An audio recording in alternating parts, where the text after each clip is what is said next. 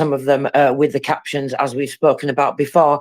But as you've explained, that sometimes the quality of the translation isn't as good, and that, of course, doesn't give you the proper understanding. So I really, really do appreciate that you're doing that. And everybody, if you don't know what we're talking about, you have to go and check it out, because this is a free resource. This is something that Ukraine War Update or Flickerfella or both working together are doing for the benefit of everybody. So please use this resource, share this resource. It's extremely valuable. Princess, did you want to add anything before we go to Booyah?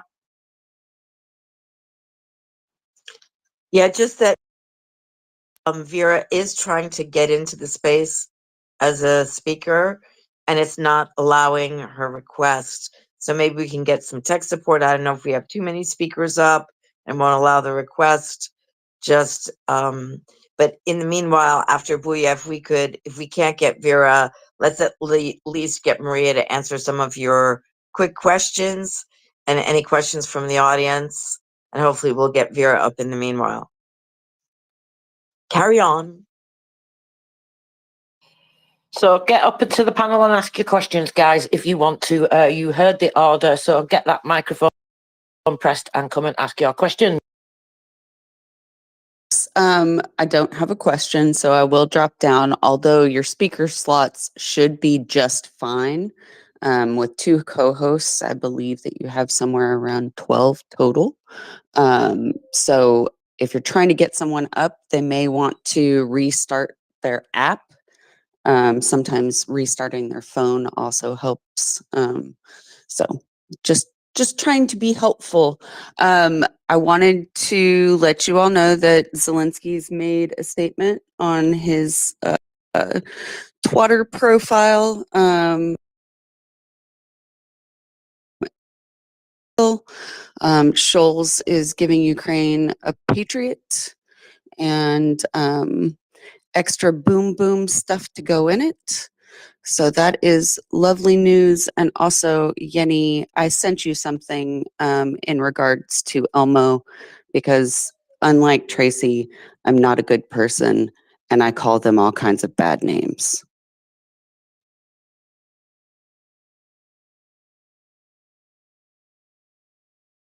Thank you, Booyah. Very much appreciated. And yes, sometimes you do have to actually, sometimes you even need to reinstall the app. That's so frustrating, but that does actually work sometimes. Go ahead, Princess.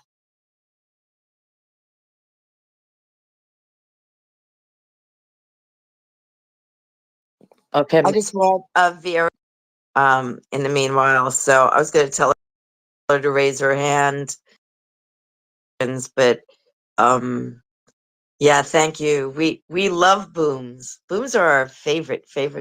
So thanks, Booyah. And thanks for the technical information support as well. That's super helpful. It looks like Vera heard you.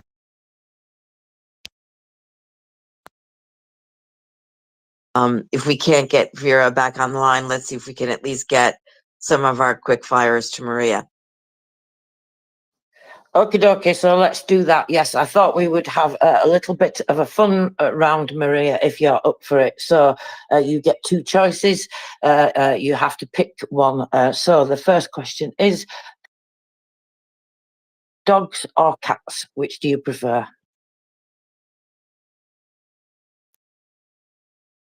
Both. So let's pick dogs.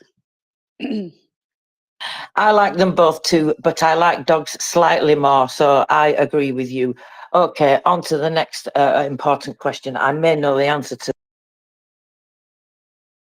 this. Hi, Mars. I love both. They all go boom, and that's what matters. Next question. Okay, chocolate or chips? Oh, chocolates.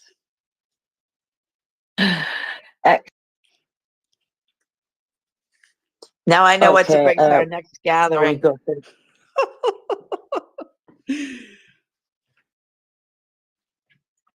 So beach or mountain?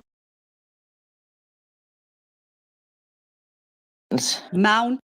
Really, really difficult to choose between those two because I absolutely love both just as equally. So I'm not sure I could ever choose. So credit to you there. But let's get on to the next important question. Where shall we go next? Boots or shoes? Boots.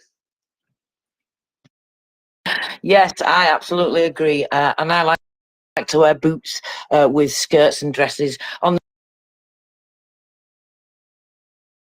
the very, very odd occasion.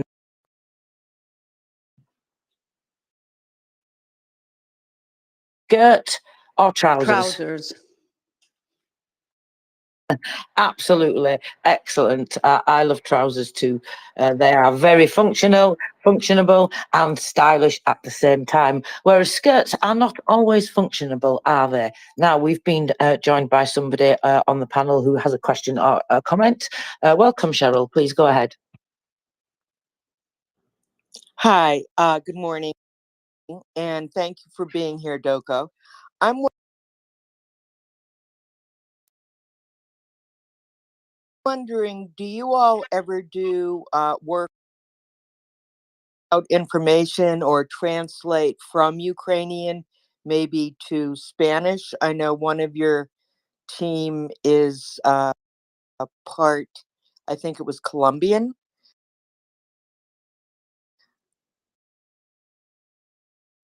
So I will answer that question really quickly. We are not in the information business. We are as participants when called upon, but in general, we spend a fraction of the time that at the information business on any social media platform. So we appear here mostly to let people know about the work that we're doing. That's strategic support to the units, but we don't talk about it that much. The idea of translating into other languages, I suppose, if there was a particular platform that needed our info, we wouldn't necessarily need to get to the journalists union. We have a lot of talent just in our core team that is multilingual, and also do know quite a few journalists as well. But we could do that if there was a good reason to. So I hope that answers your question. I guess we spend less time, which is supply chain to the front line. But it would be great to hear more about why you think that would be a good idea. Well, on MriyaReport, I've been listening for a little over a year and a half or so, and there's usually a daily kind of plea to about MriyaReport or who can provide donations of various kinds. So I was just curious. I hadn't really been thinking about translation, and it just kind of popped into my head.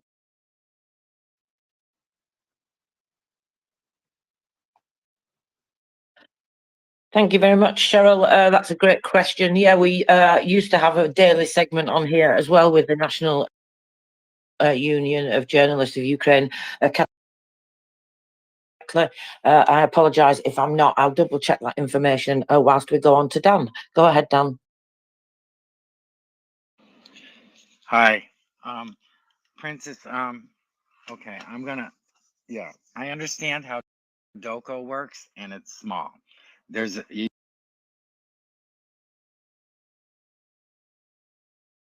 it can get even more complicated. I know it's complicated. You've told me. So my question was going to be to you, and I've addressed this to you before. You, Vera, and Maria, and whoever else works with you on the other side. I know you have some younger ladies that work for you on the other side. I'm not asking ages. A gentleman never asked a lady her age, but because this war looks like it's gonna be a longer process. How are you addressing mentoring younger women here in the States to train, to teach, or find that are as skilled and talented as you three ladies? That's We do have Vera back on, and we'll do quick fire with her shortly. But to answer your question, Dan, so one, Doko currently in the representation that you even see on this panel spans 2 generations, right? Without giving away who's who and what's what, uh,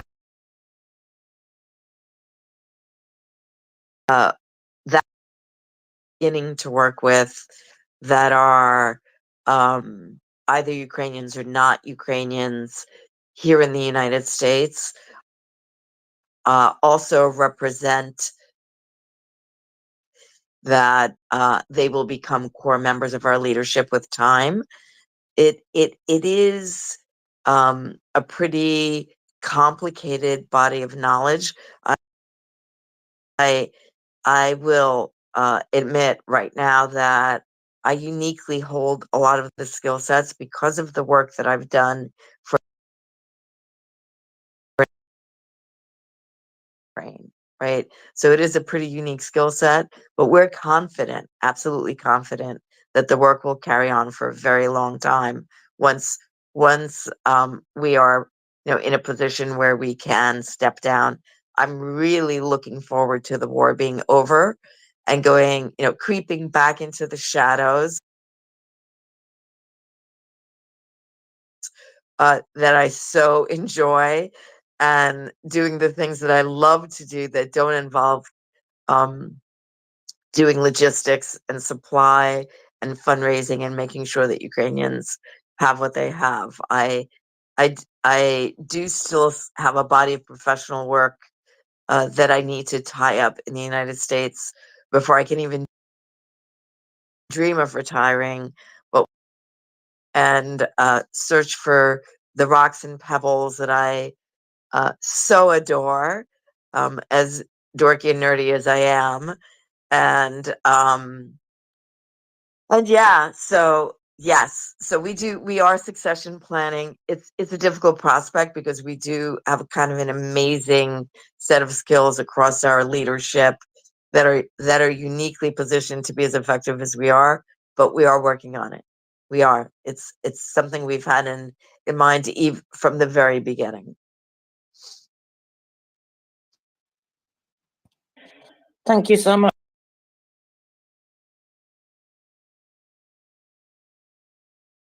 That was a great question. I really appreciate that, actually, because that's something that I think about personally quite a lot. On that a little bit. Yeah, I actually can.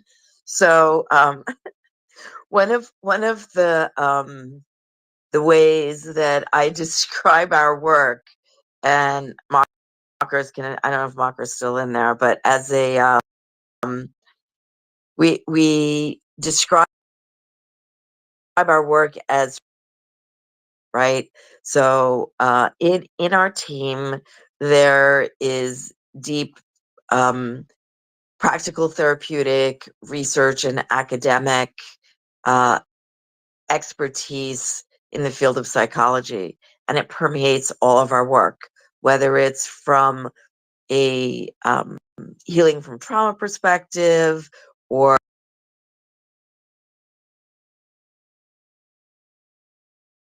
and therefore teaching and learning. There's a pretty wide but interestingly consistent background in all of our team leadership and really all of our members.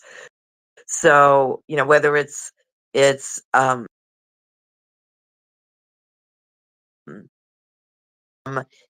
military perspective to the more healing aspects of of that approach, and it permeates every decision that we make and all of the work that we do. I don't know if that answers your question adequately, Tracy, but it certainly is one of the unique characteristics of this team. And I dare say that it's at least one of the contributors to our unusual and unexpected successes. I hope that answers that question. That both Vera and Maria have other things they need to do, and Dan has another question. I don't know which order we go in, but Tracy, you decide. Or Dan, just jump in. Sorry, I apologize.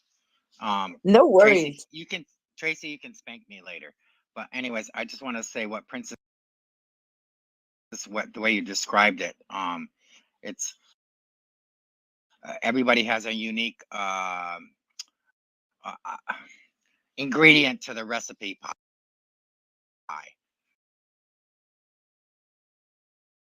Yeah, thank you. So you have a unique view into the team on top of everything else. Thank you for adding and sharing that. Can we quick fire Vera? Absolutely, and that did answer my question. Thank you, Princess. I think it's really important. I think psychology should be taught as a normal subject in schools, along with maths and English and things like that. I think it would make us me and my opinion.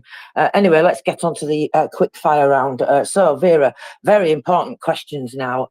You have a choice.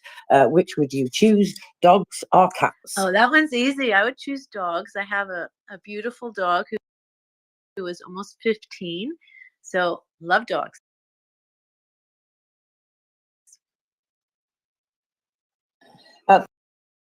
I love both, but I currently live on the beach, so that tells you that I love the beach. I don't know how you make this choice. Now, how do you make this choice? HIMARS or Storm Shadow? I'm going to go with Storm Shadow. I think, but they are both equally fantastic, of course. Next one, very important question: boots or shoes? Definitely boots. Boots on the beach? Combat boots. In country. I would wear combat boots with a dress if I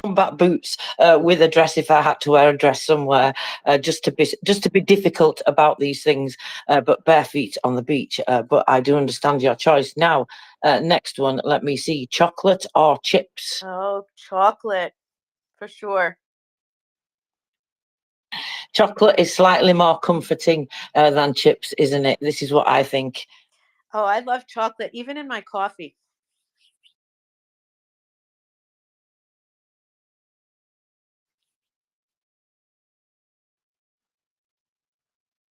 Go ahead, Dan.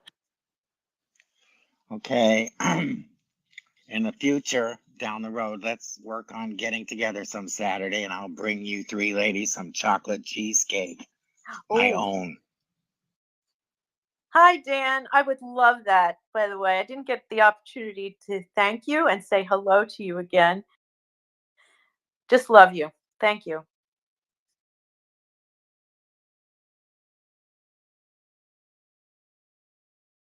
Are speaking at the moment, and this is, of course, in honor of Ukraine, and in particular Kherson and Zaporizhia. So would you pick melons or cherries? I'll go with that.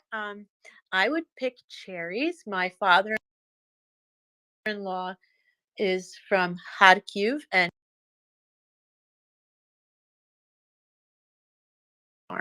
cherries. Oh, I love that, and thank you so much for sharing that insight. Okay, to you, Maria, melons or cherries? Cherries are quite beautiful, are they not? And a bit more flavoursome. Plus, you can make really good chereshniak or vishniak. So it's like a kind of like a liqueur that you make with the cherries. I've done that with one of my sons. Yes. Yep. It's actually a very traditional Ukrainian cordial. And my grandmother used to make vishniak at home also. So I was part of that process. It's, you know, as important and as symbolic as melons are in our ancestral history as well. So, yeah, I think we mostly need to duck out. We've been on for a couple hours. I'm losing my voice. But I do want to thank before I duck out. Beverly is somewhere in the listeners. I didn't get a chance to thank her before for supporting our work directly. Leo Cousin is in there. He happens to be Maria's husband, a family member who also supports us directly and indirectly. And I expect we'll be doing some more work with us in the near future. Just want to thank everyone who came back after.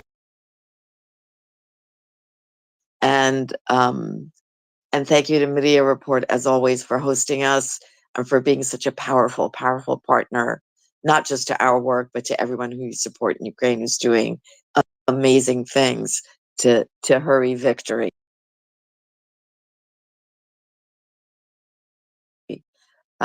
Again, thank you, thank you, thank you. Lots of rounds of Ukrainian love all around to everyone who participated. Thank you for your great questions. We are so grateful, so grateful on behalf of the teams that we support and all Ukrainians that are fighting on the front lines for every tiny little thing that you do. It all adds up to big booms. Didn't know everybody. Princess is quite ill, and of course keeping going. And it's an incredible honor and a privilege to be able to help and support in any way that we can. And I think if we all go where our talents lie, then we can make that whole machine, I like to call it. We're all cogs in a big machine, all working together.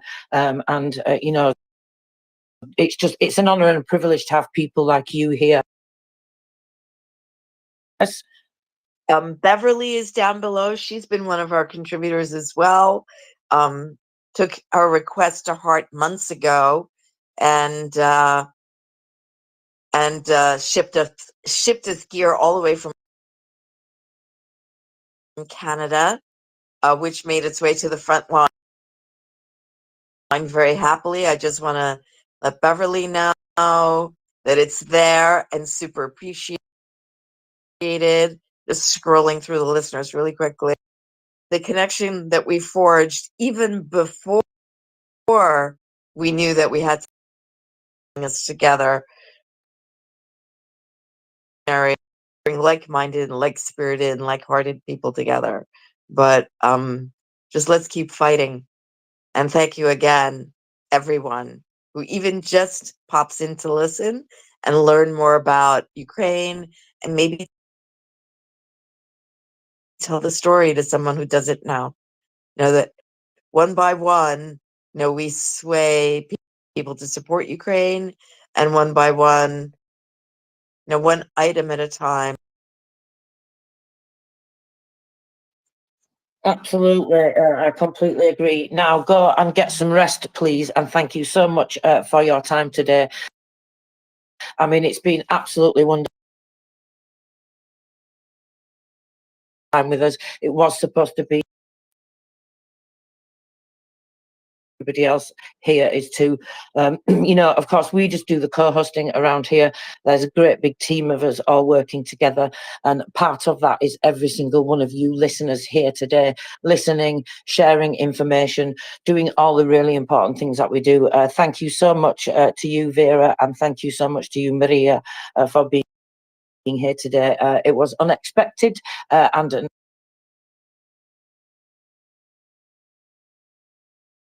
Report once again for getting out the message and doing everything that you do to help us do our work better. And it was great being here, and hopefully I'll get a chance to speak a little bit another time. It's not my comfort zone, but it was an honor to be here. Thank you. thank you. Yeah, and we appreciate you trying again. It's not that scary after all, is it?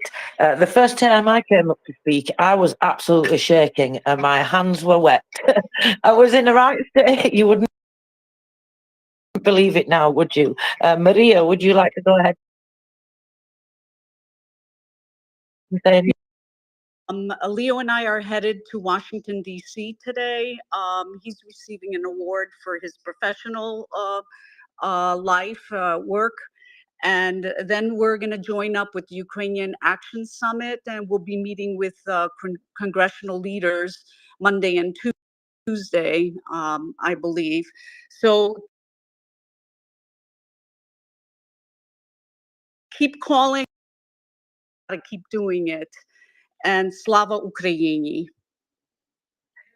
Heroin Slava. Thank you so much. Smart Vodaham. Thank you. Smet Varaham. That's my favourite part. Sorry, thank you so much. Congratulations, well done. That's so well deserved, and I'm so pleased for you. And yes, absolutely, keep calling. Go to Washington, D.C. if you're able to, and protest even. I believe there are people protesting there every single day, so you can join them and make these protests bigger. So thank you so much to everybody once again. It's been absolutely incredible. Thank you again, Tracy. And we'll be back soon. Next Saturday, we'll be back with another very, very and we have some really amazing guests in the queue for the weeks upcoming. So keep tuning in to Coffee and Cannoli. Wish we could be on more, but we're often really busy to the front lines. So we still maintain day jobs and other commitments in order to pay for our travel and even shipping to the front line. So again, thank you very, very much. I'm gonna duck out and just shouting out Maria and Vera one more time.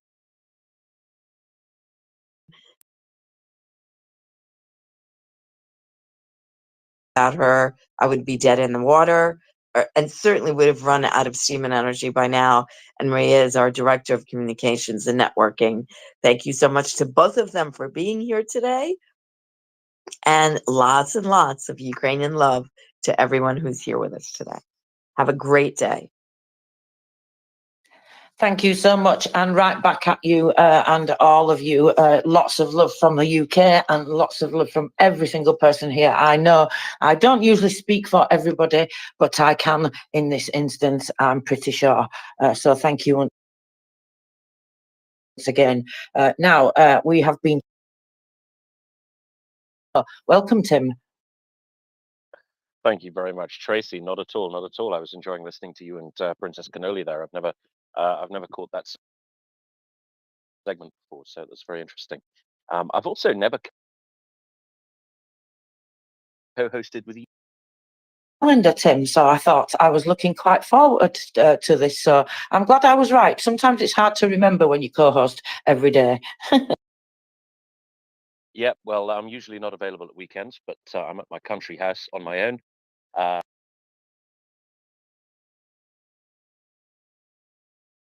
So I thought I'd put a couple of hours in. I've got a bonfire going, and I've got a brisket in the barbecue, so it's picture of this meat that you posted. I must admit, it didn't look very appetizing to me, but we all have different tastes about these things, of course. Are you vegetarian, Tracy? No, I'm just from the north, Tim, so we like to, you know, well cook everything is the polite expression.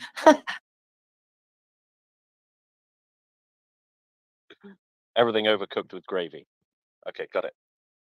Aye, that's the one, lad.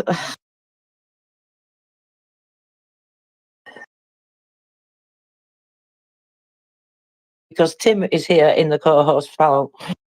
No, I don't think so. But I could annoy him if you want me to. No, I didn't think you were. I'm just joking because you two co-host together most often. We do. I think that he has done some evil things in the past, so now I'm here to punish him. I want my meat dead, but also, you know, medium rare. That's the best. Well, thank you very much for that. But how do you take your coffee, Jenny? And did you answer?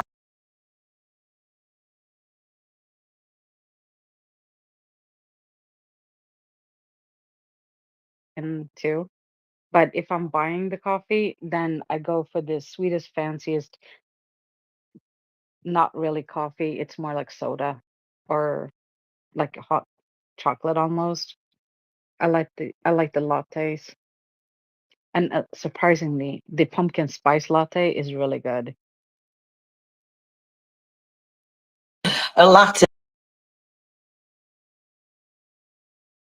Yeah, we did a stealth swap in the background, but I came up to bring some some good news, and unfortunately I only stumbled across this yesterday, but in the world of tennis, the one of the earlier rounds for the Billie Jean King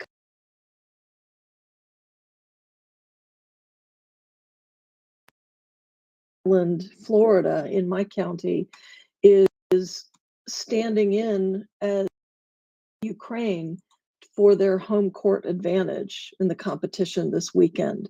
And I was just reading that they are leading Romania in this competition, and they've got 3 matches today, and they need to win only one to head to the finals in Spain.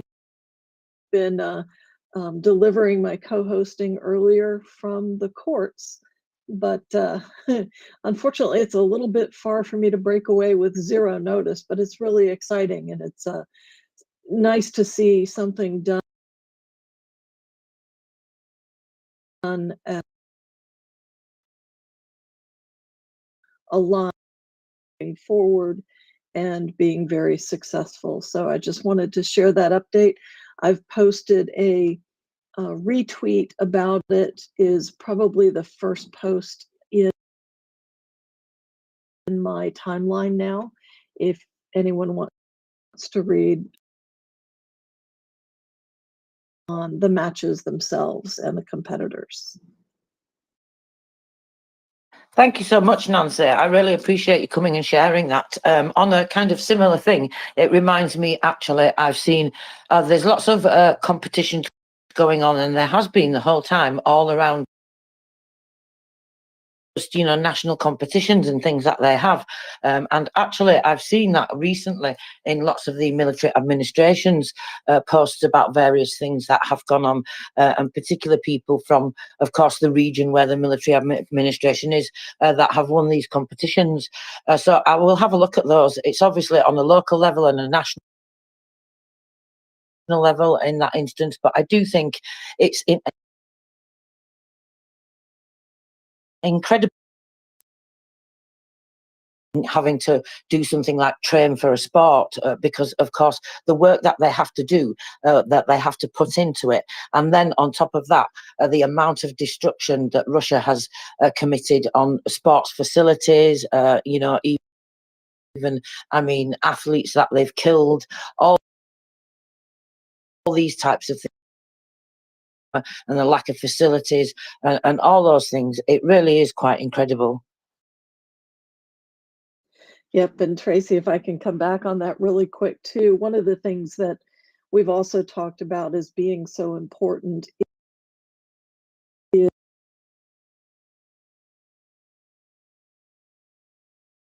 local situations and their stories. And to see this come to my local paper and see them do a very good write-up on it is quite exciting as well, because again, it's another piece of advocacy that we can do.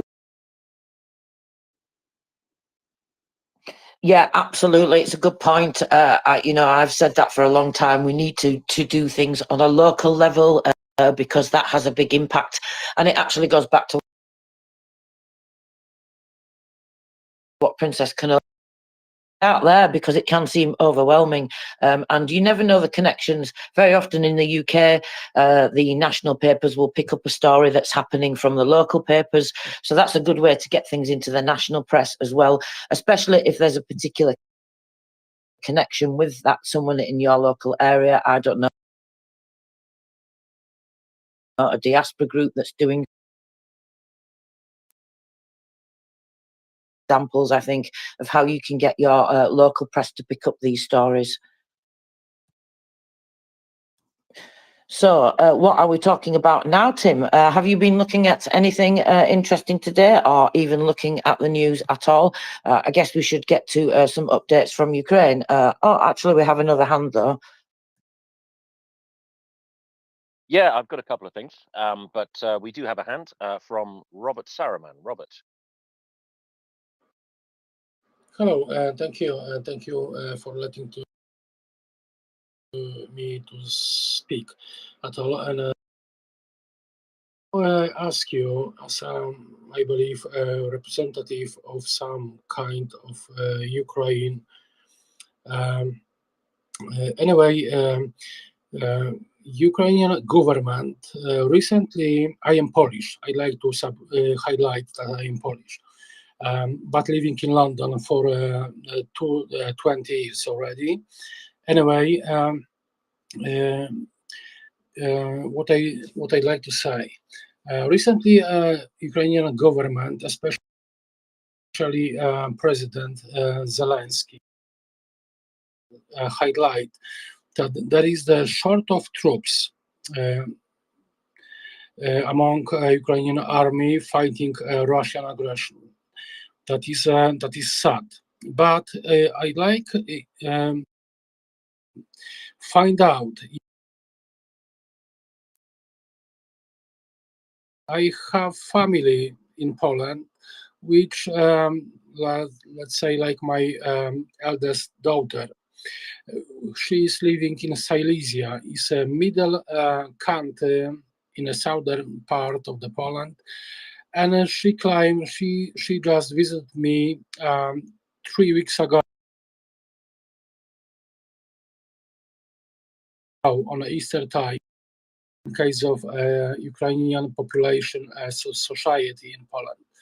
And she said that there is a lot of young, healthy Ukrainian men which are spending time in the pubs,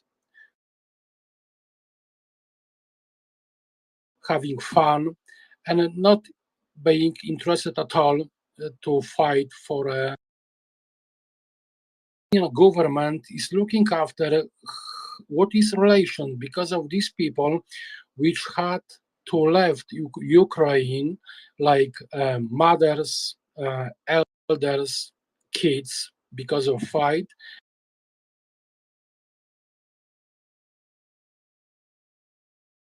Mainly young men, which should fight for them homeland, but they prefer simply to have a fun abroad instead, trying to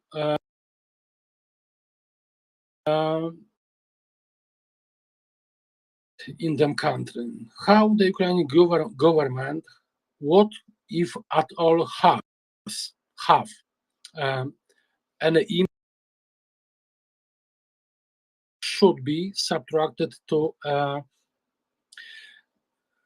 automatically subdue it to fight in case of them country.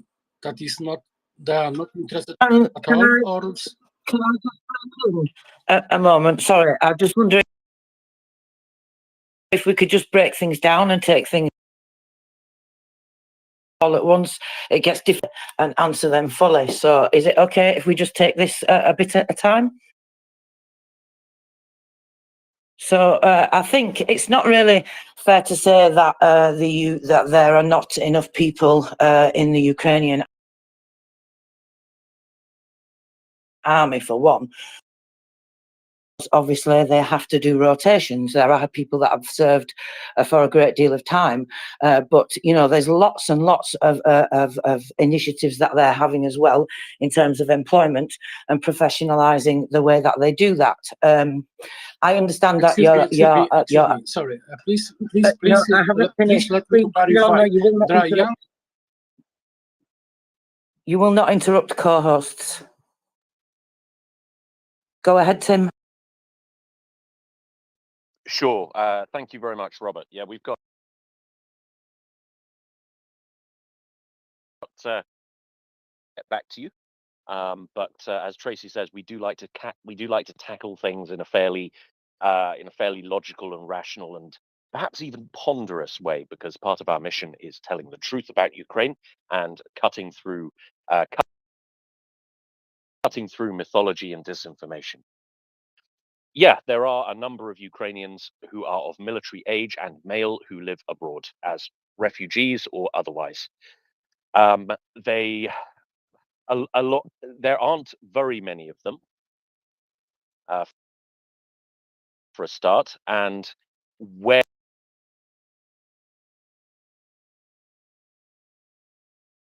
in Silesia there seems to have been an increase in young Ukrainian men. Where I live, up here in Estonia, there's been a marked decrease in young Ukrainian men. So one of the phenomena we have here in Estonia is we have in young men, particularly young working class men. So that makes it very difficult and very expensive to find tradesmen. So, you know, plumbers, electricians, builders, that sort of thing. They tend to, if you've got a skill like that, they tend to leave Estonia and work in Germany or Finland for 4 times the money. So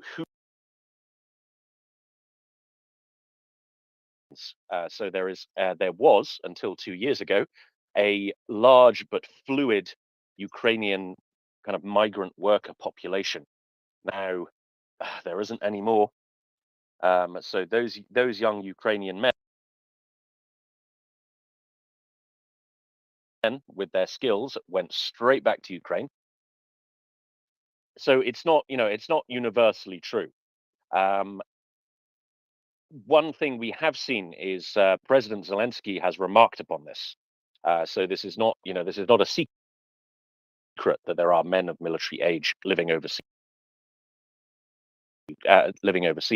who would be eligible for the army. President Zelensky has remarked upon it, and he has said yes, he would like those young men to return. But I think we do need to understand that the challenges faced. So it's not enough simply to have 3 million men signing up for your armed forces. You have to train them, you have to equip them, they have to become experienced, they have to be well led. You have to train leaders for them, you have to train a backbone of non-commissioned and senior non-commissioned officers to lead them.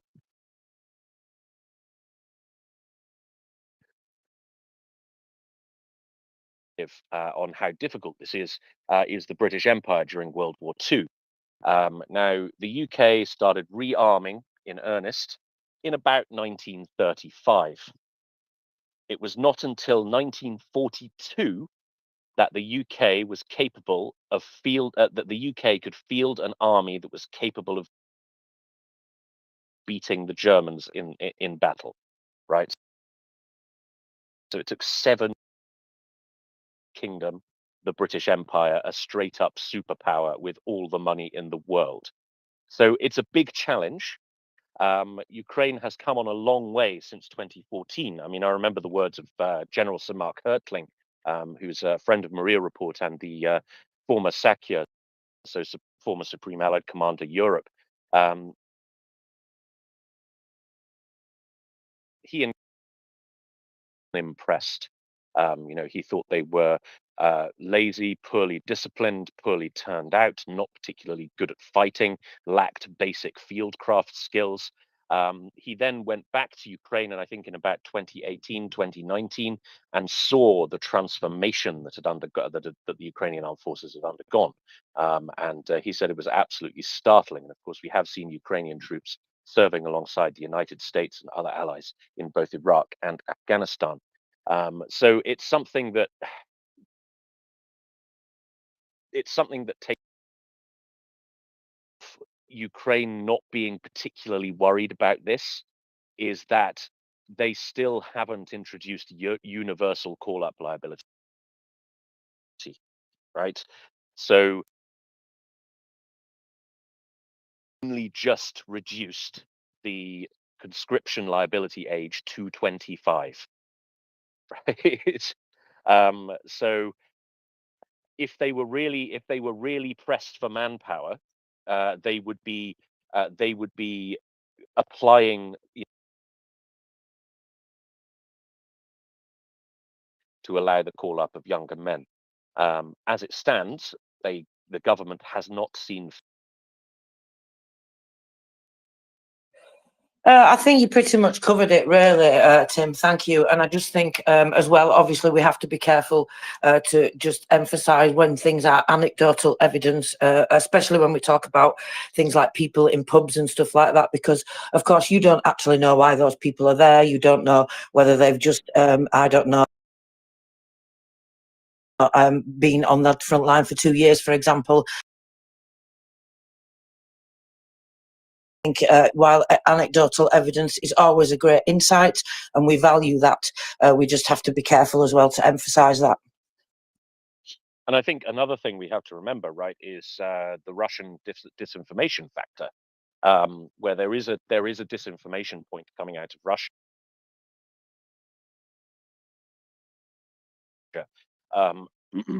That random young men in Ukraine just get taken off the street are actually from Crimea and Donbass and part of Ukraine that Russia controls, or simply from Russia.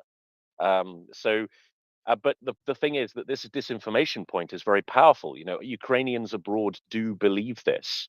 So I was at home with my parents over Christmas, and they were hosting a couple of Ukrainian.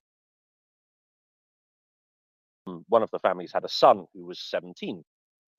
And they were worried about him being forcibly conscripted if they returned to Ukraine. And it's of course something that doesn't happen in Ukraine.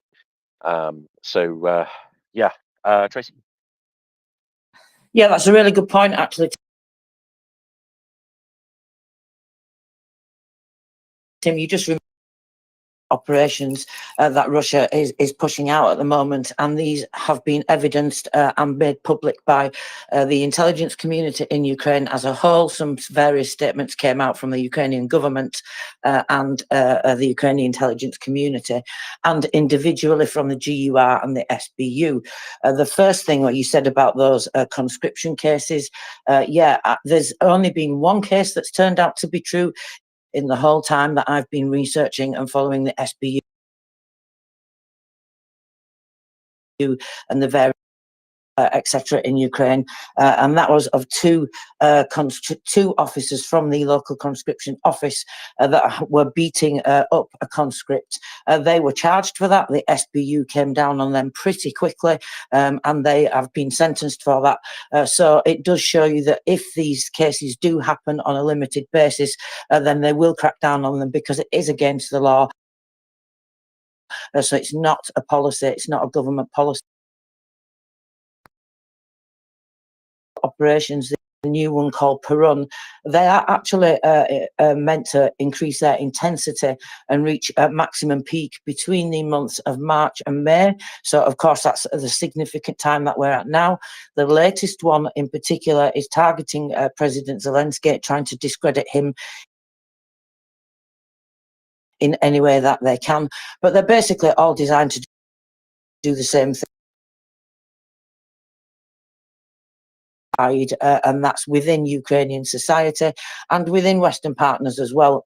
And one of the things they're doing in particular is targeting the diaspora with text messages and all sorts of things, just as you said, Tim, with all sorts of fake messages, trying to get people to believe, that they're in danger, that they have to go into hiding because the Ukrainian government's looking for them, and all these kinds of things.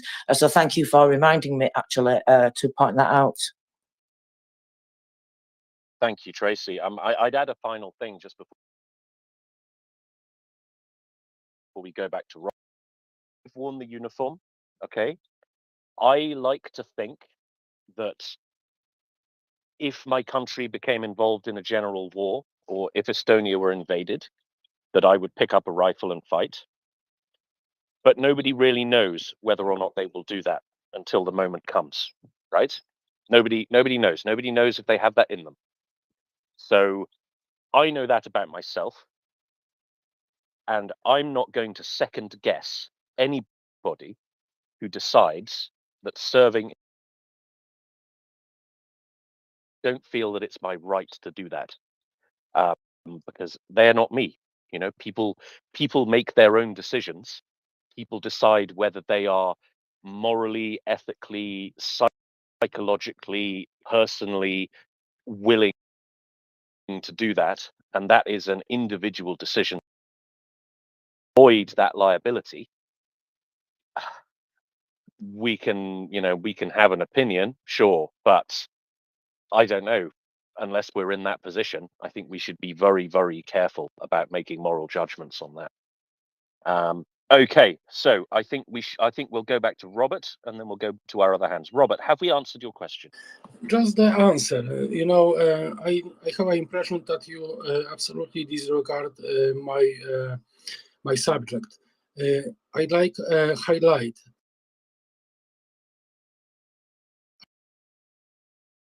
Russians, however, to call these people who want disregard Ukraine in case of this conflict. Absolutely, it's not like that. And what's more, that is the issue. Just that is the subject. That is the first-hand knowledge from people living and having the contact. This what's happened. My daughter living, she is about 30 years old. That is what I heard from her directly. It's not from the paper, newspaper, or from any website. It's not like that. Simply, she told me that there was some time that she was afraid to go to the leisure regions.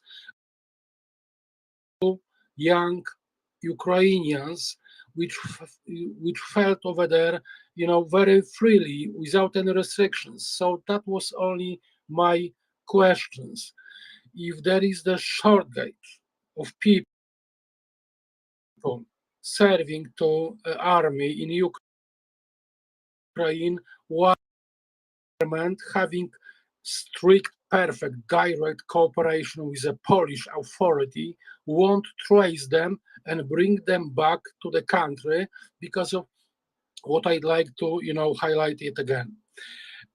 In Poland, there was about more than 1 million Ukrainian workers before Russian aggression. That was welcome. That was working. That is completely different issue. It's different.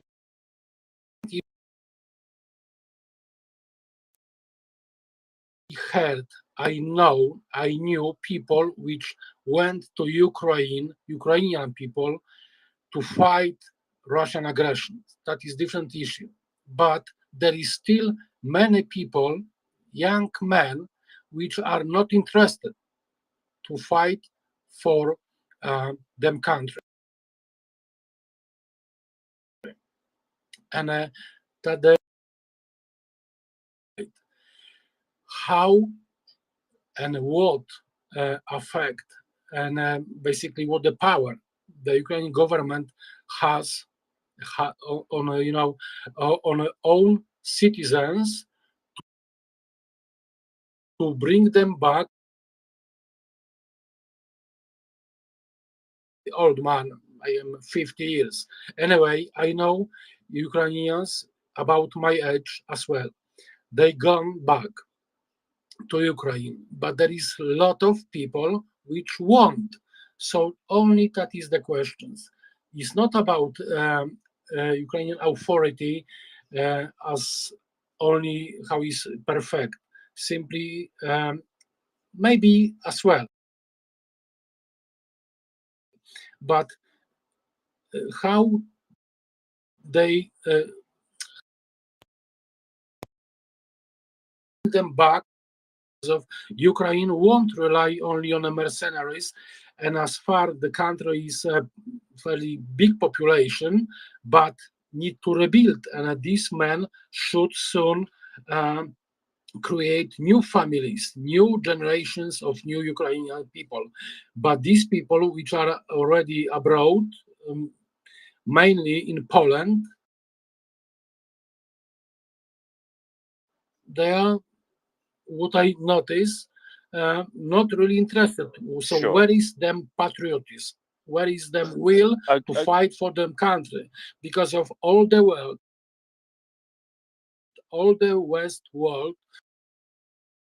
trying to arrange manufacturing of shells from even South Africa, from all of the world, because of the European West military industry, is dead. Because of we as a Westerns, we was too lazy or too silly to recognize Russian, Robert, Robert, I think you're conflating quite a lot of different. All right, I don't want to bother so you anymore. Thank you for your time. Thank you. Bye bye. Thank you, Robert. So the answer to the questions there. So anecdotally, your daughter has reported a surplus of young Ukrainian men in Silesia. 90%, 90. Now you do the numbers there. Oh, and also men aged, I think, 18 to 50 are banned from leaving the country. Some will be able to leave the country, but it is not legal for them to do so. So yeah, you're going to get, if you consider the numbers here, there are several million Ukrainian refugees in Europe. 90% of them are women and children. So there is going to be a six-figure number of men who are also refugees. Get for them back, and I think that is the key point here. There have not been any appeals or any attempts that I'm aware of by the Ukrainian government for her allies to force these people to return to Ukraine. So why haven't they been returned? Well, Ukraine hasn't asked for them.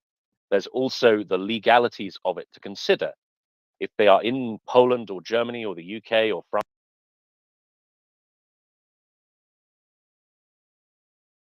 they cannot be forcibly returned, even if Ukraine asks for them back.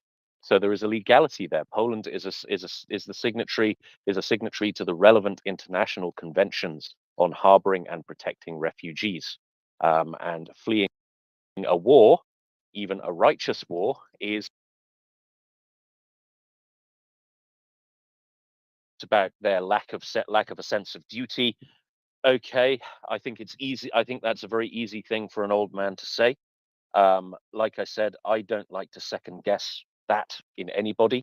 I think I know what I would do in those circumstances, but I'm not sure.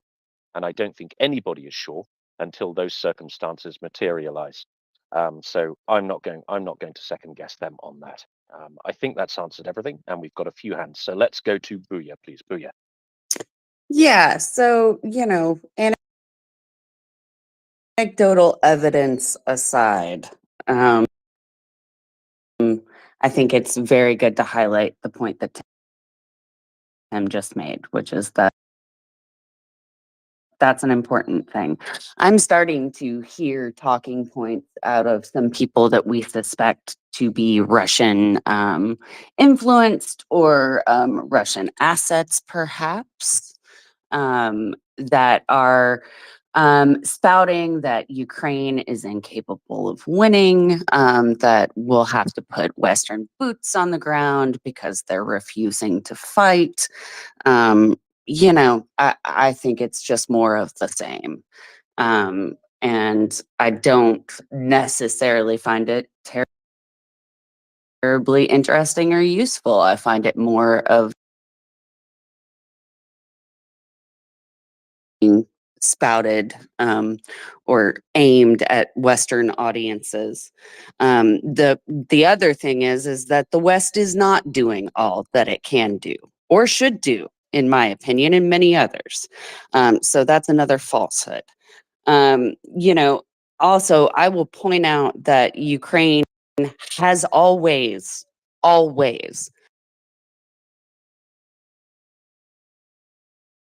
had a system of helping. You know, there's a saying that in Ukraine that everybody in Ukraine has a guy, right? Or a girl that can do something, right? That is talented. We saw this by the way from the very beginning of the war. For example, their theater and film industries were making things to stop. But they're also making dummies of various gear so that Russia wastes its time, energy, and ammunition and cons on blowing up fake stuff. I'll also point out that a 15-year-old is basically the father of Ukraine's drone program. Still see a majority of Ukrainians of all ages helping. It's one of the reasons why they've been able to hold Russia off for as long as they have. So I think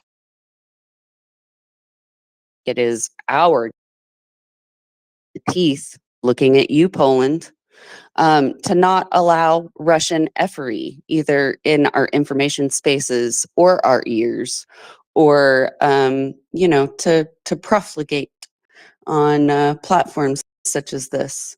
And that's what I have to say. Thanks. Thank you very much, Booyah. I mean, it's interesting you mentioned the 15-year-old father of the drone program. I met a similar phenomenon on one of my aid trips, and he was a young Ukrainian chap. He was I think he must have been about 25, 28, something like that. Seemed able-bodied. Didn't seem to have didn't have any presenting psychiatric condition. Seemed like a kind of normal young man. But he was a refugee, and he was a refugee in the UK. I don't know how he managed to want to serve. Want to. I mean, we didn't really get into it, but he just said, "I don't want to do that." And what was he doing instead? He was spending every single last bit of his free time driving 10-year-old Toyota Hiluxes between London and Krakow. So he was pitching in, right? And he was doing this with his own money. And I can't remember what his job was. I think he was an IT guy.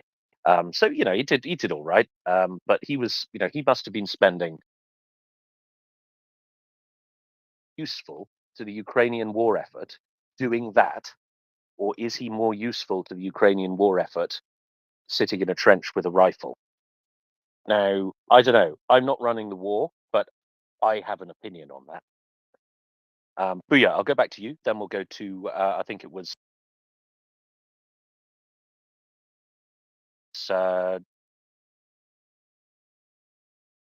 for that, right? Tim, I know you're a bit of a history buff.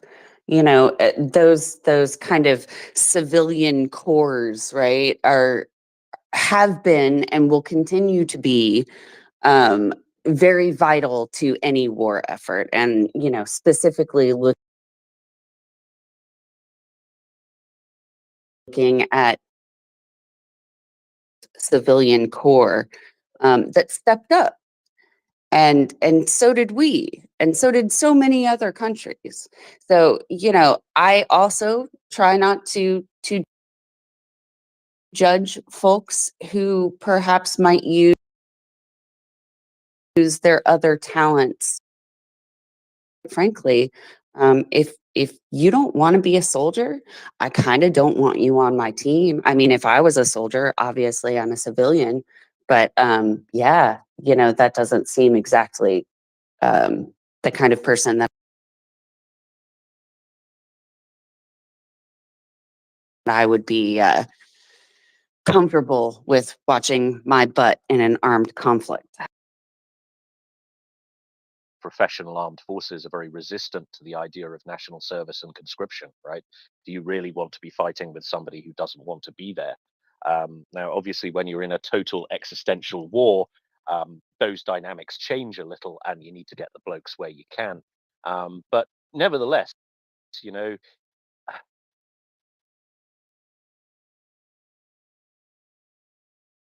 Ukraine is not behaving like a country at war that has a shortage of manpower. They are incrementally moving the conscription age downwards, and they're doing so very, very slowly.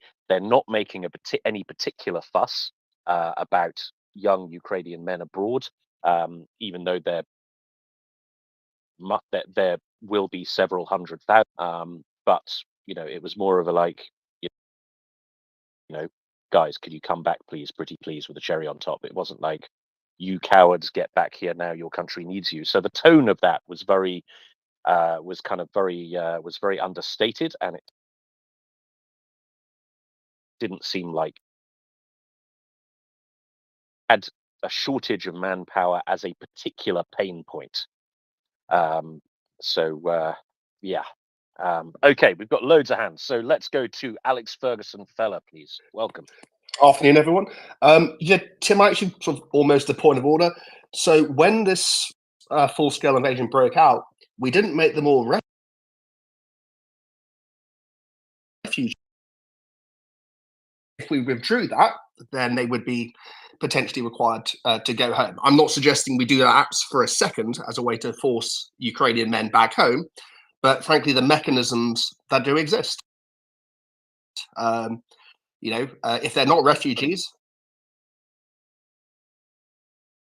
could they not then simply claim refugee status? Well, potentially, but this is a conversation probably to be had between governments. Would the British government say that is there a mortal threat to your life?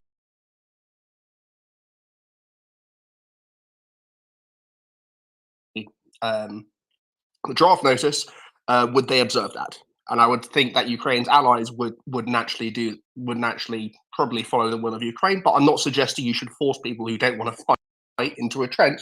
To Buya's point, you probably don't want them next to you.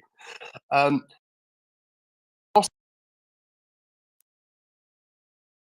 the British MO getting Ukrainian troops who have served in combat back to Britain to upskill them. So we're like, okay, you've seen combat, but we now need to turn you into more NCOs, more officers, and teach you more large group skills. So Operation Interflex, Britain, yay, we're ahead of time. We did 30,000 in a bit less than a year. Good for us. But we did that in Canada, the limit of what we can train at the moment. So yeah, I don't think there's particularly a shortage. And if we're going to go on anecdotal stuff, a friend of mine here in Britain is Ukrainian.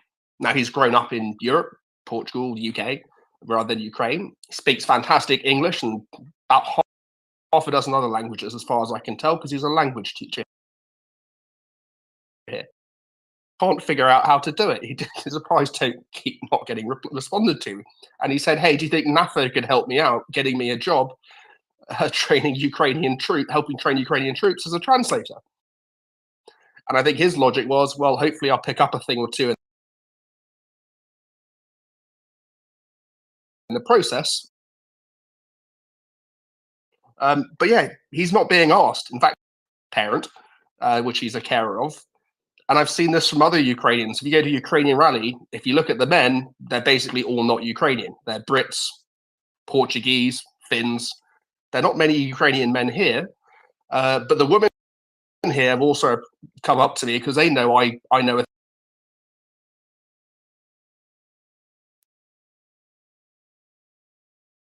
sure that they work. So yeah, anecdotal, but I would suggest that the main fact is Ukraine hasn't asked for them. And two, if they needed more men, then frankly, the way we help them is increasing, because these young guys aren't being asked to go and fight. And if you look at the purple pill at the bottom, you'll see a video about a unit called the Old Bastards and how absolutely kick-ass they were, because it turns out that big boy. So yeah, I would say let's focus on the fact the young men are not being asked to fight. They're not eligible to fight under the draft. Some of them are even trying to build up skills to help as skills are, like, how can help them with their soldering, so their drones are more likely to fly first time and not blow up in the ESC.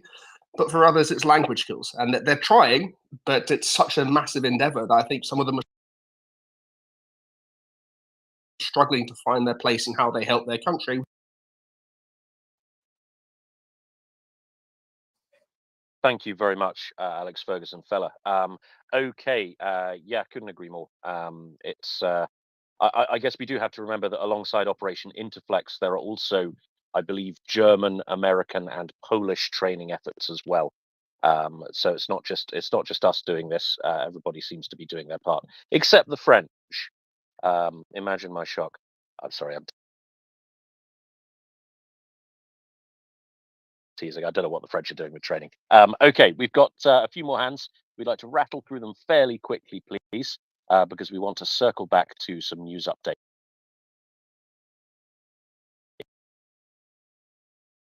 I would have said myself.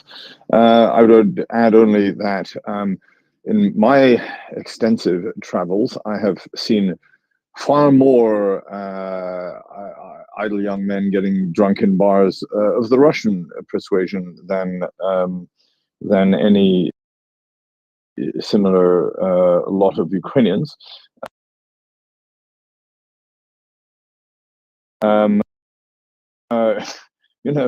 This anecdotal, and you used that word, and I think that's very important. What sort of survey was done? Did the person go up and ask each one of these people, "Are you Ukrainian?"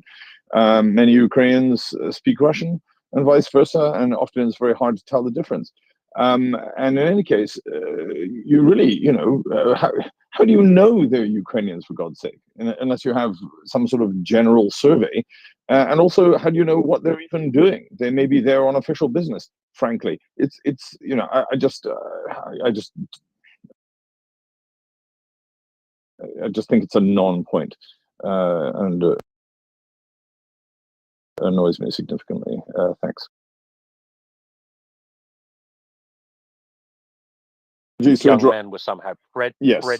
Apologies to interrupt. Apologies to interrupt, because I want to be brief. But yes, and also worse than that, there was almost a question about how you could stop them in some way, or not happy. Thank you. Absolutely, thank you, Stephen. I think I think collectively we responded to that fairly well. But thank you very much for making those points.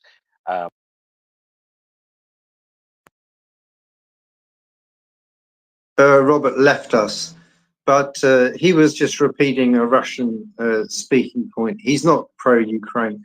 I had a look at his timeline on a post of 7th of February, quote, "We can expect the end of the war to be short when Ukraine will conclude a peace pact with Moscow."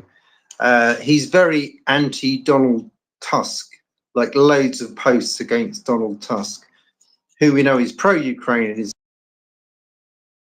attempting to build relationships with Ukraine.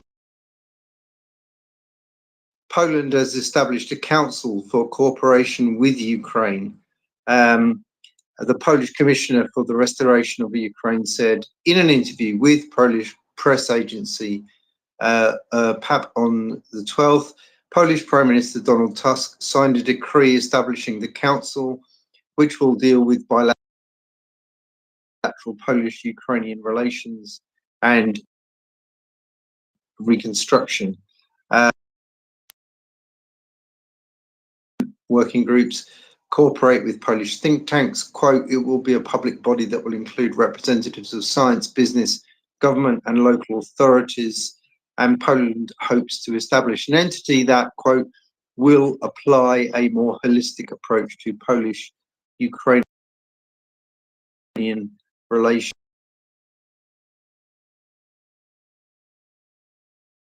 Russian speaker on the panel.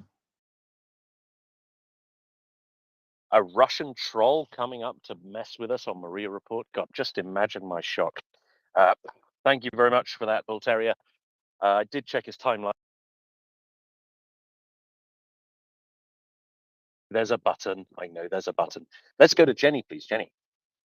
So, well, now my point is actually just useless, but each country does things differently.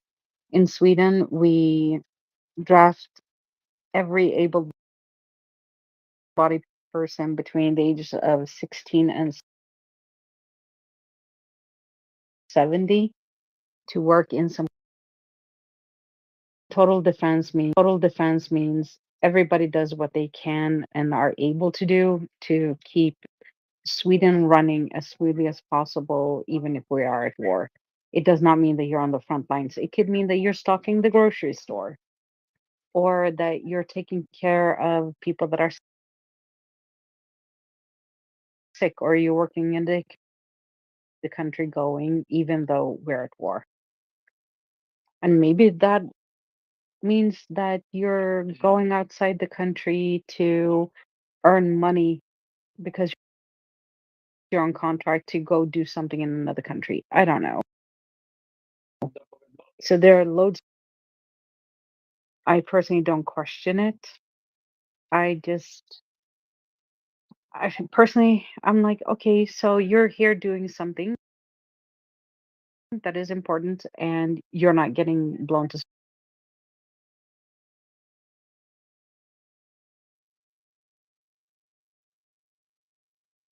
Thank you very much, Jenny. Yeah, it's another important point, right? We just don't know what who these people are, what they were doing. As Stephen points out, we don't even know if they're Ukrainian. So thank you for that. Okay, I think it was Forrest Booyah Cece. Tim, it's so weird hearing you at this hour of my day. Am I audible, sir? All right. Yeah, you are indeed. I jumped up. It's kind of been beaten to death a bit, but I wanted to share just for me. When I was an 18-year-old American, I wanted nothing to do with it. And would I have left the country? I don't think so, but I sure would have done everything I could legally not to go. As a 37-year-old, I'd be first in line to sign up if I was needed. So there's just so much perspective that you can gain. And I would want fewer 18-year-olds fighting, if that's a thing. I would rather the 35 plus crowd if they're capable and able-bodied. You know, we've committed already. We've put in our work. We've paid our taxes. I've helped populate the world. Let the young people come up behind us and do their work going forward. And if they feel so urged and inclined to join up, let them join up. That was all. Thank you, Forrest. Yeah, now I hesitate to call it a strategy because I'm not sure if it is or not.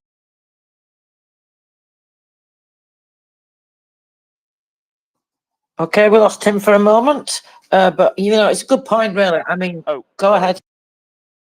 Yeah, sorry, I was talking into a muted mic. Yeah, so I. How much did you hear? Did you hear anything? Oh, we just lost. Okay, so they're not sending the flower of their youth to Donbass. If I remember correctly, the average age of the Ukrainian soldier is 46. Like that's the average age. So the Ukrainian army is, mostly. Yeah, they seem to be pursuing that way of doing things that you just described, Forrest. You have older, perhaps wiser people who've already done many of life's great, rather than doing a rerun of Flanders Fields, I suppose. And if it is deliberate, I think it's probably quite a wise way to go about things. Okie dokie. I'm just bringing up a couple of new speakers. If I drop you from the panel, Please drop me. Please drop personal. me. Please drop me. Oh, okay. If I do drop you from the panel, it is personal. It's because I don't like you. Okay, let's go to Booyah, please. Booyah. Actually, I'm gonna let Cece talk. She may have been ahead of me, and if not, I just wanted to. That's very gracious of you. Let's go to Cece instead. Cece, welcome. Chivalry is not dead. Thank you, Booyah. Or I should say, boo boo. I just their state TV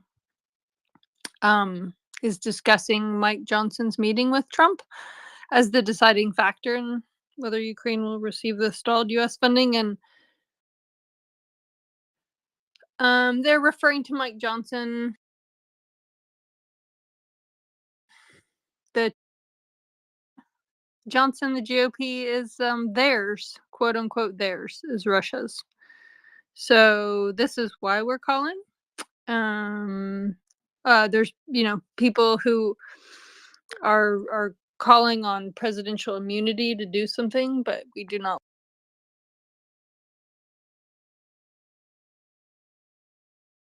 Do you mind if I put the retiring? So people who are retiring are a lot more pressurable. Do you mind if I put those in the nest?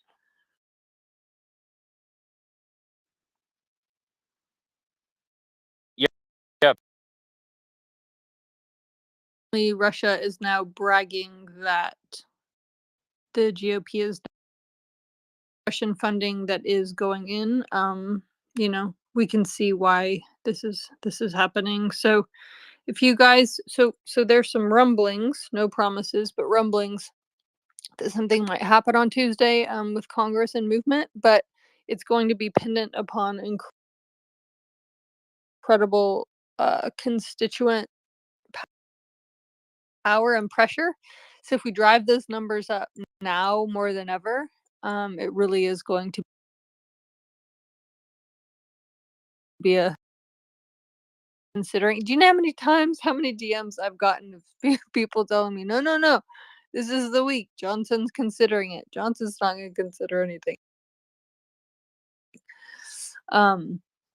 So yes, we will make this happen. We will facilitate this.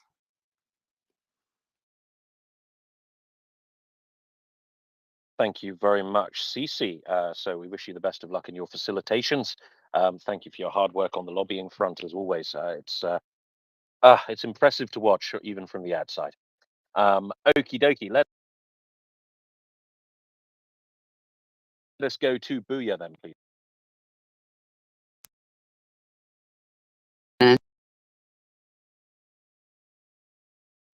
Oh, so you weren't being gracious. Well, no, I mean, I was going to kind of talk about what Cece just came up to talk about and relate it back to, you know, our disingenuous Polish friend. And one has to wonder, you know, what's the going rate in potatoes for disrupting MR?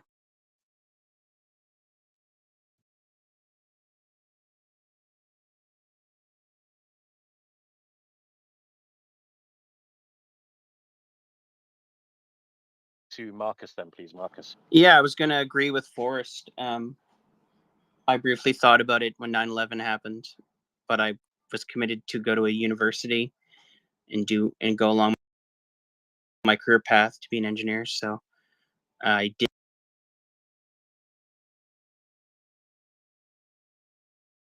all briefly and then didn't do it. So I can understand why people have that nationalism, but it's probably a lot harder for someone that has all this stuff planned out. Whereas, like he said, today I would be in line to join.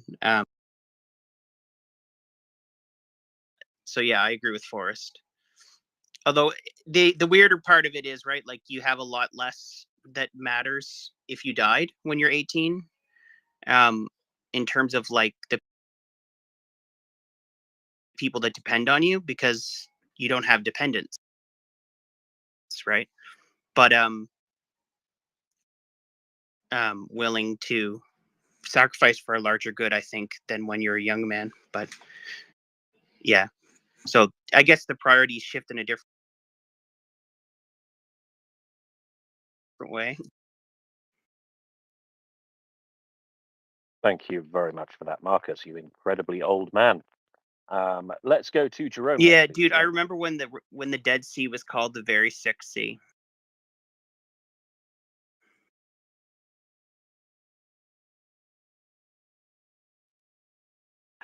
Hilarious.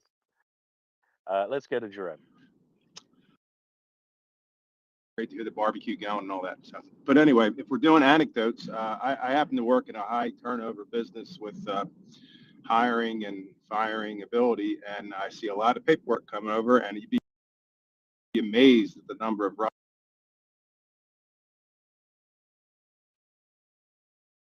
to be fair to my desk, but Russia is often crossing my desk, and you know, he's describing draft dodging, so you know, another obvious. I don't know if that's news, if it even is. They're not even draft dodging. They're not even within the draft age.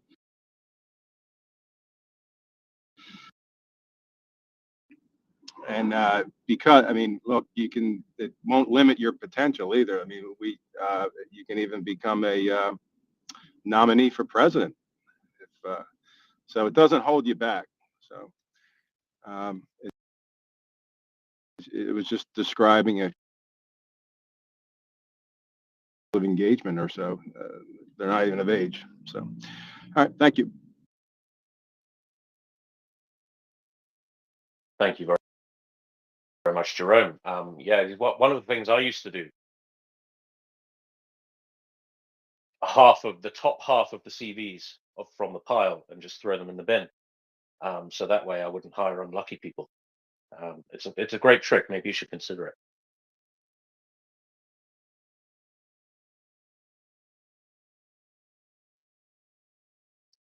Well, I thought it was funny. I love. Don't do that because that sounds like a court case. Okay, let's go to, I think it was CC, then Alex Ferguson, fella. I was just gonna say, I see a lot on Twitter that people saying that the so if you're reaching out to reps like Rep Mark Pocan, for example, we need to just make sure the talking points are correct, because even our representatives are wrong. So discharge petition number 9 is actually the fastest route to aiding Gaza. It is not unconditional. Russia is destabilizing the region. And so it's really important, you know, just for us to all, when you see anything to Gaza in this package, that's absolutely ridiculous. All they have to do is read it. So that's super important. And then another thing is I grew up in Texas, although half part of my family is English. They're all horrified that and so I would also as an American female volunteer to fight against Russia, because I'm okay with a gun after doing it my whole life.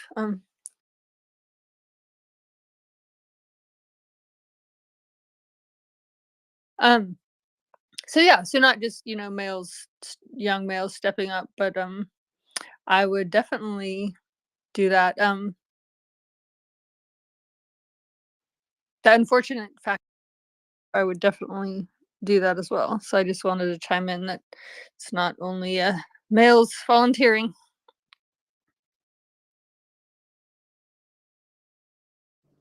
You're wonderful, Cece. If you guys have to pick between Cece and I to fire a gun and to defend you, you definitely want to pick her. You should see how bad my groupings are. It's pathetic.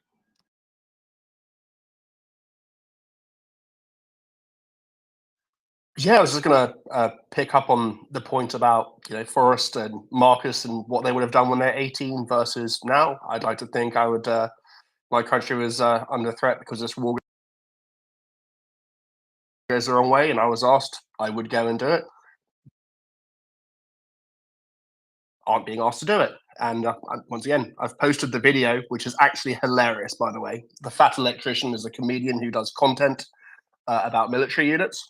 But he does, the US military has actually did a study on these guys in World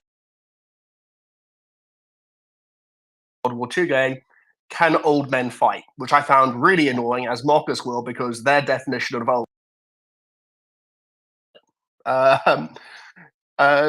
So, you know, and the American military have studied this. So maybe there's a case that why are Ukrainians selecting older men? Because maybe the lived experience of being a 40 or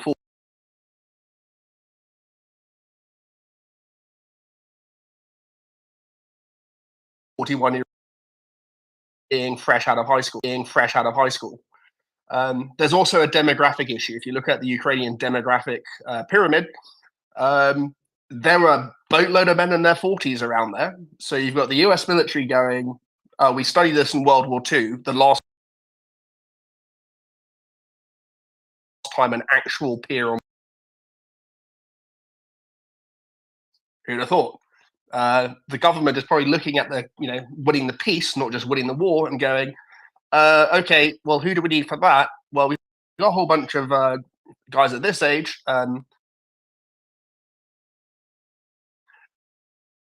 What might be a good use of them? And unfortunately, this is not happening, and I would love to see it happen, is more smart young Ukrainian men and women sent over to here to learn how we do automotive manufacturing, to learn how we do aerospace manufacturing, to learn why we are cost competitive at manufacturing at scale for high-tech products, because then they can go and make the drones that we've say allocated 325 plus million to build. Learn from them here. Yeah. Also send some Ukrainians to have a skilled workforce for. Thank you very much. Tim, you're back with us, I believe. I am indeed. Sorry, somebody was disgracefully rude and decided to phone me. Let's go to Jenny, please. Jenny. There's a reason why you want older people to fight the wars. It's because our bodies already hurt beyond what you thought was humanly possible. And because get hurt in war, in whatever way possible, you just keep on going. It's like, ugh, it's just another part of your body. Also, you're generally pissed off at people. You know, with the nice automated weapons that we have in today's society, you just do a spray and pray and something will hit. So we're pissed and we already hurt. So it's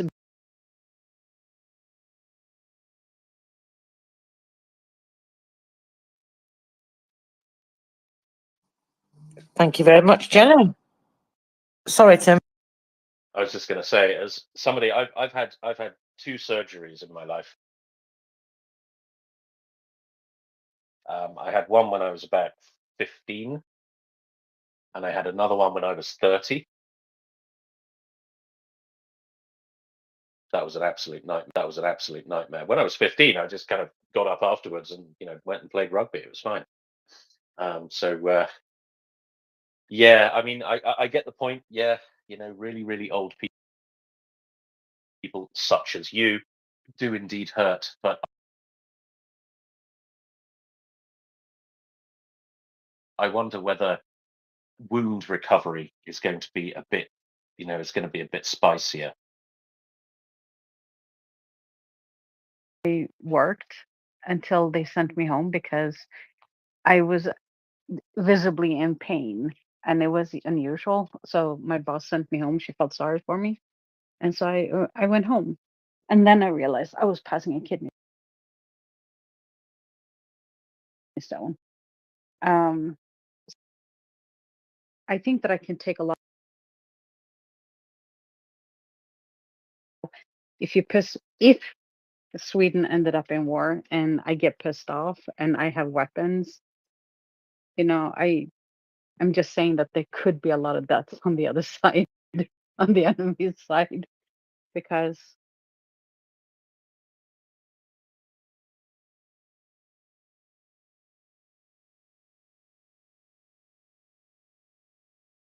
I have to appear, you know. I have so yeah, that is I have 2 party tricks. One is that I can sound similar to a native when I speak a foreign language, even though I don't 6 months out of Paris. That is one party trick I have.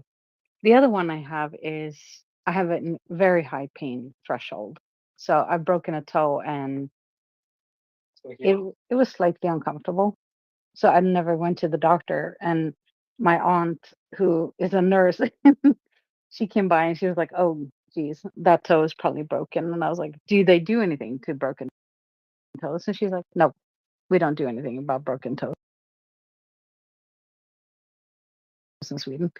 And I was like, then I won't bother going to the hospital. So that is a party trick I have, is very high pain threshold.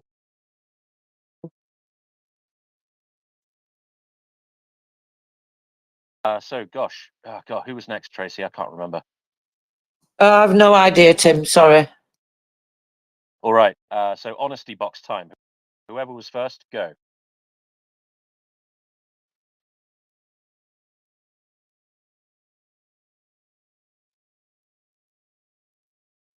You're a bit It too may have honest. been me, but I prefer it to be CC. So let CC go. Okay, let's go. CC.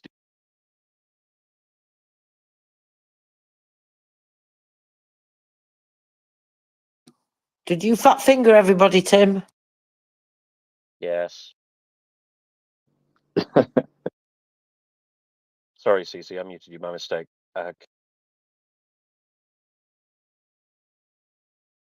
Could you please go again? That's okay. I'm used to being given the fat finger. So I really would love to. This is in answer to a couple DMs I've gotten, but I'd love to ratio this Representative Mark Pocon, who's putting out disinfo about the discharge.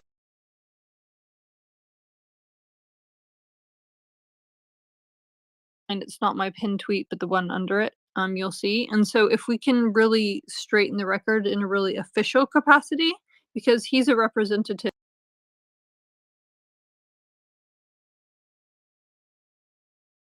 he's come down on one side, which is never the case. So I'd really like to ratio this individual. Yes, it's Republicans that we need most of their votes, but we've had hundreds of Democrats sign. But it's really important when there is disinfo out there to or misinfo. I mean, he knows better, right? So it seems like disinfo in this sense, because if you can go to that to not my tweet, but I have tweeted his, I've subtweeted his so that you can easily find it. I would really love to ratio him to because then he's viably wrong when you read the bill. Then he will stop spouting this nonsense, as well as know that there's a hell of a lot of people that want Ukraine aid.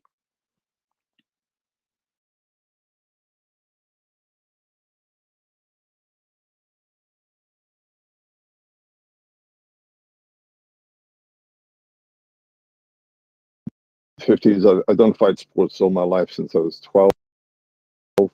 I still train and spar Muay Thai, including with professional fighters who are in their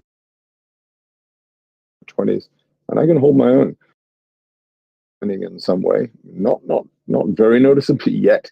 It does happen, but in the summer, I'm going to be a support driver for an ex-US Marine who is a radical right leg amputee, literally has no right leg at all, who's going to be doing a bike ride from Krakow to Kiev.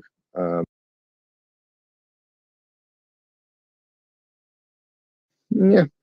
I just really liked another Ferguson fella's point there about younger people being more useful, particularly in this technical age, because yes, manufacturing and all that sort of thing.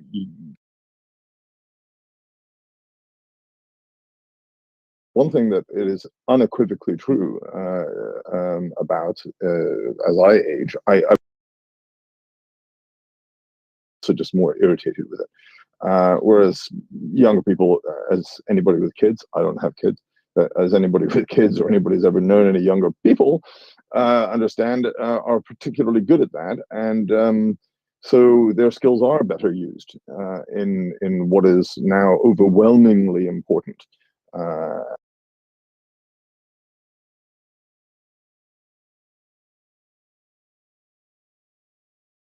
And let the older people be the grunts, because we can still do it. Thanks.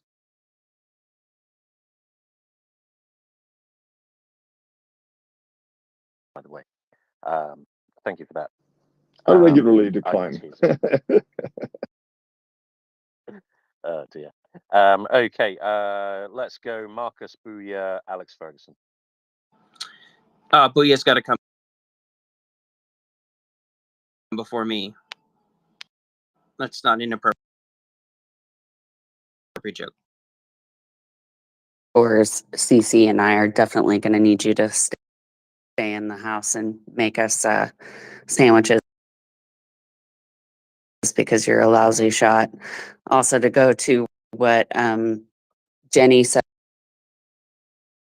showed up, or I never signed up, pardon me. They tried to recruit me, but they wouldn't let me be a sniper because they told me that I didn't want to lay out in a field and wait for a week for a target. And I said, you don't know how spiteful women are. And you also don't know how tough we are, because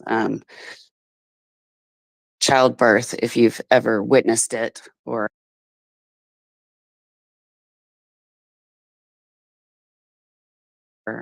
know someone who has, is not a nice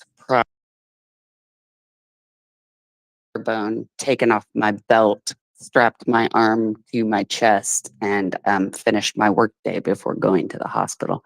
I'm not saying that that's not crazy, but yeah, we're we're pretty tough old broads, I would say. And I think opinion, and it's not PC. And I love you guys, really. May I just break in very briefly and say, who is the amputee, is going to be 64 when he's doing the ride. So that's a wrinkle that was kind of important to the point I was making. Thanks.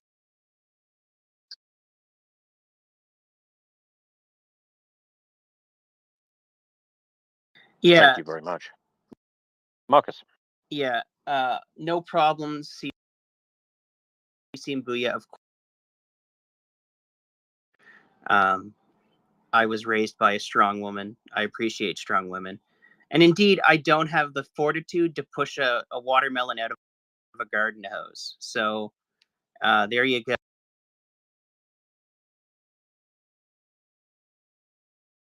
go. I'm not built suffering. So there's that. I forget what I originally wanted to say because Booyah pulled me in with her pros, but oh yeah, CC. But I will say, CC, I did comment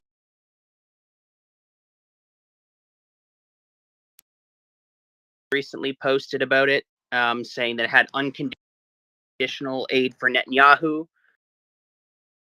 Important to point out that they're attaching this to the name of the leader of Israel, who at least half Israelis thinks is a putz, right? But it has aid to Gazans, and look, Israel's not going to stop fighting amount of aid in this bill, but Ukraine will collapse, and our children will have to fight in Lithuania and Poland if Ukraine doesn't get this funding. The Russian casualties are happening because of crowd-funded drones, okay? Which means people that are already paying taxes for the military are donating their money to Ukraine to crowdfund drones. And there's a lot of American donations. Americans have sent a lot of donations to Ukraine. There is political will. There's more Americans that care about that than care about the silly crap they argue about on C-SPAN during half of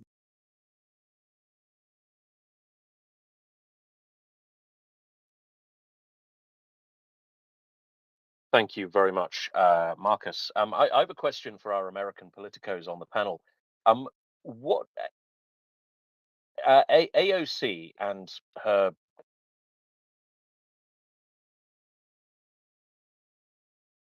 kind of far left friends, what are they like on Ukraine? I've not heard anything from them on Ukraine. I mean, a lot of us don't hear it because we're not in these silos, but here in the U.S., the pro-Palestinian movement activists are very loud, and they get a whole lot of people to call and make noise and letters and everything else, right? So I think people forget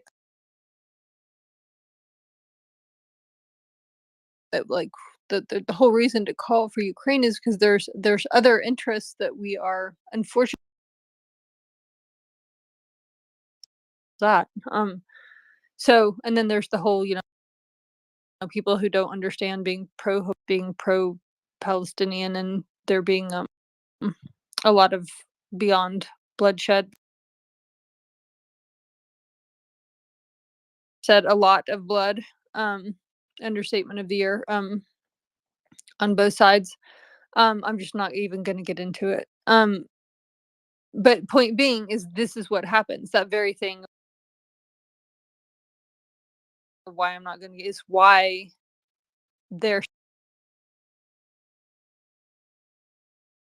in a huge dire way right now. So please help get aid to Gaza. So it's a great one for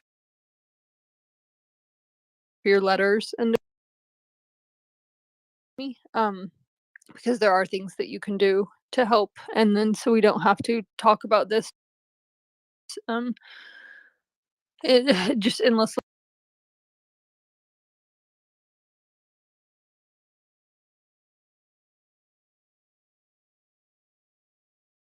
It is the world, right? We've had so many parliaments, weigh in and write letters. We've had, these Ukrainian delegations who I was just helping. Just the world did this.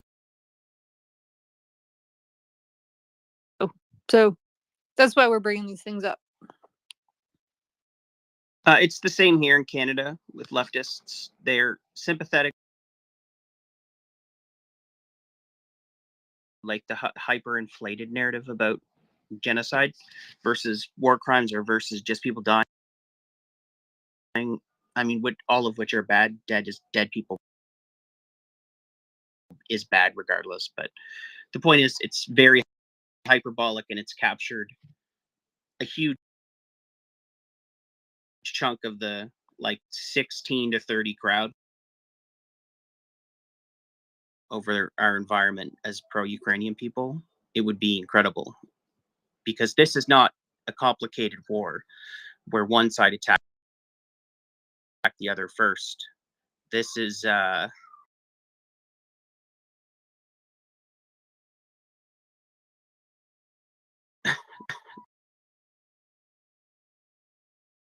Absolutely. Thank you very much for that, Marcus and Cece. Yeah, it's yes, it's a bit of a toughie from an advocate. Please. Yeah, I just want to follow up from what CC and Bia points out, saying it's actually provides even more support why you should have older people fighting, and I'd say specifically mums, because if you look notably better after childbirth, and that's attributed to the pain of that. Maybe they get even better of it afterwards because they're having to deal with the crap of having children. I've only got godchildren, and sometimes they can be a pain in the ass. So, yeah, both physically and mentally, pretty resilient. Maybe something else that we can suggest if we see young Ukrainian men around is like, hey, have you heard of rugby? Why don't you give it a try? I can give you a hand and some passing and handling skills, because I haven't given birth. I thought I went to the physio, and he's just like, well, your arm can't be broken because you'd be in more pain.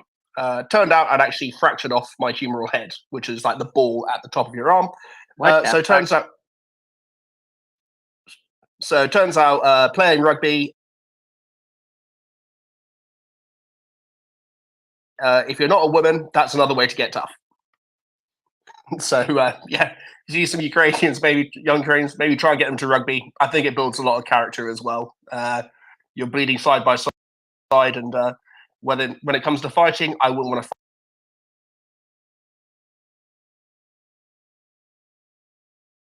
That okay, we have Dan up next. Dan, welcome. All right. I'm in Massachusetts, and I'm not gonna get onto this political thing anymore. But I'm out in the West, and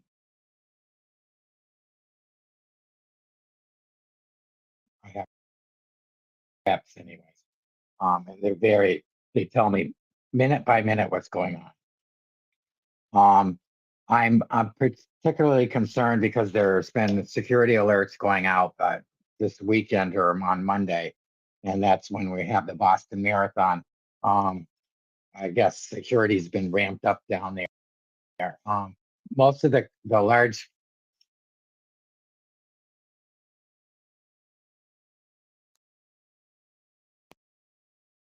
is. I just want to say I think as far as the pack goes, or the squad, or whatever you want to call them, they're pretty much information campaigns. Hamas, or their group, has beat us to the punch on the internet, internet, or whatever you want to call it, TikTok. And there's nothing in the world. We were sleeping on the job there.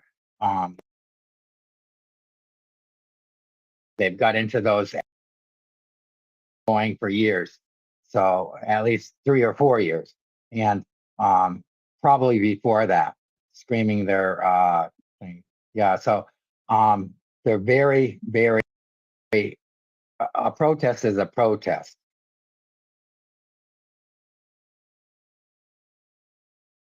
But experience, I just hope they have the Boston Marathon highly secured, and I think they will, seeing it was bombed before. But all this, they're drumming up all this support, and there's going to be a couple crazies coming out of the woodwork to start stuff. But it's not just in Massachusetts. They're planning on doing this all over the country. But yeah, this Monday, which is our page. Absolutely, absolutely. So we've got a few stories up our sleeve. However, we do have a few hands, so let's rattle through those quickly. I see Shatsi, Staz, Booyah, and Cece. Shatsi, welcome.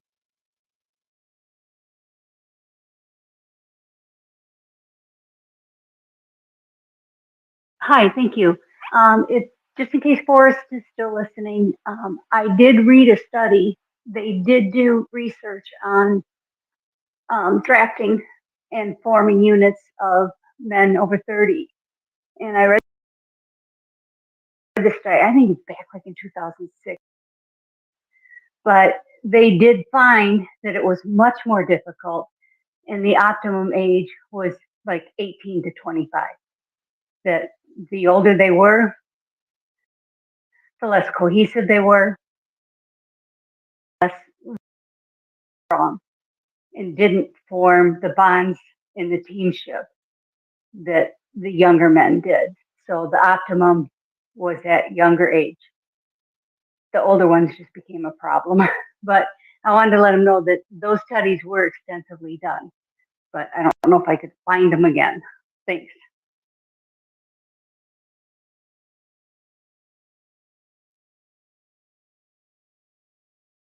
Thank you very much for that, Shatsi. I'm afraid I had to give Forrest some technical issues to make room on the panel for everybody else to come up. Forrest, it's not personal. It really isn't. I had to. I was forced. Everybody else had their hand up, so you got the chop, I'm afraid. Okay, let's go to Staz, please. Staz, how are you? Hi guys. At first, wanna appreciate for the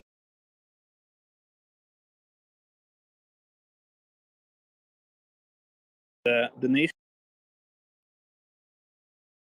and I also think that we should appreciate Ukrainians who live in Ukraine, because it's like a challenge anyway.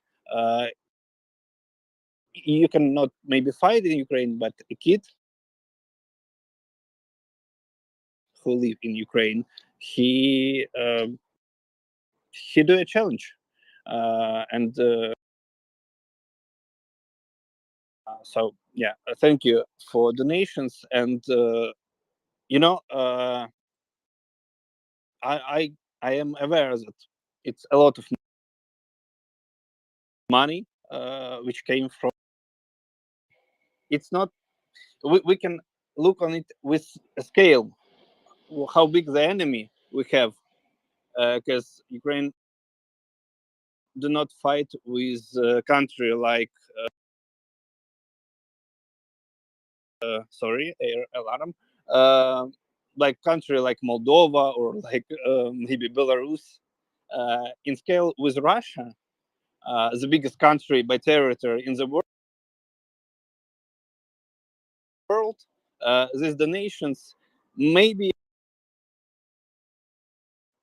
it not handle the challenges we have. So you should probably imagine how many Ukraine need. Express myself.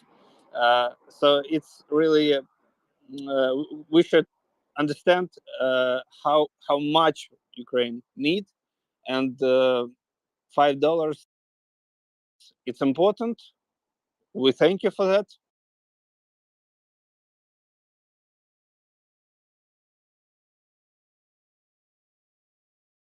People should be involved. Half of the billion people, and if more and more people will be involved, then yeah, we may have change to win the war. But in with such enemy is like David, and Russia is like a Goliath, but it's romantic view. The war is a mess, not a mess, a mess. Yeah, when you calculate resources from one side and but not alone, and in meaning of the migration as well, because right now in Ukraine, 30 million people living, but the population of France is 2 times bigger. The population of Germany is 3 times bigger, and these guys are like expecting from Ukraine to be this. I think it's a shame that some people expecting. So, thank you.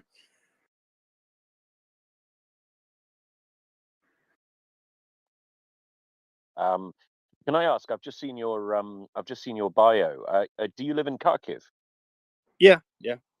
I go back. How's the situation there? Oh, for me it's okay. Even right now is air alarm, but we have 2 levels of danger.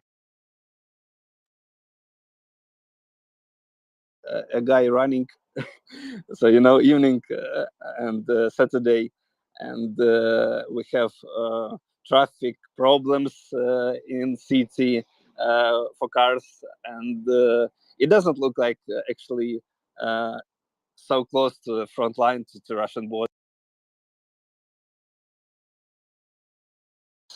Doesn't look at all, and on the previous week and on this week I heard many explosions. Some were closed, and it's pretty scary, especially at night, but when they end, people get to normal routine, and they do this work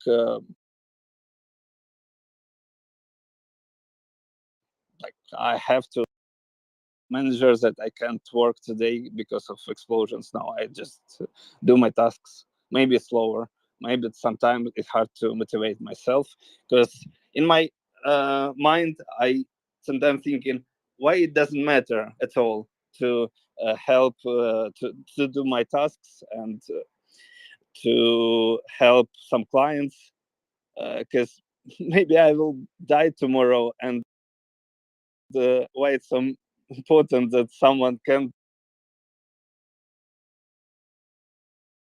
do normal and you get back. Okay, because something that we're quite concerned about, something we've discussed on MriyaReport, is a potential humanitarian crisis, particularly generation infrastructure. Is that a problem in your city at the moment, or is everything basically normal? It gets kind of to normal with several days before. We even today didn't have electricity turned off in my flat. I personally prepared. I can say about because do not have such a big circle to analyze. But like coffee shops are working with generators, and they do not stop almost. And at the house, I have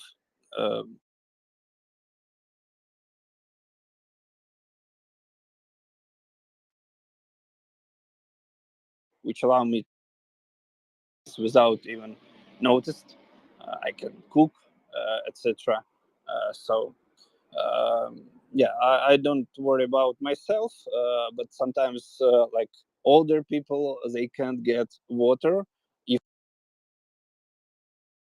we problem for regular life, can't wash, can't cook, can't go to toilet.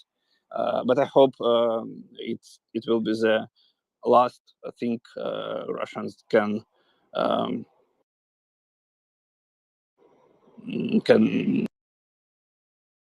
use. Maybe it's not clear answer, but I tried to No, add some detail. it's a great answer. I mean, if everything's better here on MriyaReport, right? Yeah. But it's for me. I understand that not everyone have such a flow. When we had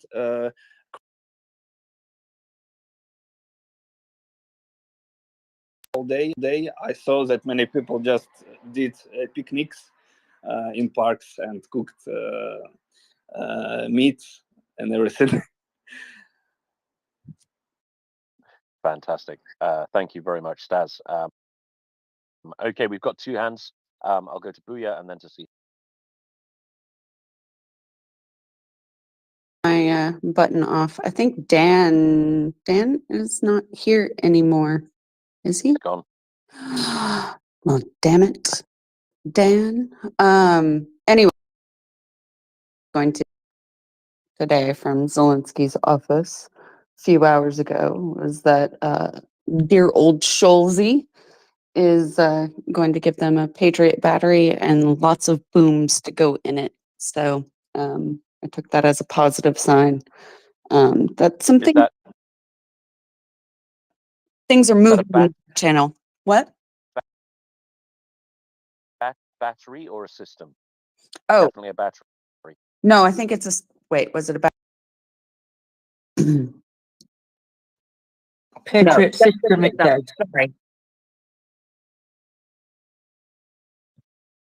Sorry, Booyah.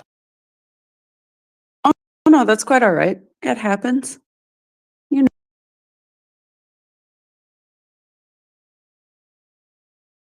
I love you, Tracy.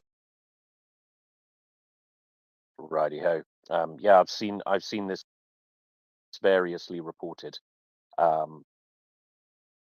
Yeah, okay, so it's one. Well, it's better than nothing, I suppose. So two unrelated things. One is Elon Melon Husk has an ad right now that's running on, and I'm sure there's more than one. This is an advertisement. So he's now running ads that are like actively anti-Ukraine. Like, so all of us, know that Ukraine doesn't really even have warships. So, but for people who don't know anything, it's just setting the tone. It really, all is lost. Don't. And so that just astounds me that, yeah, this is the word ad next to it. Anyway, and then completely unrelated, I would say that it's easy for us to say, like, get up some gumption here, but in the 3 units that I help, guys keep dying because they don't have enough cover. So it's one thing to ask someone to enlist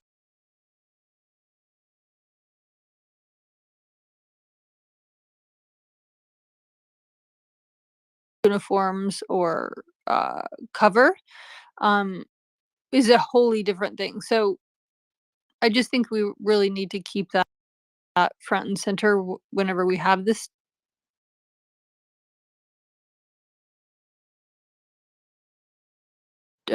discussion, that this is not what it was a year ago, when you know, if you were to ask someone to do this and what it would be now, like going into something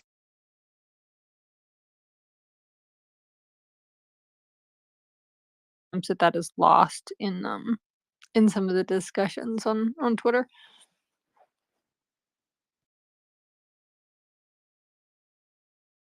Absolutely. Yeah,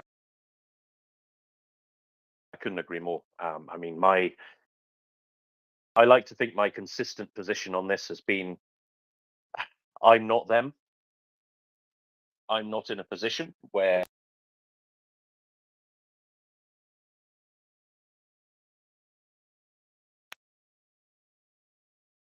have been, and there are ongoing very large numbers of casualties, right?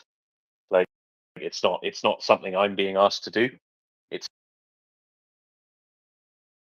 going to second guess the decisions that young Ukrainian men make. I like to think I would make the right decision, but I don't know, because I'm not in their position. Thank you for that. I think it was Forrest then. I don't know. I don't think she's still up on the panel, but I would love to see those studies. I'm a skeptic of studies unless I look at it myself.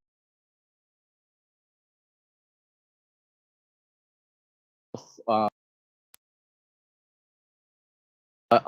would be interested. It doesn't surprise me that old men are more stubborn. Every ounce of life experience. Elderly man who's lost his wife. They're a curmudgeon group. It's just kind of the I don't know, human nature. That's the word I'm looking for. But it's colliding. Thank you very much, Forrest. Tracy, question. You're from Yorkshire, right? I am indeed, Tim.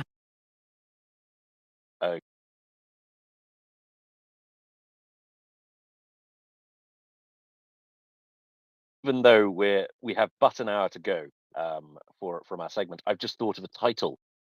So you're from Yorkshire. My family served Henry Tudor. So this is in fact the War of the Roses. The red and the white, indeed, Tim. But you know the white always wins. No, that's why we have the red rose. And at one point there was a combined version, was there not? Well, yeah, after the war, because Henry Tudor married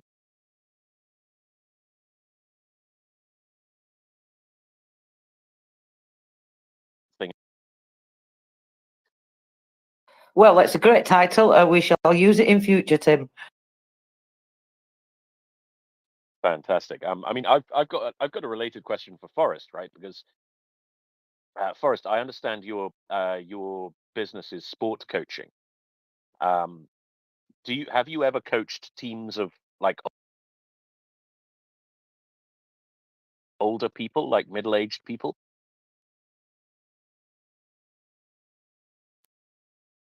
People, kind of.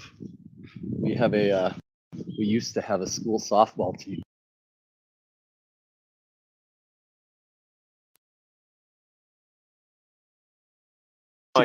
No. So so I guess that is evidence. Her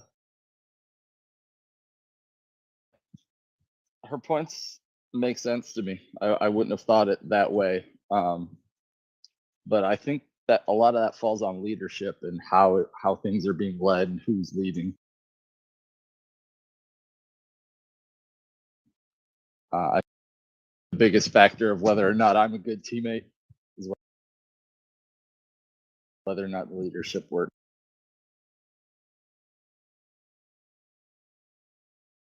Form cohesive teams or cohere better than groups of older men. I'm wondering if that's been your experience in your profession, Forrest. If the threat is existential, I would. That's why I said I would be intrigued to know what the studies were, who they were studying, and when. Because in Ukraine, I imagine you get more cohesive units.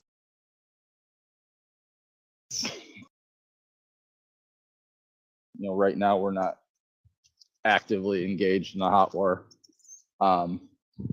You might be less likely to get a good group, but I don't know. That's an intriguing question.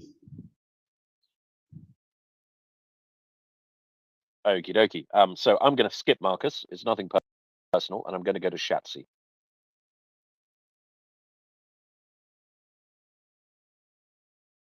I was on this bent of trying to find out what new medical procedures were learned during World War II, Vietnam era, stuff like that. And I ordered books from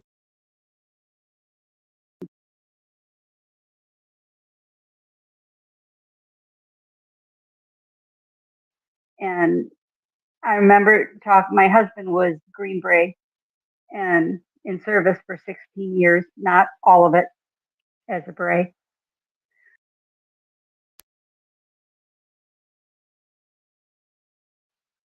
But I don't remember all of it, and I don't remember where I found it, but it was fascinating. But they gave up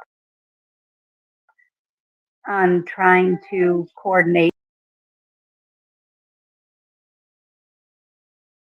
units of men over 30. And even Google, go figure. But I'll see if I can find it. But no pressure, Shotzi. I was just curious. If it was yeah, I'd like the study. I think it Want to was see the opposite. the methods done, because sometimes you can make, like you said, you can make your study say whatever you want it to. If you're No, I think the goal of the study was to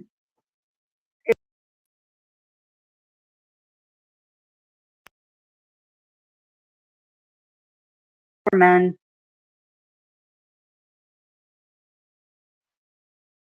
somewhere in that time frame around World War II, between that and Vietnam. But they were looking at a more mature fighting force for I don't remember what the reasons were. But it did not work out.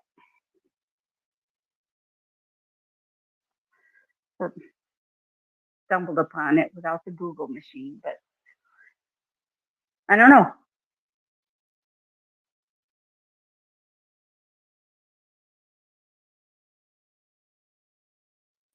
Thank you very much. Go to Marcus, because he's been waiting for ages. Marcus. I don't know if I can go in front of CC though. So Do it. all right, well, it's her orders, so that's fine. I am in love with the video people keep tweeting of the 2 Ukrainian magpies attacking a Russian drone. It's a beautiful thing.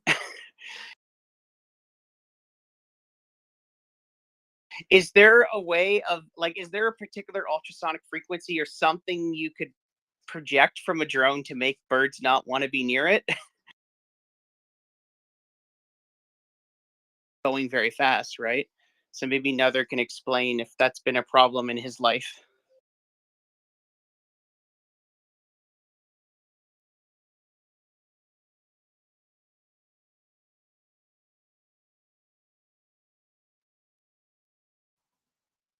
I That's had it. a That's pet the crow. post.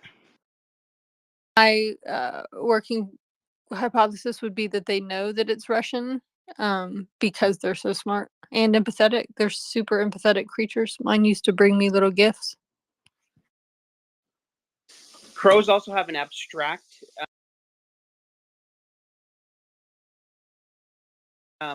understanding of time. So they've seen that they, for example, can communicate with each other that a garbage truck will be coming down the street and anticipate the time when they need to go to the road.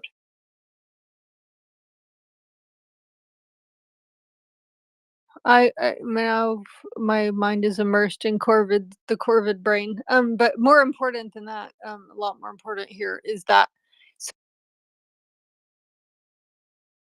someone made a great point yesterday to me, which is, and I don't even know what Spoutable is, but there's pro-Ukrainian supporters on other platforms that are accessible to put pressure on for this money. So if anybody is on, and of course, do it on the right posts, like don't do it where there'll be a bunch of MAGA trolls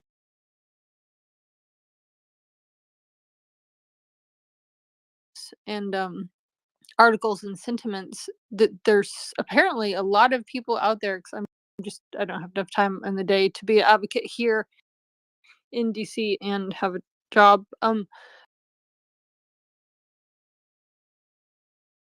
But if anyone can go, when you go on those other platforms, a lot more people, Spoutable, YouTube, videos where there's a lot of pro-Ukrainers, just help incite people, because it's going to be an exciting week.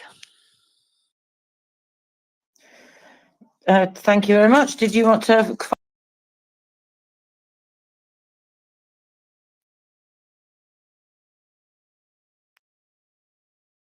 And something I've been doing. There are a handful of pro-Ukraine YouTubers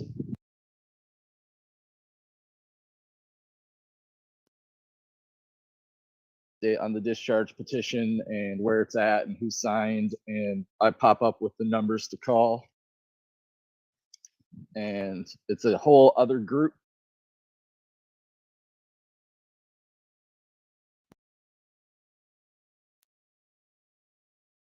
Do that if you have the time and the interest to pop up Steel CC stuff, and get that done.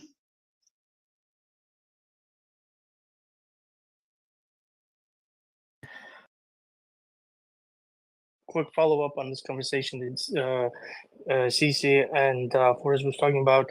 Another one that's really good cross-platform on Twitter, and they also have one on with a lot of followers, and they push out really great videos on YouTube as well. Anyway, no, I wanted to provide a quick comment originally when younger soldiers versus a little bit older, more mature ones. I do have a little bit of personal experience, dealing with some of those situations. And I gotta say, so again, this is the United States military.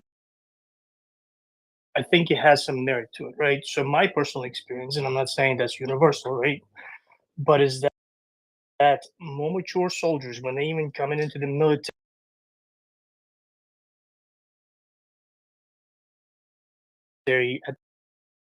right? So when we're looking at late 20s, maybe early 30s, those individuals tend to do professionally and a lot better. They get promoted a lot faster. They have a more comprehensive approach to as followers and as a leader, right? Because in the military chain, you always are both, right? You're a leader and a follower typically. And people, they come with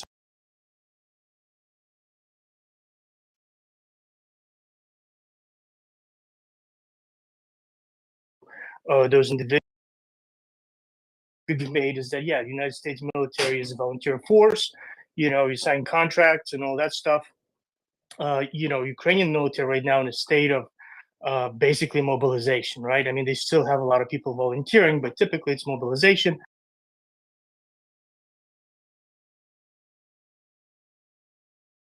However, I think that's irrelevant, more or less, right? Because people in Ukraine, even the conflict that they are in, requires them to be serious about this, about serving in the military, and mature individuals tend to really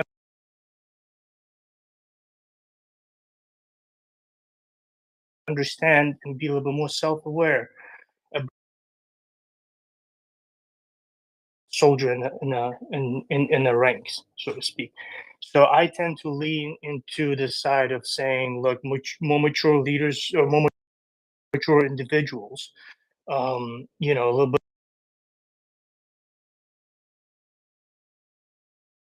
bit older in age, probably would do better.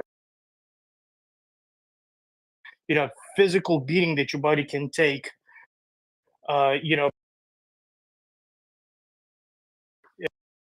mention, right? Because it's going to take a lot longer to recover. You're probably not going to be, as active. However, I'm looking at this,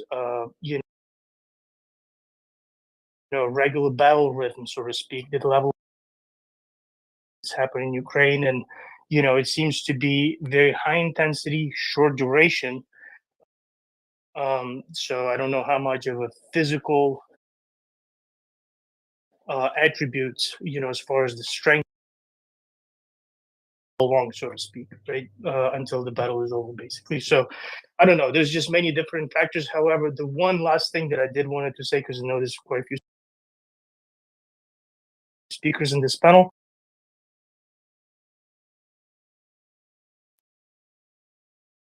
On MriyaReport, and I would probably not try to match any other conflicts or studies that were done in those conflicts, like, for example, global war and terrorism, even the latest one, right?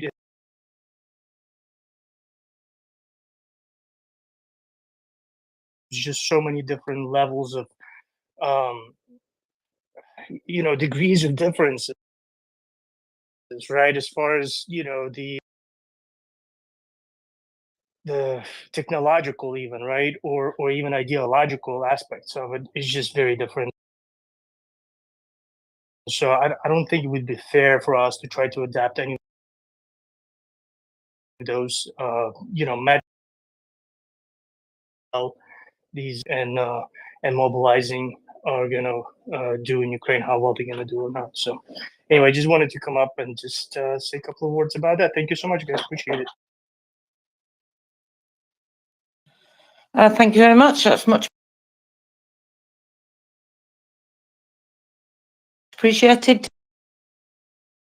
At the moment, we will go on to Stephen. Please go ahead, Stephen. Well, I just wanted to very briefly say, Cece, you had a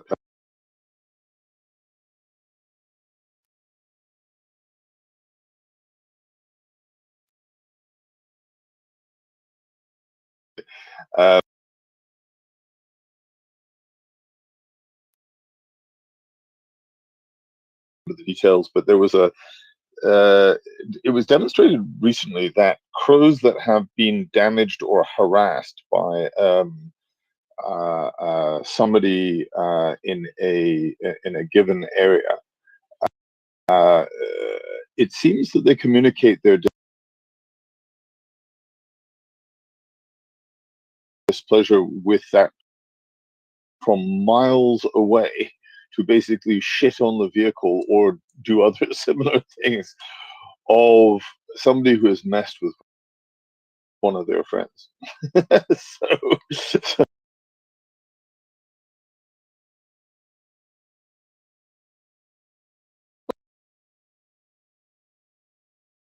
Well, I think he was mentally ill, so I actually felt sorry for him. But right after he screamed at me one day, he'd scream at all our neighbors. All these crows were like cawing, like really pissed off at his house, and I was just wondering. My crow's name is Stevie Nicks. If Stevie got her friends to actually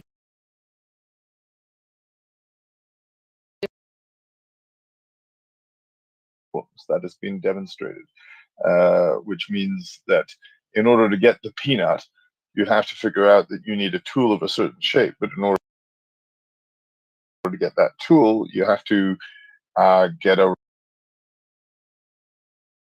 little rock, and in order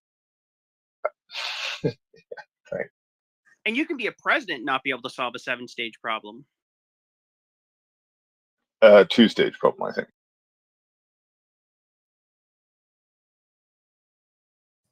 Go ahead, Nother. I'm learning a lot about crows. I don't know much about crows. A dead cat layout. Yep, that is actually a term that we use. So maybe they stay away from the Ukrainian drones because they have this layout called a dead cat because it resembles a past. Yeah, I'd be really interested if actually there was that study there Shatsy could draw out. But I think Pickled had a really good point in terms of the context of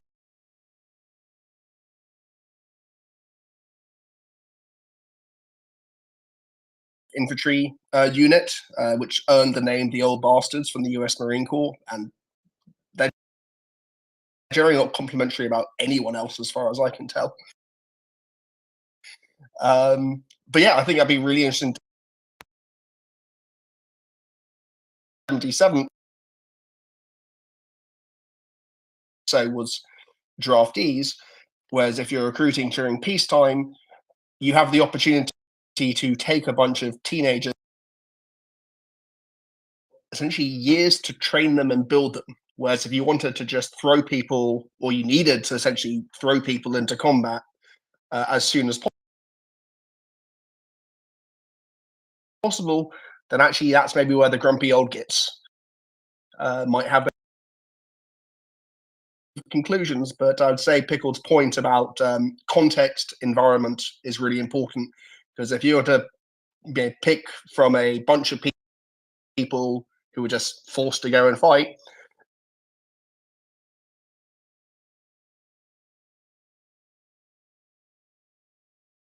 are you going to likely go for the older cohort or the younger cohort? Now, from a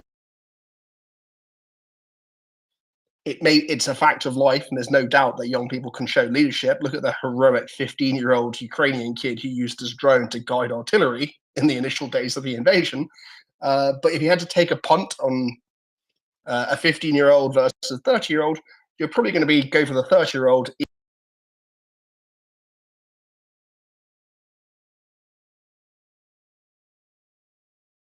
I think it's going to add something to that. I think the point you raised about the circumstances around military recruitment in particular is absolutely 17, 18-year-olds of the, shall we say, of the demographic that typically joins the armed forces, speaking particularly of the UK. So a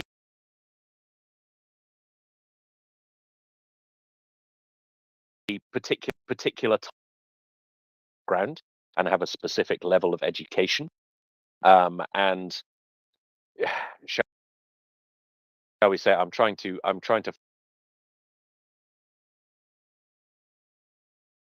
right, but it's quite difficult. So when I was serving, we were lectured on this. The average British soldier,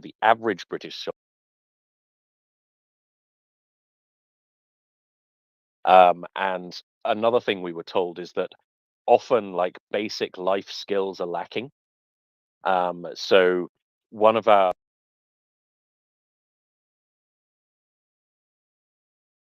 instructors, he had to teach a number of people who were under instruction, like basic stuff like that these lads just didn't know, right? Because they came from a certain background where, for whatever reason, that stuff just passed them by, right? So they had to be they didn't know how to cook, right? They're just all sorts of things they just didn't know that would be kind of second nature to most people who are 30.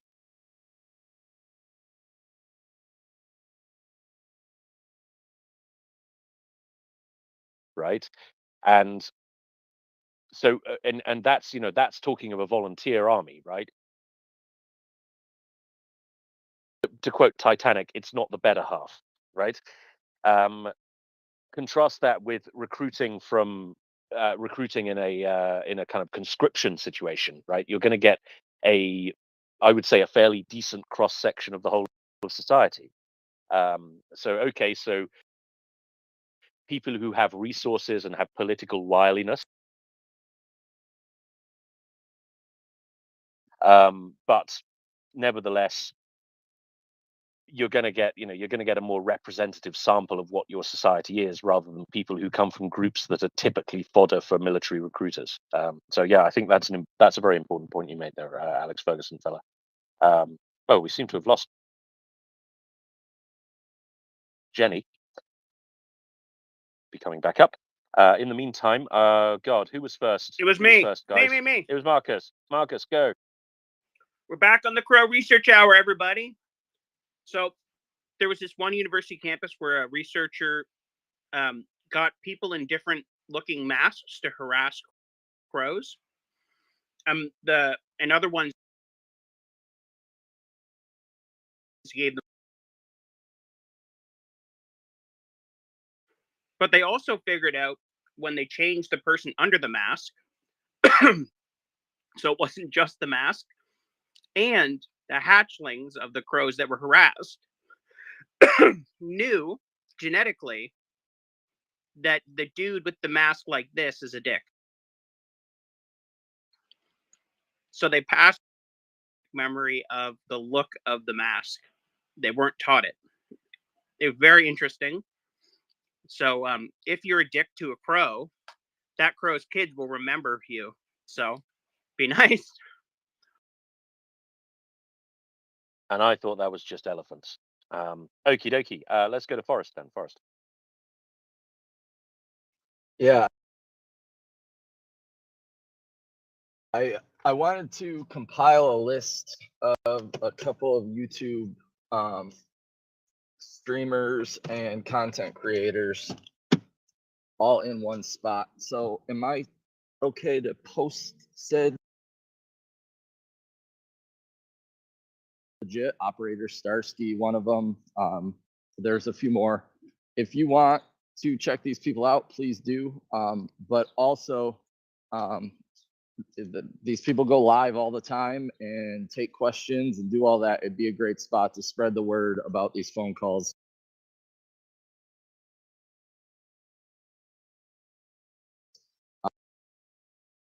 To share down below.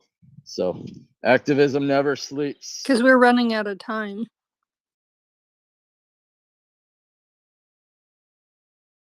Absolutely. Thank you very much, Forrest. Please do nest that. Thank you very much. Stephen, you've got your hand up. Yes, just briefly.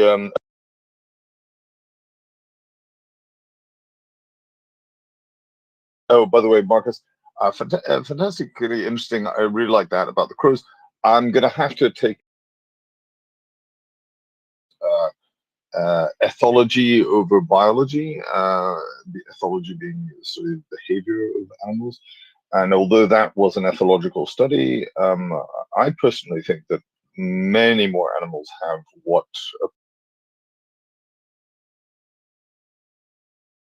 approximate towards or is in fact like than we would like to assume. It's just that we have a very anthropocentric view on what language would appear to look like. Anyhow, just a soldier thing. Well, of course, looking at the NCO class, particularly think about sergeants. Yes, they are often not, and many of the very best sergeants are fairly middle-aged, and and they're the ones who hold the unit together, lead the way,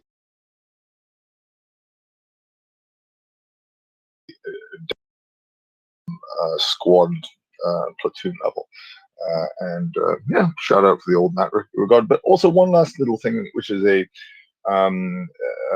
general point about convention and changes, and this is actually picking up on the earlier point about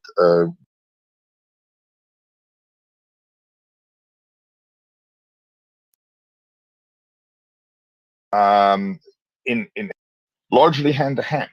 And you, yes, of course, you could develop skills as you get older, but the young are faster and generally more nimble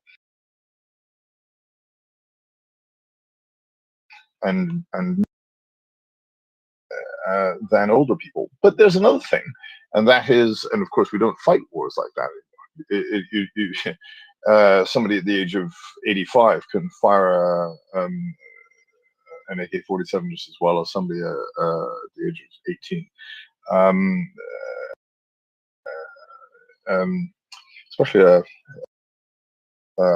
AK-4SU, because it doesn't tend to run very much. Anyway, the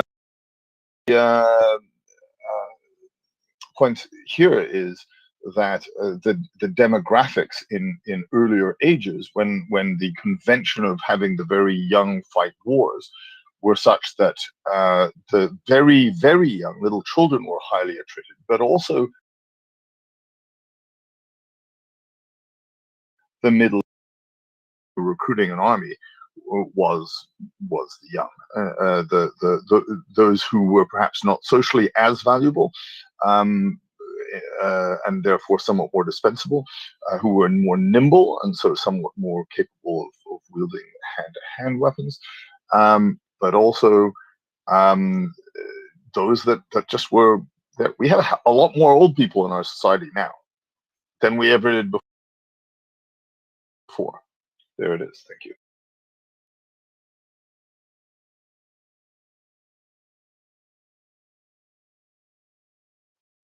I would hazard that, I mean, we all remember what we looked like when we were 18 versus what we looked like when we were 25, right? So when we were 18, we were a kind of, well, by the time we were 25, we'd sprouted a pair of shoulders, right?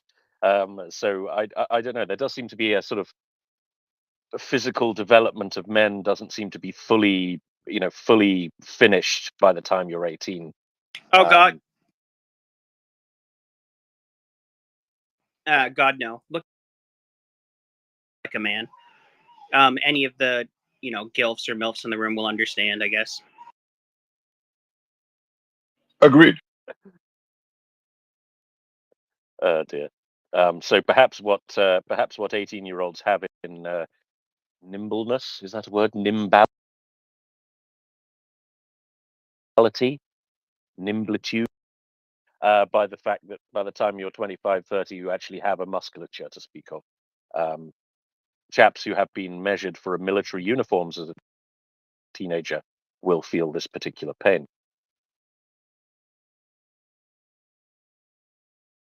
Now, okay, so I think it's pickled flicker fella. Tongue twister. I'm not going to even try to pronounce it myself. I think you're exploiting the fact that you know very well that half of our co-hosting team are not native English speakers, and I think you're just trolling us with that name. Well, neither am I, right? So, like, hey, it's I can relate to that. No, so Steve just brought up a really good point about the whole fixed bayonets early on, early centuries of battles and all that stuff, right? So it's kind of important to have shape. So personally, I am in shape. My favorite shape is round. I take a lot of care to make sure I drink copious amounts of beer to maintain that shape. But the like a fella that I have the body of a god, namely Buddha. Very nice. Touche, Tim. But now I forgot what I wanted to say. Oh yeah, the important thing for us to really human resource, right, and how they do this whole human resource management aspect, is that I think Ukrainians were able to very effectively compartmentalize, prioritize, and triage basically all of that process, right? They understand that if a person possesses a certain set of skills, you know, there's this highly valuable, or it takes a long time to train, right? And they can be, you know, better served in a different capacity rather than a right of skills, right? Maybe that's the individual that does require a little bit higher level of physical, you know, strength, and you know, versus somebody who does press briefings, you know, that kind of stuff, or somebody.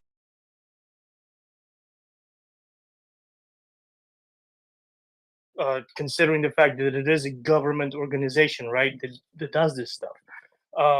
Because, like, for example, if you look at the 3rd Separate Assault Brigade,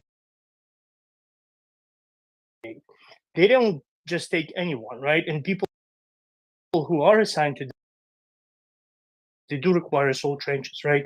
And then we look at other organizations very similar, you know, the you know, SBU Alpha Unit, for example, right? The people that you often support in this space and raise funds for. I mean, that's, you know, obviously also highly selective group of people. But anyway, it's just kind of, you know, they have all these different priorities, and I think you know, physical attributes are definitely you know, to a certain degree, I would imagine, are taking into consideration. It started before 2014, but it's definitely picked up its pace, right? And that is something that I think you, Tim, and other people in this space have mentioned already, right? Older people tend to be a little bit more stubborn. Things, they're like, well, what about, you know, why would I want to do this if we can do it that way, right? Which is highly intolerable in a military organization. It's almost counterintuitive, right? Because military typically thrives on a soldier strength position, and everybody's expected to do this stuff. Well, Ukrainian military had a lot of that stuff, you know, deeply embedded from the Soviet Union traditions, right? Which we all know are very terrible. They're not effective. They're not efficient. They don't value life of a soldier. So Ukrainian military is still going through this transformational phase. You welcome a stuff, a new way of doing things, you know, which makes the military more democratic, I guess, right? Um, and when you have people that come out from different walks in lives into a unit, it's no guarantee that they're going to be able to click together, right? And all of a sudden they can have this super cohesive team. Sometimes they're going to sit together and they're going to get orders, you got to solve this strange, and they're going to look at each other like, why? There's, you know, it makes no sense for us to solve this strange under these conditions. We're just not going to do it because we're not going to be able to whatever, right? And they will come up maybe with different solution to a problem. Because there's a lot of echo chambers, especially like on YouTube, with the Ukrainian veterans, you know, get on a camera and they share different thoughts and experiences. And if you kind of look from beginning through the end, right? If you imagine that sort of like a spectrum in a time, for example, right? And we started in 2014 and on to present day. You can almost visualize this change, right? Of how people value, you know, initiative, but also understand that even though I'm a commander, I'm in charge of this formation, I will still listen to my subordinate idea, or maybe they can see things from different, you know, perspective that, you know, yeah, traditionally this is how a military would do, but, you know, Ukrainians recognize that they're fighting a very, you know, they have to fight untraditionally, so to speak, right? They have to risk management system, are facing a military that has, you know, more fodder, right? They have the military, you know, Russian military has more iron, so to speak, to throw at Ukrainians. So they have to be more agile in other ways. And I think they actually, you know, as an organization, as a military organization, have welcomed this. It was a really slow turning point, but now I think it's in a downslope. on the other side of the slope, right, to where and they're becoming, you know, a lot more resembling, in my humble opinion, a modern commercial entity, right, where they welcome the, you know, multiculturalism and diversity at the same time. So anyway, I don't know. Hopefully, it's not too confusing what I was trying to say. But again, I think there's some positive trends in all of that. You know, and hopefully we'll be able to see some great improvements. Thank you for the opportunity to speak. Thank you very much, Pickled Flicker Fella. Yeah, I mean, it's the age-old the Soviet tradition has been, as you say, catastrophic at absorbing new ideas and, you know, changing and learning from battlefield experience. That's partly because of an innate conservatism. And I'm not sure that innate conservatism is particularly unique to the Soviet Union and the Russian and its Russian inheritors. I'll give you an anecdote from my own country, the United Kingdom. Now, as some of you may know, which is a 5.56 rifle, and it is in a bullpup configuration. So the trigger grip, so the bit you hold to fire the weapon, is forward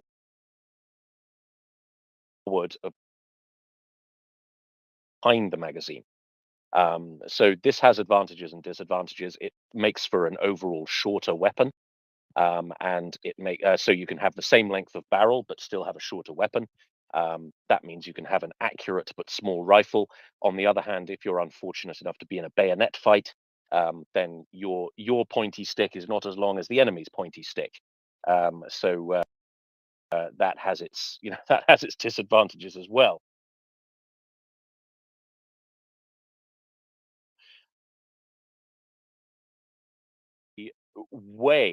What is interesting about this is when SA-80 was adopted in the late, I think it was the late 80s, early 90s. The UK was one of the only, I think, the only major armed forces to operate an individual weapon with that layout, and it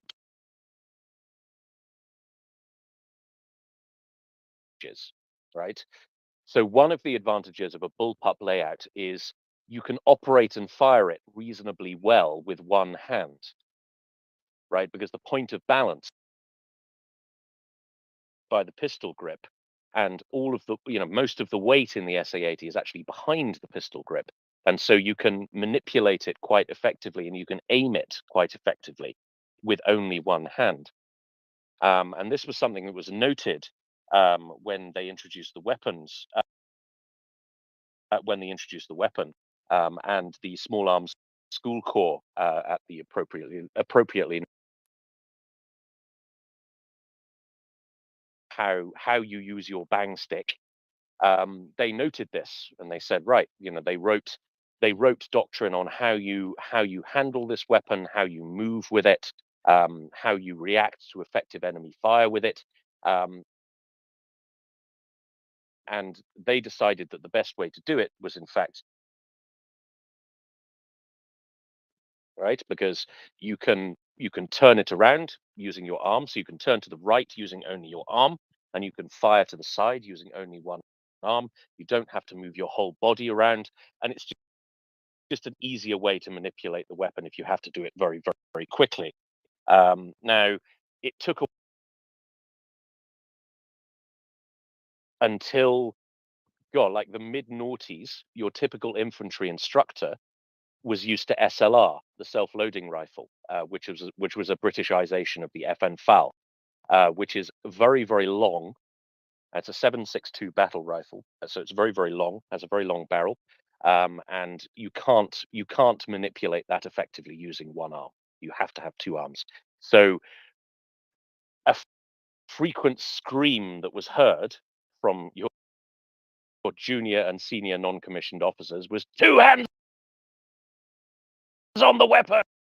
Were caught walking along, if you were seen walking along manipulating and carrying your SA-80 bullpup rifle with only your right arm, you would get shouted at by people who were raised in an army that used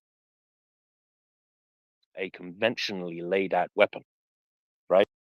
And that was a situation where the inherent conservatism of armies actually meant that there was a good 20-year period when the British Army was not using its spiffy new rifle in.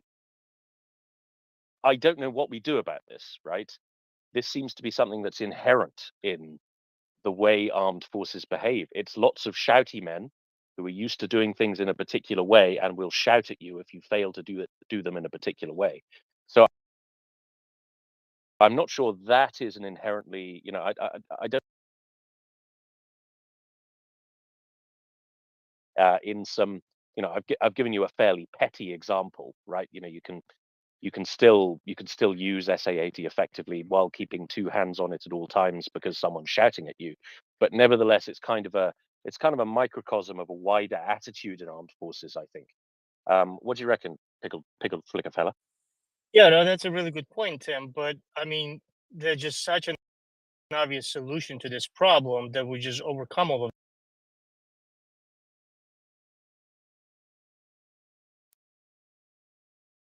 this way, the NCOs will come down and, you double the killing power of the individual unit. I mean, come on. Such an obvious answer. Well, with SA-80, it's got the ejection port is quite it's kind of quite far back, so you can't fire it from the left shoulder, otherwise you get a face full of brass, and the cocking handle will break your jaw. So you'd have to create a kind of mirror image version of SA. I don't know. I'll write to the chief of the general staff about that. That's a really good idea. I'm sure he'll engage. Okay, I think it was Hopsy up next. Hopsy, welcome. Hi guys, I fear for what I raised my hand, we've moved on from, but full warriors. I had something to add, but have we kind of shut that one down? No, go ahead, please. Okay, there's a great book out there for those of you who are interested. It's written quite a while ago. It's called Primal Teen, sort of like Primal Scream, but Primal Teen. And this book is neurological growth of, and bear with me, folks, I'm going someplace with this, of pubescent teenagers and why they are the way they are. One of the things in this study that was easily differentiated, and those of us who have had teenagers already know this, is that there is a big difference between an 18-year-old girl and an 18-year-old boy. Boys' prefrontal cortex is not fully formed, according to these and other studies, maybe until the age of 24, 25, depending on the individual. So what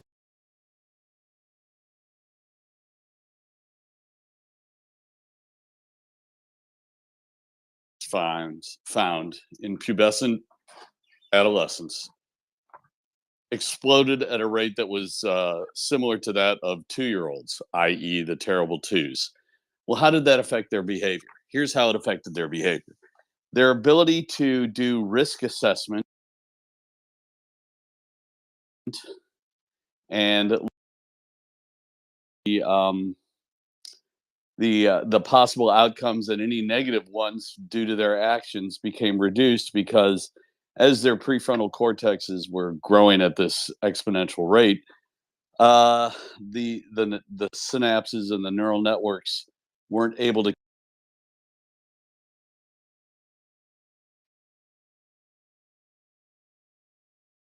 all zeros and ones. And I'll give you an example of that decision process. A sentient creature, and humans being on that list, will get to the edge of the cliff, any cliff,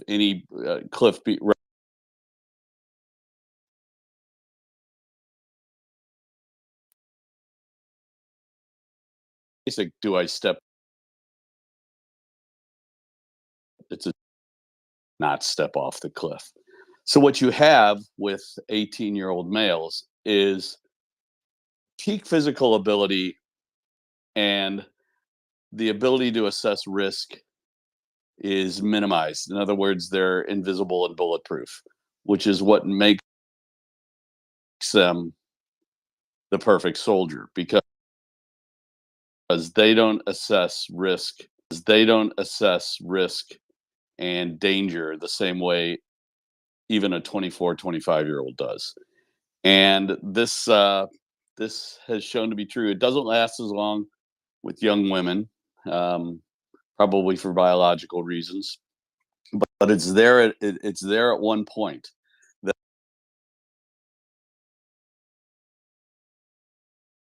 sort of reduced during this time. Think of all the stories you read if you live in the U.S. of kids going on spring break and trying to jump from their 5th floor hotel balcony into the pool below. It's almost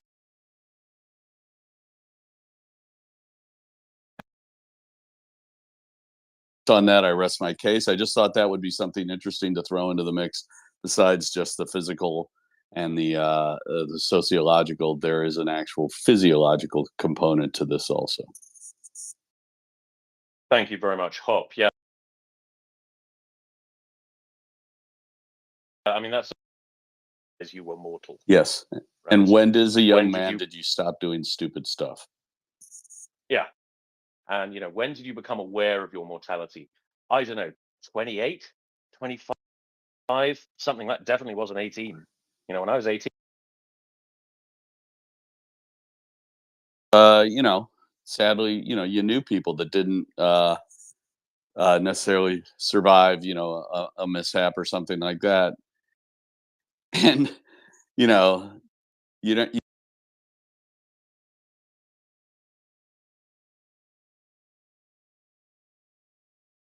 Blah blah blah. Here's what I would have done.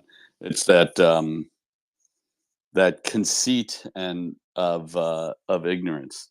So anyway, I just wanted to throw that in, that grenade. I'm going to walk away and listen for now. Thanks so much. Thank you very much, Hop. It's always a pleasure. I think, Tracy,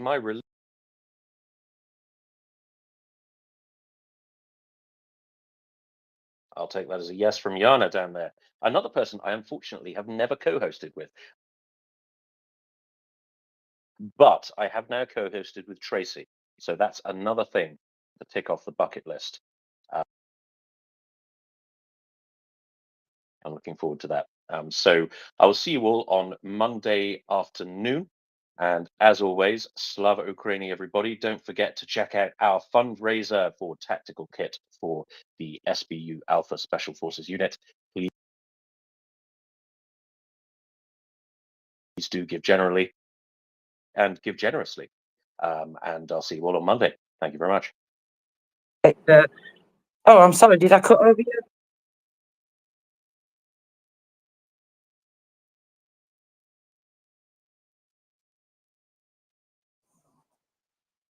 Thank you so much, Tim. So was Tim?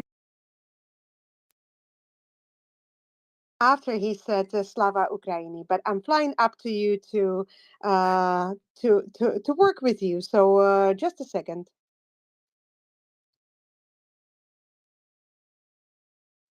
Well, good evening, Yana. You are coming up to join me. It's been quite a few hours. We've not had a chance to talk about that yet. Of course, we had a guest earlier as well. So that means it's been quite several hours since we've talked about what's going on in Ukraine. Booyah brought us some great news. That was fantastic news. Of course, we would like to see a rest of patriots going from everywhere else and not just one system. I did not see the order of the hand, but at first I will say good evening, Yana. Welcome, and thank you so much for joining me. I'm happy to be here with you today. Oh, good evening, Tracy. Good evening, everyone. I'm very happy that you are here and stayed with me for this fantastic Saturday evening. It's a pleasure and honor to go with you. And indeed, I haven't noticed the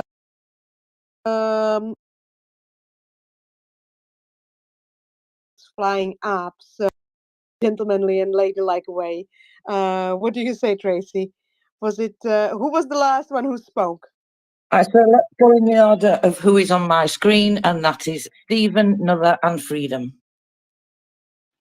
Actually, I thought it was the other way around, so I'll just stand by from that. Thank you, Stephen.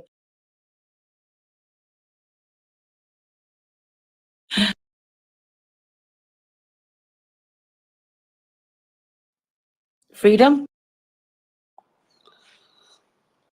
Hello. Yeah, thank you very much. Some great. I'm feeling kind of helpless today. I want to do more. And then I got the idea of, well, I can do more. I have 2 weeks vacation, and I thought,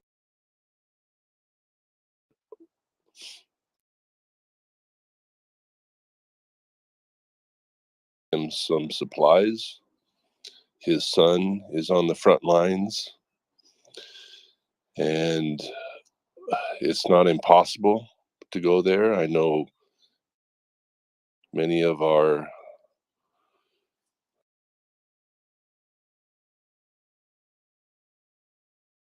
what your thoughts are on that, and how, if anybody's traveled to Ukraine, how to do it, how to get there. I've been there 4 times, but it was before the war, and I don't want to feel helpless. I want to do something.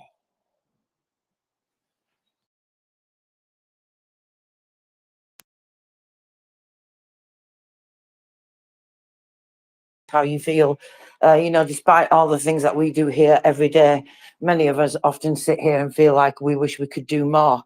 So I completely understand how you feel.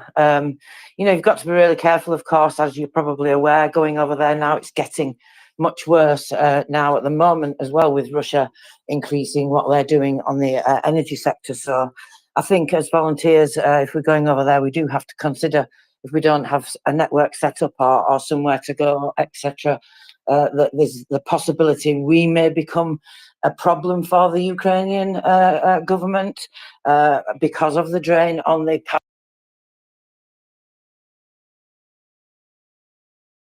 power system, for example. But if you've got friends and you've got those logistics, then that's great. And then there is a really and post that. We have posted it here before. And if you look on there, there are various volunteer opportunities in different parts of Ukraine, such as volunteering. I believe some of the kitchens take people for a short period of time, if you can do that. Or, there are various different NGOs and charities and things on there. And of course, it's really good because what they do is they match people up with what's suited to them, or what skills they have, or what they feel that they're able to do. And I think that's a really important thing. And then if you do something like that through one of those websites, you've of course got the security of knowing that the logistics will be covered. You'll have contacts on the other side, etc. Maybe even be able to help with accommodation, those types of things. So I think those are the things that I would say. Jana, do you have anything to add there? Yes, Tracy, thank you very much. And it's very inspiring what you said. It's definitely good to check in the purple pill or in the nest. Thank you so much.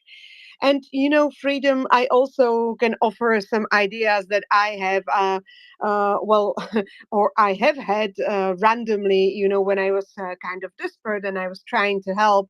So what I did, I just connected with my local community, like using Facebook. I went to some Facebook pages and search through some groups that are formed there where people are discussing. You can also find it on other social media. It can be Facebook, it can be WhatsApp, it can are using, and you would probably find out a community that is doing something. And then it also depends on what you I don't know, what you're inclined to do. Like, for example, last night we discussed this idea that some people might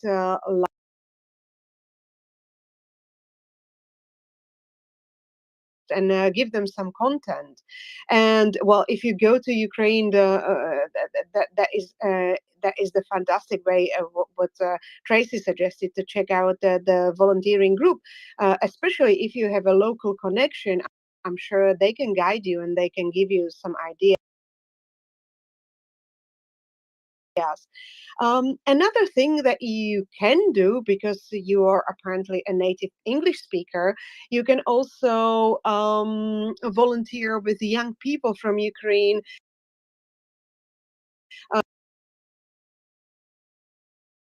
But they will also need it after they win the war. So you can do that. And there is a lot of programs. For example, I have started now with the engine, in a memory of our amazing friend who Yes. unfortunately passed away. So that's another thing. What do you think, Freedom? Does any of that resonate with Student on engine, and we speak once a week for 1 hour, and it's just one more thing I can do, but it's not enough. I'm not a rich guy. I can't send a lot of money. I have in the past, but I can bring supplies and moral support. Looking on the internet and thinking, why can't I go? What's preventing me from going to Kiev? Nothing is preventing me. I have a brother-in-law. I can stay in his house. Like I said, his son is on the front lines. His wife is out of the country.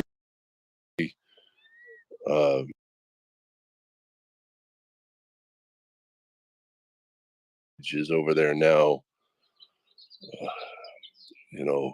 I have a lot of connections there that I can look up, and I don't know. I'm just,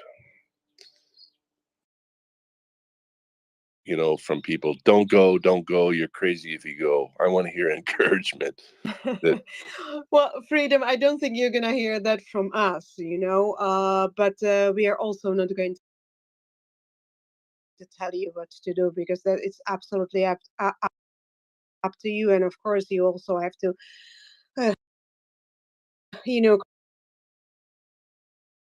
is good. But as I said, well, what I would personally do is really to see what I'm inclined to do. I tried several things, and as you said, and also as Tracy said, like many of us feel like we are not doing enough. But on the other hand, if everybody does a little bit, we all together do a lot. So just consider that. Okay, if anybody wants to DM me websites on how to travel to Kiev, that would be awesome. And I've got some feelers out already. And the Purple Pill, where Tracy will also share her resources. Thank you so much. All right, so now I believe we go to Stephen. Is that correct, Stephen? I thought it was another third person fellow, actually, so please go ahead. You are fighting with us, right? Okay, let's go to another, because you are too gentlemanly, but please don't leave us, Stephen. Another, good evening, good to see you. Please go ahead. Good evening. I've only been to Ukraine once. That was in May. It was pointed out by Jana, is if you're going there to help, then what has to go wrong for you to be a burden? So some simple things that I now would look at when I go again is what happened if all of my credit cards and my wallet didn't work? It's not because they were stolen or anything. It's just my debit cards and credit cards just didn't work. Fortunately, I had cash. So simple thing like that. So just think about what stuff do you need to do daily to be helpful in Ukraine. And for me, it's just like, okay, imagine you lose your wallet, or imagine you lose my wallet to buy train tickets. Fortunately, I had cash. So unfortunately, Ukrainians are very friendly and helpful. So I could go to Ukrainians and go, I can't buy this. Can I give you cash and you buy it for me? No problem. So, but going back to the conversation about earlier in terms of what people you want and need, I think it's really interesting that Ukraine have initiated a new branch of their armed forces, the drone forces. Because, yeah, we're talking about physical attributes. If you're going to get into a trench and fight, there are some attributes for that. And also there are some physiological attributes of that, which I really wish I'd.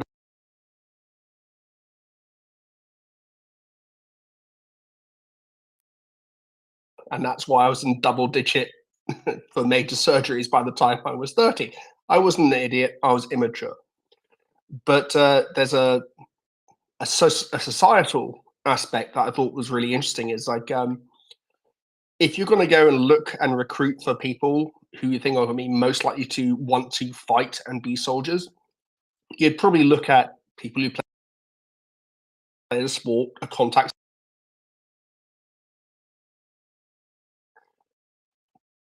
You might assume that they're brave, but I think that's a fallacy. You don't have to be broad shoulders.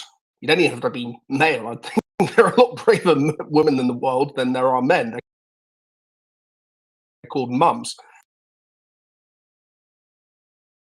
I think to create this new armed force because as someone who is an FPV drone enthusiast, it was interesting to me that in household games, I would always absolutely own all of my flatmates person shooters or any other game to the point that they got bored of playing me. But that's a skill set that actually might be what's more needed in the modern war. Yeah, all of my housemates were people I played rugby with. There's a physicality and a person shooters on Xbox. I would absolutely own them whenever we fired up. When online gaming, 12-year-olds, etc. When online gaming opened up, so I wasn't just playing rugby players, my housemates. I was playing any one on the planet who wanted to play me.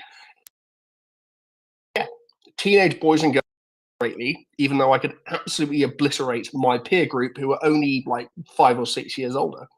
So I think this is a really interesting development. It can create a new culture, maybe a culture for innovation, which we're seeing from Ukraine day in, day out. So yeah, I'd say I think we're gonna learn a lot from the Ukrainians. I'm not for a second suggesting we send teenage, like 12-year-old boys and girls to fly kamikaze drones, but I think we're going to learn a hell of a lot for Ukrainians, and it's really interesting to see this development and to see how that culture progresses. Absolutely, no. I agree with you very much that it's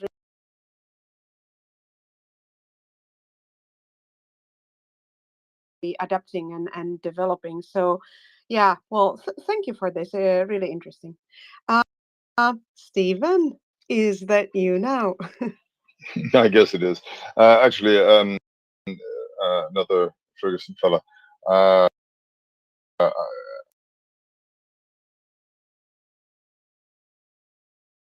And you've been pretty good at them. But the it's interesting. You know, it's not actually helping to design the likes of Call of Duty for exactly that reason, because they're very aware that the battle space is changing, and those sorts of abilities are increasingly important. However, I will say this, that when you're online playing massively multiplayer games like that, a lot of the kids that you're up against are using cheat mods, and you know they are aim bots and things like that. So anyway, so perhaps you weren't as bad as you thought you were. I'd just like to address slightly Freedom's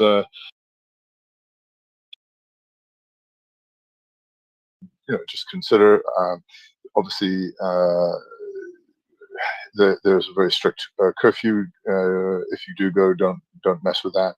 Don't photograph anything military whatsoever. Change the SIM in your phone. Actually, order and get a new one. They're cheap and plentiful there. And you must purchase insurance. This is an absolute requirement before you cross the border by the government. You can also purchase it from the government because one of the ways that they don't want to have to take care of you. They're taking care of a lot of other people, and so that there needs to be some kind of insurance and repatriation, particularly insurance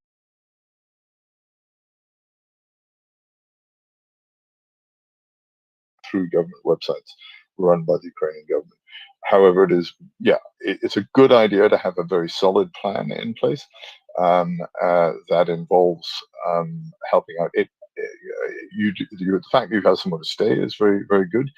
I would discuss it with your brother-in-law.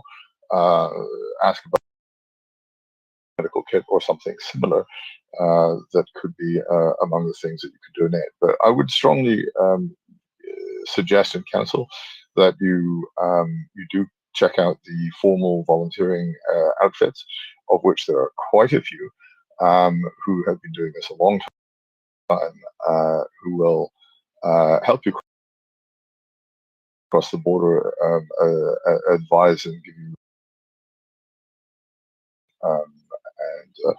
but I certainly wouldn't counsel you against it, and I think that you'll find when you're there the situation is very strange because it is a war zone, but it is also very normal at the same time.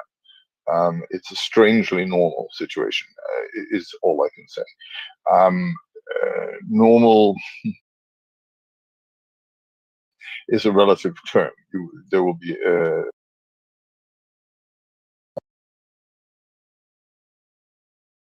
you will certainly see graves with flags on them and memorials to the fallen and other things that you will definitely not see anywhere else.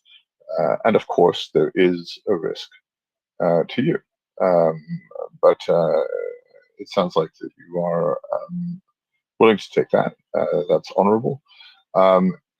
Particularly if you have a solid reason for going. You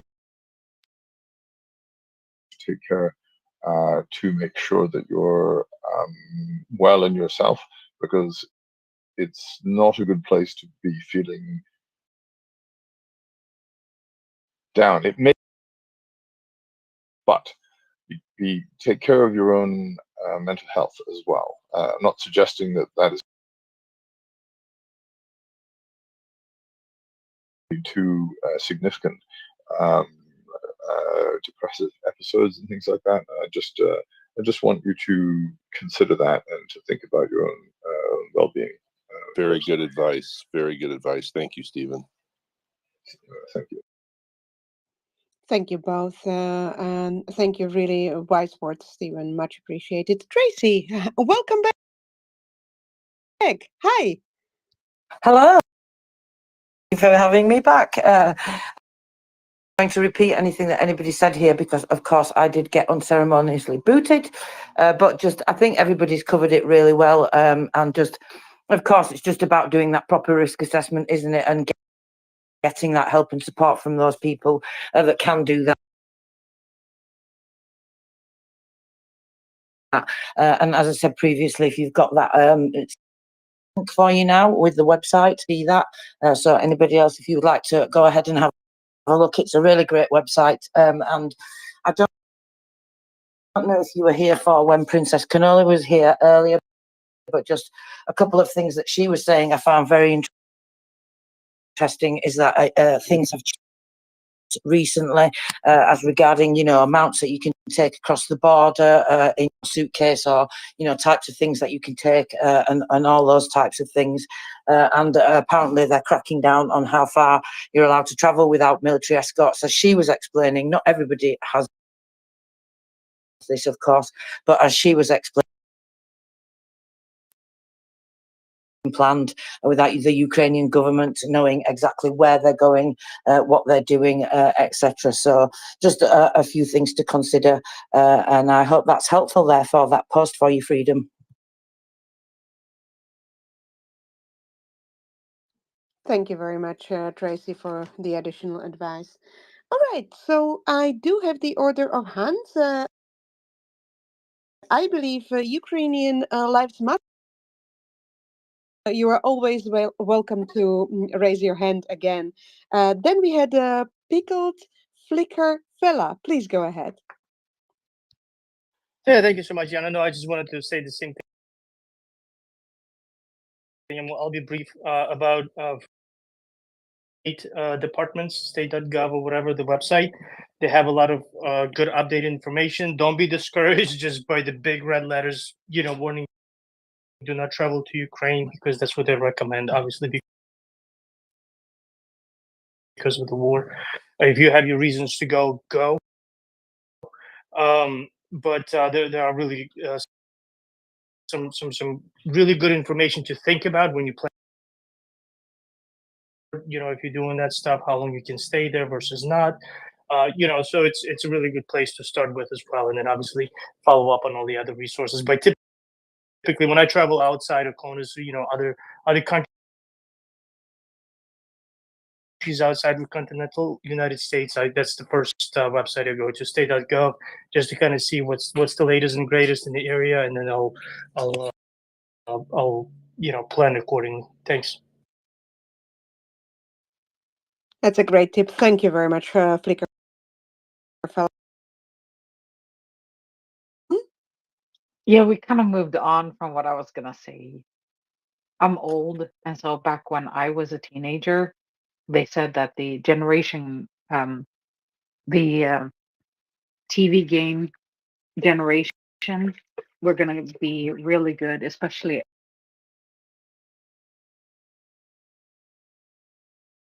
they they were saying that they were going to be really good soldiers because of this. As for traveling, use common sense. Don't do stupid things.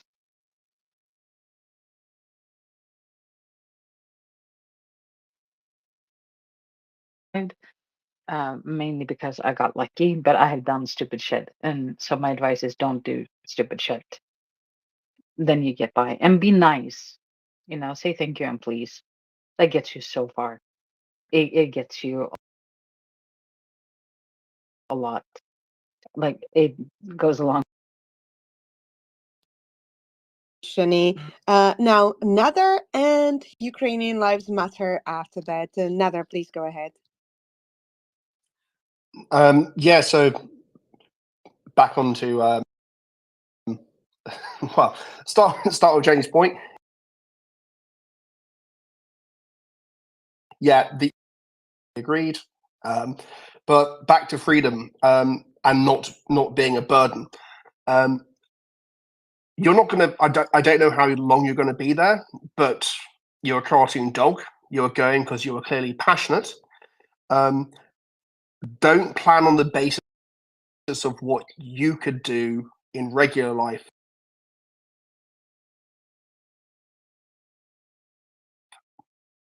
I mean, I had come off the back of a half Ironman training program, which I hadn't actually completed because I got injured. But I was in pretty good physical shape. I have also worked for organizations, one including Race on the Planet, where I was a course setter for this ultra endurance marathon. And I thought I was exhausted doing that.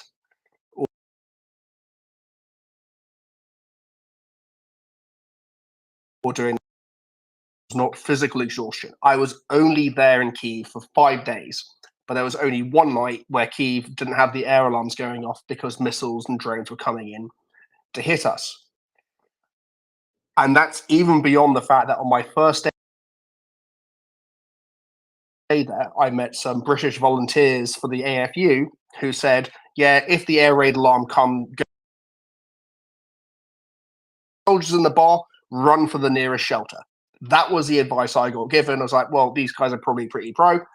But even then, the likelihood of me being killed in Kyiv at that time in May was trivial. I'm not saying I'm not trivializing it. I'm just saying statistically, the likelihood of me being killed was tiny. But nevertheless, even though I was in probably one of the physical peaks days in Kyiv, I literally slept for basically an entire day. And that was mental exhaustion. That wasn't physical exhaustion. I wasn't physically exerting myself. I was just walking around, going upstairs during the day. But mentally, I was absolutely fried. It took so much out of me mentally. So I would suggest is don't be like, oh, I've got this level of fitness. This is what, my Garmin app says about what I can physically exert and where I am in my training cycle or anything like that. This is a different level of exhaustion. So I would go back to the point is, what would need to happen for you to become a burden and make sure you're not? But I absolutely cheer you on and going. But just think about what needs to go wrong for you to be a liability rather. Thank you, guys. These are really very good pieces of advice. I hope, Freedom, you're really, taking them. And Tracy, hi. Yeah. You don't need to raise your hand. You are the co-host. What did you want to say?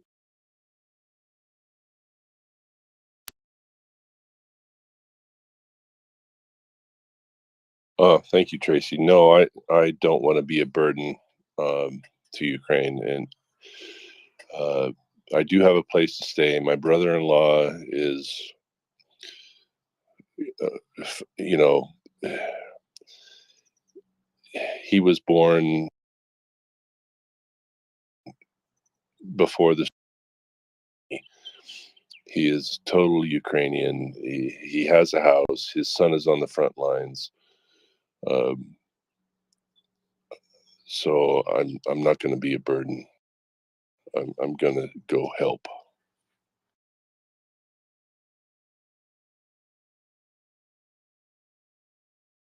Out there, and I hope that you manage to be able to get there nice and simply, and don't get stuck on the border, because that's the logistics, isn't it? Nowadays, sometimes we have to wait long on the border, and sometimes other things have to wait long on the border. But have you thought about a time when you thought you might be going? Do you have a particular? Don't give too many details, of course, for your own security. But I was just wondering if you had yet. 2 weeks, June, July, or August to departure date. It's a good time to travel, isn't it? I think Peter Headley, if you're going to be getting the train, may be able to help you with as regards to train tickets and things like that. He's putting a train trip together for everybody from MriyaReport, and that's what he's done for the most of his career. So, of course, he's travelled all over Europe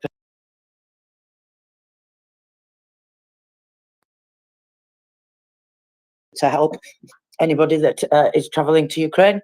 So if you're going across the border that way, which is the way that it has to be done now, of course, then I would get in touch with him. He's a really nice guy. You've probably heard Peter, and I'm sure he will be really happy to help you. Can you DM me his contact info, please? Absolutely.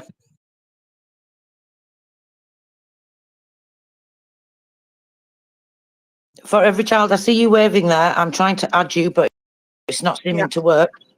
Yeah, I just was going to say as well, for every child, apologies. I also tried and didn't succeed. Oh, I see you as a speaker now, so you will be able to raise your hand, hopefully. But let's go to Ukrainian Lives Matter, who I think just disappeared. Tracy.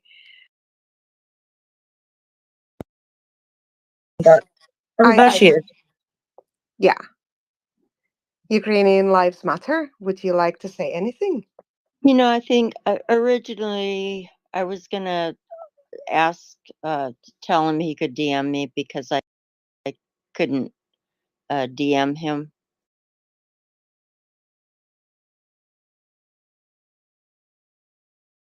Better. But the one thing I was gonna say is that a lot of some of the Ukrainians that I met there, they really appreciate, they're touched, I think.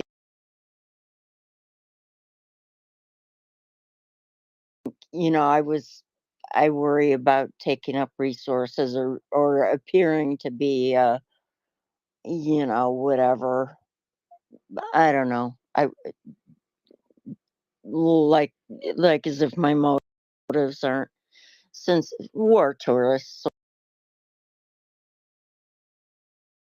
or that, and it's nice to see how, you know, how they're touched and how they appreciate you being there, because it's like I know what you're feeling. It's like you just want so much to alleviate some of the suffering.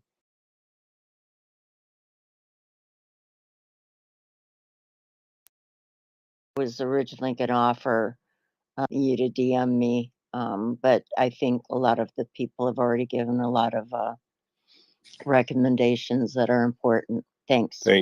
Thanks. I just changed my settings so anybody can DM me now. You do not have to be a verified follower.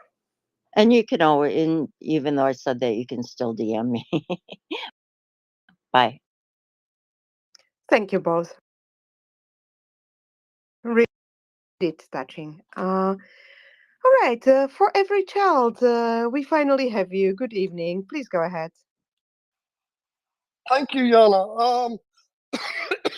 Freedom, I've never traveled to Ukraine, but I did travel frequently for 8 years doing contract work.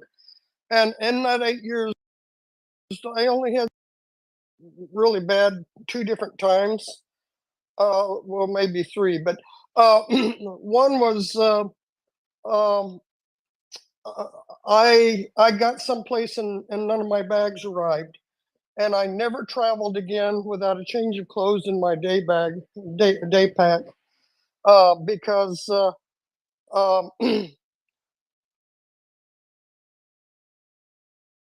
I had been told by a friend that traveled all over the world to never put all of my eggs in one place, and to be certain that I had scattered things that I absolutely had to have in numerous different locations on my person or in different bags in case something didn't arrive. So I actually had one change of clothes in my day bag, but it was in a day bag backpack. But the other was my ID. Um, I I I had always traveled with notarized copies of my ID that I needed for travel. Now I think most people have their ID in their phones, but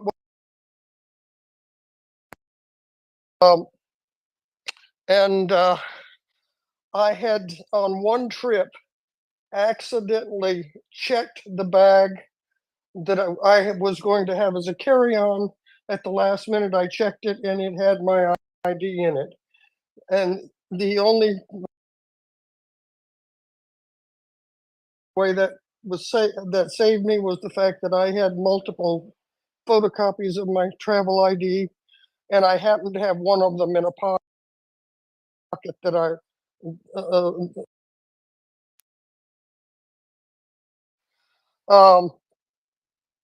that said, there was one other time the trip went the wrong way, and that was with an airline flight where I was left at a new people, and I could have called them, but they left me there in that airport thinking I would leave within 30 minutes or an hour for 8 solid hours. And if I was left someplace longer than I expected, I could do something. Is there some indication that this is going to be an extended layover waiting for airplanes to be switched out?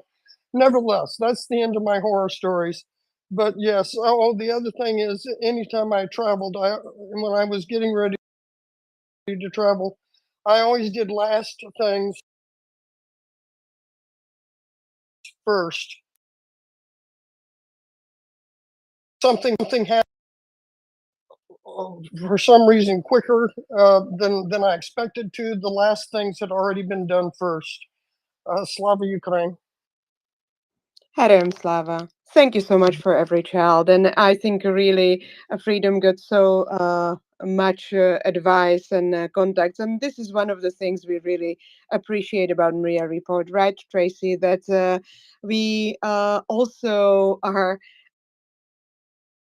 not even on purpose, but we are able to facilitate these connections between people. So Freedom, all the best, good luck, please take care of yourself.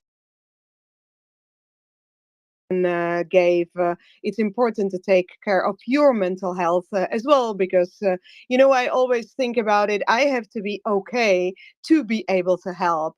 So that is a very important point to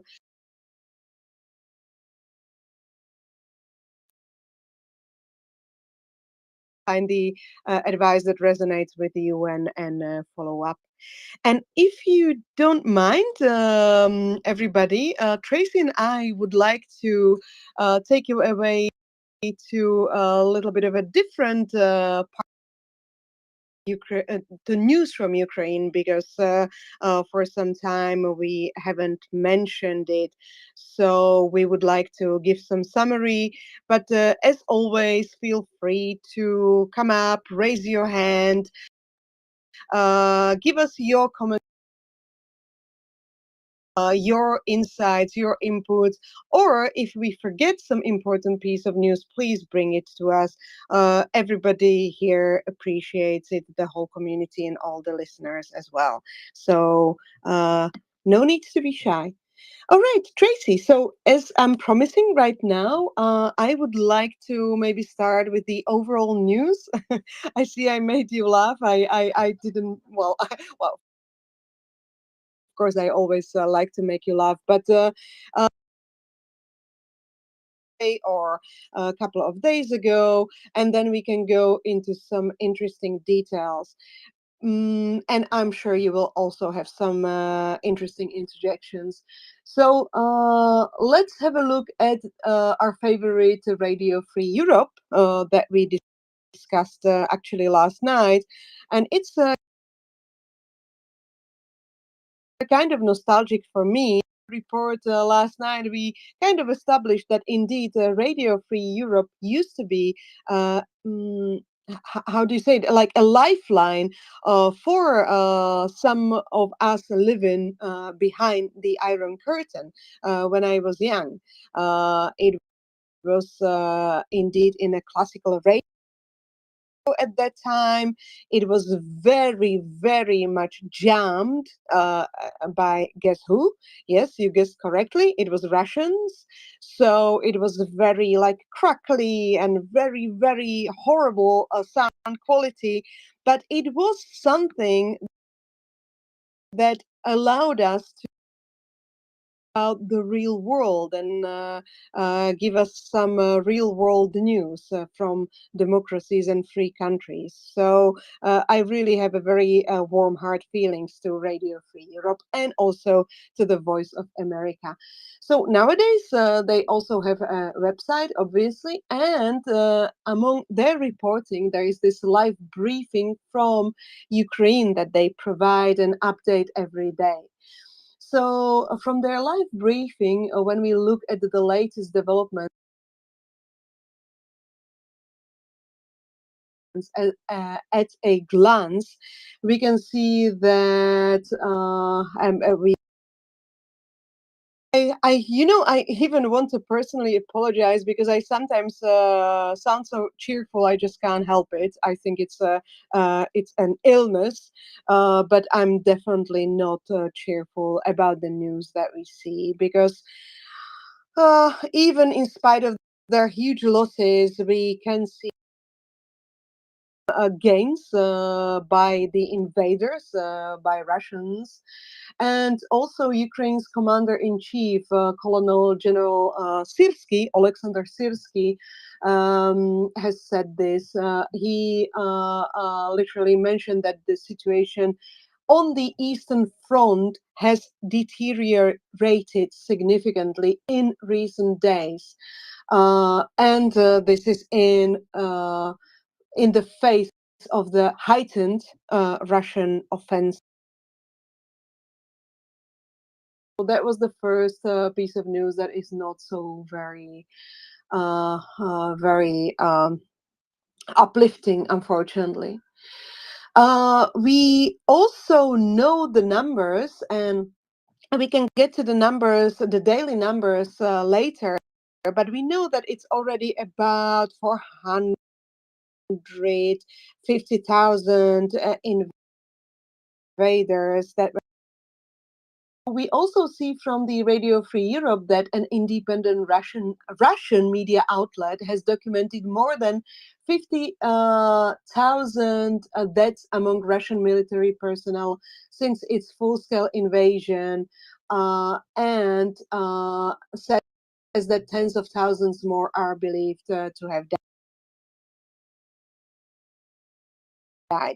Well, to be honest, since this is a Russian outlet, I would say that they are very area is that the last reactor at the Russian-occupied Zaporizhia nuclear power plant that is in southern Ukraine has been shut down, and the fighting continues in this area. Well, basically, this is the third year. A little bit of maybe positive news, finally, better late than never. It should have been done earlier. Washington and London today, yesterday, April 12th. Sorry, my days get confused nowadays. But on April 12th, Washington and London prohibited metal trading exchanges from accepting new aluminium, copper, and nickel produced by Russia. They also barred the imports of the metals to the United States and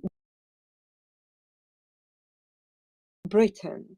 So let's observe what effect this will have, but I think this is a bit of a positive news. A very positive news that got me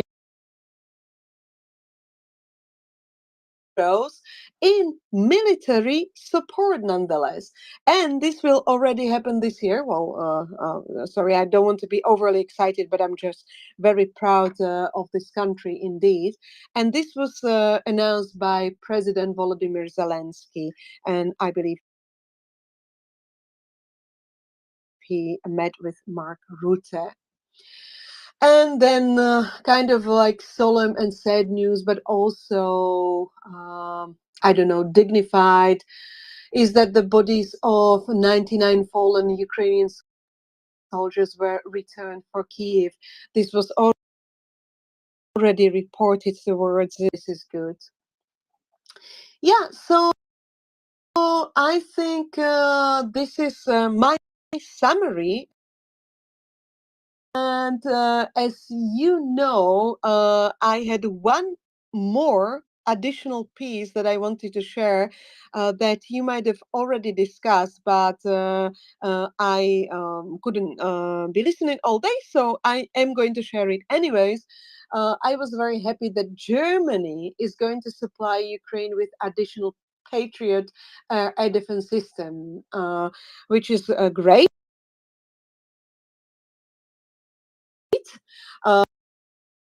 Times in last days, we know that President Zelensky and other representatives in Ukraine stated that for just defending the civilians, they would need at least 5 or 7, which is a ridiculously low number, considering the fact that there are 100s in probably Western or all around Europe, and even thousands in the US. So there has been very intense negotiations. We had some reporting from Mr. Kuleba, who was really trying to secure some air defense systems. I understand that there were some help from Poland and Lithuania, but these were different kinds. And now we have this decision by Germany that they are going to supply Ukraine with additional Patriot well, against Russia, obviously. It was announced today, so this is fresh news. It will be taken from the Bundeswehr reserves, and they say that it will be delivered to Ukraine without delay. Of course, we don't have any specifics, so we don't really know what that does that mean without delay. But let's hope it's going to be incredibly escalated missile and bomb strikes that we have been observing, well, basically since the beginning of the year, right, Tracy? I think I am not mistaken. Definitely last couple of weeks. Yeah. Yeah, please go ahead. Sorry, Anna, I apologise. I didn't mean to cut you off. I was just going to agree with Soviet air defence, didn't they? So I'm assuming they're meaning like S-300s, S-400s. I don't think we've had anything confirmed as yet, but that's definitely good news. I would also add to what you've said that apparently President Zelensky has said that they are looking at securing some IRIS-Ts as well. In particular, work is underway to obtain an additional IRIS-T system, he said, from Germany as well. Namely, Germany would provide the additional Patriots. So, work does not stop. He continues work with partners, he said, in particular Lithuania, Czech Republic, Romania, Poland, Hungary, Switzerland, Portugal and Ireland. So I would think out of those people there, those countries there, I say people like these are people, but they're countries, of course. But you know what I mean. I would think that 7 is not too difficult to secure, Jana. What do you think? Oh, Jesus, don't even. But I'm not going to go there because I wouldn't provide much content, but I would provide much swearing. So let's not trigger that, Tracy. Well, let's talk about some boom, shall we? Seeing as I am the only northern lass around UK voice, I was thinking I should have a look at some booms because our resident boomologist, of course, well, she's having a couple of hours doing other things in life for once. So enjoy that, Mockers. She's probably not even listening.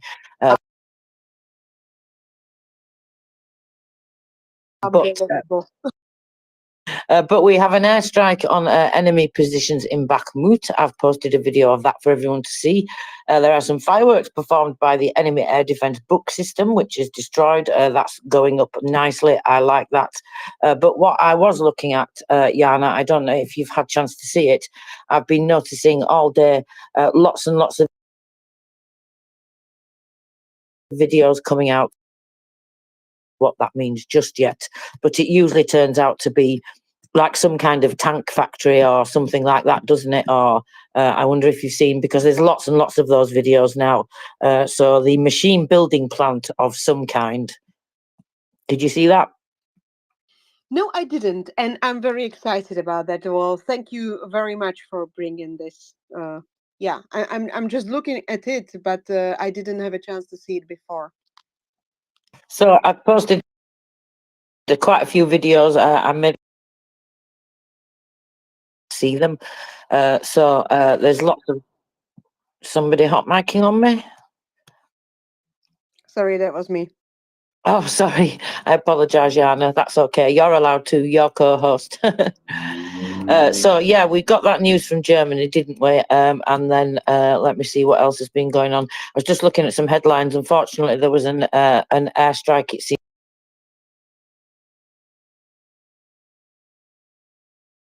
that they do. I believe there's been an ambulance being hit as well. Last time I looked at that update, I think 6 people had died there. So I think the best place to have a look there, Jan, is the military administration. What do you think? Let's get the official update, shall we? Yes, let's do that, Tracy. Thank you. So, of course, unfortunately, these are the things that we have to bring you, but we have to be realistic around here. But we don't get disheartened because there are things that we can do. And as we've been talking about all day and just recently in the last conversation, there are things that we can all do together, and I think that's really the most important thing, because what we do is we take what we do here and we turn it into action, and that's the most important thing in many different ways. So let's have a look at the latest update from Donetsk. So of course they've been, let's have a look. 8 a.m. the water supply to 4 cities in the region had been reduced. Restrictions are to continue. I'm just reading some of the updates from the evening report of the military administration.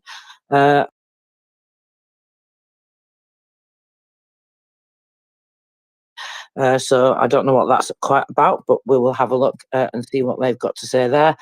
So coming to the information about the hit. So the centre of the region is under constant heavy fire. It has been all day. Russians dropped KAB 500s on Okcheteritin. I'm not sure if that's how you pronounce it, Jana. They aimed at the 5-story building. Absolutely despicable, of course. Russia being Russia. Russiaing, as the saying goes. It's definitely known about one wounded person. That what he was saying earlier is that there were people in the basement, and they've not been able to get to them yet. So they're not sure if they're alive.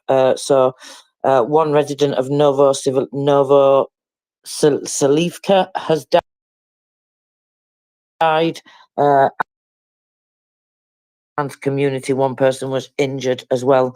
So that's just Donetsk. I don't know what else you've been looking at today. We can go over the general staff report. Actually, it's probably a good time to cover that, Jana. Yeah. Go ahead. Would you like to do? Would you like to do that? Indeed, that was something that I had read before. Then, shall we? Russian forces have carried out 28 assaults on the Bakhmut front in particular, 16 on Novopavlivka. So this is reported, of course, by the General Staff. Information as of 6 p.m. Today, the 13th of April. So over the course of the day, the defence forces clashed with Russian forces 60 times. Russian forces carried out missile strikes and strikes. They also deployed multiple rocket launch systems 71 times. Oh my goodness. I just had to enlarge that then to make sure that I was looking at that number correctly. 71 times. I thought it was my eyesight. That's just absolutely staggering. The positions of troops and, of course, settlements. This is where they aim these things. At people's houses. In Siver. Yes, And Siverstina, what's the second? Slobodanshchina. Yeah, Oh, these are difficult, Tracy. Slobodanshchina. Slobodashchina. I wasn't too far wrong. Thank you very much. I appreciate that. Slobodashchina. I've got that now, thanks to you, Jana. That's another one down. In Slobodashchina, almost, in the Rhine and Pavlivka. Let's have a look. 20 Ukrainian settlements came under fire. Russian mortar and artillery attacks, amongst them Pavlivka. Assault actions in the Kupiansk and Liman fronts. That's interesting given the news that was coming out of there throughout the day and overnight. But they did deploy mortars and artillery to attack more than 10 settlements, including Nevesk, Terne, Yam,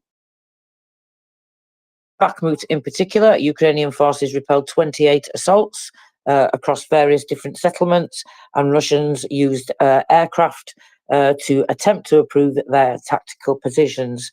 More than 10 civilian settlements came under fire, including Hirohivka, Kalinivka, and Chasiv Yar. Of course, we've heard the news. I don't know if you've had a chance to hear what was happening about in Chasiv Yar. It wasn't good news this morning, but it doesn't seem as bad now. Ukrainian forces repelled 7 Russian assaults near Novo-Kalinove, Novo-Bakhmutivka, Berdietche,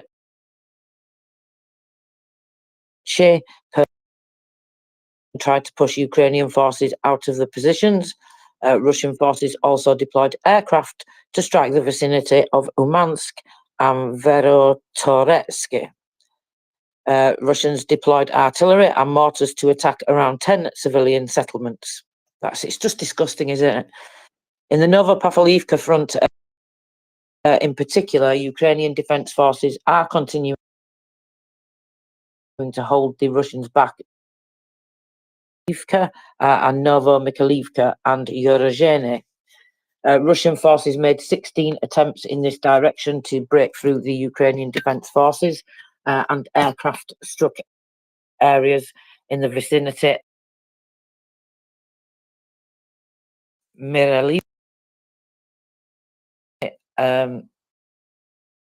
On the Kharkiv front, aircraft supported Russian forces and they assaulted Ukrainian positions in the vicinities, in particular, some of them in Staromaersk and northwest of Verbove. 3 times, Russian aircraft struck the areas in and Russian artillery and mortar fire. The Kherson front, Russian forces continue their attempts to push Ukrainian troops from their positions on the Dnipro's left, in brackets it says East Bank, and carried out 3 unsuccessful assaults on the position of Ukrainian forces near the Krinky Kherson Oblast point. Came under fire here, in particular in Ivanivka, Ponyantinivka, and they used there again Russian mortar and artillery fire. Over the course of today, Ukrainian aircraft did carry out airstrikes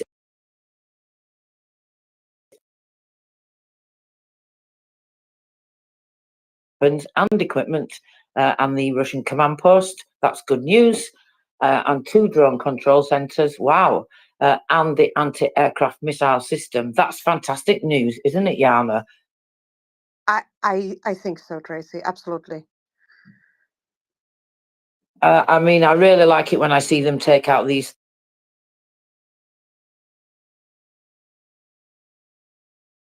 and hopefully that's going to have had some Russian generals or senior commanders of such like in there. And then, of course, the drone centre as well. So that's absolutely excellent. So do you want to do the numbers, Jana? Do you want me to do the numbers?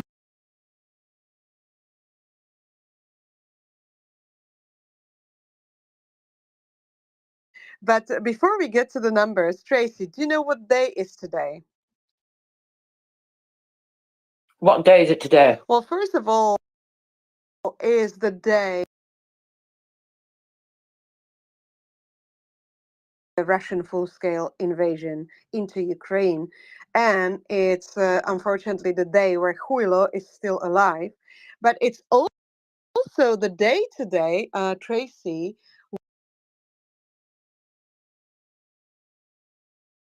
where I can even tell you some type and the numbers, but I don't think it's going to tell you anything because it doesn't tell me anything. But these 2 Ukrainian Neptune missiles hit the flagship of the Black Sea Fleet. You remember the name, Tracy?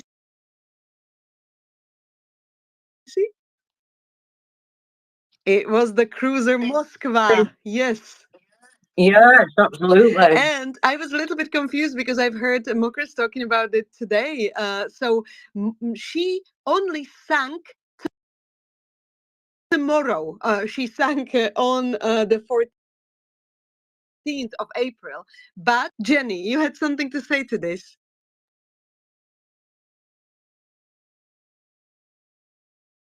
Steven Seagal was the chef on board the ship in the ammo's room. Just saying, they blamed the chef. You always make me laugh, Jenny. Thank you. Okay, so the Tracy. part about them blaming the chef smoking in the ammo depot on board the ship, that is not bad. No, no, no, no, no, no.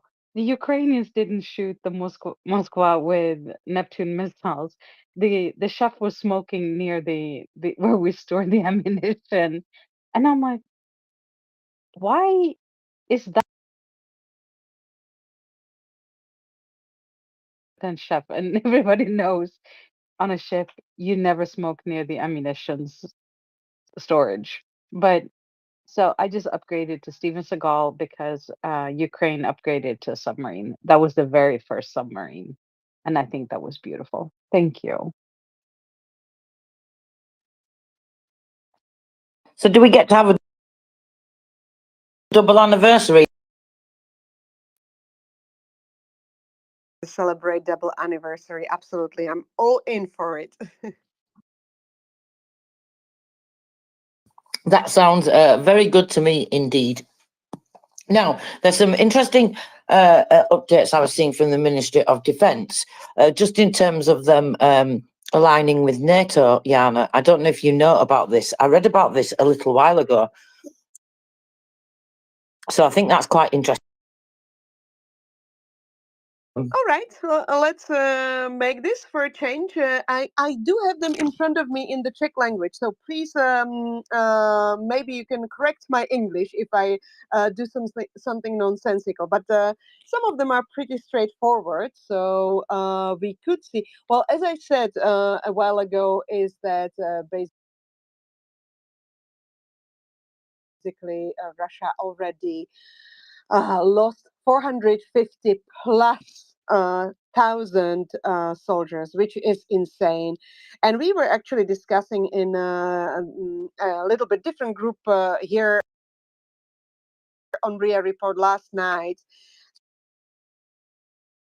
But somebody said that they read that Putin expressed that it's okay to lose like 2 million people if it means that they will get Baltic countries and Ukraine. So yeah, I would believe them when they say what they are, right?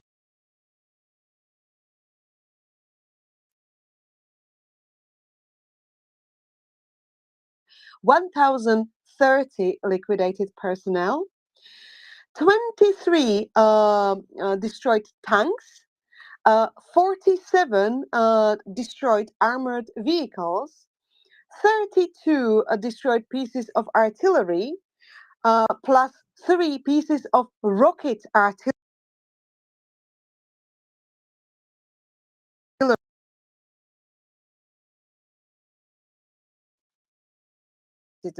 A minute ago, right? Then 40 drones were destroyed. Then 1 cruise missile was destroyed. And then quite high numbers of cars and tankers, 57 were destroyed. And indeed, another excitement point, Tracy. Oh, hope I did good. But numbers looked quite positive today, didn't they, Tracy? Not too bad indeed, and you did a great job, Jana. I think the rocket thing, it probably means MLRS, multi-launch rocket systems, but it's the same thing, Yeah, isn't it?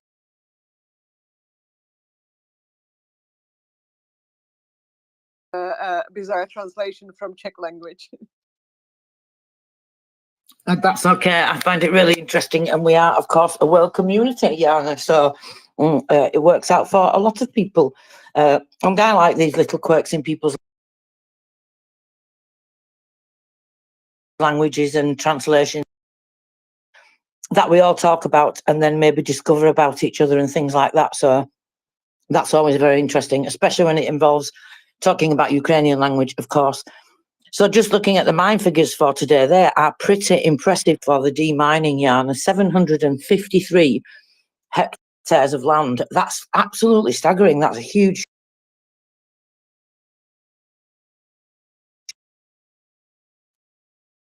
They're moving because, of course, this is in newly liberated areas most of the time, and there seemed to have been a little bit of a slowdown in the amount of hectares that they were covering. So I had wondered if they were struggling to get to areas anymore. So I think this is definitely a good sign in a bigger push, wherever that might be. And 677 explosive items.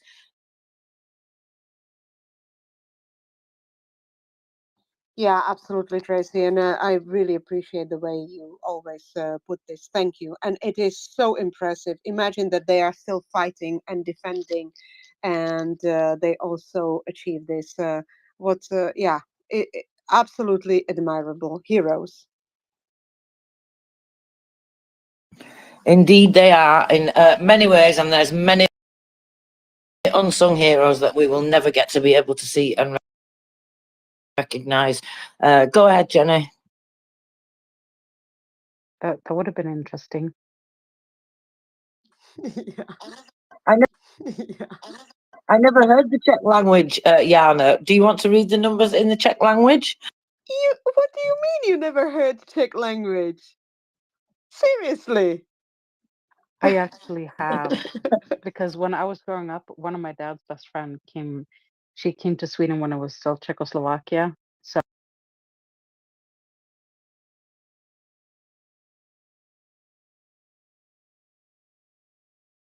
maybe let's not torture our listeners. But I would like to maybe do a little teaser before we come back to your topic, because you just reminded me that we will have a special guest coming from the Czech Republic, Jakub Janda. He will come in the upcoming Friday.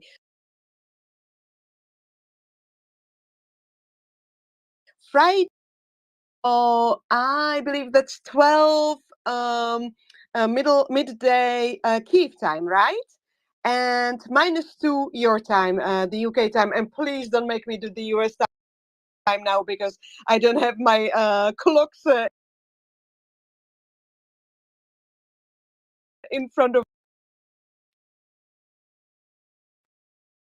hold your say that this is something that was supported by the Open Society Foundation by Mr. Soros. And Jakub Janda is an amazing personality who has been fighting the misinformation, disinformation, and propaganda war for years and years and years, actually quite long before. So I'm very, very excited to say something in Czech. What do you say, Tracy? I'm really looking forward to that, actually, Jana. So that will be very interesting indeed. I'm really pleased. It's a great opportunity, isn't it? So I'm glad I reminded you to talk about that. And you just reminded me that actually we have SBU tonight. Can you believe I forgot that it was Saturday, Anna? All the days are the same around here. But we have an SBU segment tonight, which of course will be at 10 p.m. Eastern, which is 3 a.m. London, that's 2 a.m. UTC, and 5 a.m. Kyiv. So if you're up early or if you are indeed having a late night out, you can listen to us when you come home. There's some very interesting news this week. The head of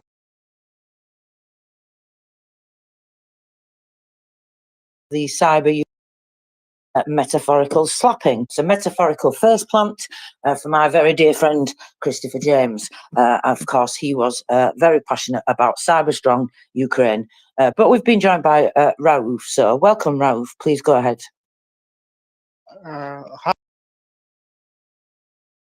Hi, have a good evening, dear MriyaReport family.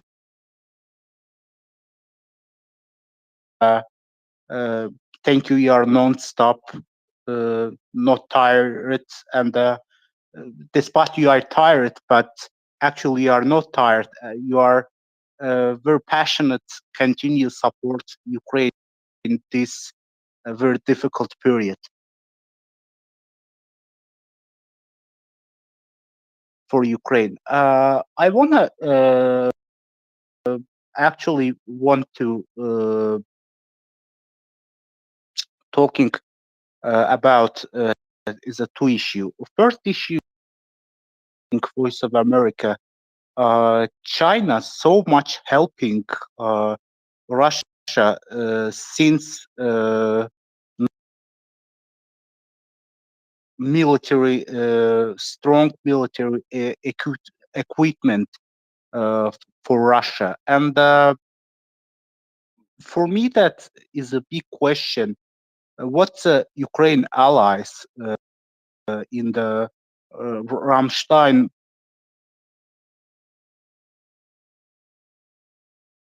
platform, European and US government doing? What? Why not any pressure for China? Because if look at the Chinese economy, almost 80 or 90% Chinese economy depends by Western cooperation with Western world, and by Western government strong instrument for pressure for China. And the second is that I think the connection with actually allegation with Russian propaganda, and so many journalists and so many former bureaucrat who is working in the United Nations international organization, financed by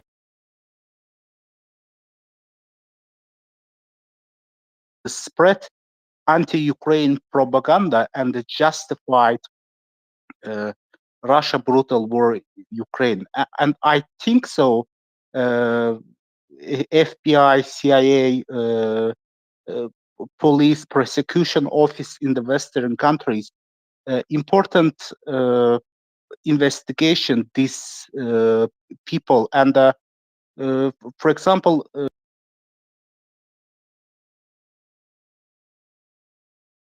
good journalism with Russian government. For example, I researched myself last year. I published my independent research, which people allegation with Russian propaganda, and believe me, it's a very easy research. You look at that words, action, that very easy identify. Calling your politician, calling for congressmen, police adopted and approved Ukraine aid bill, and much more support Ukraine. Ukraine desperately need that patriot system for defending own civilian population. Thank you very much. Glory to Ukraine. Glory.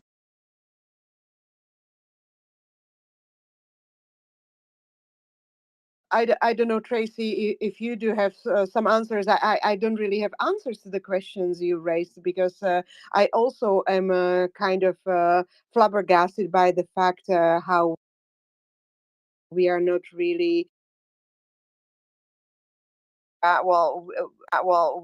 I think we all know here in MriyaReport nowadays that it is part of the Russian hybrid warfare that they are basically waging, and they have been waging for years. But I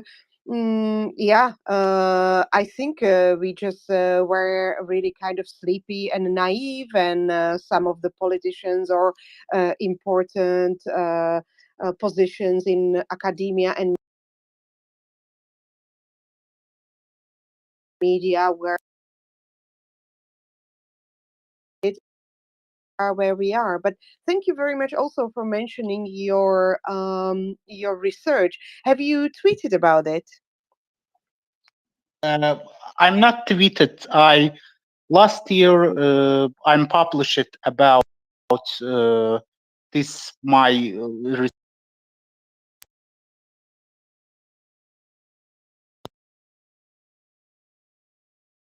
it's so much limit for posting words.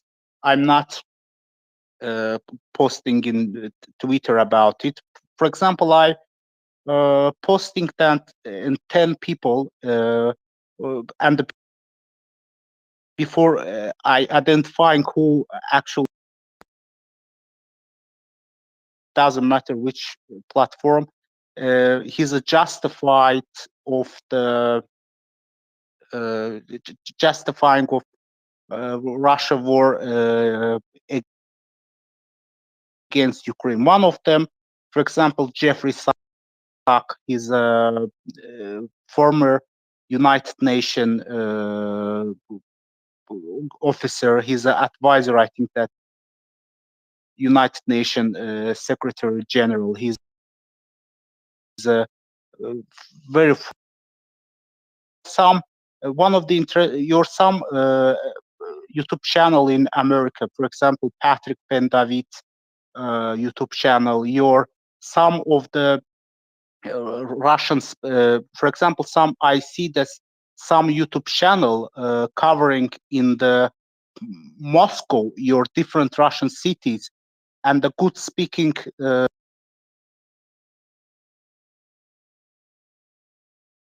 in Ukraine, good speaking in the Russian language, and spreading in the soft propaganda that everything in Russia good,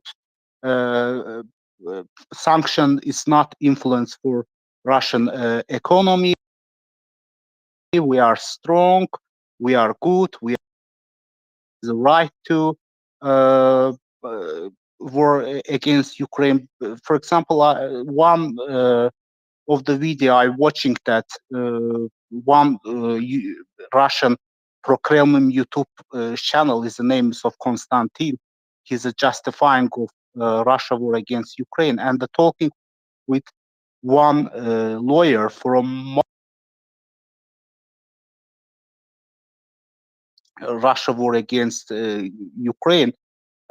and he said, and video is talking about that we are defend our country, we are defend our nation, all against us. NATO won't destroy us. Ukraine part of NATO, etc., etc. I mean, you can see.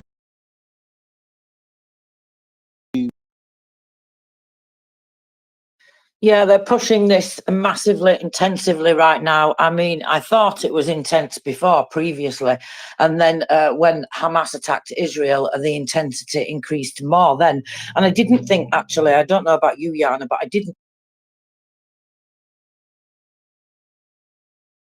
think the intensity. But then I feel like we have had a new increase, and some of that I can see why, because the intelligence community have given us those notifications about the various psychological operations that Russia is pushing, and some of those things that you mentioned, doing what we're doing and keep countering it as much as we can. And I know that that can sometimes feel monotonous and relentless, but that's exactly what we have to be. We have to be as relentless as them, because at the end of the day, are you going to let them shout louder? Are you going to let them talk more? Are you going to let them bully you out of this world and allow democracy to fall? No, we're not. So we just have to all keep pushing. How many Ukrainian lives are sacrificed in that time, that time it's taking. I am glad to see things are moving now, finally, but it's just disgusting that it has to Let get me to just this level. 1 minute. Sorry, I interrupt you. Also, Russia is using of the, I mean, right wing and left wing element in the Western. I mean, is trying to influence of international audiences in global south, especially in the Middle East, Arabic countries, Asian countries, African countries, Latin American countries. Actually, the since of Soviet Union by communist KGB legacies are trying to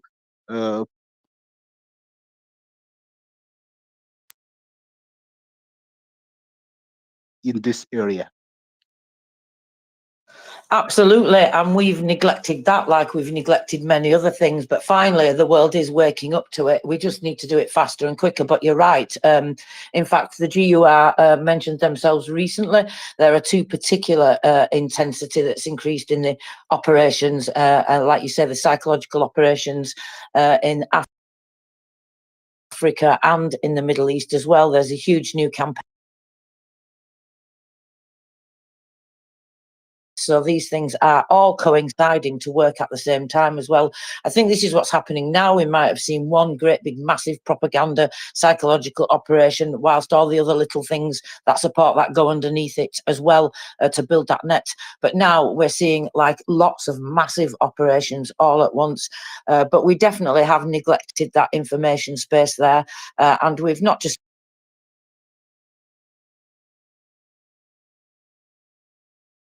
we have to start thinking of this world community and stop thinking of ourselves. We may all be separate countries, but at the end of the day, everything, we all bump up against each other and we all have to learn to live together. And all those circles, even though they may be separate, they all mix together, they all coincide, they all overlap, all those things so I think we definitely just need to keep doing more. But you're absolutely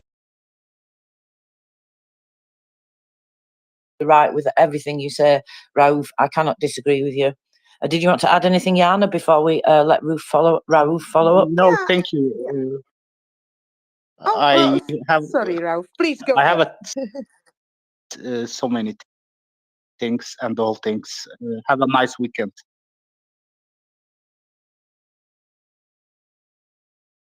And about your research, because these are indeed the topics that we really have to focus on. And as Tracy said, there is so many things going on, so many operations that we had not been aware of before, but now we are. And I think this awareness is the first step. And I just wanted to add, Tracy, one anecdotal thing that I remember from my visit to the event about hybrid Russian warfare. one of the guest speakers, and he was talking about Russian cyber warfare and Russian attacking the infrastructure, for example, the infrastructure in the North Sea. And he was also talking about its psychological and influence and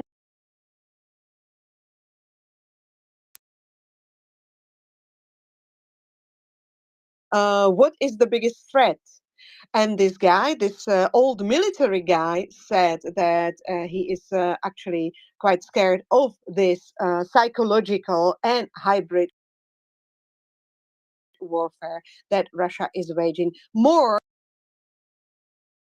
that Russia is waging. So indeed, we'd better wake up very quickly, learn about the tactics they're using very quickly, and also learn how to defend against themselves. So I just wanted to stress this out because it's super, super important. And once again, Ralph, thank you for coming up with this, and please come again. Back to you, Tracy. So let me see, have we got anybody requesting? No hands, so it's a perfect opportunity for you to come up to the panel. Sorry, go on, Jana. Sorry, Tracy. Well, I went back to you, but I wanted to come back to our previous topic. If you don't have anything else to add, because we went through the numbers, you told us about demining. We went through some that we covered, if that's okay, but I just wanted to check if you have something to finish, Tracy. Absolutely, no, that's fine, Jana. We can go. It was just some news about NATO and what they're joining with the armed forces, but we can cover that afterwards. So please go ahead, Jana. Thank you. All right. So I'm one of our listeners who I'm not sure wanted to stay anonymous, but it's the amazing Beefeater fella who writes amazing, incredibly deep and thoroughly researched pieces and shares them among other things on Twitter. And if to follow him, because it's always well worth reading what he shares with us. So he is one of our I would say friends of the space, and he was so gracious that he shared with me his thread about this metal trading. So first, what I'll do, I will come back to the piece of news that we shared because we were saying that US and Britain took action targeting the Russian aluminium, copper, and nickel. Washington and London on April 12th, that's I've learned it's actually yesterday, they prohibited metal trading exchanges from accepting new aluminium and Britain. The action, aimed at disrupting a Russian export revenue from the metals, comes as Washington seeks to punish Moscow for its invasion of Ukraine. Russia is a major producer of aluminium, copper, and nickel.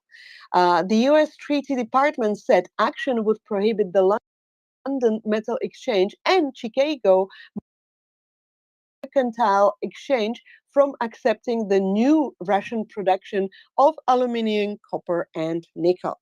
So this was the piece of news, Tracy and everyone. And now I will go to the Beefeater thread. And again, as usual, you are welcome to interrupt me, raise your hand, and comment or ask questions. So Beefeater is sharing that an investigation by disclosed NGO has unpicked Europe's dependence on Russian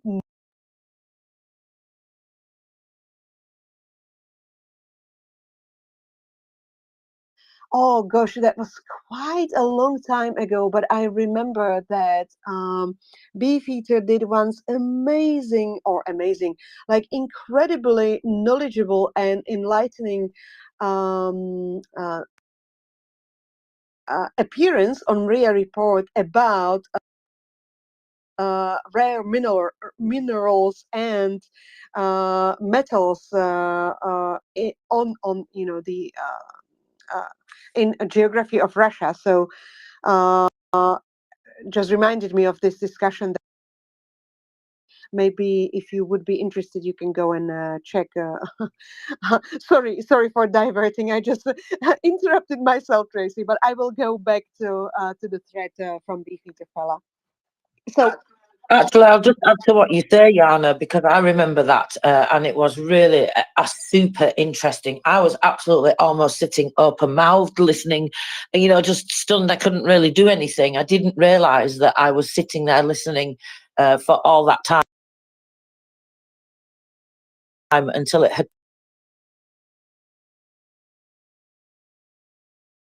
Thank you so much, Tracy. It's good to know. All right, so now I will focus and I will go back to the thread from Beefy Fella. So as he says, the investigation by Disclose NGO has unpicked Europe's dependence on Russian metals that include aluminium and titanium. Companies identify. Since the start of the war, since the beginning of the war, the European Union has imported at least 13.7 billion euros worth of Russian metals.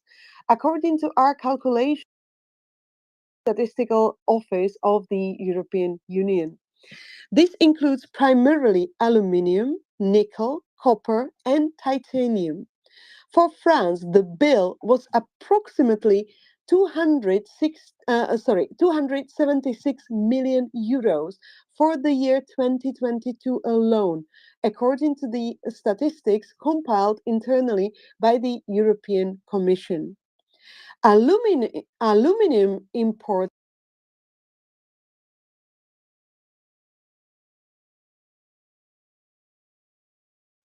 In fact, the European Aluminium Association wrote to the EU on December the 8th, 2023, highlighting these gaps with proposed solutions. They set out in their letter to the European Commission that aggression in Ukraine, but they do welcome the proposed inclusion of a limited number of aluminium products. And in brackets, it's notably wires, foil, tubes, and pipes in the 12th package.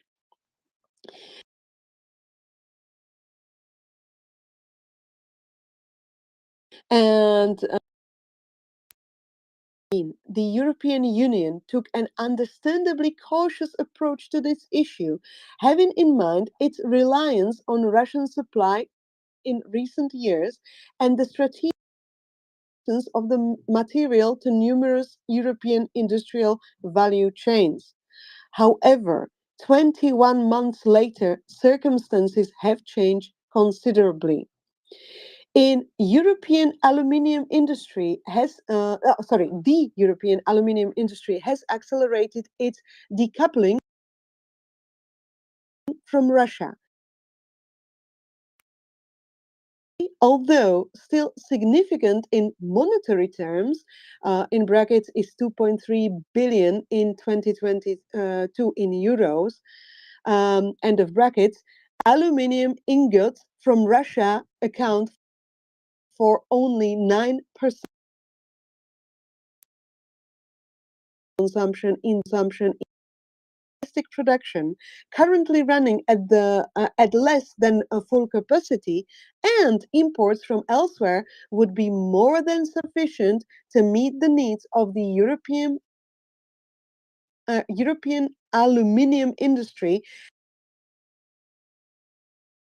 and Moreover, the inclusion of primary metal and the necessary anti-circumvention measures would in fact serve Europe's downstream users by stimulating the establishment of more reliable and resilient domestic supply chains, stemming the flow of semi-fabricated products produced in third countries from discounted Russian metal and bolstering domestic production in Europe. Quote, which just ended. And I'll follow in Beefeater's thread. Despite the invasion of Ukraine, European companies are allowed to purchase materials such titanium, aluminium, nickel from Russia. More than 13 billion euros worth of these metals have been imported into Europe since 2022. I'll repeat, it's more than 13 billion euros worth. Aerospace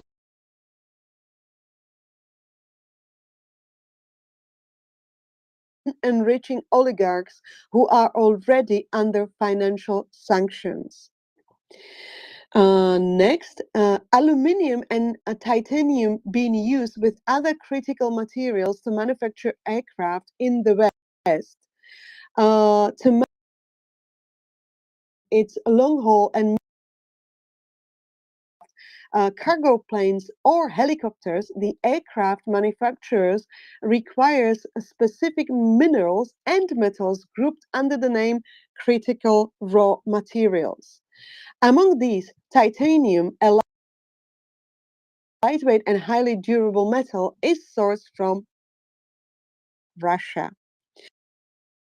Aluminium ended, Tracy, and I just want to give you or anybody chance to react because it's disgusting that we have been doing it since the beginning of the invasion still.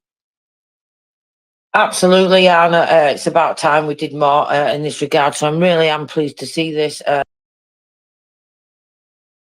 But of course, we need to keep it up because, like you say, it shouldn't have in future and put these things in place beforehand rather than waiting to go, oh, well, now we need to do the next step. And I mean, I don't know how long these negotiations take. Of course, I have no idea how long it takes to set up all these complicated meetings with all these complicated, different partners, different countries in the EU, not in the EU, etc. But, I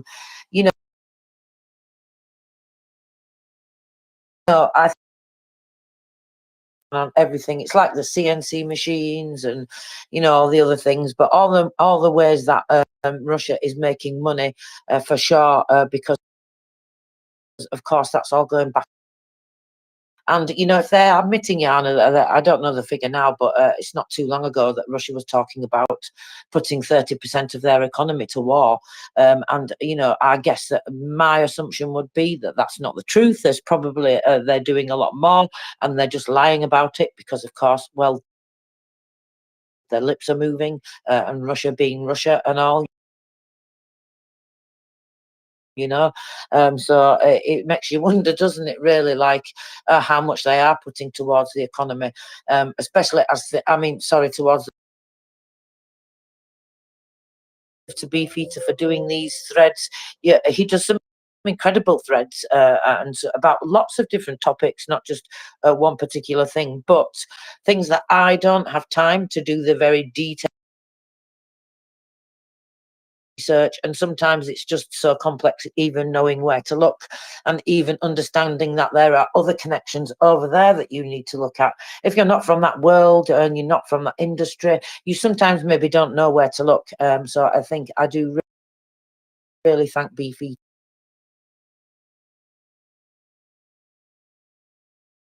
around here because I don't have time to research these things. Jana, do you? Oh gosh, Tracy, I don't, but please don't put yourself down, or I hope this is a good English expression, but you are doing so much, and I really so much appreciate your research. Are always so in-depth and so well researched, so very much recommended. I will share this, Tracy, if that's okay with you, in our nest, because indeed this is topical. Oh, you don't want me to share it? I do. That was accidental. I apologize. No worries, no worries. I'll follow your lead, Tracy. But yeah, I think this is really well researched. going to read the whole part about titanium and aircraft manufacturers, let me just do the conclusion that he came to, and who is interested in details can then read it in our nest in a minute when I share it. But the conclusion is that the global aerospace industry is and has been dependent on Russian production, which is, Tracy, I didn't realize. Well, of course, I've never. So this was observed apparently by an anonymous Russian mining industry expert. As long as there are no sanctions on titanium, aircraft manufacturers will continue to build up stocks in anticipation of possible restrictions. For others, this European inertia is seen as a grave mistake. We have had enough time to react, lamented Roland Papp, and financial flows at the NGO Transparency International.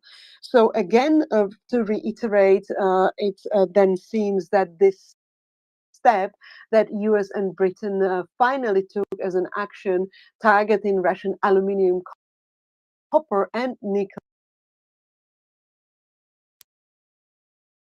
Okay, to go back to you, Tracy, while I put this in the nest? Absolutely, yes, no problem. I mean, you would think they would have done this, wouldn't you, at the time when they're talking about gold and diamonds and all these other things that they've put sanctions on and cracked down on, and all these other things, because it's very basic things, isn't it? Metals that are used for a great deal of things nowadays. So, like you say, and those dual use things. No, sorry, I had to cough then. No, absolutely. And what you said about the CNC machines is especially enraging, because we know that CNC machines are used basically for the production of anything from metal, including the things that army uses. So it's especially disgusting that they Hasn't there since, and I believe that there's been, I would have to check into the details, but I do remember hearing about some reporting that there had been a lot more crackdowns, and that's probably thanks to the incredible work of people like Mark Savchuk. He came here and spoke to us, didn't he? He's the public relations army in Ukraine, and I believe he's on the oversight corruption work. So again, that's on Spotify if you would like to go and listen to it. That's in fact, we have a few episodes now with Mark Savchuk, but that first one in particular, he was talking about the CNC machines. He did come to speak to us in detail about that. So if you would like to understand more about the CNC machines and what these parts have in them and how they are actually used and why we need to crack down on them, why it's so important,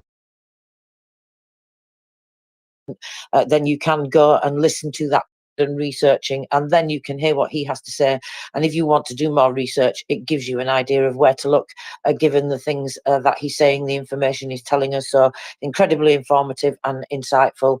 That was exceptionally enjoyable as well, Jana. I don't know if you heard that. Yeah, indeed, Tracy. I just wanted to say, you reminded me, I would so much recommend, if you haven't heard this conversation, please go and look it up on our Spotify account, because it was absolutely riveting.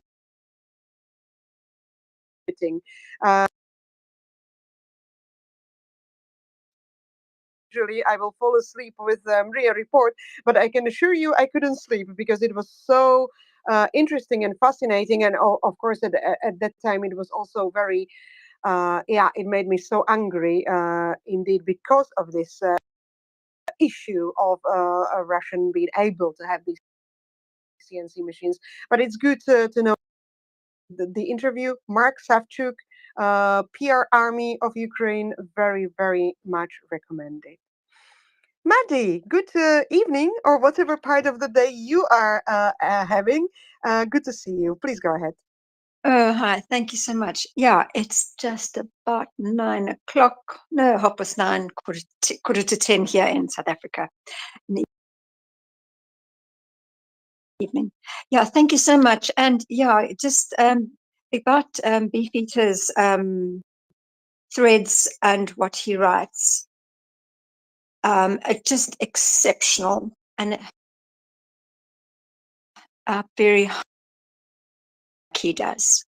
It costs a lot of money because if you have to go behind these paywalls to get the information that he does, I don't know if you've looked to see the costs, having to subscribe to these various organizations and publications, it is a fortune. Monthly, it costs a lot. So if you'll see how he explains what the costs are and what he has to, the things that he has to cover. It's not cheap, and he works almost full time on this. So all he wants is some coffee, please. He loves coffee, and I love his. Maddie, we can't do that. And I love his. Maddie, I'm sorry. We cannot do that. And Beefeater knows that as well. I'm sure he will understand because we are a 501c3. We have any charity or any buy me a coffee or anything that is not part of the charities that we work with here at MriyaReport. It's just because we are legally responsible to do our own due diligence. And if we've not agreed to work together with a party in that way, then we've not been able to do that on each other. Not each party hasn't had chance to vet each other. So I'm so sorry. I do apologise. I completely understand why you're saying it, but we just have to put a stop to that there. I hope you. Thank you very much. I do. Thank you. Thank you so much. Puts an incredible amount of work into there, and then you can see all the things that you need to see on Beefeater's profile. So definitely go ahead and follow him because, well, you would be a fool not to, right, Jana? Yeah, absolutely. And I wanted to add one more thing. It's not just time and money, but also erudition. How much time I would input into research, I don't think I would come up with such an education, some background, some good brains. And so, yeah, I highly recommend it. And I really hope that we are not embarrassing or making Beefeater feel embarrassed because, well, I'll stop here because we are really putting him on the spot. But definitely the content he creates is so well worth reading and following very much recommended. And now I'm done, Tracy. Let's say credit where credit is due. I like this, Jana, absolutely. And I just think you're right. The last thing to point out is the level of education and knowledge and all those things that have to go into it. Some of these things that I have and some of these things I do not. Because we have so many amazing contributors and speakers and listeners and guests. It's it's not about the individuals. It's about what we are creating here together. And I mean this is not just a cliche, so absolutely. Thank you so much. Move on now from the rare metals, and I don't know if you would like to maybe cover some more news, and if not, I have some bits and pieces from the military, which of course I'm not a military person, so anybody is interested. But let me please go back to you, Tracy, first, if you want to finish any topic that you had open. Thank you so much, Jana. I just wanted to bring a little bit of news quickly. So it's not really, I mean, people can discuss it if we want to, but I'm not sure there's anything really to discuss. discuss, but I do think it's definitely excellent news. People may want from the Ministry of Defence. So they'd reported not too long ago about some alignments that they were going to be having with NATO. Now, of course, these are really important, like the alignments with the EU, for various different reasons, and they're codifying lots of different equipment. Military equipment has been codified and added into the NATO system. So there was just a bit of update about this, which I think is very significant. All the Ministry of Defence and the representatives have been meeting with various representatives. So the JTEC or JTEC, I think is how you would say it. Yes, JTEC project. It's an extremely important element of Ukraine's integration into NATO, and that will allow them activities in order to increase effectiveness, for example, and the decision to launch this NATO-Ukraine Joint Analysis Training and Education Centre. That's the full name for the acronym there. So the centre will be the first one of the institution in history of the relations between Ukraine and the alliance, which I think this is quite exciting because, you know, we were talking earlier, I forget who it was, I think it was Ukraine War Update. I apologise if I'm putting a comment to you that you didn't say, but somebody was saying earlier on about that they kind of get the feeling that something's really changing and moving. I've had this feeling myself, but I've not been able to put my defence aid packages, this and that, bilateral agreements that are being signed between countries, all those types of things. So maybe I just thought it was that, but it's interesting that other people are saying it. So there's a lot more information on the Ministry of Defence website if anybody would like to look into it. The goal is to build the capabilities of Ukraine, analyse the experience of the Russian-Ukrainian war, achieve more interoperability between Ukraine and NATO, and promote institutional development. Representatives of the Defence Forces have already had the first organisational meeting of the institution, and that was in March. That actually happened in Poland because taking place between the, let's have a look, couple of days now, 15th to the 19th of April, and that's going to happen on the territory of Poland as well. But I just thought this quite exciting news because, of course, all these things, as I'm concerned, Jana, because all these things that can happen now whilst the war is going on, whilst those rules are allowed, it means that it doesn't have to be done at the end then. And then by the time we get to when Russia's finally kicked out of Ukraine, it should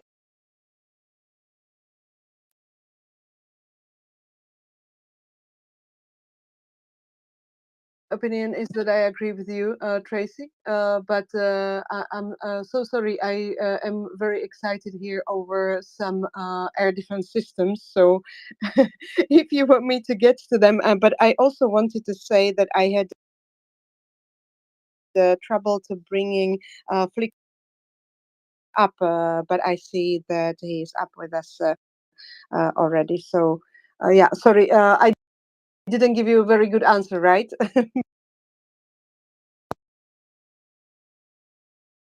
wanted to report that news. I thought it was extremely exciting. But shall we see if Pickle Flicker Fella wants to comment before we go? I'm excited now about air defence.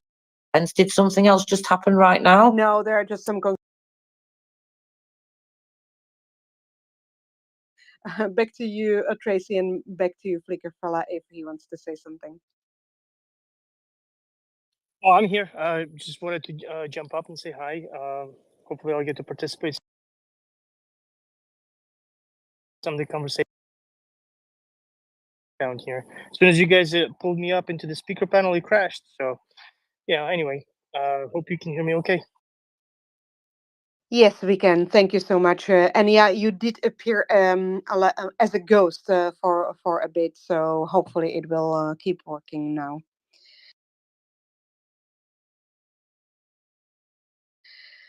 All right, Tracy. So if you want, I can go to some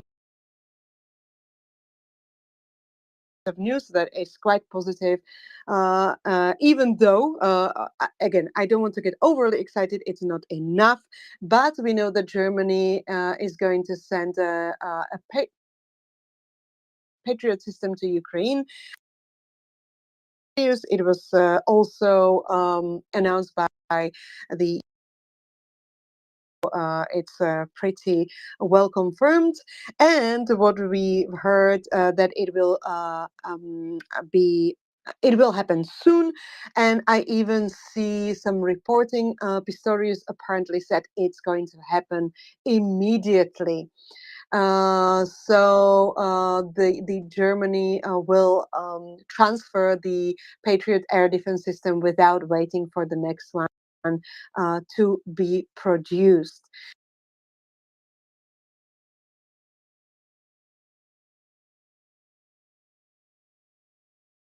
But I also found an article that there is a consideration to supply Ukraine with the David Sling, which is a potential alternative AMP/T air defense system. It's a long-range SAM system. It's capable of intercepting ballistic targets and aircraft at quite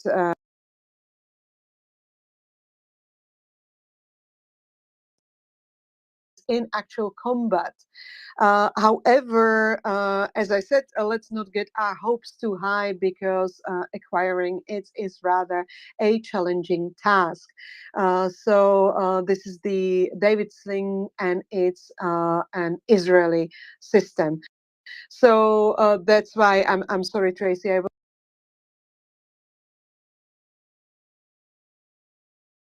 Because I got my hopes very high, but let's not do that. Let's see what reporting will come out. But if you would like me to continue, as I promised, that I follow regularly, and one of them is called the Defense Express, and they have also very good analysis. So they have very good articles, and in this latest, I don't know how you say it. It's not an issue. It's online, right? From or not from, but about Russia, and what is happening there. So one of the things that caught my attention is that Russian invaders are actively against Ukraine. They're enlisting female prisoners to fight against Ukraine, and they lure them with promise of money and chance to return home. Of course, the same as their men or male counterpart. I don't know, Tracy, have you come across this reporting yet? They were doing that previously. I think this is about the second time I've seen it now. So, yeah. I mean, it doesn't surprise me really. I think they'll go to any lengths, won't they? Because it's just disgusting, isn't it? The way that they just use people like human capital. So it wouldn't surprise me if it was true. I think we did hear about it before, and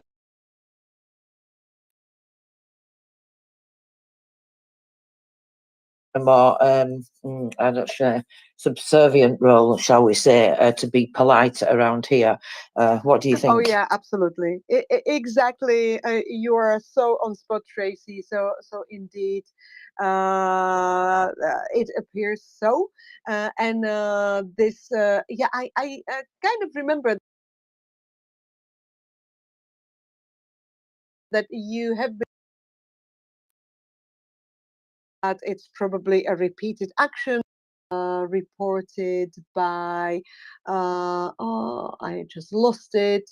But this was, oh, I'm so sorry. I am confusing myself, but let me just read a little bit. Oh yeah, I have it. Sorry, it was reported by the National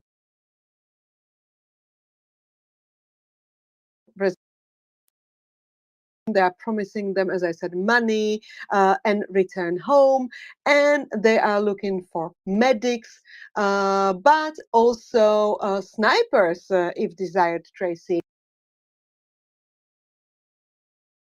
So even for meat waves, isn't it? And yeah, that's basically it. Another thing from the Defense Express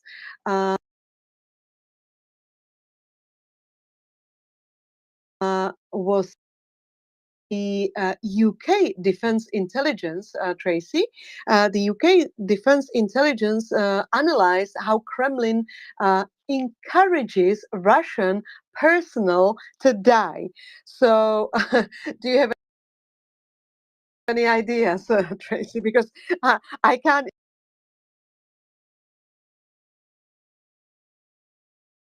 What on earth, isn't it? But I mean, this is why they are the way that they are, because the whole society is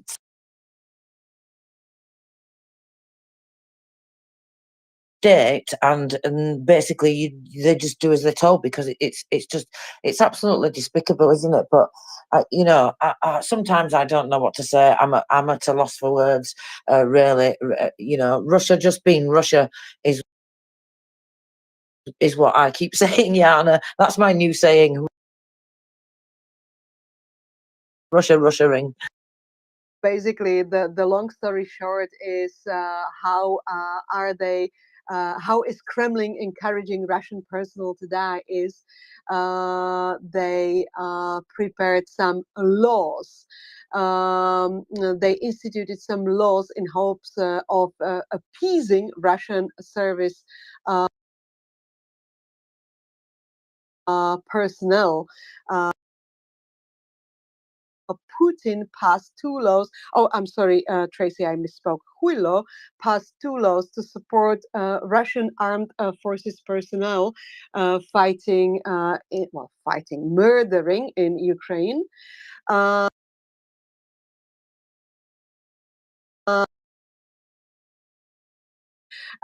This follows on from an October 2022 law, which exempted mobilized personnel and other participants of the Russian invasion from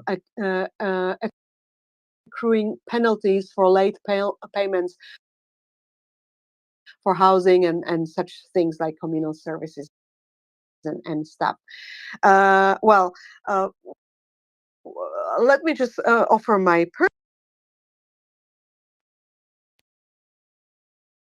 I think there will be some loopholes. So these people are either promised money or bonuses or perks like this. They are thrown into the meat waves, but usually they don't get anything, or they get some laughable, ridiculous, symbolic thing and then nothing. Or they photographs and then the furs are taken away from them. Now I'm talking about their wives. But anyways, sorry, I'm getting very excited about this. Let's go to Pickled Flicker Fella for a moment. Flicker Fella, please go ahead. Yeah, no, thank you, Yana. First of all, I wish I was not drinking when you had misspoke and you mentioned that you misspoke. It was just, oh my God. Okay, I'm good now, but I was not expecting that. That was hilarious. And yeah, very unfortunate on my side of things, but it worked out at the end. So anyways,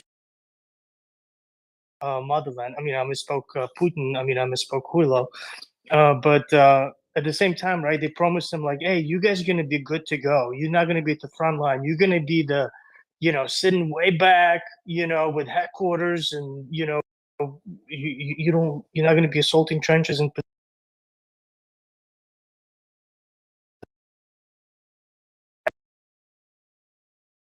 package, fresh meat package delivered to the front lines. I don't know when they're gonna wisen up, but yeah, it's unfortunate for them, but we still have to definitely continue to provide Ukraine with support, military aid. It's it's given. But thank you for the updates. Appreciate it. No, thank you very much, Flickerfella, and also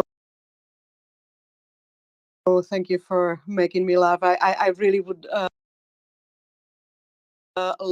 would not like to cause any bodily harm to anyone. So please be careful. I don't want to talk about Russian invaders, Tracy, that much. I just, there is another piece of legislation that, supposedly the employers are not allowed to dismiss the widows of Russian service personnel. And again, well, first of all, this reminds me of communism. Dictated, how the employees are supposed to behave. So good luck, all the horrible companies who stayed in Russia from the Western world. It's karma is getting for you, or the Bolsheviks or Mensheviks or whatever iteration they like to call themselves. And I would just like to also connect with what Flickr fella said. Absolutely, like, one, you only can trust yourself and maybe your closest ones, and you just really have to learn how to swim in such world and learn these mafia rules. So this is the Russian world. This is the Ruski Mir that Russia wants to establish everywhere around themselves and further. So this is what Ukraine is fighting for, and we should all wake up and fight against it as well. And I'll stop. But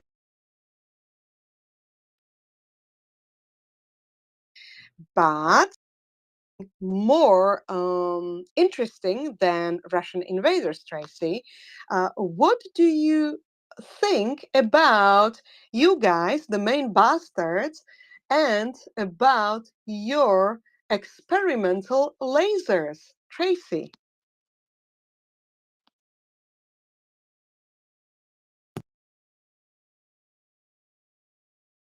Well, Ukraine, I believe, and they're testing them out, are they not? But I was saying, what was I looking at earlier? Now, let me just find it.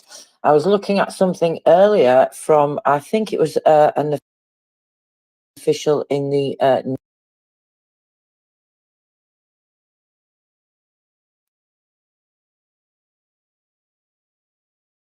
somebody was talking about it. I'll have to find the information, because there we go, Air Force, on the effectiveness of the laser weapons.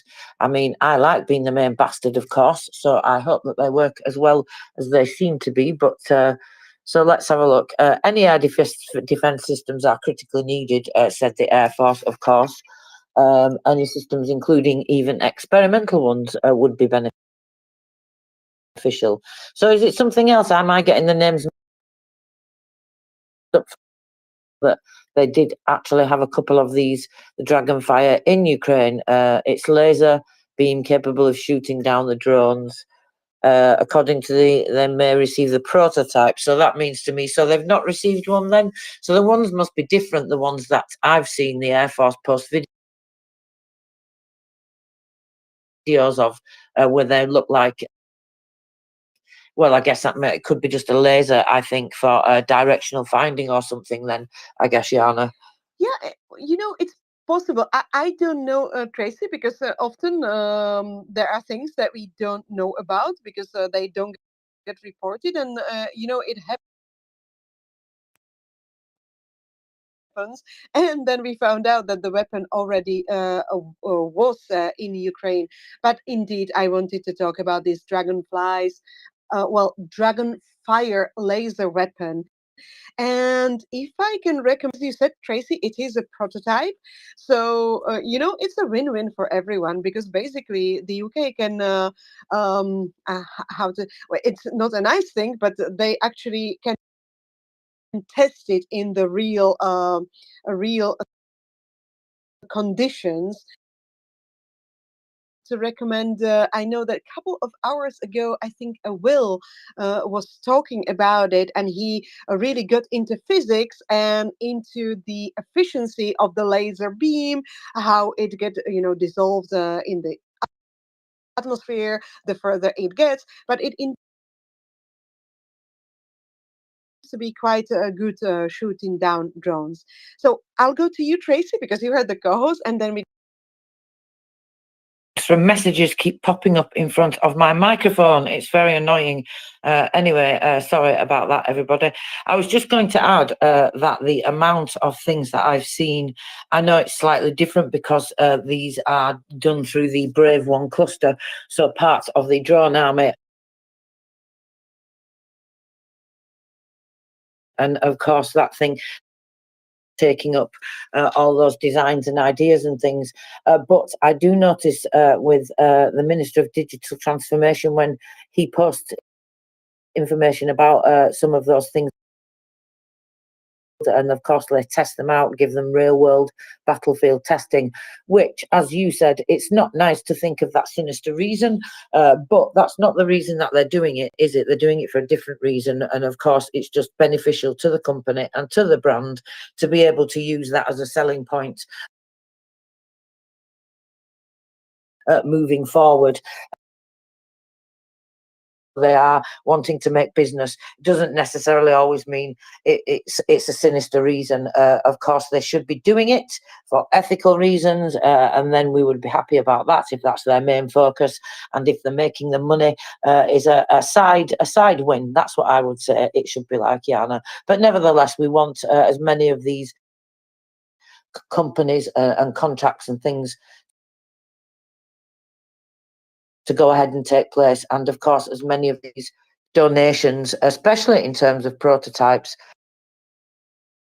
In my very humble opinion, this is not even like about the money or trying to make business, but I think it's really kind of an agile approach to by both the government and the providers trying to help. And yeah, okay, why wait 10 years? By perfecting and developing when we can just it might be help in certain ways. It can kill some invaders or some invading drones, and it can get improved in the real life. I think this is a perfect way to do it. Take part in this, because we are all learning, right? Flicker fella, please go ahead. Yeah, thank you, Jana. No, I really want to learn more about this dragonfly laser stuff. As I was listening, I briefly opened up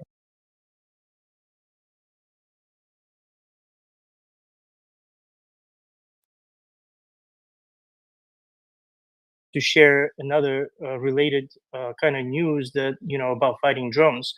Last year in October, so it wasn't a long time ago, 2023, the United States Army ended up opening up a new joint anti-drone or drone fighting school.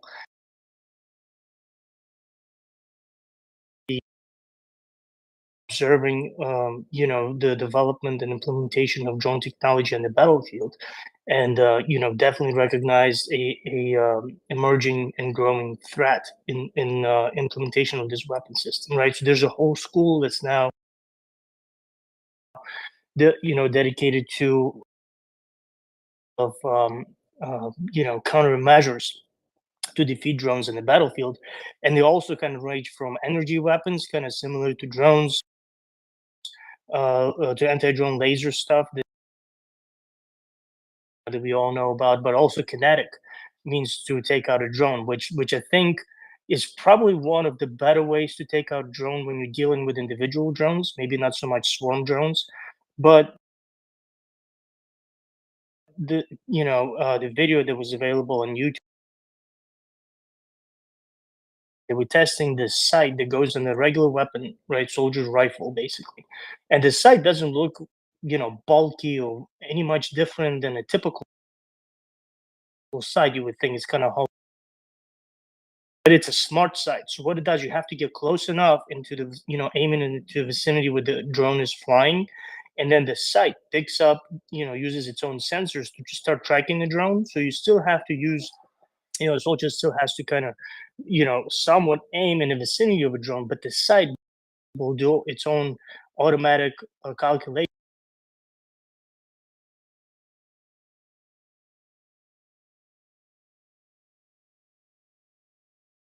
Rifleman or the shooter.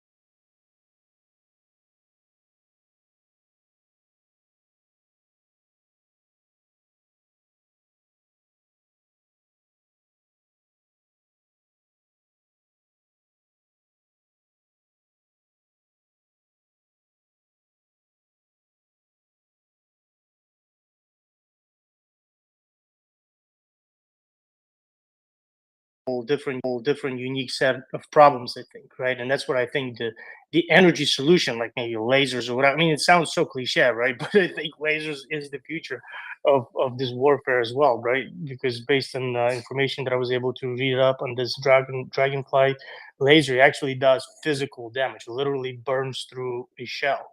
I might be wrong in this, but anyway, like I said, I want to kind of learn more about this as well. So if you have any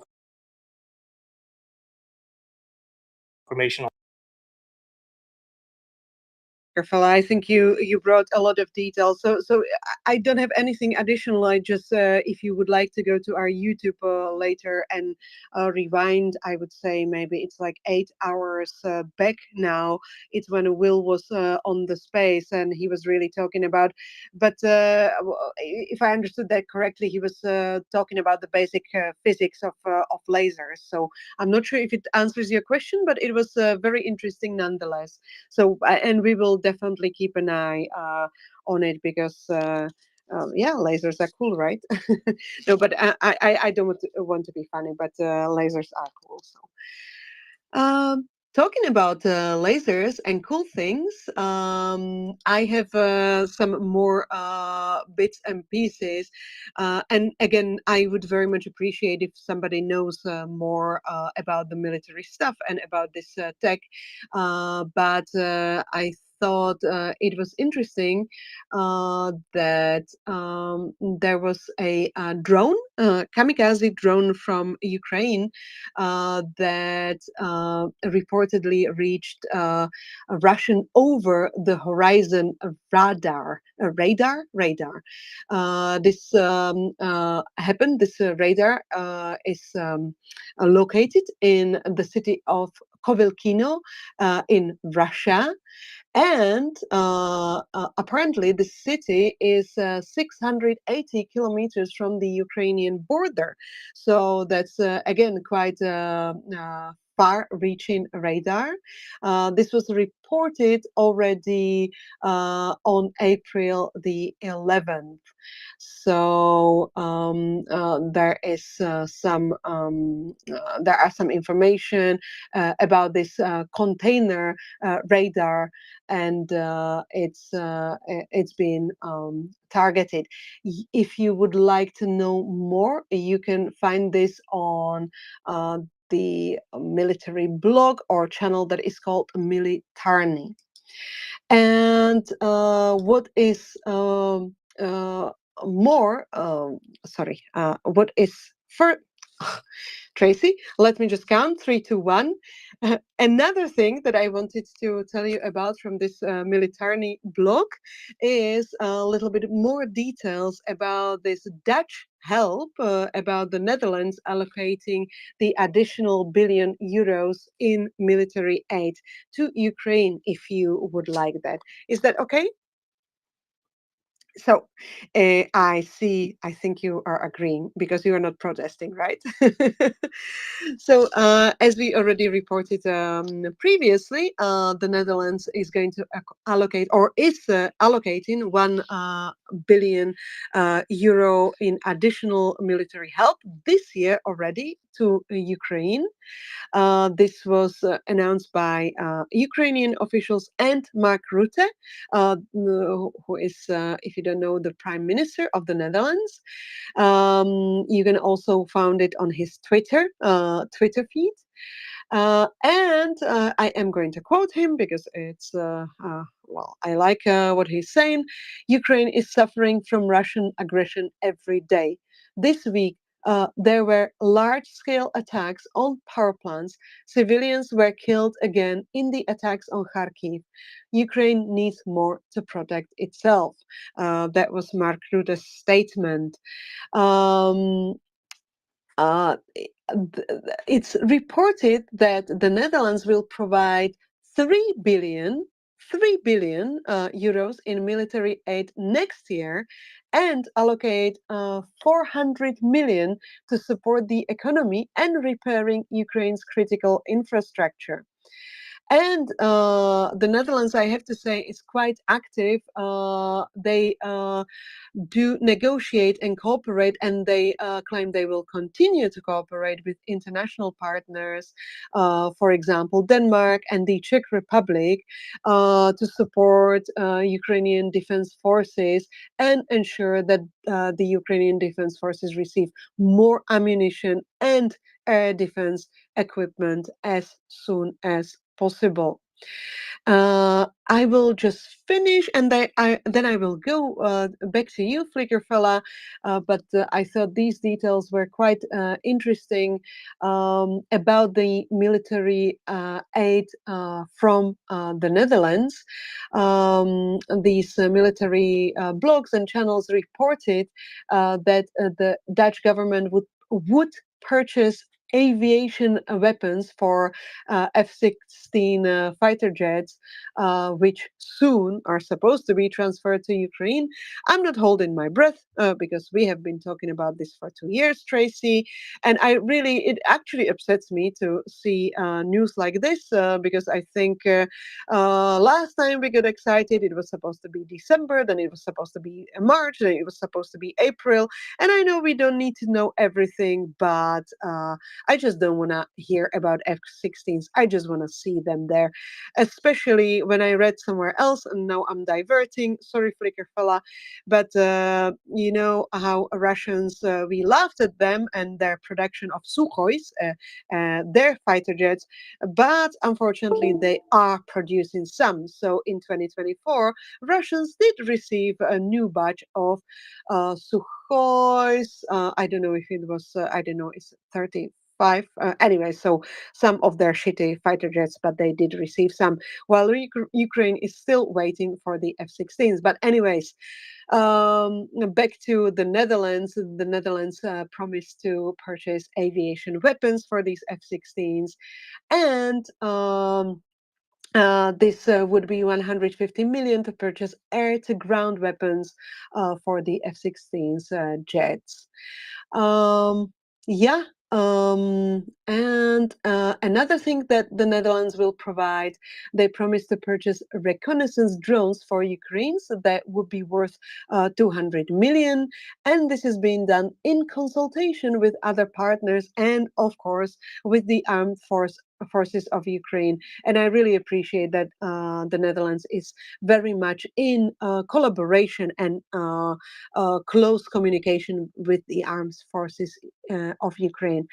And the last bit from this reporting is that it was also reported that the Netherlands would provide Ukraine with high-speed, inflatable, and armored boats in patrol and combat versions, which is again quite cool and exciting. The Dutch Defense Ministry detailed that Ukraine will receive 14 rigid hull inflatable boats. It's the abbreviation is RHIBS, SS, RHIBS, 5 militarized river patrol boats, and 3 CB-90 combat boats. The country, the Netherlands, also allocated 250 million for the Czech initiative to order a large number of artillery shells for Ukraine as soon as possible. So, very exciting. Now I'm done, and let's go back to you, Flickerfella. Sorry for the long wait. Okay, can you hear me okay? Yes, Sorry. I yes, think it's a you're little bit audible. windy. I'm about to get in a sheltered space where hopefully one's not going to bother too much. Just give me a sec. Yes, I could hear you.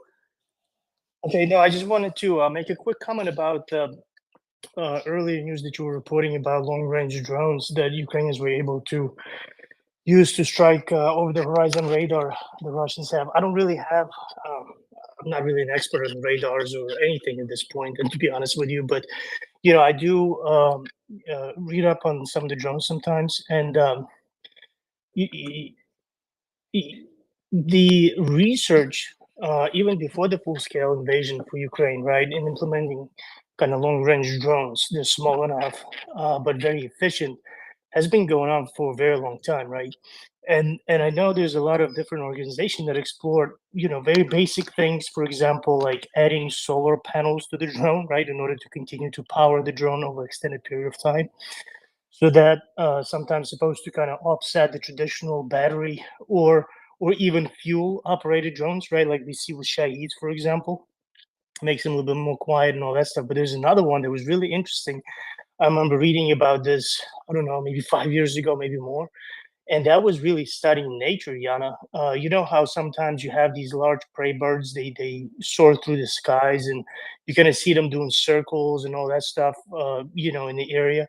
Well, they're doing this in order to be very efficient with staying as long as possible in the air while exerting as little energy as possible, right? So there was a really interesting research done in order to put the right sensors and equip the drone with specific ability to control itself in flight to adapt to different wind directions and basically maximize the power of the lift the wind provides in order not to drain batteries and or fight resistance in the air, right? So it may appear to be chaotic, when you see the drone fly, because I would imagine it looks like it's making circles or whatever. But if it's a long range and it's stealth enough and it's operating at appropriate elevation or whatever altitude, right? It would probably be able, and it has special sensors. It could definitely harvest all kinds of different, uh, uh, energy sources, right? Alternate energy sources like wind, even, right, and or solar, in order to continue to propel itself over very long uh, distances. So I'm kind of curious if that might be also the case, right? Because when you're looking at some of these drones, the weight of the payload, the weight of the frame itself, at some point you're getting a really steep diminishing return on how much you can how on the distance and power that requires for drone to maintain, right? Because then you have to increase its size, that increases its cross section and ability for radars to notice it once it's approaches their scan patterns and all that stuff. So anyway, yeah, I just kind of wanted to share some of those thoughts as well. No, thank you very much. It's so very interesting to watch. Well, interesting. Again, I always feel so stupid when I say things like this because it's horrible that we have to. Yeah, that Ukrainians have to go through it, but it's incredible to watch how ingenious they are in developing and iterating and making innovations as they go. Unfortunately, what we've heard from several of our guests who get to work with the drones is that they also observe that Russians are unfortunately learning as well. So even though we are lucky that they are so very stupid, they are able to learn something, and it's kind of a competition in innovation with both the types of drones and their improvements and the tactics they are using. But yeah, well, thank you very much for that. I don't have an exact addition to what you said, but I also saw a bit about new types of drones in yet another channel. This is called defenseblog.com, and this is like 2 days old, and they were talking about new type of suicide drones against Russian missile systems. So I don't know if you know about this one. I can share a little bit of some details that I see. This was also originally reported by the military news agency. The SBU, the Ukraine's security service has used a new type of suicide drones, and this drone was equipped with target auto tracking to strike Russian air defense systems, which hopefully is working, because also in today's numbers, you might have noticed that there was one liquidated Russian air defense system. There was a footage released by the SBU. They kind of showcased that these drones could autonomously acquire and engage targets, and they effectively destroyed a Russian anti-aircraft missile system, and that includes the BUK, and TOR, TOR systems. So despite Russian put some efforts into their air defense, they were not able to prevent detection and engagement by these Ukrainian drones.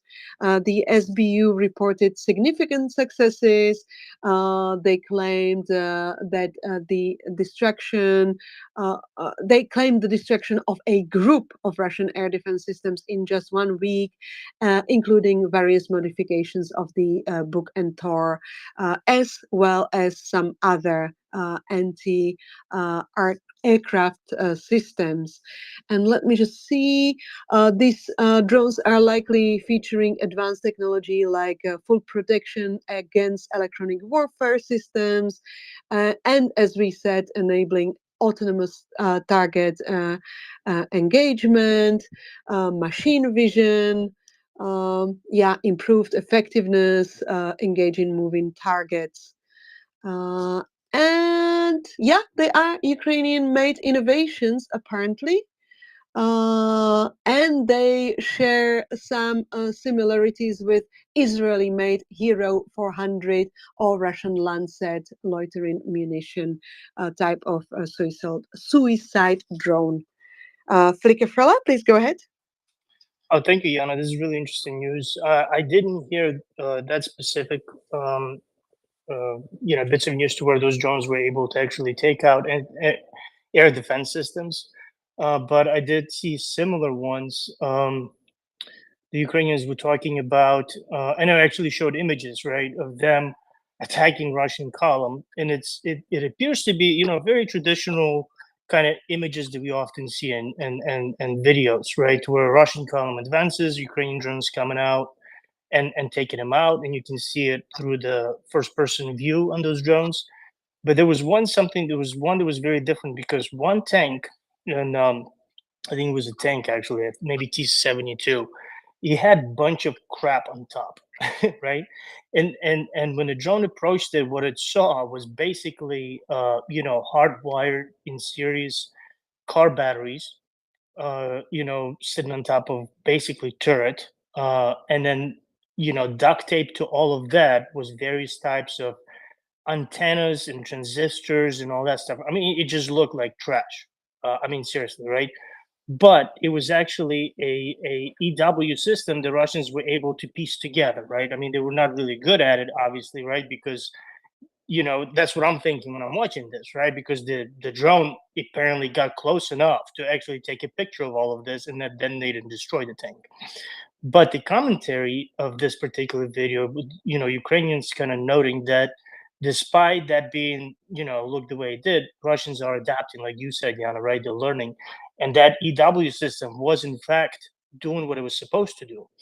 And during that particular attack, Ukrainian operator apparently did lose, ability to control the drone, but the drone had a autonomous terminal targeting system, basically, some sort of, right? So basically, once target is identified on its approach, the operator doesn't have to control the drone anymore, right? The drone just kind of like locks on onto the target and continues to, with its mission to take out the threat, um, all while beaming and transmitting the images of all the stuff that was happening. So I thought it was really interesting development.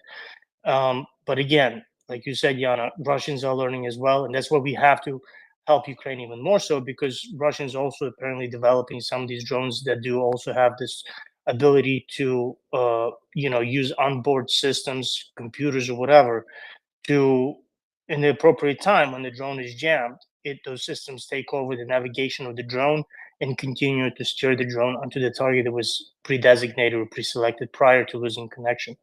So this battlefield is definitely evolving. This is really interesting development. Um, I hope Ukraine will continue to maintain a cutting edge over this, competitive edge over this drone developments. But Russians are, definitely increasing, and I'm sure China is helping them as well, right? Which is, very sad. But this is one of the things I always talk to, when I call my representatives. I explain to them, try to frame this conflict, from many different angles. One of them is really China. But yeah, it was really interesting. So please, if you have any more of that type of news, I'm always interested to listen. I really appreciate all the work that you do, and really enjoy this space as well. Thank you.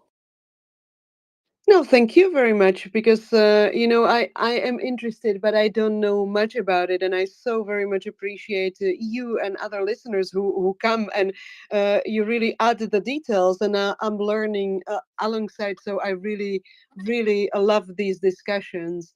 And yeah, I don't have anything about any more about the drones, but I think I might have found the monstrosity of the T-72 that you described, and it's actually quite quite funny. So, well, let me first tell you. So, I think I have like three favorite channels where I find these military and military tech news. So one is already mentioned, the Defense Express.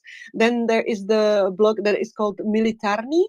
And then there is something that is actually called defense-blog.com.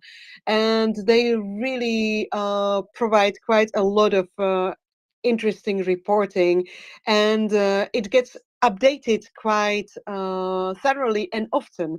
So you often find a lot of interesting articles. So as you were talking about the tank with all the funny stuff on the top, I found an article in the Defense Express saying, OSINT Power, Russian overprotected T-72 tank located by hints and eliminated. I'm not sure if it's the one you described, because you were describing a lot of antennas and cages, and this particular one that I'm looking at looks like a very I don't know how to say it. I don't want to use a horrible word. Handicapped turtle. And yeah, it's apparently had like a shed-like protective superstructure, and it was destroyed just a day or two since its discovery. The Russians used it in the assault of Krasnohorivka. It was a combat vehicle T-72 main battle tank with an additional one-piece shielding to protect it from drones. Well, it basically looks like it has this olive army green roof over itself. It's really ridiculous. So, and I'm just trying to find out whether this was also destroyed by drones. I'm not sure. I don't see it, but I think the reporters are making fun of this tank a lot. Yeah, they are saying despite the fact that the tank itself was destroyed, take note that during its single attack, it went through assault, disembark, and return. Yeah, anyways. So yeah, another one of their strange Frankenstein vehicles. And one more thing that you triggered when you talked, Flicker fella, is you triggered in me when you said that unfortunately, indeed, the Russians are also innovating in their kind of way and developing, and it's unfortunately not only drones, but they are also, well, first of all, they are indeed importing some stuff we know from their so-called friends like China and Iran and North Korea. So I personally have an impression that they have much more, well, they are much better armed than I would expect at this phase, because of course we know that they have a lot of Soviet crap, but yeah, it seems to me that they have much more than I would expect after more than 2 years. But that's another question. But they are also developing somehow and learning. So I found a piece of reporting about a secret stealth missile that they are using currently in Ukraine. And obviously, of course, they're using it on civilian settlements and on civilian infrastructure. So we know that has been horrible attacks on the critical Ukrainian infrastructure and the power generating plants in several regions. And apparently, this was reported by several channels, among them also this Defense Express that I mentioned. They have used a new KH-69 stealth cruise missile. This was used to destroy the Tripilska thermal power plant, which was the largest supplier of electricity to Kiev, Cherkasy, and Zhytomyr regions.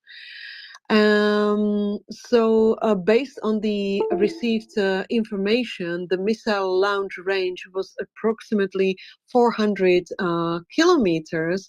And why is this information important is that this parameter exceeds the known estimates of the KH-69 range that is 300 kilometers. So this one was roughly 400.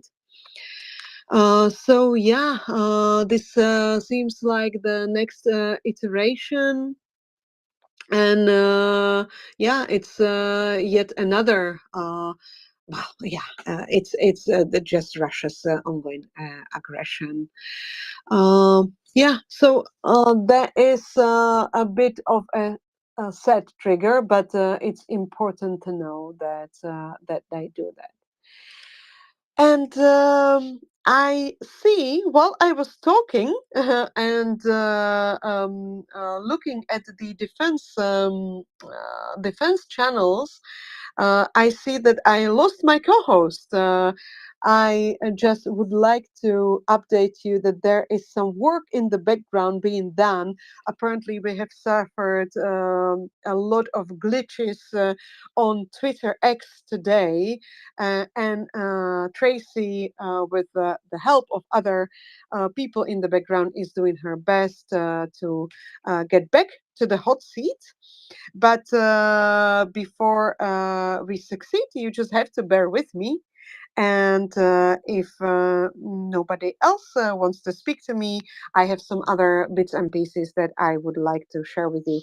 Oh, James, you would like to speak to me? Wonderful to see you. Please go ahead. Hey, it's good to see you too, Yana. Sorry you're up here all alone. Of course, you're never really alone on Maria Report.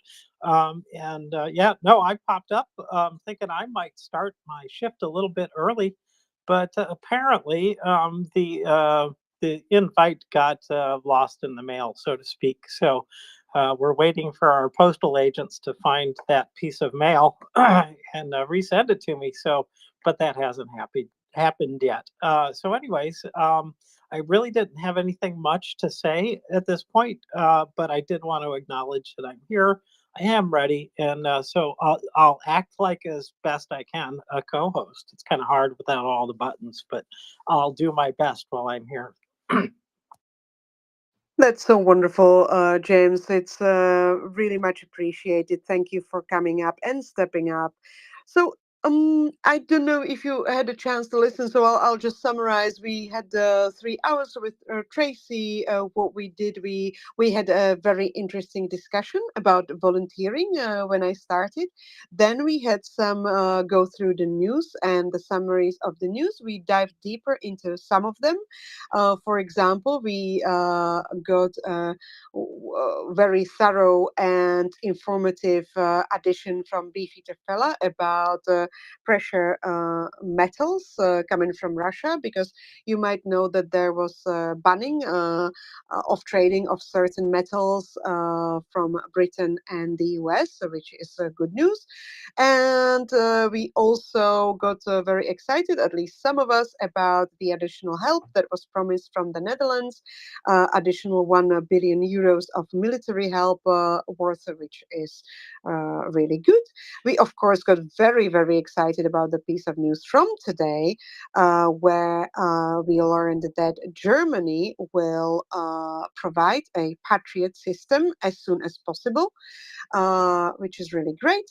And you might have caught me going deep diving into some military and defense blogs about pieces of text and some latest developments, and also some kind of disgusting pieces of news from.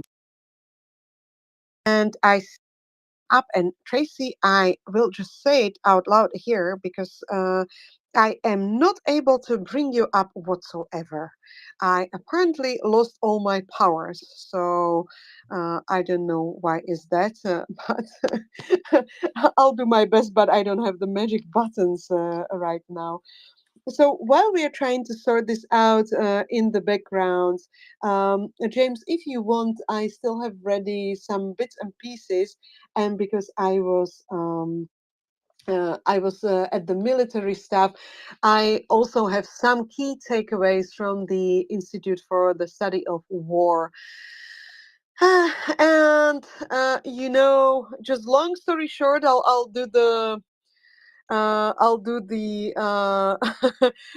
how do you say it? Too long, don't read a summary in the beginning, and then I can dive in for the listeners for better patience. But for the short attention span people like me, it's the Institute of Study of War is reporting that the situation is not positive whatsoever.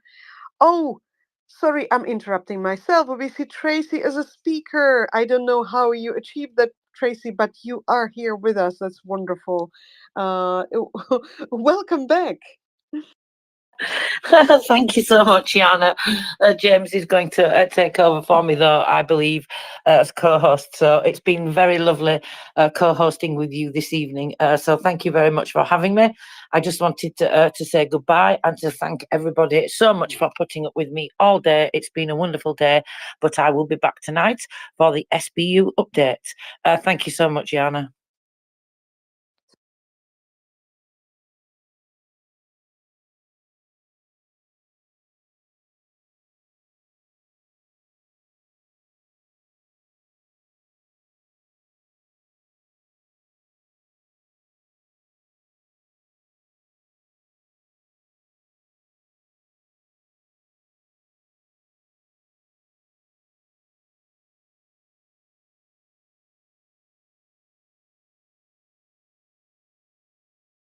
Yana? Oh, Tracy. Oh, I'm so sorry, Tracy. I just had the whole uh, speech into the muted mic. Jesus. Did you hear how much I enjoy co-hosting with you? Tracy, I very much enjoy co-hosting with you. Thank you so much. And I would just repeat for that wonderful person who couldn't hear you that you said your goodbyes and you would be leaving us. I hope I'm audible. Oh dear, dear, dear. Oh, it's really, I do apologize to everyone. It really is not working, but I got my magic buttons back. So I brought up Katten. I hope you are able to fly up as well. But yeah, we do apologize. It's apparently either not working or I'm speaking into the muted mic. So I am so sorry. And apparently Tracy cannot unmute. Oh, Jesus. Tracy, if you would like to say something, wave at me and I will try to unmute you. Okay. I don't see you waving. Are you happy with your goodbyes that you have said, Tracy? No, I'm not able to. I'm only able to remove you, Tracy. I'm not going to do that, but I'm not able to unmute you. Let me go to Kat and maybe she will save us. Katten, please go ahead. Good evening. Good evening, Jana, and thank you, Tracy. It's been a really nice evening here listening to you. Thank you so much for bearing with us. You know, it's a little bit stressful and confusing with when the buttons disappear and we cannot hear each other. And we are doing our best to spare you listeners from, hearing us doing this uh, practical stuff. But sometimes it's just, yeah. And yeah, Katten, please go ahead.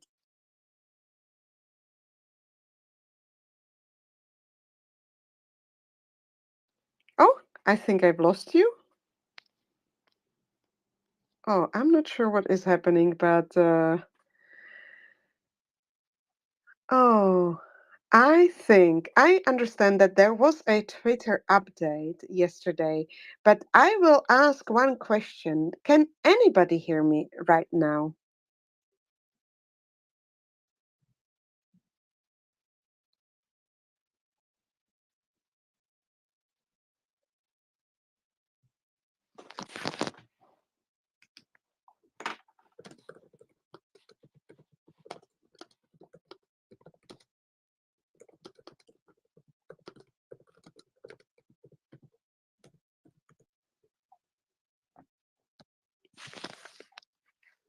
Okay, I see Jenny requested. Jenny, I am bringing you up, and I apparently cannot do anything anymore. I see Jenny and Flickerfella as ghosts. Okay, brilliant. I don't see James anymore.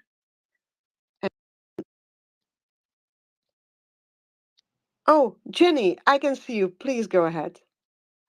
I had to make sure that I wasn't a ghost because all of a sudden everything died except you. Jenny, are you able to speak? Can you hear me? I can hear you. Okay. All right. So some people do hear me. I do apologize for this. But oh dear, I'm not sure what to do.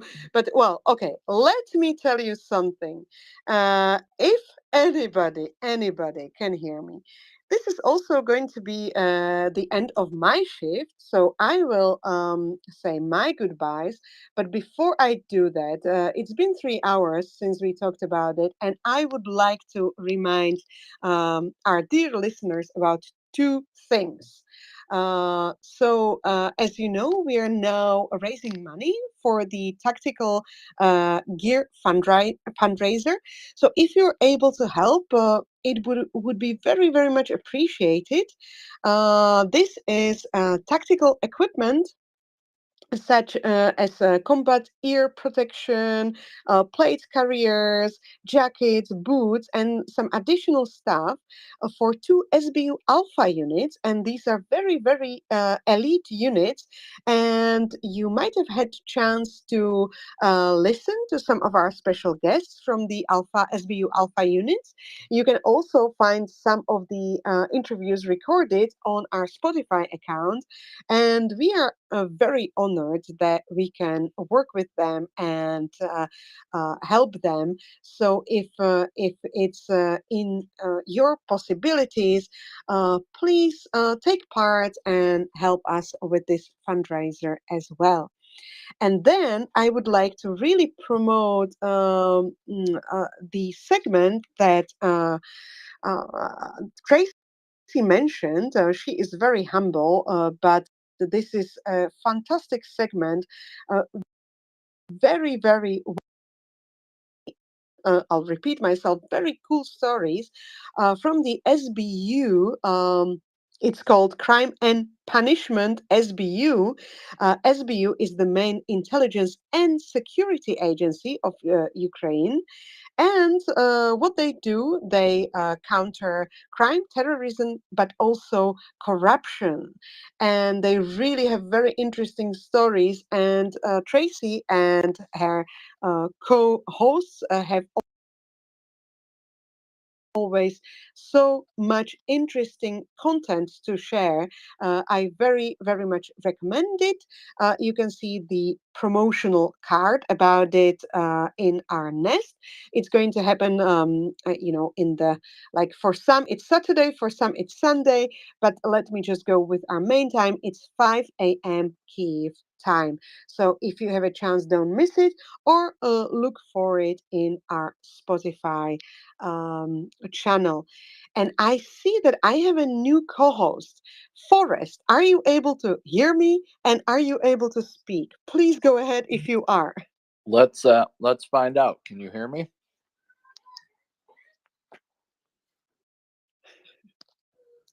I don't know if anybody hear can me? hear me. Oh, Katin can hear me. Thank you so much. I think I see like 4 ghosts. I do not hear Forrest. Does anybody hear Forrest?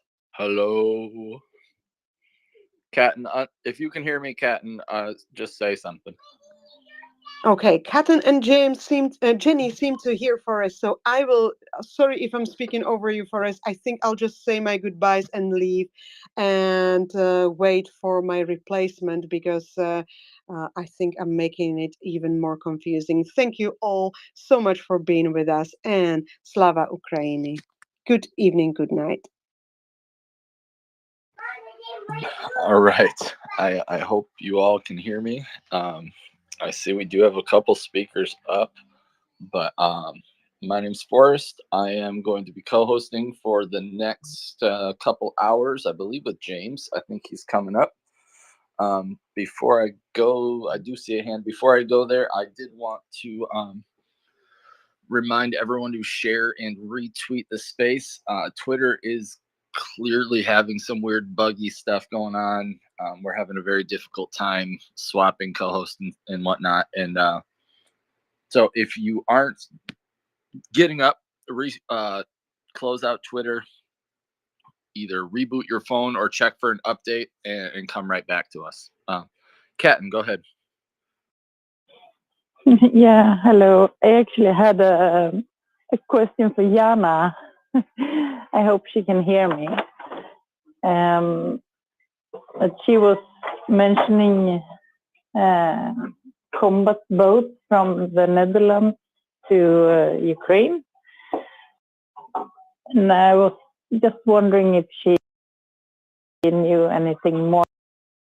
They say it would be 3 combat boats. So I was just curious if she knew anything more about it. Thank you. It appears she dropped down. I see her still in listener, but I'm not sure if she's available to come up at this second. So that was if she knew anything else about the combat boat from Netherlands, correct? Thumbs up if I said that right. All right. If she pops back up, I know she was having some glitchy stuff. I will ask her. James, mic check. I am here, Forrest. I also have a button associated with co-hosting, so I believe that I'm all the way up here. Good to see you. Good to see you as well. It's been a wild couple minutes, man. Wild couple minutes. Well, Elmo's always got something for us special. I think it's your fault. I'll be honest. I'm just gonna blame you. I don't blame you. I feel guilty, so that's probably a sign that I am guilty. I can respect that, and I will continue blaming you.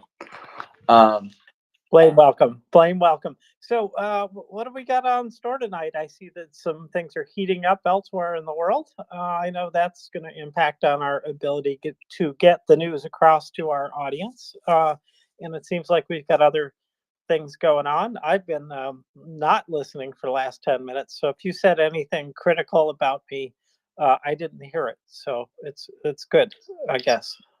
I certainly did not say anything of import. I only just got up about 5 myself, 5 Eastern time. But something I can do while we are waffling a bit is to remind everyone to call their representatives. More and more, I am hearing positive things in the back channels of DC. I have the luxury of meeting some people when I was there that are highly tuned in to what's happening and are in some of the meetings on Capitol Hill. And they are giving me hints or feelings that there could be a vote this week on the supplemental bill. And it's widely, it looks like it'll end up being beneficial for both moderate Republicans and the rest of the Democrats to get it done, as some other options are running out. And I know that those Republicans that came out in favor and particularly against some of the Russian talking points and silly stuff that's happening on Capitol Hill right now from folks like MTG and others, that they now realize that their support means nothing without aid, without their words, if there's no action. There's been a lot of talk trying to hold Biden accountable for what's going on with Ukraine, and he certainly owns some portion of that fault. But in the very same breath that I say that, he's also done a whole heck of a lot, and America has done a whole heck of a lot. And a $61 billion bill would do a whole heck of a lot tomorrow if it would just get passed through the House. And everyone's done their part to get it there. So now it's on us to push and push and push until these congressmen sign Discharge 9. And it's working. The 3 Mikes, Mike Turner, Mike McCall, Mike Rogers, are the heads of very powerful committees in Congress. And I do believe Mike Turner might end up putting his name on that line. And I think that would be a waterfall moment or watershed moment, and the others would jump in line behind him once he did that, kind of like political cover.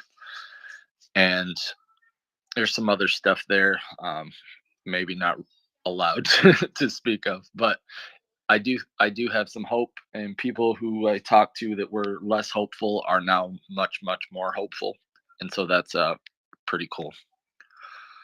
What, anything you want to cover tonight, James? In particular, no, but I am delighted to hear that that bit of news. I hope pans out into action. And the 3 Mikes are big deals. If any of them sign, that is certainly a signal.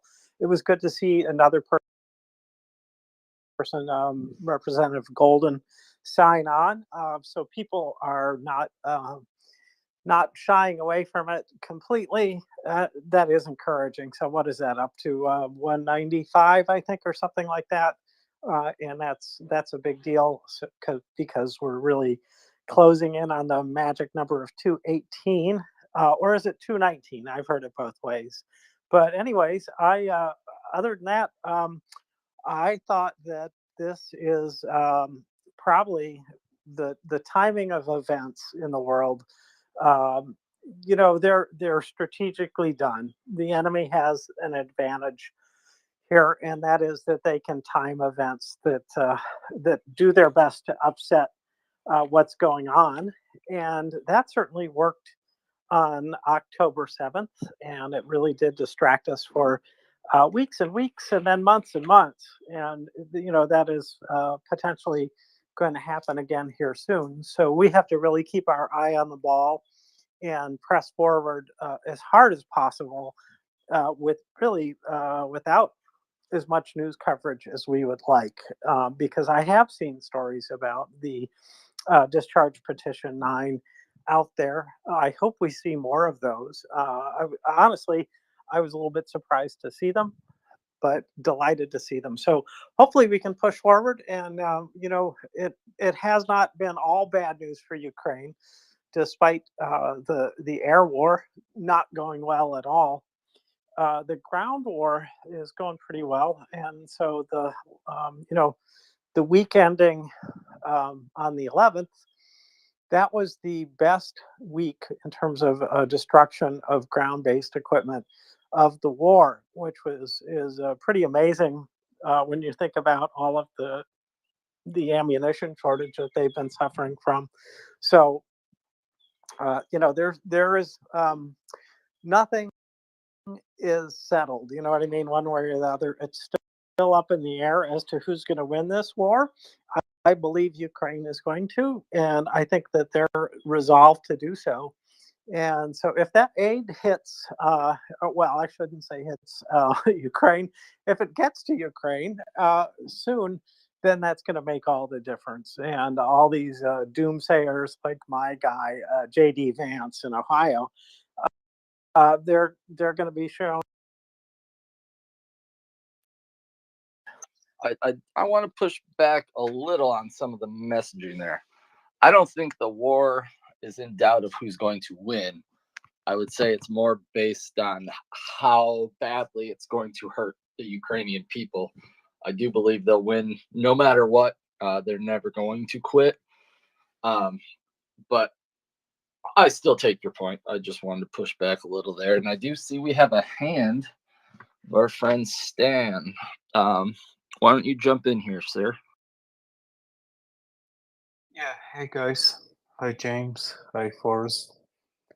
I wanted to touch base on how it's news that Iran attacked Israel with all of the shaheeds and whatnot. But look, we are having this pretty much daily in Ukraine, so that's no news. And I have a thing to share with all of the listeners and you guys. Have you watched Fallout series on Amazon?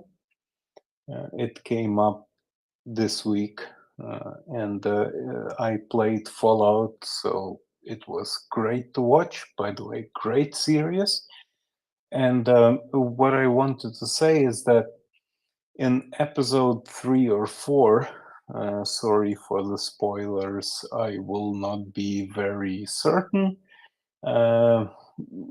Essentially, the vault got attacked by the people from above, killed a lot of the people that were in the vault. Then they won, and they discuss how the ravagers that came from above have to be prosecuted or what to do with them. And because they lived in the vault for 200 years, they can't fathom, like, yeah, we cannot kill them. And it reminded me, all of this discussion, I think that all of you saw the picture how a Ruski invader that came here to kill for money He could have went abroad, stayed home, go to jail, but he came here and he's begging for his life. And so I think that you guys all in the Europe and in the West are in sort of a vault. And so you don't know what the war is, and you debate how the killers that come here have to be spared, taken prisoners, etc., etc. But you don't know how it feels for the guys at the front. And so Red Cross. Can I jump in here quick? Or yeah, sure. I mean, I don't ever intend on telling any Ukrainian ever how to feel. I certainly don't know that feeling because I'm not there and I'm not at the front. But I don't think any of us are arguing that Ukraine's doing it poorly. If that message came across at some other point, maybe I wasn't listening. Boris, I certainly don't feel that way. That's the thing that I wanted to say next, is that we take care of the Russian prisoners. They are here, they're being fed. There are multiple videos that we are shooting with the Red Cross or with our journalists. They're fed, they're fine, they can call their relatives, etc., etc. Do And they the get main vodka, thing, Stan? huh? Do they get vodka? Well, vodka, I'm not sure. They would be happy, but I doubt it. So that's probably the only torture that they have, is that they don't have vodka. But look, if Red Cross, which has access to them, said to us they need vodka, I'm pretty sure that we would give them. But the main point I wanted to say is that while Russian prisoners here have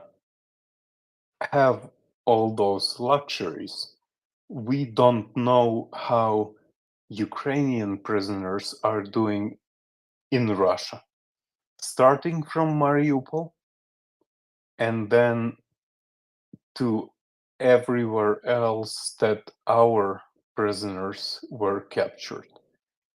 So no one knows about Ukrainians that gave up and are in Ruski prisons, because somehow Red Cross has an access to our prisons, but never in Russia. So that's what I wanted to tell you, and I will mute myself. Well, thank you for coming up and chatting and bringing that up. I think I wholeheartedly believe and agree that Ukraine's taking care of their Russian prisoners.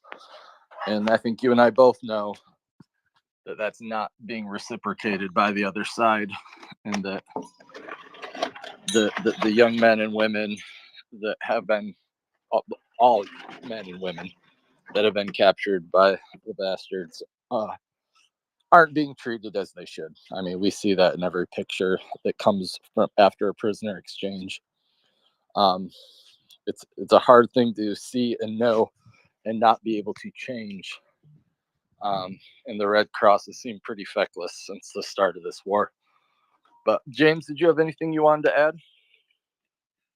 Well, I concur with you that Ukraine is doing the right thing by these Russian prisoners, and they have every motivation to do, well, not every motivation, but they have motivation to do so. It's the law. They don't really want to aggravate anybody anymore, but mostly it's because it's the law and they're doing the right thing. So what Russia does is no surprise either. This is they're being evil, and there's nothing I can add to this except to say that I didn't expect any more from Russia than this at this point in the war. They're I was going to say bastards, but that sort of has been used a lot for some of the good guys. So I'll say they're real fuckers. And they're nasty people. And yeah, I think they don't want to take care of people. They don't want to spend a penny on the care of any Ukrainians. And I think that's one of the base motivations for Russia at this point. So no, nothing more to add.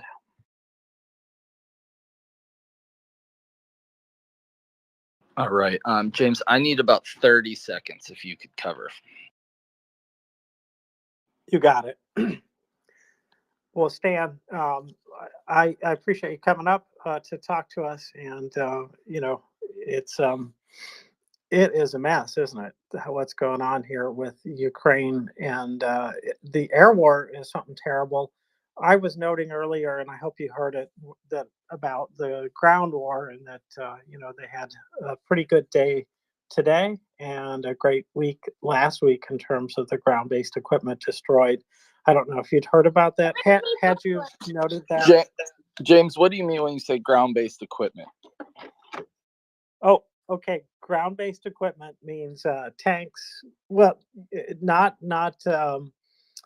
any of the air equipment, basically. So that would be the MLRS, the tanks, armored combat vehicles, artillery. Let's see, I'm just doing it out of my head here, but the tank, yeah, the fuel tanks and vehicles and air defense. I'm sorry. I'm sorry. I'm blanking on those, but that's what I mean. These are You're categories. good. That was a lot. I asked because I didn't know if it was including vehicles or just like artillery systems or what. So that was why I was seeking that. Yeah, that's it. And so this is something that I get from Ragnar Gudmundsson, who keeps track of all of this, and I'm sure you're familiar with his work. So he's done a lot, and he's the one who noted that this last week has been great in terms of destroying Russian equipment. And I think it's because Russia is really trying to press home their advantage on the ground, while blowing up everything they can in Ukraine with their air war assault. So it is not going so well. That tells me that the drones that Ukraine is using are working exceptionally well. They're being very effective with it. And so I did want to point that out just because, a little counterweight to some of the negative things out there. Stan?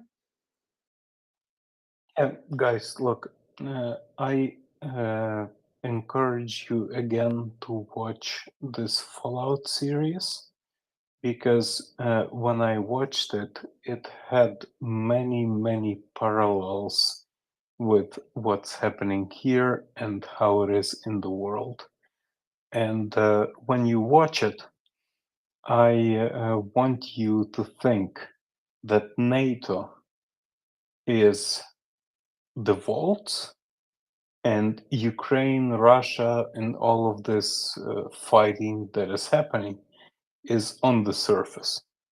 So when you watch it, I hope, I watched it yesterday and I didn't sleep until 4 a.m. because it captivated me.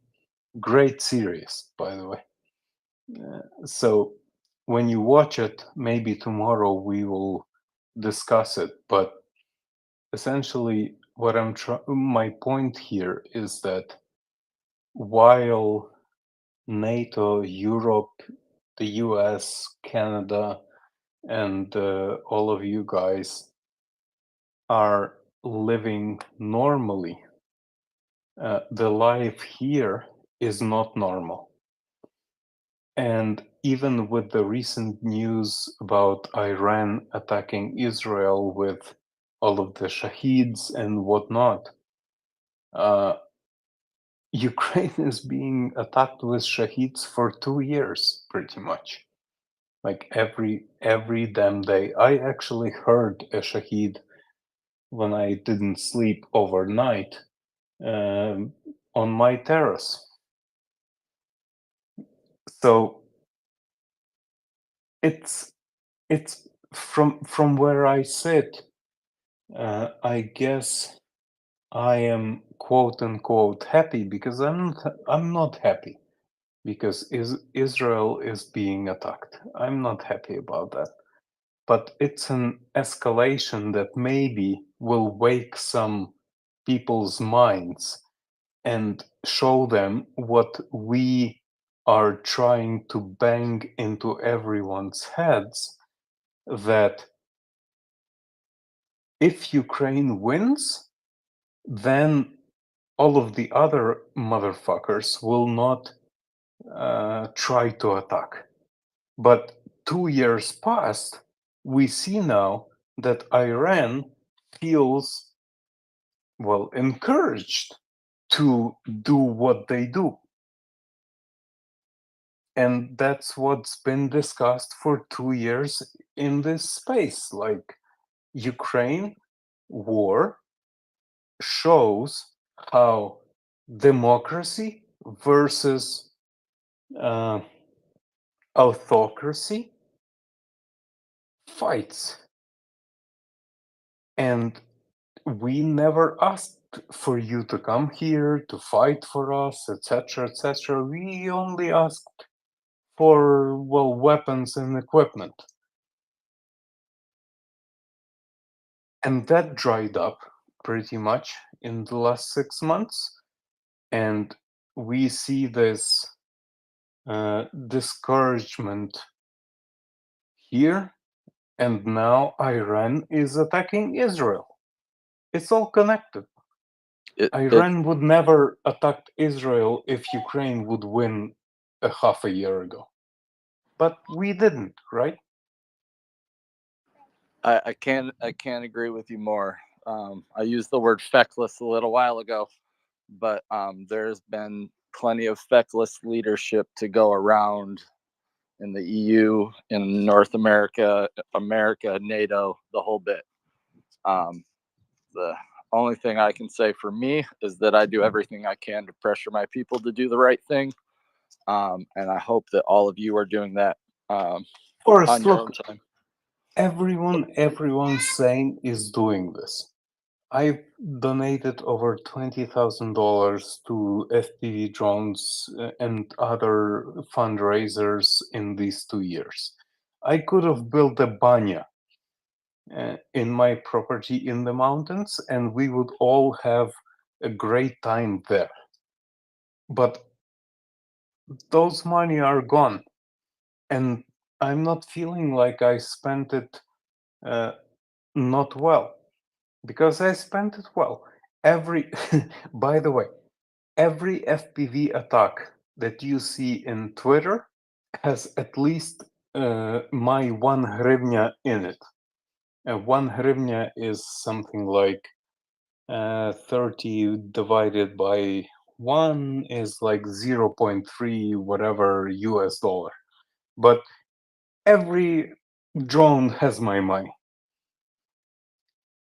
So I'm not sure where are we going with this, and I want this to be over.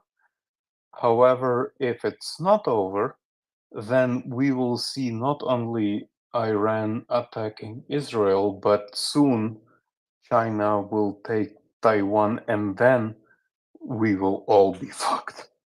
Yeah, I hear you. I'm sorry, I don't disagree with you. And I appreciate that you had the money to give your 1 hryvnia to every FPV drone video that I see. I do not have the resources to do such things, but I'm glad that you were able to, and that It's all in my profile. It's a pinned post in my profile. I hope we do right by you, and as an American, I can only apologize for the shittiness of our government and hope that it gets better and do what I can to make it better. And Stan, I think that rather than draw the world's attention to Ukraine, this, I'm afraid, will draw it away more. If there was a clear full-scale war, then I think it might, but I suspect that Iran is going to try to irritate without actually poking the bear, if you will. It's not the bear, but you know what I mean. Uh, they are going to try to keep this below a level where the United States will want to join that, because once the United States joins a war against Iran, then I suspect that aid might be much more forthcoming than it is now. I hope that either they stop this attack or that they proceed to irritate us enough to actually, you know, get involved in the war directly. And because I do think that would speed things up. Other people may feel differently, but I think that would be to Ukraine's advantage if we were involved in things directly in Israel. And it would certainly wake up the people in the United States to the dangers, and the conversation might change. But at this point, so much Ukraine news has been submerged behind other news stories at this point. It's worrisome how few people are even aware of the current status of the war. I would have to say that if there's any news I see that comes up, it's usually bad news about Ukraine rather than a good, honest assessment of this. Although it's getting bad enough now that a good, honest assessment of it isn't good itself. So anyway, Stan, I appreciate it. Forrest, you want to go? James, I was thinking what you said a few minutes ago. To me, this attack, because the Ukrainian supplemental aid is connected to the Israel supplemental aid, I think this attack makes it easier for the cowards in this other party in America to get the vote on the floor of the House. I think it provides cover now that they didn't need, but they pretend that they need. If that made sense. That makes sense. Stan? Yeah, I just wanted to say that Ukraine had been in this situation, and myself here.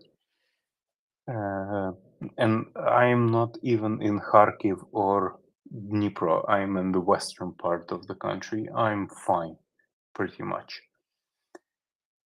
And so Ukraine had been in this state for 2.5 years almost. And if anything, and I would be like super glad if Iran would not attack Israel, because I know how it feels. I'm being attacked for 2.5 years. But if that's what tips the point, that would be good. And second thing I wanted to say is that for 2.5 years, we've been not asking for you to step in. However, we think that you are our allies, right? And if you look back in history, when it was for 2.5 years that a country that had allies didn't ask them to come and help directly, but just asked for stuff. And even that is being rationed, dosed, and we have to beg, and we have to like do free leopards campaign or whatever in Twitter, free attackams, etc., etc. So yeah, look, from where I sit, it's wrong, but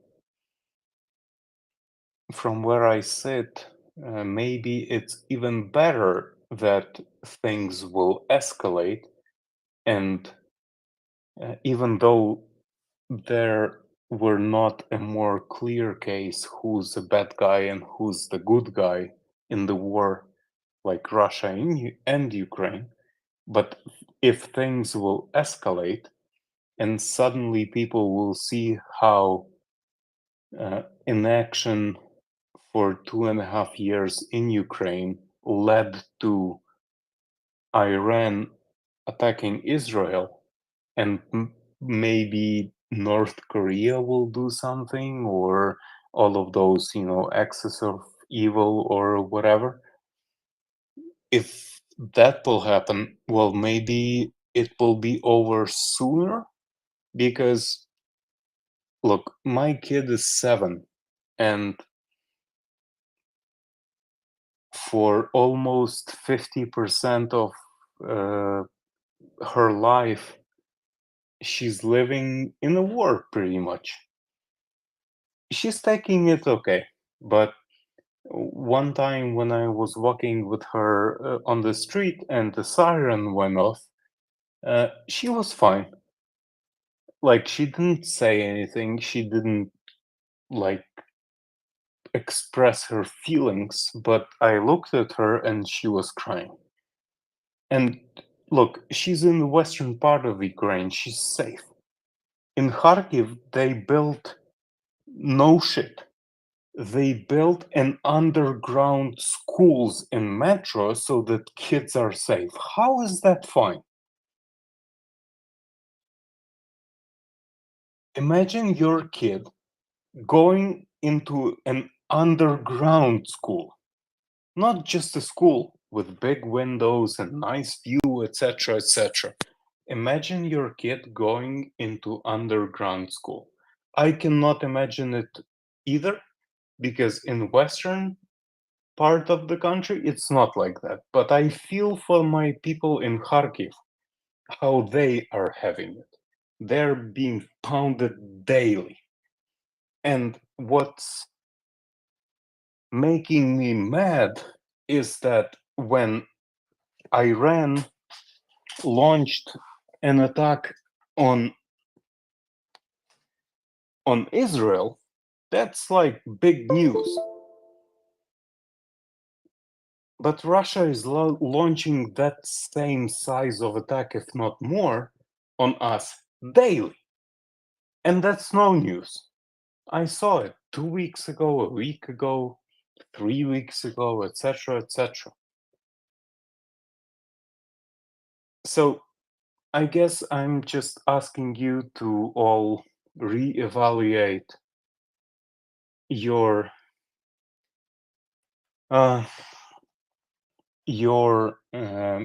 thinking and give some urgency to what's happening here, because, well, I hate to say it, but even we are used to it, and it has to end. And it doesn't have to end with us giving our territory to Russia or whatever, because there are internationally recognized borders, and there had been no war in the last 150 years where there had been so much distinction between who's wrong and who's right. Stan, I feel for you, man. I really do. My family and I do. And the same words that you're saying are thoughts and feelings that we go through specifically on MR, but that I'm dealing with every day. And I hate that we, the US, calls the West, are letting you down right now. And all I can say is that that's why we do what we do here. And, we're kind of the choir more so than the congregation. And I think our goals are aligned, yours and mine. I just know I clearly don't have the urgency that you feel every day, and specifically for the people of Kharkiv. We have listeners that live in Kharkiv right now. There was a gentleman on this morning, and I can't fathom that life. You talked about sending children to school. One, I'm a teacher, and two, I have 4 kids of my own. I couldn't do it. I don't know how people are doing it.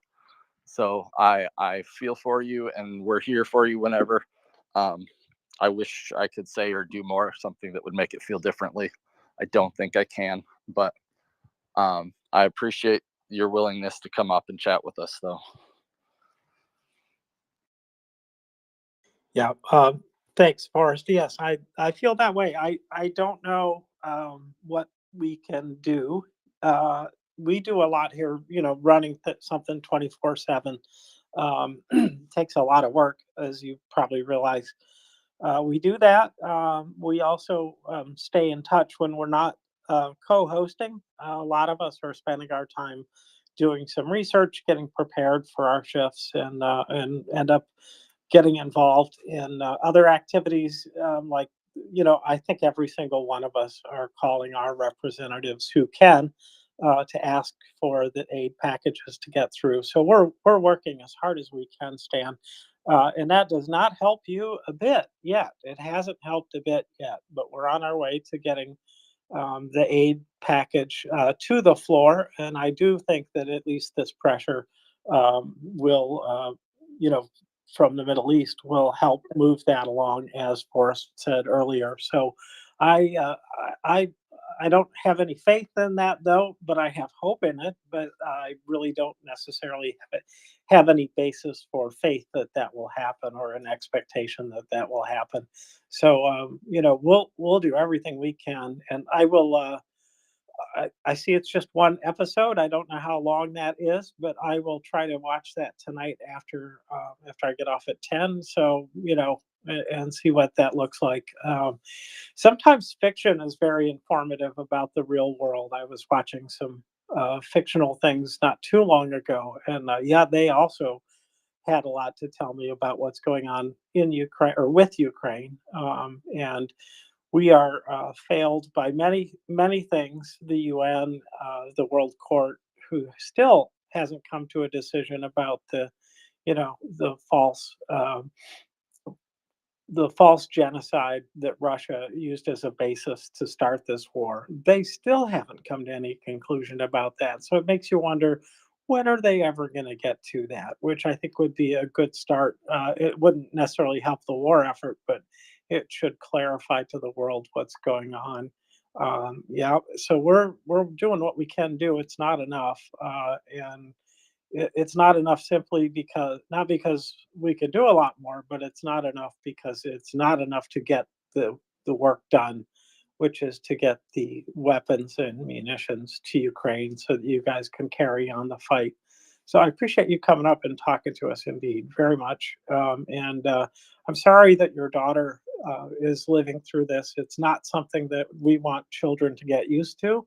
I was just thinking about the wars that are active in the world, and I was struck by the fact that Syria, I don't know how long that's been going on, but for a very long time. I'm pretty sure it's been going on more than 7 years. So these are the kind of things when they get stale in the news, people forget about these things, that there's things still going on. In this case, I believe that we have a lot of problems with our media uh, not not attending to us to Ukraine, because they unfortunately probably have too many ties to interests that don't align with Ukraine's interest. It's hard for me to explain the lack of attention to the world's biggest story, absent just misalignment of motives, and it's very disappointing to see that. Stan, go ahead. Yeah, so on the topic of Syria, I think that it all started there, and I feel a lot of regret for not standing up for people of Syria when they had their war. It all started with them wanting a better life and not being under Assad, which is a dictator. You can debate me on that, but I think that. And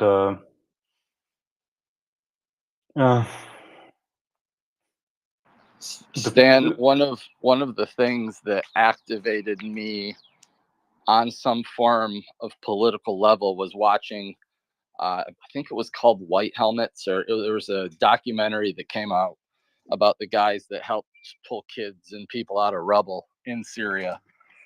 And the whole time I saw that, I said, why aren't we doing more? Why? And it changed how I think. And I agree with you completely, and I bang my head for not supporting Syrian people more. I saw a movie, The Swimmers, on Netflix about them, how they are desperate to come to Europe and be here because they want a better life. Can you blame someone that they want a better life? And the better life is the European life and the United States life?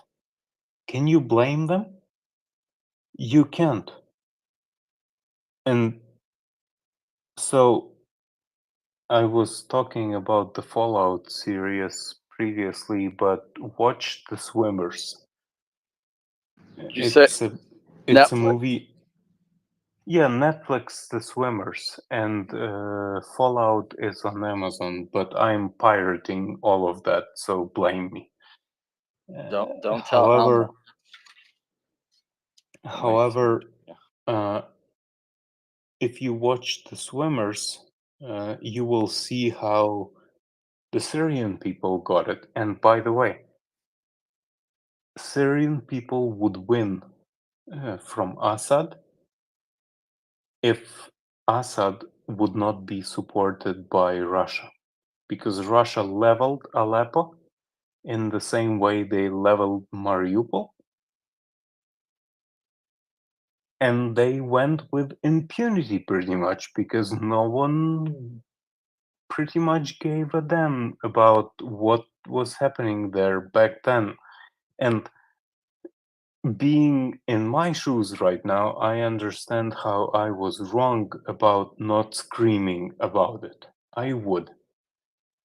But I guess we as people, we don't know what's happening until it happens to us. And I truly wish that all of you guys don't have my experience in the next 5, 10, 20 years or whatever. Stan, I appreciate everything you said and agree with you wholeheartedly. You don't know what you don't know. And then when you figure that out, a lot of times it's too late. And we were too late for the Syrian people. I think we did better with Ukraine, but still too little, too late. And even this very second, it's too little, too late. So we can do what we can do. And that's why I call all my Congress people. I call other people's Congress people. And I'm a nice guy about it. I am sure there is a graphic in the nest. I'm going to scroll back. There sure is a Deeds Not Words graphic. It's the furthest one to the right, called the Three Mikes. They're the most powerful men in Congress, not named Mike Johnson. Call them up, ask them to get on Discharge Petition 9, and at the very least, pass this aid this week as soon as we can. It's $61 billion. The U.S. has committed $87 billion to this point in the war. We're about to almost double that with one passing of a bill. It's a huge influx, and it will greatly benefit not only the military but the civilians, because there are PAC-3 missiles in there for the Patriots. There's other forms of air defense in there. The rumor, I don't have it confirmed, but there's also some aviation in there. So help us out, help them out, give a phone call to some reps. And again, Stan, I appreciate it. And I don't want to see Kharkiv look like Aleppo. And it's my vow to do everything I can to make that not happen. Thanks, Forrest. Yep. Same here. What we can do again is, bother our representatives, bother other people's representatives, get a hold of them. I went through first. I went through the people retiring from Congress, from the House, because I thought they were more likely, at least, to feel less pressure about stepping forward. And then I went through the ones who are in those vulnerable districts as well. And I just was very honest about who I was, where I was from. I didn't actually mention it, but I think that they could look at my phone number and figure things out. And this is all we can do in terms of bothering them, unless we have another march on DC. And I don't know what will trigger that. It's quite a bit of effort to get a march like that going. We had a successful march on the 24th of February to mark the 2-year large-scale invasion. And I think it called attention to it, but it takes a lot to get Congress moving when they don't want to. And Johnson apparently is getting paid. I don't know if by the day or how he gets paid, but it seems like he's definitely getting paid by Moscow, or maybe by Trump. I don't know. He's never paid for anything, it seems like. So I don't know if that's it. But you know what? We still can do more by telling our friends, and some of mine are not having it anymore. They don't want to hear about it, and I've upset them to the point they're just not talking to me. So it's worth it, though, I think, to run the risk with people, because sometimes there's some my friends have responded positively and didn't realize what was going on, and said, yes, I will call my reps. So there's still other things that we could potentially do, like writing a letter, which I did write a letter. It did not get published, however, so I need to do it again and keep at that too. So, and the other thing we can do to help directly is, are we still doing fundraising, Forrest? I believe that we are. We can help with that. We've got some SBU units that need some pretty basic equipment. And that if we give to that, then we can work around Congress and give directly to people who both need it and also are well enough backed in Ukraine to do some pretty amazing things on the ground. And so that's one of the best ways to help Ukraine at this point, is just give directly. And I hope that everyone will consider doing that, even if it's a little bit of money. More is better, but any amount is better than none. Forrest? Oh, my bad. I didn't realize I was hot micing there. Yeah, we're 2 SBU Alpha units looking for plate carriers, ear protection, combat jackets, rip resistant stuff, and there's one other thing on there. Oh, boots, Gore-Tex boots. Gore-Tex boots are great, and a boot will make a soldier feel much better when they can get rid of their ones that are ripped and turned to shreds. So I see Mango. I'm not sure. It shows me that you're connecting, so it looks like you dropped. We'll go to you, Stan. Look, in terms of donations, and I will not compete with you guys. Everyone chooses their donation willingly, etc. However, most of my donations went to Sternenko. You can see the pinned post in my profile. And I think that's the most effective way to kill Russians at this stage, because he procured about 50,000 drones, FPV drones, to our army. And so if you can chip in. If not, I don't really care. I will chip in. And I'm trying for the last 4 months or 5 months, since he started, I'm trying to donate 1 hryvnia to every drone that he procures, because I want to know that every video that he posts has at least 1 hryvnia from me.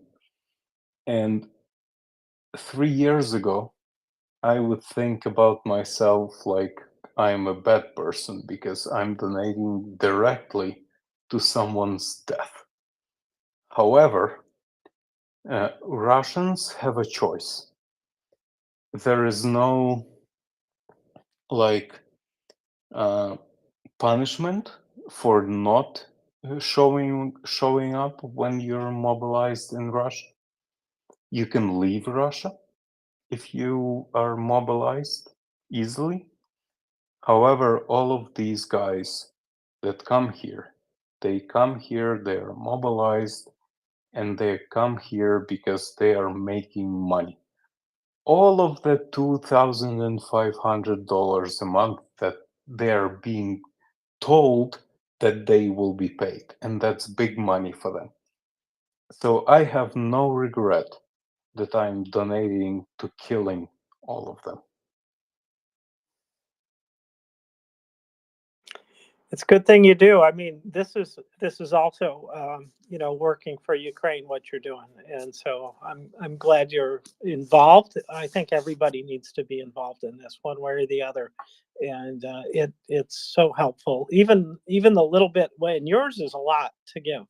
That's getting involved at that extent is quite a bit to do. So I'm thankful that you're doing this, well, all I can do is repeat what we've said, and I don't feel like doing that. So I'm going to go to Mango Moose. Welcome, Mango.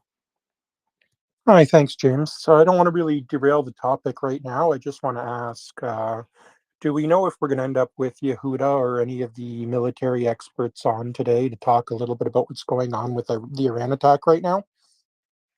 We're about We'll to. probably get Chuck up We soon. are about to. I've looked across the James? spaces, Axel, and they're otherwise tied up, the ones that usually attend to us.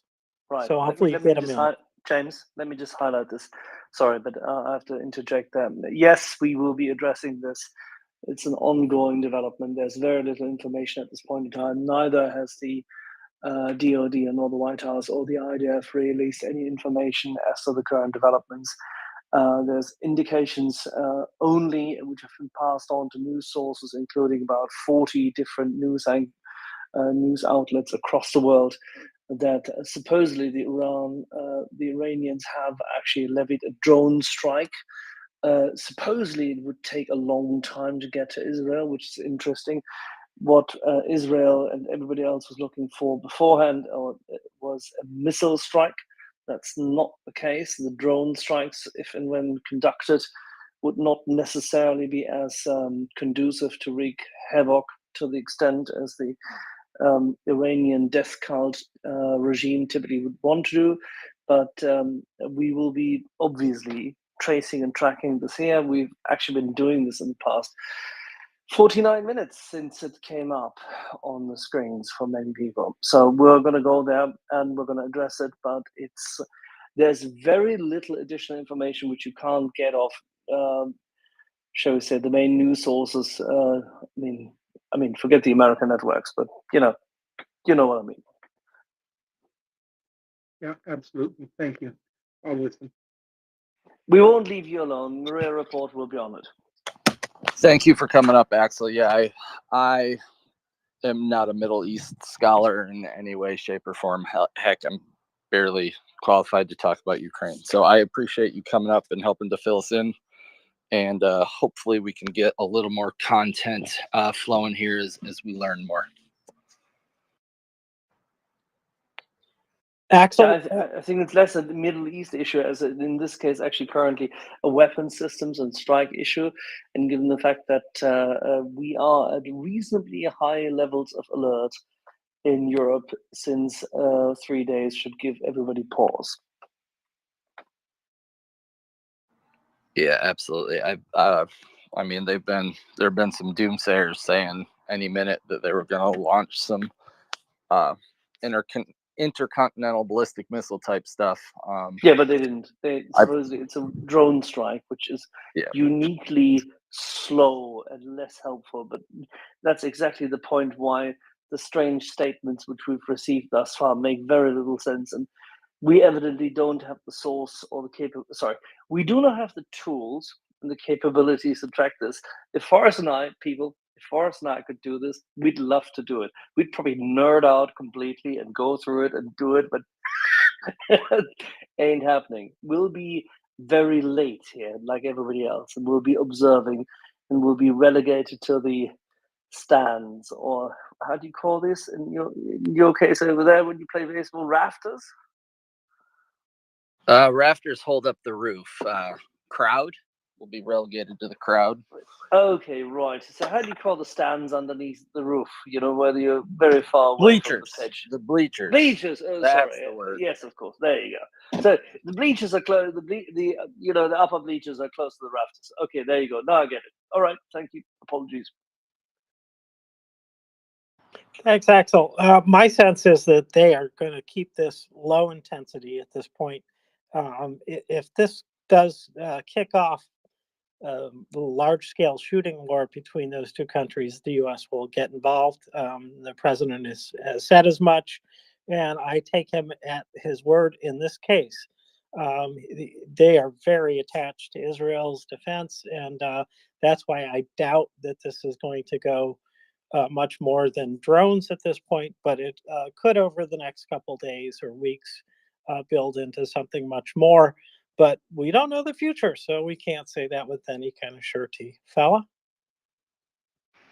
Yeah, the only the only thing I've seen in the last 20 minutes that seems reasonably well sourced, and I've seen a ton of nonsense, people reposting old pictures, etc., the usual stuff, is the IDF has stated that Iran has launched 100 plus drones, and per Israelis on the ground, and this is being reported by local Israeli media, the sound of jets in the air is damn near deafening. So they're doing the sensible thing, which is trying to take these shaheeds on with look down, shoot down capabilities of things like F-16s, F-35s, etc. But fella, we are in agreement that sending Shaheds or Shaheeds from Iran to Israel makes very little operational sense, right? Well, I saw Chuck had a post on this, I don't know, half an hour ago or something, and he made what I think is a very valid point. They may attempt to use Shaheds and these other junk drones to empty out air defense launchers to then send ballistic missiles in later. Yeah, that's the saturation attack on air defense, but for that they would have to send more than 100 Shaheds. The Israelis are more than capable to deal with about 1,200 of them. The Iranians know that. That's the whole point. I know what he means, and Chuck will come up to talk about this, but let's not spread this too much, because this is the saturation attack requires a lot more than just drones. So the Iranians would have to partner with Hezbollah to then also attack other layered air defense systems of the Israelis. That's not yet in the offing. We haven't seen anything yet. No, and even if Hezbollah were to do something, most of the rockets they have are Katyusha-style rockets, which half of them don't even make it, well, more than half don't even make it anywhere near their targets. So the Israelis don't have to worry about intercepting those at all. 100%.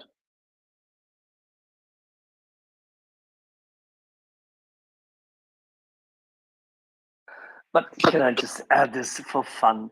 I'm quite sure that somewhere, in between the Situation Room and his own office, Mr. Sullivan has been changing underpants and shirt in the meantime, at least twice. I'm sure there's more than one pair of underwear being changed currently, but I take your point there. It's kind of the dread that they've been dreading, eh? Well, they created it. They literally created it. Procrastination. This is essentially the Chamberlain/Halifax situation. You are conducive to the other side constantly escalating because they feel they can get away with it. And this is what we've been saying here for 2 years in a row. And I'll go back to the minor incursion. That's their doing. They didn't have to. We did not need that. This could be changed.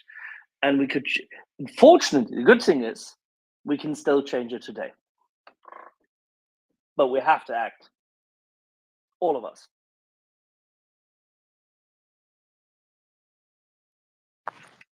Well, to say they literally created it, they literally invited it, perhaps. They didn't create it per se. And I think I took your, I took your point a little differently, that I think this is not so much to overwhelm air defenses at this point, but to, over time, exhaust the supply. And I suspect without tripping any kind of wire, that's what they're hoping, is that the Americans and Israelis will not respond overwhelmingly at this point, because what they would like to do is to have Israel exhaust its air defenses over time. So I suspect that's what's going on, Axel. But what do you think? I think that Israel will do what it always does. It acts in the way I think people should act, with disproportionate, overwhelming force. By the way, this is how Americans once attacked these kind of issues when they could. There's no reason, there is absolutely no reason not to flatten every single, from an Israeli perspective, there's no reason not to flatten every single relevant strategic military asset of Iran if Iran actually sends drones to attack Israel. That is a declaration of war. Sure, welcome, thank you. Finally, let's have it. Take them out. Give them the full Osiris, meaning Osirak treatment. Completely, no question, 100%. By the way, this is how you deter China. This is how you deter all the other bad guys. Fella, please. Yeah, and this is what I was saying in a couple times in the back channels. Like I think over the last 72, 96 hours, the mullahs have been trying to figure out what they can get away with and continue to steal oxygen, because they know full damn well that Israel just wants an excuse to take them out. And if we've got any axis of resistance sympathizers listening, let me be very realistic with you. Iran is a poor, weak country. They have shit Russian air defense systems. F-16s and F-35s can absolutely humble them and reduce them to rubble in a matter of hours. The mullahs know this. I did not think they were inclined to self-deletion, but this, we'll see what Israel's response is. I am hoping that they respond with absolute disproportionate force, such that it terrorizes anybody from attempting to do this again. That's the only way you respond to tyrants and terrorism, with absolute unrestricted war. You level them and you make any other similarly mentally defective primitive person absolutely terrified to ever do the same thing again. And that's about it. Yeehaw. Let's hear from Karen. Karen, welcome. Yes, I just want to interject this really quickly. I want to remind everybody that Russia has used Israel as a distraction from Ukraine. And remember Ukraine's request the other day for 7 Patriot defense systems. I have some good news to share. Not much, but some.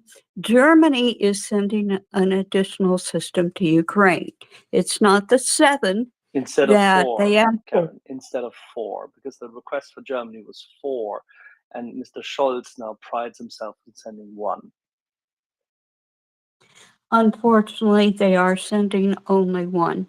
The EU is going to consider no further business on their budget until this Patriot issue for Ukraine is addressed.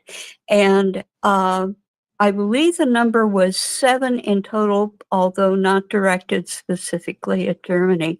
But yeah, Israel's important, but let's keep an eye on Ukraine too, because it will be used. Israel will be used as a distraction. Can we say not Israel will be used as a distraction, but it's Iran actually, which is being used as a distraction, because Israel has done absolutely. Can I put this into? Let me put this into technically into English. Israel has done fuck nothing wrong. I think that's the technical term which you use in this kind of instance.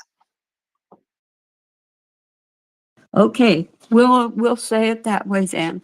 Iran will be a distraction. I think Alaskan fishermen are equally colloquially motivated as I am, right?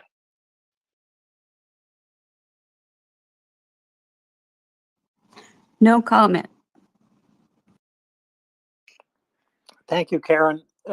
Yes, well, Germany's done one thing right this day, but we're expecting 4. I got 1, so you could say they're batting 25%. So not so great. And Europe as a whole, they're expected to turn over 7. U.S. I'm not expecting a damn thing at this point, and they'd have to get Congress to move in any case. So we're just waiting on that to happen. So the discharge petition still needs quite a few votes. Not, we had another one the other day, Representative Golden, who signed on. So movement hasn't stopped. It is still the fastest moving discharge petition ever, which makes me realize things used to be a lot slower. But Forrest, what do you think? I was gonna come up and discuss the Golden signing. I think he's a big one, not as in he's got tons of power, but because he was an original discharge petition 10 guy, it signals that they understand that that was just the delay tactic and not a serious proposal for getting aid to Ukraine and Israel. And him coming over, it just signals that discharge 10's done. He wouldn't have jumped on to 9 if there was any hope that the other one would pass. And I just think that's a positive. And I can't see any way. Yes, distraction is the war started by Hamas, IRGC, and the other bad characters in the Middle East was a distraction from Ukraine. But I very much so see it now causing the aid to pass sooner. And I think that happens maybe even Monday now, as opposed to later in the week, especially depending on outcomes. It's going to be a crazy 72 hours. I'll give you a little hypothetical. Let's say Iran goes full stupid, and it's not just 100 shaheds, and they try to, follow it up with some ballistic missiles, and Israel takes the gloves off. What this is likely going to mean is that, among other things, I wouldn't expect that Shahed factory to be standing come Monday morning. Let be very honest. Iran's air defenses probably won't survive this night. I haven't seen any evidence that the strikes are going on inside of Iran yet. I know some people are tweeting it. All the supporting photos that have been shown are from an oil refinery fire. But we know they are coming. So, you know, you end up taking out this this drone factory that will benefit Ukraine, and you know, if we end up with some regime decapitation strikes, and now we're really going into some mental exercises here, but I could definitely see the IDF doing it. And there's likely not any place that the mullahs have to hide that would be safe. So if they decide to terminate that regime, you know, an Iran in chaos or an Iran restored to its rightful ruler, or the Pahlavis, eventually would definitely have a very negative effect on Mordor, because that would take out their main ally to their south. That's worth a damn anyway, because none of their other allies and proxies in the Middle East are anything other than third, borderline fourth world countries. And we wouldn't have So, to listen, and we would not have to listen to a certain part of the media any further in the future. Wouldn't that be nice, fella? oh God, yes, yeah. If we could get rid of the, you know, the IRGC plants, and they're everywhere in Western media. I'm not unconvinced that a certain Mehdi Hassan isn't one, but I'm going to leave that alone for right now. These people are, the IRGC in specific is responsible for a very large percentage of the problems that exist in the Middle East. You know, And in the northern part of South America, if the IRGC and its current sponsorship of Venezuela falls, Venezuela actually has a chance for a real revolution and getting rid of those people who force what was once one of the most exceptionally well educated and civilized countries of South America to free itself from having to eat cat food or cats.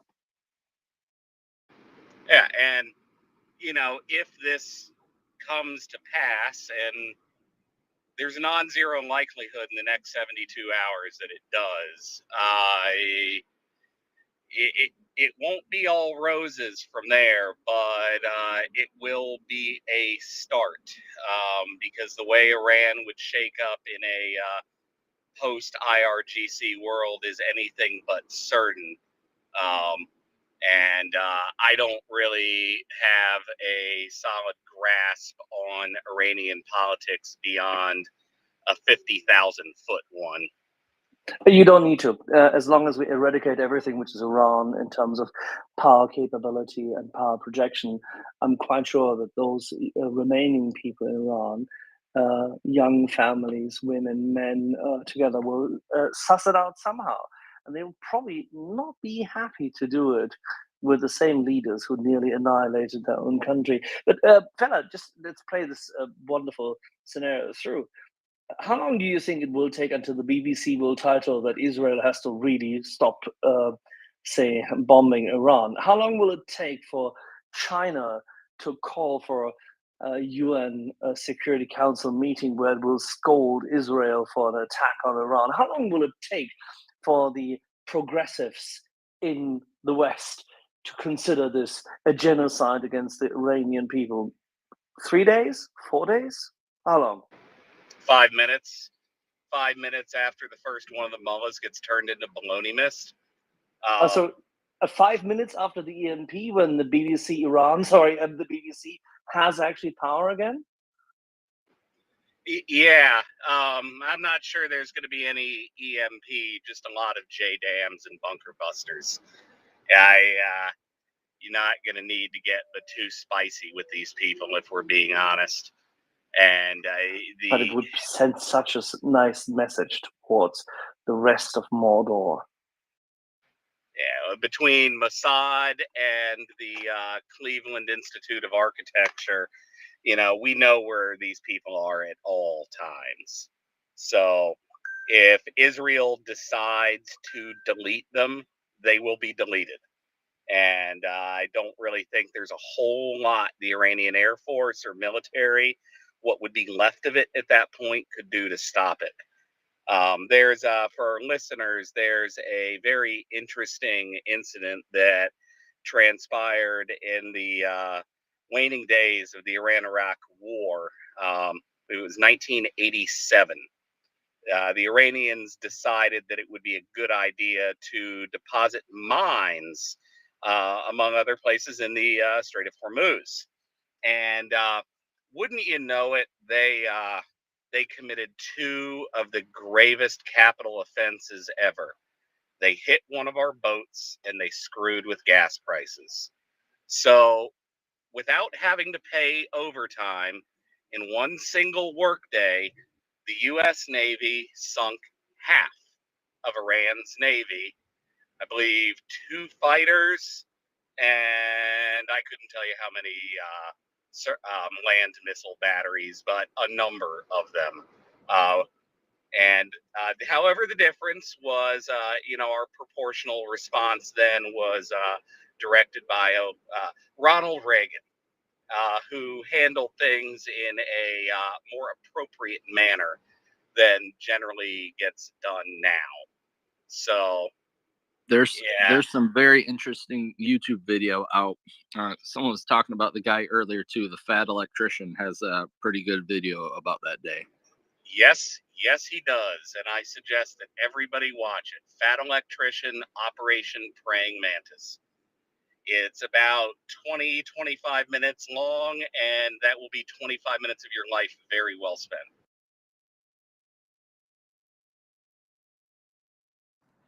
I find it comical that so many of us have seen the same YouTube videos in the world of a billion YouTube videos.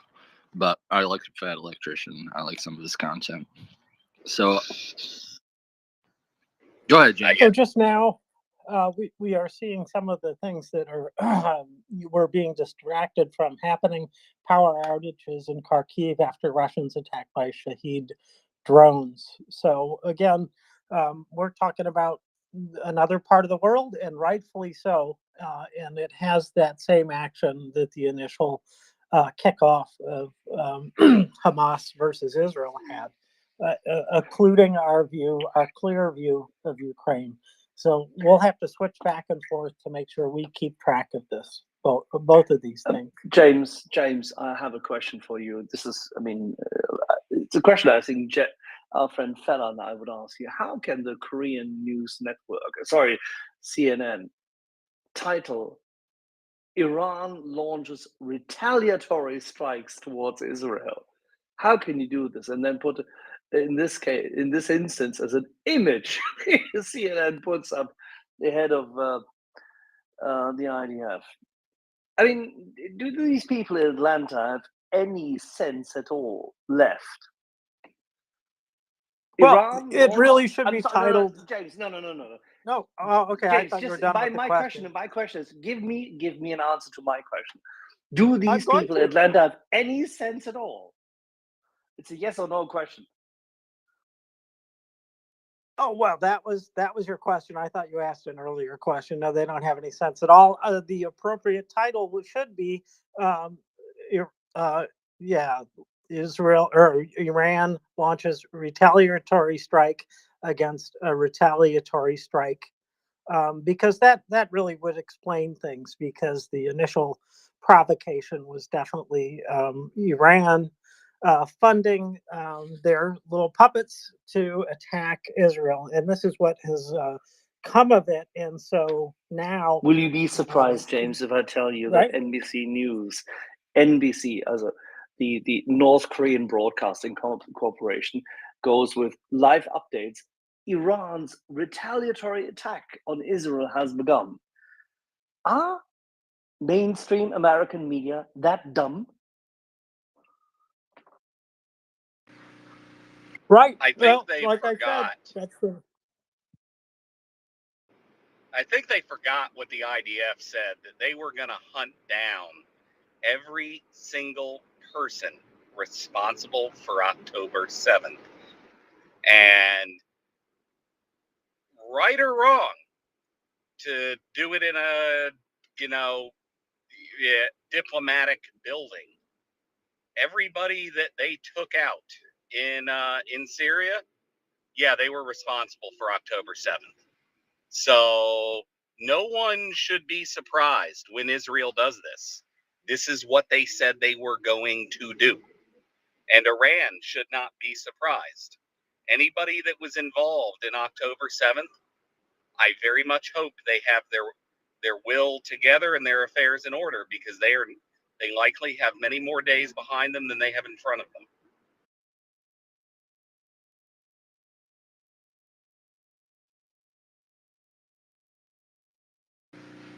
All right. I feel like there was a question posed somewhere, but excuse me. What time is it currently over in Tel Aviv? Or we're what, 7 hours behind? Axel, you're closer to that side of the world. I think they should be. They are the same as we, so it's 1:24. So they are. We have GMT +3, so Eastern European time, so same as Ukraine, 1:24. So it's going to be reasonably dark there, given the fact that they are so far south. And I presume, given the fact that the IDF hasn't, there's no indication of any hits or strikes and stuff, and it will probably take another 2.5 hours anyway. So there you go. So. Yeah, that was what I was By the way, Chuck says he can't join us at the moment. It's a thing, his birthday is coinciding with the Israeli counterattack to eradicate Iran. So there you go. Do we have confirmation that the counter has started? No, it will start, as Fella indicated, and Chuck and I have been betting that the IDF will counterattack, knowing that an attack is ongoing. They will get their revenge in early.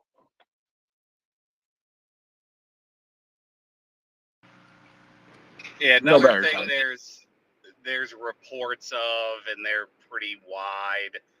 So yeah, I'd still take this with a grain, even though a ton of the countries neighboring have supposedly denied their airspace to the U.S. to use. Pretty widespread reports of heavy jet activity over Iraq right now. So, whether this is an example of the U.S. or Israeli Air Force just not caring what they say, or if this is an example of saying one thing to pacify the simpleton, Arab street, and then saying something totally different behind closed doors. I suspect we won't know until this is over, but I wouldn't be at all surprised if the reports of jet activity over the skies in Iraq are true, because they're going to want to try to get ahead of where these drones are coming from and get as many of them whacked down as possible. The Israelis said there was 100+ drones incoming. I've seen a few reports of substantially more, but they were from accounts that tend to push sensationalist bullshit without proof. So we shall see in the coming hours. I suspect this evening will be quite interesting to see how this plays out. And what's going on right now does have massive implications for Ukraine, because quite frankly, if we can get this nonsense in the Middle East disposed of finally, then this is not only, as some have indicated, improves the chances of getting aid sent to Ukraine massively for this coming week, but it's going to significantly destabilize the axis of assholes. And with that, I'm done for just a moment. Bond markets and Fella. bond markets and commodities markets on Monday morning, opening time, Japan time, actually, in this case, where this will be tremendous, absolutely tremendous. Oh yeah, no doubt. No doubt. I'm quite certain the bond markets are going to be on fire when they open Monday, and I expect some of the commodities markets that open well late night for me Sunday, but it's your morning, Axel.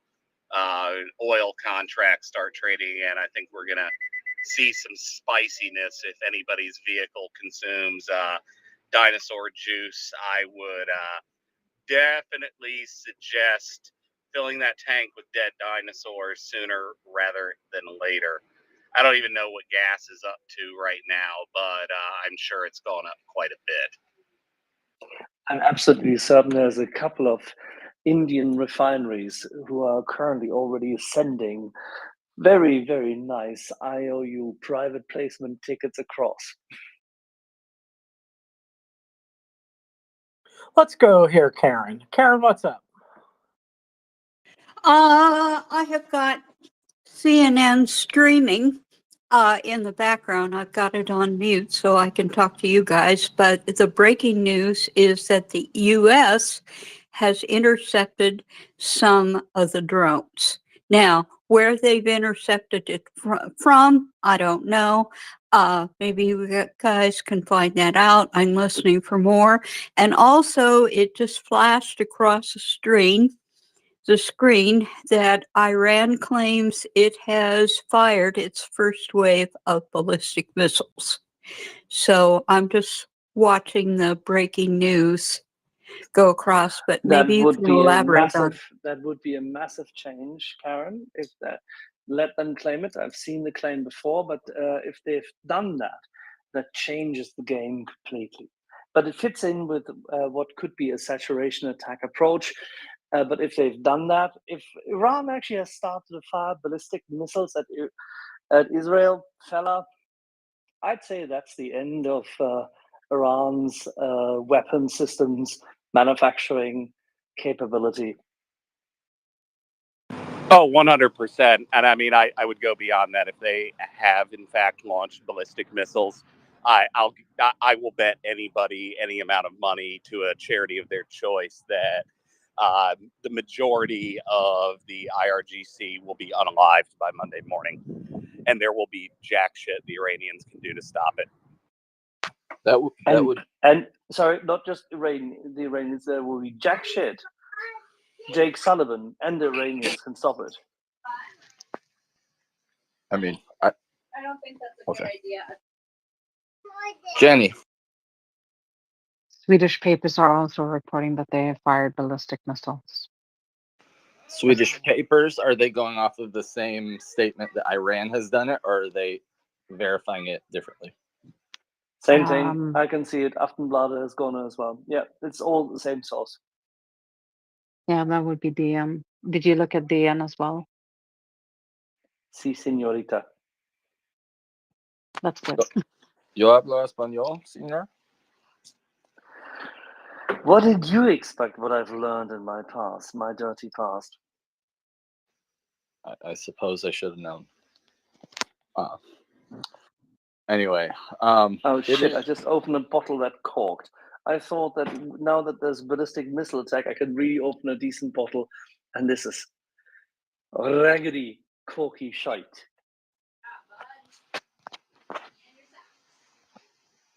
I'm not a wine drinker, so I don't know what those woes feel like. But maybe someone else. I saved the bottle. I saved a bottle from a decent vintner who came up with this product in the year when John McCain said and was ridiculed for it. Bomb, bomb, bomb, bomb, bomb, Iran.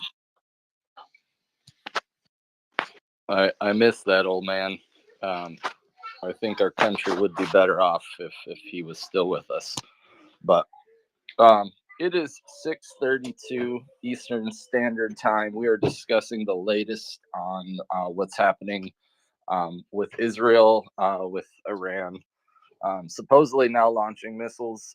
They had a wave of drones prior to, and we are just awaiting news like everybody else. We will bring it as it comes.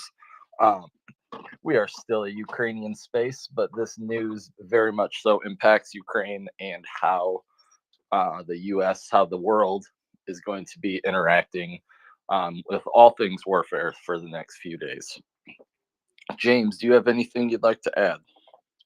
I sure do. I just wanted to give you an update on not news, but still, I hope of interest to you, and that would be Tracy SBU Fella's poll on Javelin versus Abrams versus HIMARS versus Storm Shadow. These are Javelin Drip, sorry, American Abrams Americano, HIMARS Cappuccino, and Storm Shadow Espresso, that is.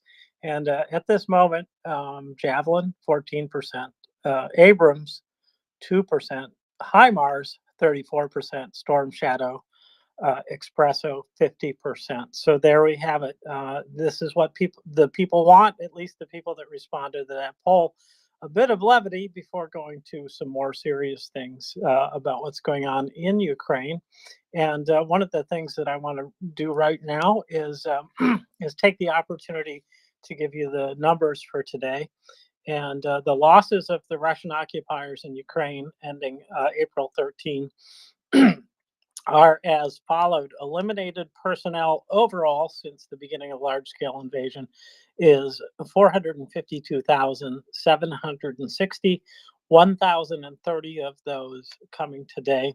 Tanks, excuse me, tanks 23, armored combat vehicles 47, artillery 32, MLRS 3, air defense systems 1, tactical drones 40, cruise missiles 1, vehicles and fuel tanks 57, special equipment 5. So another great day for the Ukrainian army, who are doing their damnedest with what they've got to stop Russia's attempts at moving forward on the battlefield. And so far, they have been keeping them held back. And this is another great day. I believe that totals about 100 and, well, more than 150 units altogether, I believe. I'll have to go through the math again. But this is another great day for Ukraine on the battlefield. And the quote that goes along with this today is, "You cannot escape the responsibilities of tomorrow by evading it today," from Abraham Lincoln, a man who knew something about war. Axel and Fella, I had a question, a hypothetical question, and not a political one. Thinking from a military mindset, what do you think the American response militarily should be with this attack on Israel? And then what do you think will happen? Me? Well, I'll tell you, I think there'll be two different I think things. the question was for That's Fella what I and for think, me, Axel. but it's fine. Yeah, this is to me first, and then I'll let you go, Axel. Yeah, I think there'll be two different things for us. I think that right now we should follow Israel's lead. We should get out of their way, and we should let them do what they need to do. And if they decide to launch a large-scale invasion or attack, that's what we should do, and we should do what they ask. That's my opinion of this. Axel, I'm sorry to interrupt you, but I wanted to get that out first.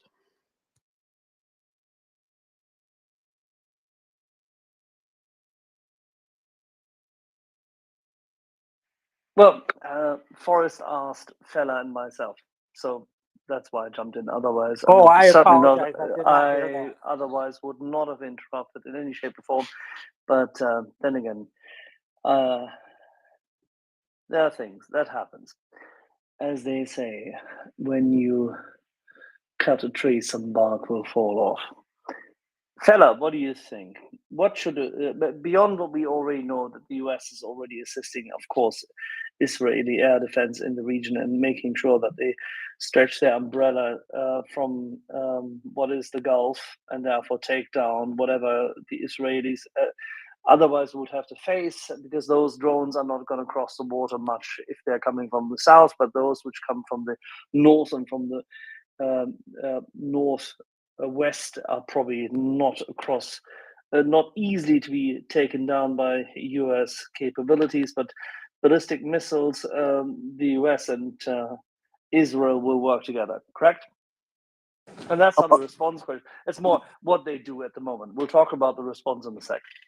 Most definitely. I mean, what I would expect is that, what we're likely already hearing rumors of, you've got CAP flying over Iraq, and they are batting down as many of the drones as possible to keep bandwidth open for the ground-based interceptor systems to engage the ballistic missile threats. Now, as to what we will do, it depends exactly how far this ends up going. I mean, if Iran has indeed launched ballistic missiles, I would expect the carrier battle groups in the area to participate in the neutralization and the final disposal of the IRGC forces. I don't particularly see a scenario in which they would be tolerated to continue to exist. Yeah, especially if I'm seeing this in a couple other places now. It appears that there may actually be a formal state of war now between Iran and Israel.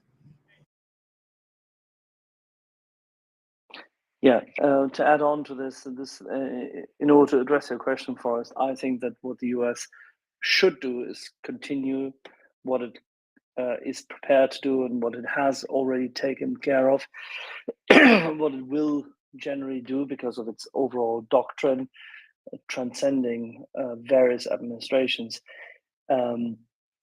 albeit that some of them have been a bit feeble on this matter. I apologize. And the bloody corky wine from before was absolutely terrible.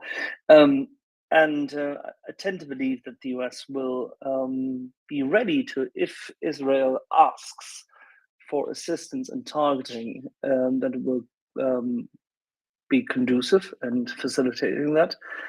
And that if it sees a threat to go beyond purely attacking Israel, but actually escalating, I'm sorry to say this, but escalating this much further than Iran has already done by lashing out against one of the most sincere allies of freedom and the only democracy in the region. I tend to believe if this administration has any cojones, it will do exactly what every other administration would do anyway, or would have done anyway, and therefore help the Israelis to bomb the key targets and maybe finally get rid of the Biden-Obama policy of playing nice with Iran on the nuclear development project, because obviously a country which now attacks Israel cannot be trusted with any kind of nuclear development program, and therefore just simply fella, how do we put this? It's not bunker busting because this is about 80 stories deep, but let's say with a non-nuclear capability, the Americans call this MOAB. With a non-nuclear capability, eradicate any hope that Persia would ever be a regional power again. I think it's time for that. I mean, their military bases are pretty well documented, and regardless of how deep those facilities may be, you still got to get to them. And if you turn the access points into rubble and slurry with bunker busters, I see those facilities as effectively cut off, and pretty likely anybody down there has the food and water that they have. So that'll become a self-solving problem, and it'll become their tomb. But beyond that, I mean, we know where their military bases are. We know where their personnel are. We know where their equipment is stored. And you know. So, fellow, sorry, so you're just saying that we know that one of the leading sponsors of terrorist attacks in the world, one of the leading sponsors of vile, utterly decrepit Islam, in this case, sorry, it's not Islam, it's Islam, as in subjugating everybody. All the wonderful progressive things people believe over there where you are in America. These people in Persia have been subjugating that, right? And they're still literally, treating women like dirt. Other than, of course, that when they're in Tehran and they want to keep them nice, that they buy them. And by the way, the highest ever purchase ratio of high quality Italian footwear for women is bought from Iran. I know that most people here wouldn't quite get that, but that is actually the truth. Biggest sales of Sergio Rossi shoes go to Iran for many, many moons. So they have this little, two-sided kind of thing. But having said this, don't you think that it's high time that we, get rid of this kind of stuff? And given the fact that we always knew that they are bad people, we always knew that they bombed the Jewish Cultural Institution in Buenos Aires. We always knew that they like to kill people and, incarcerate them, that they treat us like dirt, and that they're generally bad people, as in they follow a death cult version of their version of Islam, and they're pretty damn shit. Sorry to say so. Why didn't we do this earlier if we know all this shit? So I don't disagree with your assessment. I would suggest being mindful of some of the language around Islam, so we don't give some people the Why? wrong Why message. would I? Why would I be? Why would I be? Why would I be in any shape or form helpful to people who like to treat women like Islam treats women? Why would I have to be in this discussion when I would say one of for the us, it's purveyors just of because Shia it's some of Islam our is currently? crowd. No, I'm sorry. I don't quite get this. Are you trying to tell me that we now have to be appeasniks to this as well? No one said to be appeasing. I just said Okay, be careful fine. of So language. let's name the evil. Shia Islam is evil. Axel, I think I can go far more targeted than that. Non-secular government is the problem. Religion is all well and good. Worship your sky fairy of your choosing, but Wonderful. do not Thank build it you. into your laws, and do not force it on others. So that's I think we can get a lot more precise with that. You are Fella, very American, are you not, fella? I love it. that I think that's what I was more after. It wasn't that I disagree with your points, and I don't disagree that it's awful how some people are treated. I just didn't like the language use. That was all. Well, let's put it this way. Ask Prince Heather how she would possibly be treated in Iran. Is Prince Heather up? Oh, you were just going to No, when she comes back later. This is what I'm trying to tell people always. Fella is exactly right. We need to separate religion from running our countries. That's the whole point. But we are now allowing, by our general appeasement version towards Islam, that, oh God, and everybody else said, oh God, we Christians, we ran these terrible records and we ran the Crusades, and oh God, we should be self-flagellating. Fuck it. Can we stop this bullshit? Can we just say that Shia Islam, as it's operating since the mullahs came into power in Iran, has been detrimental to humanity, evidently. Look, I'm a badly lapsed Catholic, borderline on atheist most days.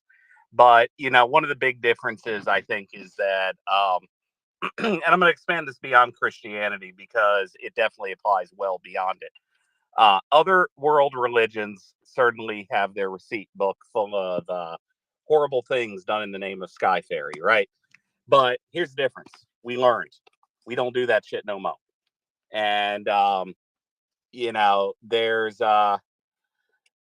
this is kind of like the case in point for why you keep religion out of government. The separation of church and state was written into the founding documents of the United States because our forefathers saw the issues that it caused in, not only in the Catholic persecutions that went on in England and all across the European continent, my friend, all across the European continent. They had the thing called the Holy Roman Inquisition in Spain. Yes, of course, we learned. That's the whole point, fella. That's what I'm trying to address. We learned. No sky fairy. Realism. Okay, I think currently we're arguing with each other and we agree with each other here. Mine was the language. That was yeah, the no, only you thing I was dislike saying. the fact that I'm hitting hard on Iran. I understand this because that's the current feel in the US and in the media. So I get it. But we need to hit not my them feeling. for them being a shit religious, imperialist, colonialist country. And it has to do something with what is Islam today. We cannot close our eyes. We cannot be constantly appeasing this shit. They haven't learned shit. So we have a bunch of people in that country that we are going to be supporting when they try and overthrow their government that fall in that category. Who don't believe in this fairy tale. They believe, as I told you, in Sergio Rossi's shoes. And they drink red wine. And their women drink whiskeys and gin tonics. That's what I'm trying to tell you, Forrest. The people who would overthrow the government, there are a ton of Iranians that hate their government and that want it gone. Those were the people I was referring to. Yeah, the people who will run the government afterwards are the ones who have the money in the country, and they are very much non-believing. All right, we do have a couple hands up. I think, James, do you know if it was Mango or Cornelius first? It's Cornelius first, Mango, and then I'm just going to remind Jewish Diary that if you did want to speak, please do raise your hand. You came up a bit ago, and you probably do have something to say, but please raise your hand and then wait your turn if you are going to speak. Thank you. Cornelius, welcome. Thanks, guys. I know everything around the Iranian or Israeli drones thing is very dynamic, and we're all impassioned about it. I'm wondering if anybody's had time to think about what kind of advantage Putin and Russia will take advantage of, or what kind of hay they'll make in this period. All sorts of chaos happening. And everything seems to be pretty quiet in the Ukrainian neck of the woods. But is it? Has anybody heard anything that might be going on in that area? There is currently no response yet in Russia, apart from the fact that they are 1 hour ahead. I'm quite sure that they have been informed in some shape or form, but it seems evident that it is not perfectly in line with what they want, but it's yet another upheaval. So a more intense test will work in their favor from their perspective. One thing I've thought about is that... It comes back to us, Cornelius, it comes back to us. Our response, if the Israelis, supported by their allies, come with a disproportionate response and eradicate the other side's capability of waging war, Mordor will be shocked. And there's no way to make hay out of this. And that's what we need to focus on. We need to stop thinking about what they're thinking. That's a Jake Sullivan kind of thing. We need to stop doing this. We need, not yeah, but. Sorry, Cornelius, we've had this discussion in the last 2 years. It's not yeah, but. It's listen carefully. I shall say this only once. There's one way. Strike with disproportionate force. Eradicate the enemies or the adversaries, in this case, the adversaries' capability to wage war, and disincentivize the allies of the adversary to support Okay, it. Axel, I And agree if that's the case, with if that that's the case, sentiment. Cornelius, what do you think? No, if that's the case, what do you think, Cornelius, Putin's potential would be to make hay? So I think that Iran and their henchmen, the Russians, and perhaps Syria and others in the region, have had several days of time in which to draw their bowstrings in a coordinated fashion here. And I can see Hezbollah doing a bunch of launches to take down as much of that Iron Dome as they can. I can see Yemen creating all sorts of waves. And I think it would be wise to suspect that Russia is in on this deviousness as well. However, I haven't seen any activity in that region. So that's really why I was asking. So you're essentially not different from what I just said. You say they are well prepared, but they are not necessarily clear as to what happens. And depending on what our reaction is, they will have to act. So they can't make hay if we act disproportionately. So it is on us to define what the battlefield will be.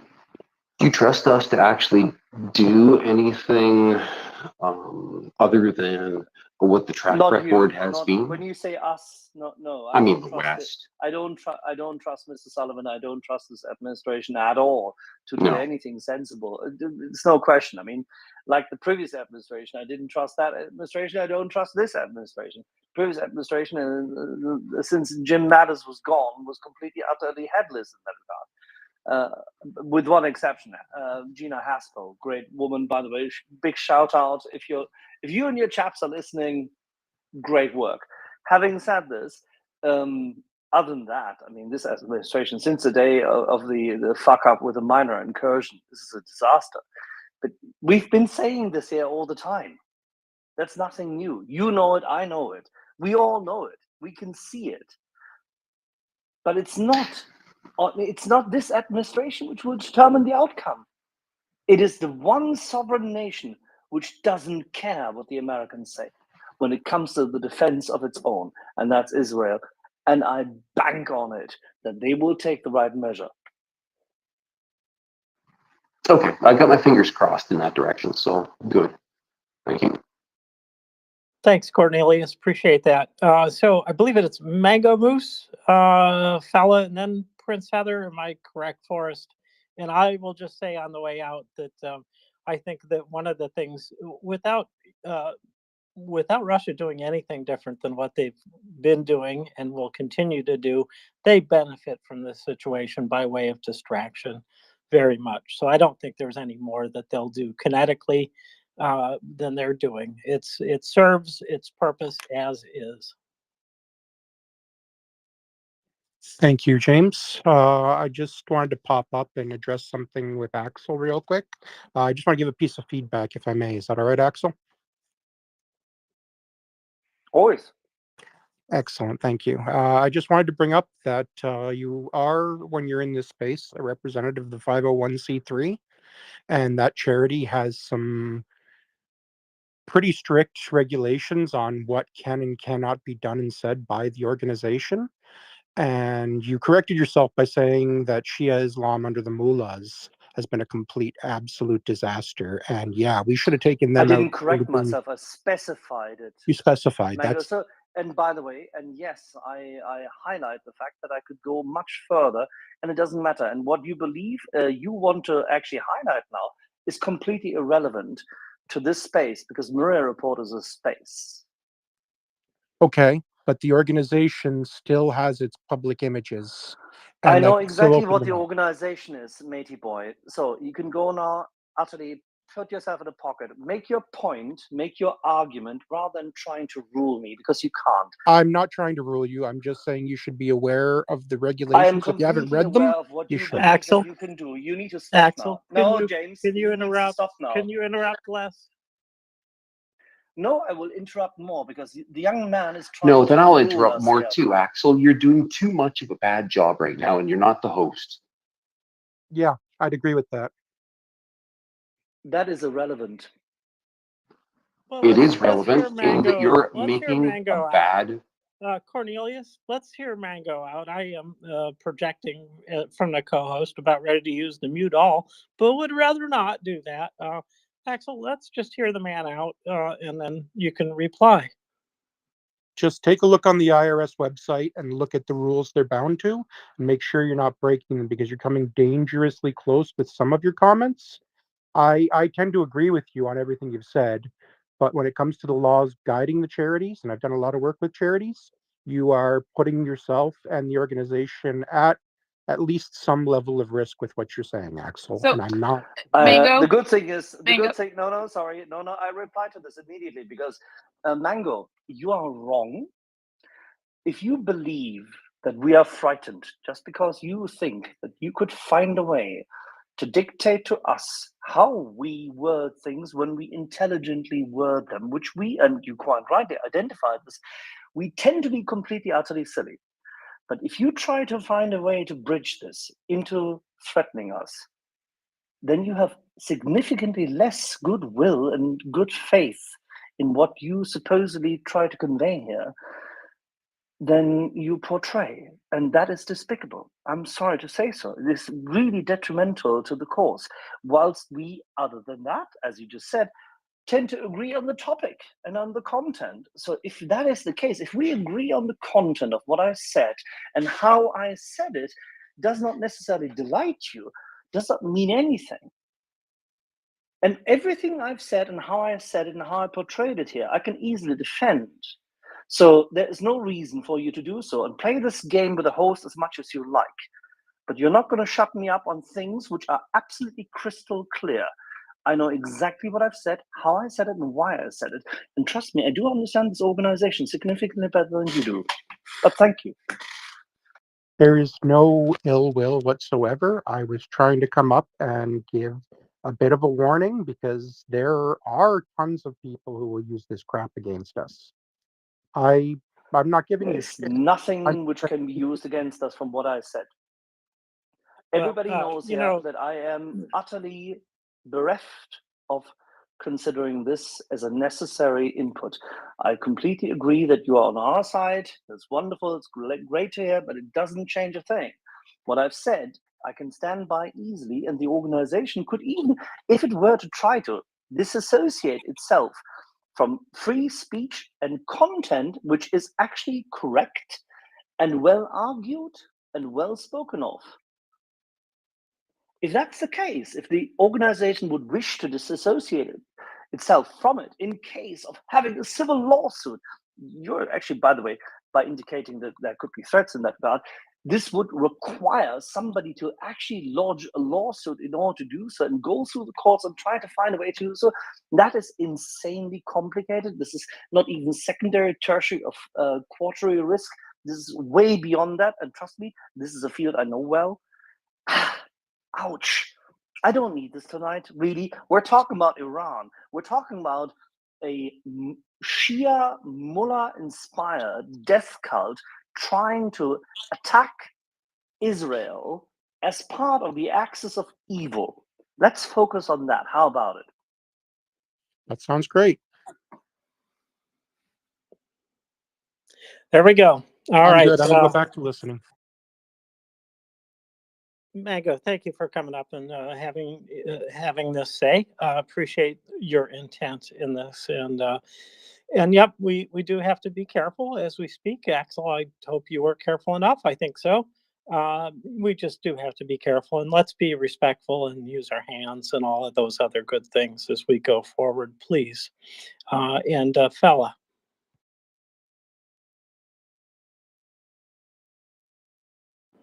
Yeah, I wanted to say that that's the type of thing that I mean, I didn't interpret it as a threat, but that's the type of thing that I would generally urge anyone do it through back channels versus, on the floor here. That doesn't need to take up airtime like it just did for the last 5-10 minutes.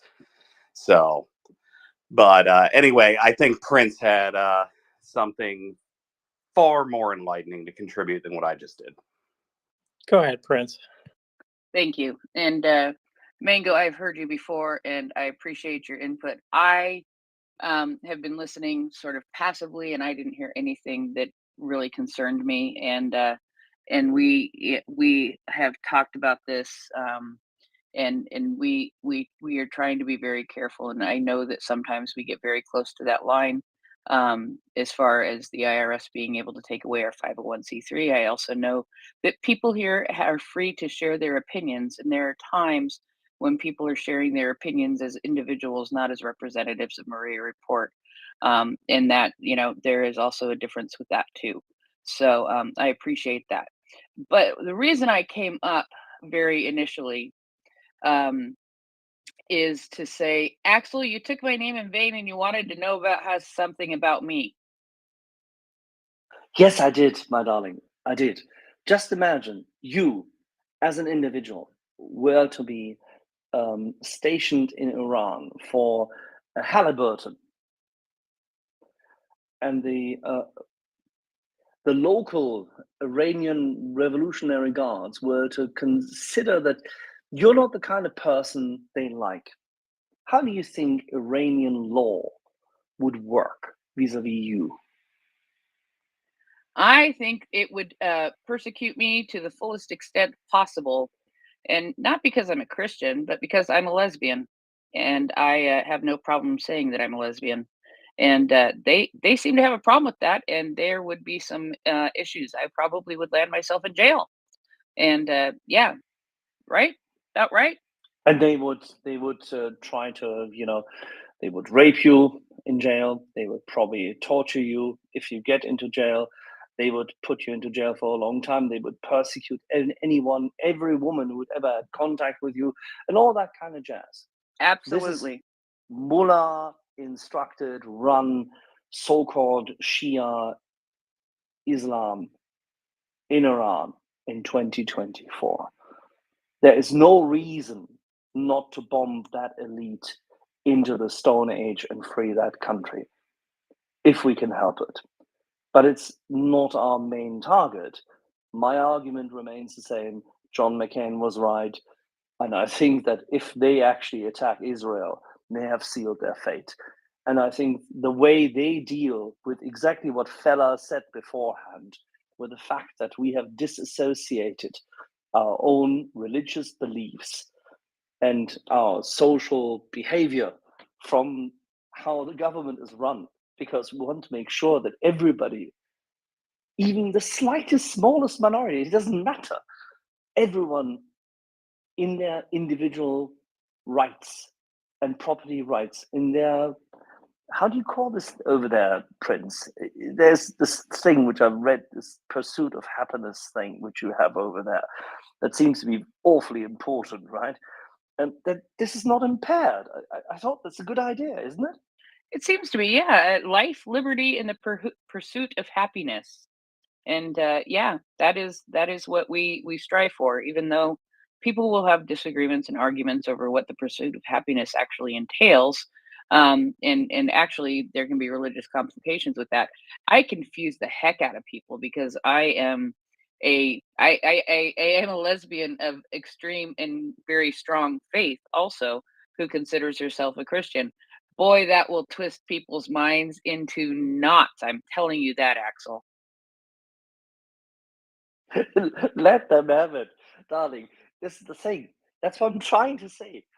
It is the people who individually are strong, who can easily laugh about those dangers when they're far apart. But the strong people also have to support all our people here in the West to make sure that we are jointly strong towards those who impair, by the way, the rights of women, young men, of all beliefs. I don't care what they do at home, but we fail them. And by constantly giving in to, oh God, we should not say a bad word about Islam. Well, if they can run their countries a little bit better, maybe we wouldn't. I wasn't chastising, again, we kind of fell down a rabbit hole. I wasn't chastising the criticism of Islam. It was just the language used because we still want all of the Muslims that are living in Iran that want to fight their own government. I didn't like the way it was worded, demonizing them as well as the mullahs and all those bastards that we've been talking about. So it was more a language choice. That was all.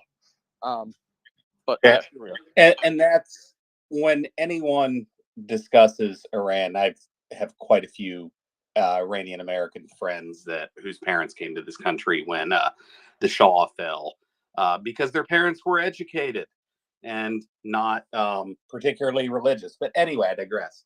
I always make a very take pains to differentiate the IRGC and the mullahs from the average man on the street. And I truly do not believe that government has a whole hell of a lot of support from the people. And if certain motherfuckers there were to find themselves turned into pink mist, I think we could have a self-solving problem fairly I easy. absolutely think Is that a technical term, Forest fella, which we could introduce? Pink mist motherfuckers. Is that a technical term which no, we are but allowed the to two say of you each about owed the those swear people who jar. should? Yeah, that's fine. That's fine. But hey, I didn't use any of that swear language. Right? I like the technical terminology, and I think as soon as the IDF does the right thing, we should happily apply that. I tend to think that when the IDF takes out certain key nodes, you could see some revolution type stuff happening there. But it is my turn to roll out, fella. Are you capable, or do you need 2 or 3 more minutes? Well, like I said in the back channels, I'm eating. All So right. don't randomly call on me. I'll mic up, but I can certainly sit in the seat while stuffing my face. God knows how many times I've actually, we've all done that. Yeah, that's all right. I can hang on for a bit. Do we have any hands up? We do not. No, we do not. We've got I'm a hand hand. now. Dee Deeds. Hey, how are you? Are you doing deeds today or just talking? Oh, I hope you talk and do deeds both, because the one My without computer's the on my other. lap. Yep. Well, there we go. Do your deed. Do your speech. Done dirt deed. There's ACD reference Dirty for deeds anybody out done there. dirt cheap.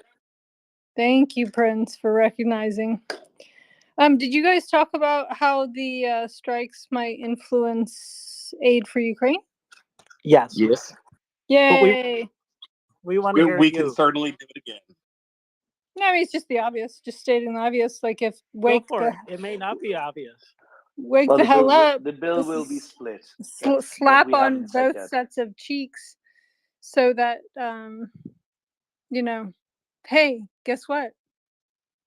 National security interests are actually of burning interest to your future political career.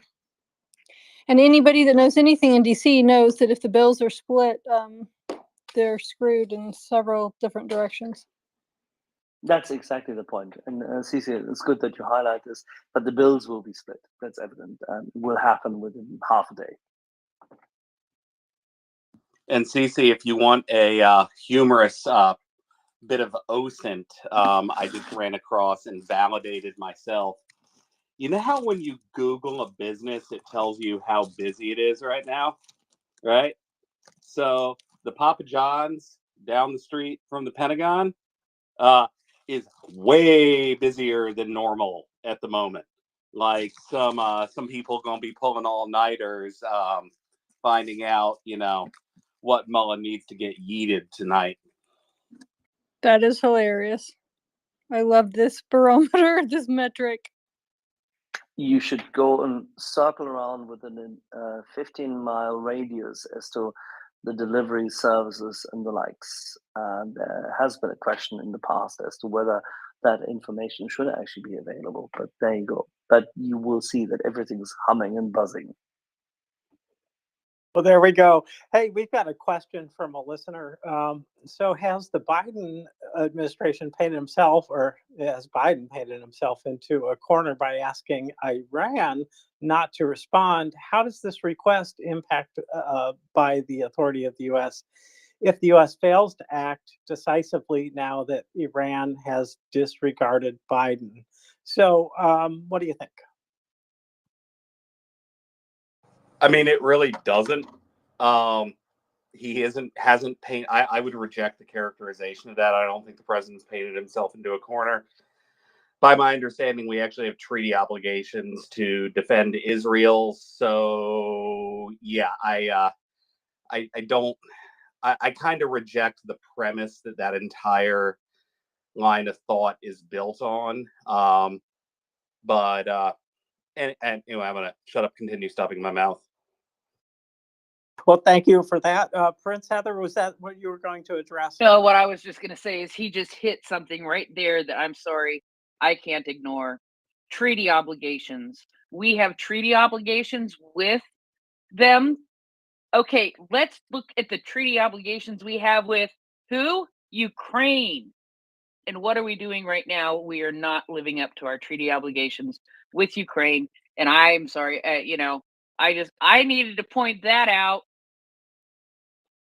Technically, I'll stop right there with technically. But yeah, you know where I was going to go with technically, I am sure.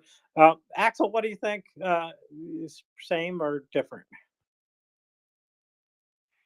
Yeah, I think the Biden administration needs to find someone who's a good spokesman or spokeswoman, whatever, a spokesperson, a spokes, who can, after they finally came up with a sensible message, can do so.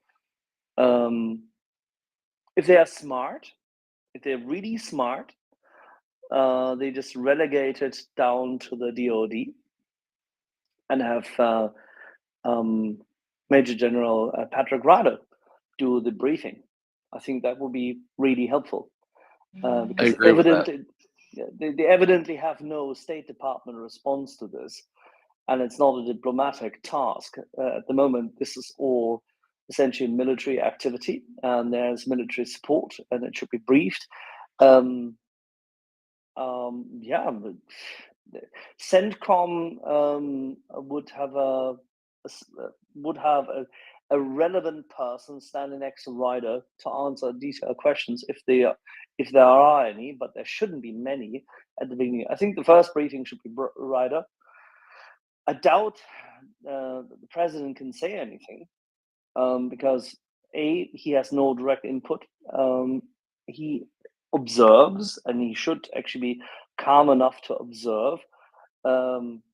If he is any good, this is now the time to fire Sullivan. I mean, this is exactly what supposedly Sullivan was, and his policy with Kerry and everybody else and all those hardcore people on that side of the argument were to prevent, and they have failed. So if the best possible outcome of this is, and I've written about this a little earlier to friends of mine here, is that the Israelis hit Iran hard, and we fortunately see Mr. Sullivan find a new wonderful challenge outside of his current job. So, Axel, I want to jump in there. When I first heard about what was going on, the first thing that popped into my brain was that this provides a unique opportunity to shift the entire global power structure that in that way that we've been losing and appeasing and doing all the words that you've used. There's an opportunity here. They've taken the step. We aren't the ones that need to take that first stride. It could be a watershed moment of the 21st century here. Yeah, well, that's right, Forrest. You're absolutely right. This is it yet again, because in I resent that all tone, of those, by the way. sorry? I said I resent that tone, but I'll take your tone? point. I was commending you. What tone? It was a joke. It was a joke. Okay, sorry. No, seriously, Forrest, you're absolutely right. This is yet again a unique opportunity to do the right thing. In long wars, look if you read, and Feller has done this, and I'm sure other people here listening to us have done this. If you read through the history of the Second World War, if you follow this in detail, if you go through how Churchill and FDR had to deal with the vagaries of war, how the Americans had to fight in the Pacific, and Admiral King had to deal with, and Leahy had to deal with what happens in the Atlantic and the Pacific. The complexity of a long-standing campaign will give you a lot of frustration, but also numerous opportunities to change things and change them decisively and for the better. This is one of those opportunities. And the Iranians and the Russians supporting them and the Chinese in the background, they handed it to this administration. This is a unique opportunity to fire Sullivan, change the perspective, change the communication, all that. Support Israel, eradicate Iran as a threat. There is so much positive in this you wouldn't believe if you think about it, that something which is so threatening as a major saturation attack by drones and ballistic missiles with so much death and destruction incurred, and don't forget, this means actually death and destruction. There will be assets destroyed, may actually be people dying, but still, in the scheme of things, tonight, 14th of April, 2 o'clock and 19 minutes, is a unique opportunity to win against Mordor.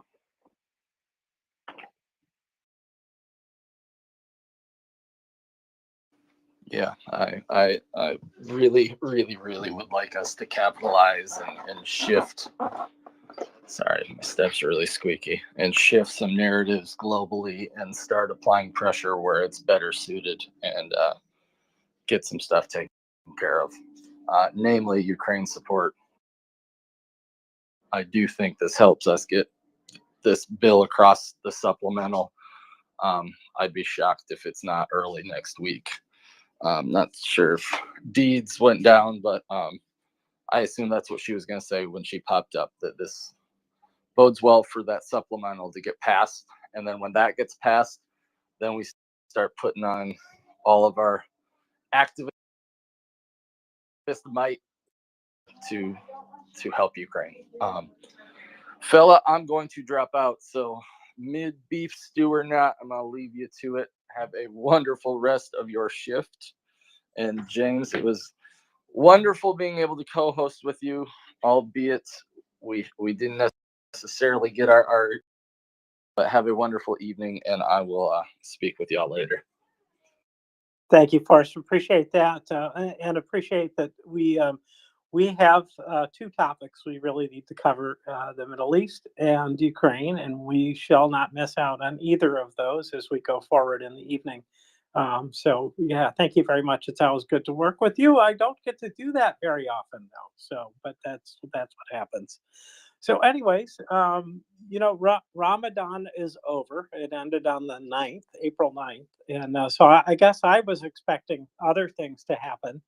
I was expecting the IDF attack on Rafah to happen on the 10th. So I'm a little bit surprised that hasn't happened. I'm not sure that they will do that now. This may, in fact, be an attempt to defer that, but I think that that still may be the move that Israel makes. But again, intelligence being what it is, we've heard whispers that there's been intelligence out there about this attack, or some attack at least from Iran, for a while now, and that is maybe what they're trying to do, is to stop Israel from going into Rafah, where there are still 3 battalions of Hamas that are located there, and it is not prudent for Israel to stop until they destroy those 3 battalions. It's absolutely necessary, otherwise they will just come back. There's always going to be some Hamas, I believe, as long as there is the feeling that, they're oppressed by Israel, etc. But to take out 3 battalions would be a substantial end to at least this phase of the war, and it would go back to a different kind of war. So hopefully they are not deterred by that. I hope that the U.S. provides enough support to allow them to do just that, to get in there, finish this up. I expect that's going to be a couple-month battle, though. So we'll just have to wait and see. This is all speculation on my part and not from an expert by any means. But with that, I will welcome up fella. It feels like you've been here the whole time. Welcome. Yeah, thank you. It forced keeping my chair warm while I got a few things situated here at on the home front. I am hoping that nothing too serious kicks off, because presently I am in an area that when DC gets real preoccupied, my internet tends to go out.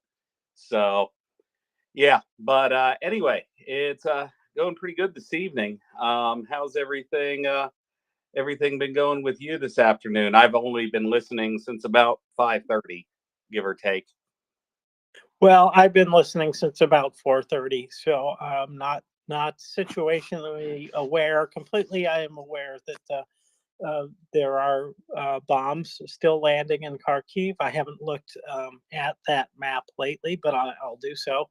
And I know that otherwise they had a good day on Ukraine had a good day on the ground, and that is a very helpful thing to know that the ground forces are still very much operational, very much doing a great job on the ground, taking out especially Russian equipment. But it was also, it was 1,030 dead Russians, more than we had the day before. So that's a good day for the ground forces of Ukraine. And as you know, the air war is still continuing in the same fashion that it's been for the last couple of weeks. Hot and heavy for Ukraine, aimed at civilian targets almost exclusively. So not a good thing for Ukraine, and still waiting on the flow of ammunition to pick up. I know we've identified a couple million shells, but got to find buyers. They got to get in country. They've got to get to the front lines where they can do some good. And that process is still underway, and it doesn't go that quickly, does it? So hard times in Ukraine, and we need to pick up the pace. And as Forrest pointed out, this is probably, and you and Axel and others have pointed out, I think this will absolutely help in terms of Ukraine getting this aid package through. I said that backwards. It's really the United States that got to get it through, but it's all for Ukraine. Fella? Yeah, asshats in DC to take their jobs seriously. I'm quite convinced there's no power in the universe capable of doing that, other than something like what is going on tonight. And along that topic, I do have some breaking news. The Israeli, I'm going to blow this pronunciation. I can do Ukrainian names way better than I can do Israeli ones. But the Knesset is expecting the first ballistic missile arrivals within the next couple of minutes. And about 15 minutes ago, the Right Honorable Grant Shapps, the UK has posted additional Royal Air Force jets and air refueling tankers have deployed to the Middle East to bolster Operation Shader. The UK's existing counter-Daesh operation in Iraq and Syria. The additional jets will intercept airborne attacks within their range. So things starting to get a little interesting there. I think next hour or two, James, you and I are going to get to watch this unfold live. But I firmly agree with Cece. I think this discharge petition, which is the fastest moving one in history, I think this is likely to get it done Monday, Tuesday this week. So yeah, these folk cannot ignore this, and at least not any longer, or pretend like it's not something they need to be taken care of, because right, our enemies are watching this, and it's our inaction that has emboldened people like Iran to do exactly this kind of nonsense that they not only instigated and facilitated on October 7th, but that they're doing right now. I was just I'd retweeted a couple of videos that had gotten put out of looked to be intercepted drone debris falling over Jerusalem. And looks like it's captioned multiple missile intercepts over the Mount Hebron area near Jerusalem, and it's looks like a meteor shower. It's just dozens of different chunks of missile that have been hit by Iron Dome, beam, whatever, that are now coming down. And unfortunately, as we know from the war in Ukraine, when you intercept these drones, you don't always get the payload, and that falls down and tends to do a lot of damage. So, hoping that everyone on the ground is okay. And as far as what the consequences are going to be for Iran of this, I have a feeling they'll be finding out as well in the next couple of hours. So this definitely is I don't remember who said it earlier, but this potential to be a major tide turning moment, in allowing the powers of democracy in the developed world to knock back a seriously bad actor. At least remove Iran's ability to conduct or wage war for the foreseeable future. And with that, I'm going to go back over to you for a minute, James, while I finish eating here. Well, enjoy whatever it is. I'm going to bring up a new speaker, and we'll see what they have to say. But in the meantime, there was some good news out of Luhansk, where some kind of machine factory it looks like, fairly well destroyed by Ukraine forces. So that's always good news to hear that. Something else that the Russians are operating is coming down. It's always a good thing. So in other news, about the states. So this is from Adam Kinzinger, who, if you recall, well, let's not talk about his past. Let's talk about what he is. He is a fella for sure.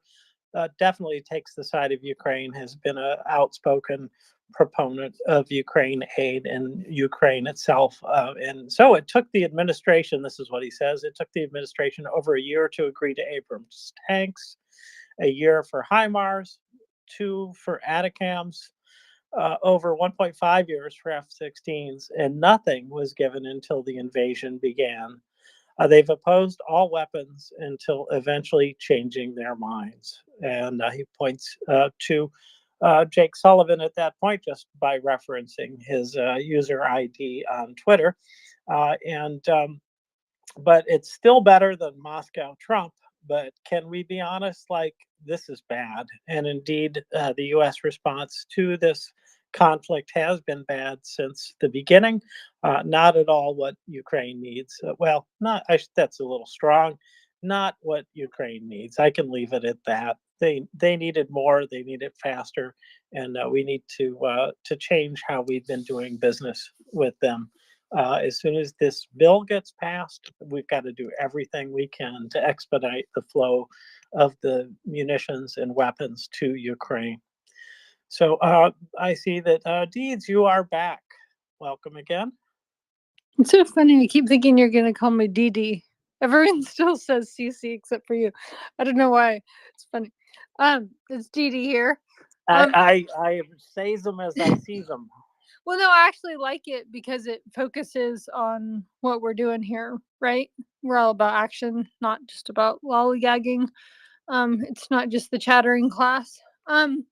So I just made a tweet calling for them to not split aid, because that's going to be Johnson's first hat trick to attempt. And I was hoping to get some traction on it and put it in the nest. Yes, you may put it in the nest. Thank you very much for asking. That really needs to be the call, the actual ask, because this is going to be, it's funny how this all unfolds so fast, the maneuverability, and then we have to be quite adept at being agile as well.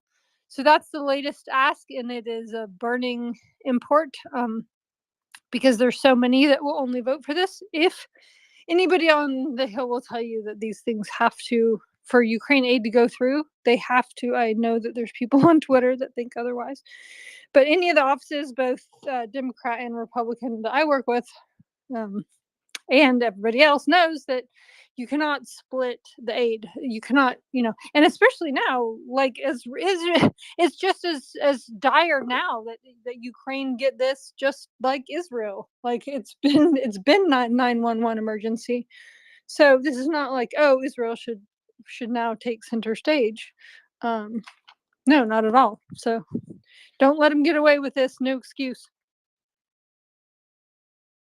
Thanks, CC. Oh, there, I did it backwards again because you suggested you liked it. Oh, what does that say about my psychology? I don't know. But anyways, Deeds, I appreciate that. It should not be split. And I know that this is one of the things that has been mentioned by, I believe it was The Hill and some others, that this would be potentially the new ask, the new bill that would come up. And there are people that don't like what's in this bill, one way or the other, around Israel and Gaza. Some don't like it because Gaza is in it. Some don't like it because Israel's in it. Nobody's happy.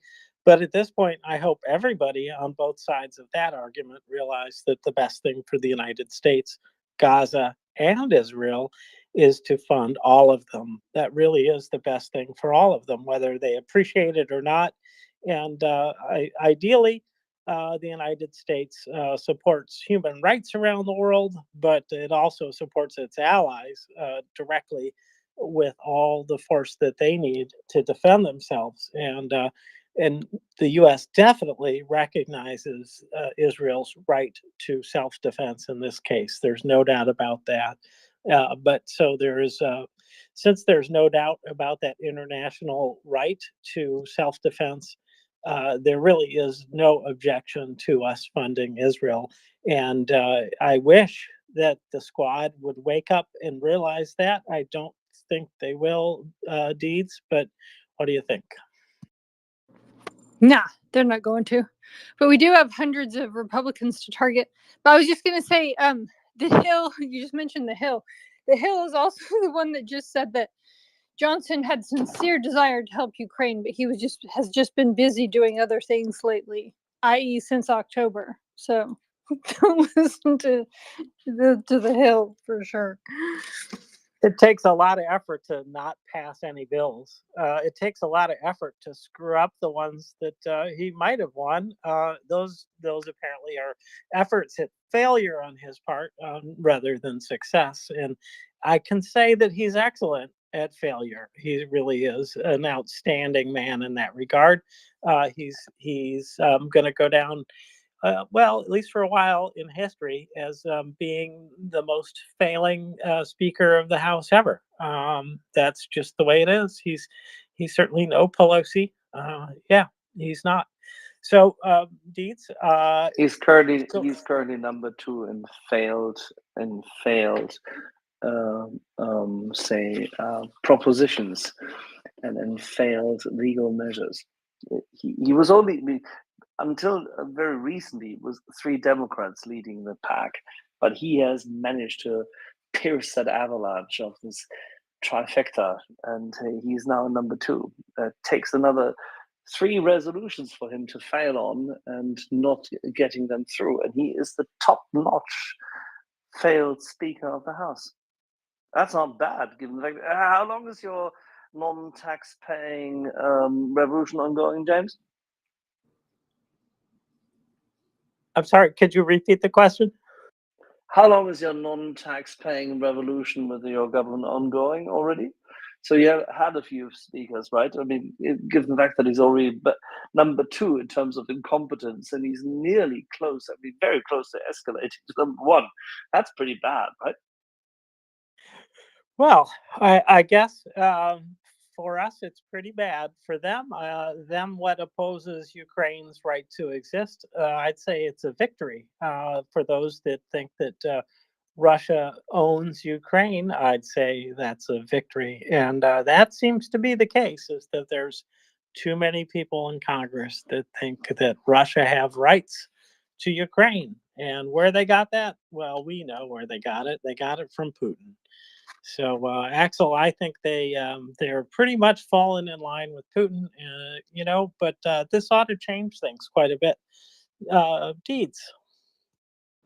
Yeah, the verbs failing and incompetence are actually not correct, since these are active measures. So this isn't quite an active thing. This is not just like, oh, he's bad at his job. This is a Russian active measure, and it's been proven. It's even the FEC has said he's taken Russian money, and that's. Can you imagine all the money that they haven't found? Because it's not like it's not. I'm Can we still in just the be middle. Can I careful? finish my sentence? No, you cannot. You said it's a Russian active measure at a point in time when that's just wrong. You can't say that. Yes, they've taken over our speakers. True story. No, you can't say that. You can say that he I can, is and I did. No, you say this and you did this and you do this all the time. But as much as I detest this person, as much as I think that he's completely incompetent and biased, he has been vetted by all of your intelligence services. So please be careful as to what you're saying. He is part of the group of 8. Okay, so I'll continue to finish. So if you go to my timeline, if you put in a What do you mean you look continue at to Johnson, finish? Can I You jump say in there? bullshit all the time here, and nobody. So I tend to take your point, Deeds, that this is something that the Russians have been working on for a long time. Go ahead, Deeds.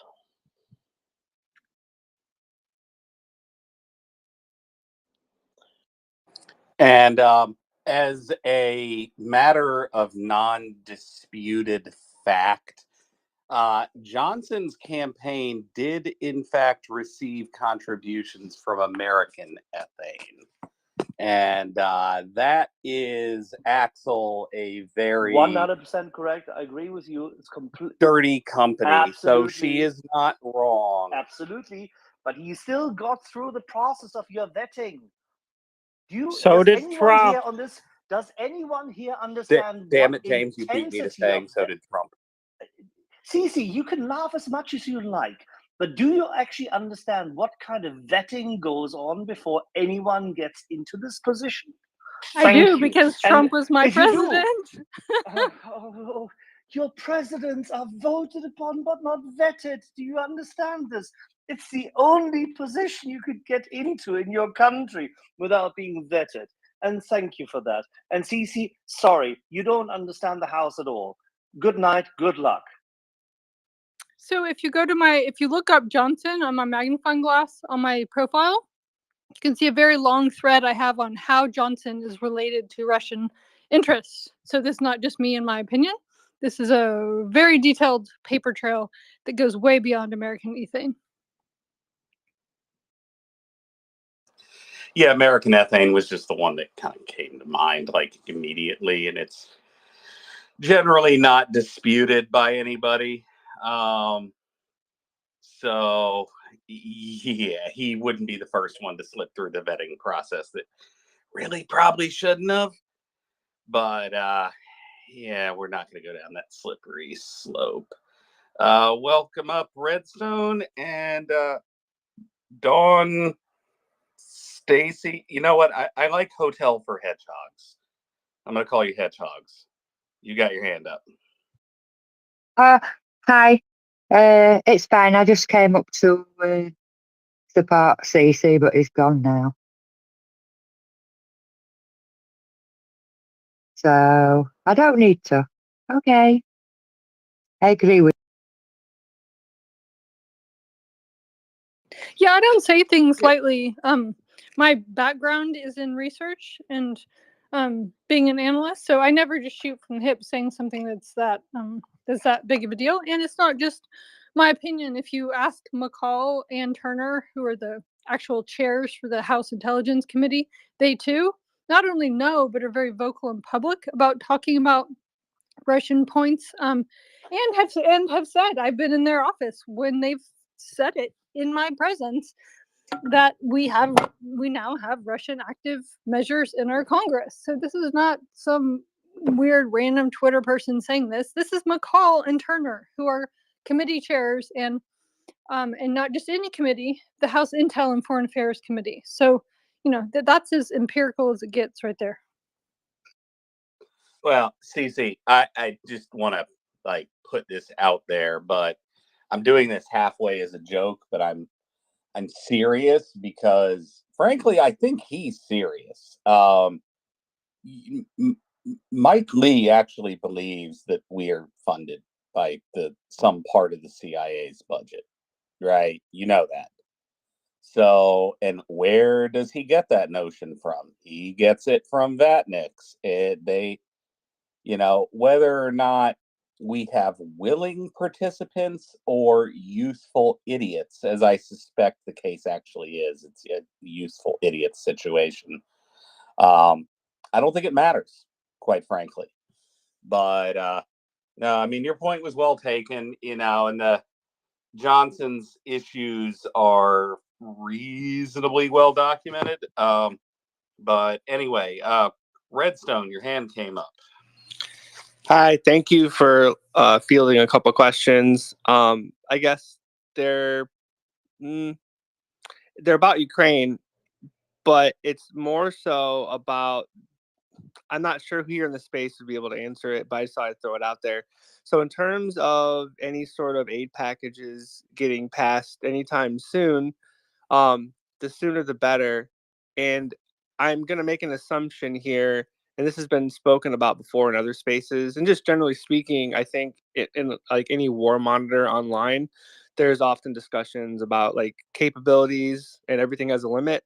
So I don't really understand or know what the capacity of Israel's air defense systems are. We probably are providing a backlog of, I guess, Iron Dome missiles. I'm not sure how that works, but I do wonder often what the sort of global supply chain limits are whenever there's various more than one conflict happening at once. These things are finite. So I always wonder if this was what's going on right now in Israel, if this was just an arrogant sort of cross check by I guess the mullahs, or is this also somehow tied to what's going on the other side of the world as well, in Ukraine? Yeah, I don't know. Does anybody have any perspective on how one might affect the other in the short term? I mean, I think in the short term, we're pretty likely to see the Senate bill get brought to the House floor in this coming week. I wouldn't be shocked if it happened Monday. I know there's plenty of other people saying they think that's highly likely now, but we will see. I'm not going to hold my breath, but as far as is Russia's hand pushing Iran to do this, no, I doubt it.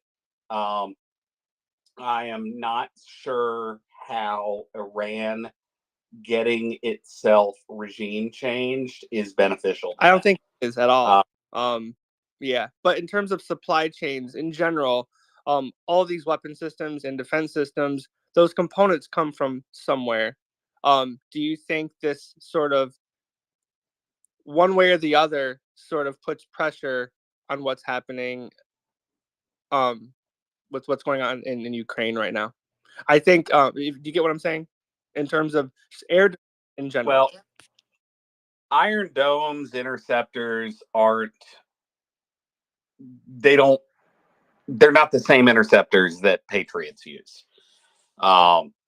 And none of the other NATO systems that I'm aware of, other than Patriot and Iron Dome, are present in Israel. Now, what I think is relatively interesting that Israel has publicly admitted to now fielding a few of these systems, and it makes me wonder just how many they actually have, if they're admitting to having a few, is if they're starting to field the directed energy interceptors, how that's going to mitigate interceptor depletion. But I think there's a little bit of a bad assumption in this entire line of thought, which is that either Hezbollah or Iran would be permitted to get their entire stock of missiles off the ground into the air. I don't see that as something that Israel would allow to happen. We did see official confirmation that their airborne air command was up in the sky. So they have a redundant command chain that is, in the air, so nothing can happen to them. And I would assume a great number of their air assets are in the air as well to prevent them from getting hit on the ground. And they are likely being tasked with engaging these drones as they're coming in. And that's always been the big deal, right, with getting F-16s into Ukraine, with their radars and the ability to look down and shoot down and get these cruise missiles and get these drones, more cruise missiles, when they're further out. I suspect there are some abilities that we're not being told about to detect these Shahed drones if they are indeed being intercepted as far out as Iraq. But we don't really need to know about that right now. We'll see in the coming hours what is actually reaching Israel and what is not. The only thing that we're seeing like good confirmation of right now is a metric ton of interceptions going on over Israel, and it quite honestly looks like a meteor shower of debris. Redstone. Thank you. And I was a little late to the space. I got to hear the little breakdown earlier, which I've heard that before. I've been on the other side of it. But to Cece's point about Johnson, do you think that this is in the House? Do you think that this vote is going to have to be forced, like we were assuming enough signatures would allow? Or do you think he's going to be ready to play ball? I'm getting a bill passed.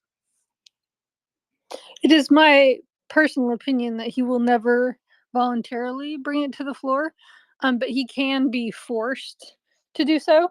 And Golden told me this past week that this next week is our opportunity, and to really force up the calling and the writing right now this weekend.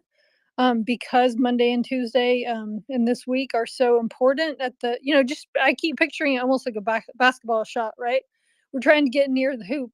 So what we need is like ultimate pressure, right? So in order to do that, they have to have pressure from the constituency. It can't only be a bunch of fancy footwork from senators and reps who are very pro-Ukraine and who are trying to bargain and have chips and force, like, look, I'm not going to vote for you for this if you don't vote for that. Like, all of the horse trading that's going on also has to have this mass amount of constituent uproar simultaneously, or it won't go through. Right. And the discharge petition is that HR 1016? The petition's number 9. Number 9. I'm sorry. What's House Resolution 1016? Because and that petition is for 1016. It is easily confusable. 1016, which is the same exact thing as the Senate bill 815. Understood. And do those also correlate to another House resolution number where the aid for Ukraine and Israel are actually defined? into in 1016, yes. Ah, okay. That's the important thing. Thank you. It's the Israel portion that is causing some holdouts on the Democrat side. Now, Cece, question: Golds was he's a Republican, correct? Is he now signed on to discharge petition number 9? Golden, yes. And that's the thing, is when you have something that's bundled, I mean, this is just politics 101 here for the crowd, which is when you have something bundled together that has this many different moving parts, you will not get everyone in one party. If you have a single bill, yes, there have been instances where you get every single person in one party. Still kind of rare, but it does happen. But because this is so multifaceted, that's why now we've been putting all the pressure on everybody. Now we have enough Democrats where we really need to start going after the other side of the aisle. But now it's officially a bipartisan bill because Buck has signed. So now, there's every reason why but we have to keep this together. And to the person who was asking about what, I'm sure another person has the same question of why we need to keep it together and not split it. It's because there's a significant group of Republicans. So that's our problem on the Democratic side, right? Is the aid to Israel. On the Republican side, if you split it, there's significant number of people who will not fund Ukraine unless Israel is added, and that's why it was crafted that way. And I have to say, this is really the best thing for both Ukraine and Israel because, Israel is not going to fare well should Ukraine fall. And Ukraine is best served by a strong Israel absorbing, keeping a lot of resources pinned down, so to speak, in that area. Otherwise, the force of Iran could be fully turned against Ukraine, and that would be a shame. I don't know what else they would do, but in theory, that is certainly the case. So this is the best of all worlds in terms of aid distribution, unless you could get more for everybody, and that would be even better. But there are various forces that are fighting against that. So. Especially the fiscal health people, if you know what I mean. There are people who are concerned about, this our budget in check when it comes time to cut. They want to, cut taxes, that is. So what we have to do is recognize that our flexibility and our good credit in the world is best used now to fight these malign forces that are aligned against us. And that is the best investment that we can make in the world.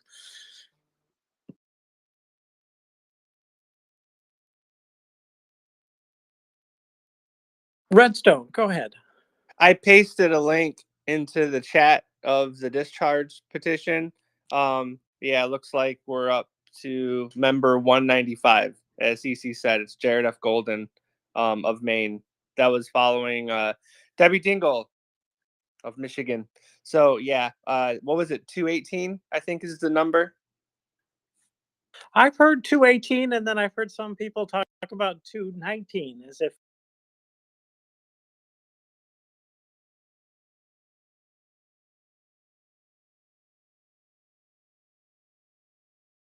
It's 218. But then also they just shot World Kitchen to hell with them. You can say, like, look, this is about aid to Gaza. So 9 billion worth, like a whole hell of a lot. So not just a teeny trickle. That is a lot of aid, and there's a lot of people who are questioning whether or not we should be sending it. I heard the discussion when Secretary Austin was being questioned about the budget, and they certainly spoke up then to talk about why should we do this? Why should we fund people who are, who are fighting against a democracy that we support? Why should we do anything to help them? And it is the strange case that this is a people, not a nation. who unfortunately, it seems, elected a terrorist group to do, to be their government. And that seems to condemn those people. But at the same time, we realize there's a lot of crazy stuff going on there, and there are some people who don't feel that way. So, and I think we're best represented in the world is keeping, keeping our hearts and our wallets open to some extent to people of all stripes, with the hope that people around the world recognize what we're in it for, and that's for human rights. I don't know that it's working as a strategy. I would say it's failing as a strategy, but I believe that's the approach that this administration is taking. So, yep, it's going to be a close vote when it does come up. It is something that you know, uh, it is in our best interest, but there's a lot of Americans who I think have been misled on this issue, and that accounts for what I think is a growing difference in the country about what the right thing is to do with this bill. Certainly, we are hurt one way or the other by splitting the aid up into separate bills, and what we want is both nations to succeed. That's what's in the United States' best interest at this point, and cheap at the price too, really, because we spend a lot on defense, and if we can damage Iran and damage Russia in their military at this point, those are both wins. So we will see what happens with it, but yeah, we got to do something this week. So um, Hey, yep. James, sorry to No interrupt. problem. I I saw your do message. Yes, need that's fine. cycle. Okay, good. Yep. Okay. Don't forget to make sure that you've got the latest version installed. There was an upgrade. It didn't show up early today when I checked, but it showed up just before I went on. So do check to see that you got the latest, greatest X version. So Twitter does not leave us alone. Twitter continues to interrupt our discussions with strange events, like people with their hands up that don't show hands, people who can't be brought up, and yeah, these are things that happen with Twitter, and we just have to learn to live with it and adjust around it and keep going. And that's what we're doing. We're keep on trucking. So I see that we've got a couple new speakers. If anybody wants to, please come up and speak now, and we will get to your discussion right away. Other than that, I will. Forrest. Yeah, I was coming up when Golden was mentioned, and Cece kind of covered. Excuse me, Dee Dee. I don't know what the heck to call you anymore, but that other person kind of covered a little bit of it. But I mentioned it before some of the Iran stuff was kicking off. It's a pretty big deal to get Golden on board. He was a holdout on the other discharge petition, and that should be a trigger in your mind that if that petition's no longer, that's 13 other guys, I believe 12 if you take Buck out of there, because he is already signed. Once one or two of these dominoes start to fall, it's going to be a heck of a lot of pressure on that other guy and Mr. Johnson. And I think ultimately he's I'm gonna refrain from using words. Anyways, I think it'll get done sooner than later, and today just makes it even more likely. Great job. Yeah, Forrest, I agree. If they don't try, which they will attempt to do, especially the speaker, which will be more delay and distract, to split the bills. So that's really the worry, and why we all need to not just count on it going through this week. Because that wouldn't. They this have a still is very a hard battle. time passing both of those bills in that manner, wouldn't they? But that's going to be his intent, is to delay and distract. Absolutely, it has been so far, and so yeah, he is good at that. He's well, I don't think it's him so much. All he has to do is just keep saying, "No, I'm not. No, I'm not. No, I'm not." That's not much of a skill, really. The real skill has been how the news has been used to obscure what's going on in Ukraine, and how much of the world's attention has been distracted away from what is indeed the biggest story in the world.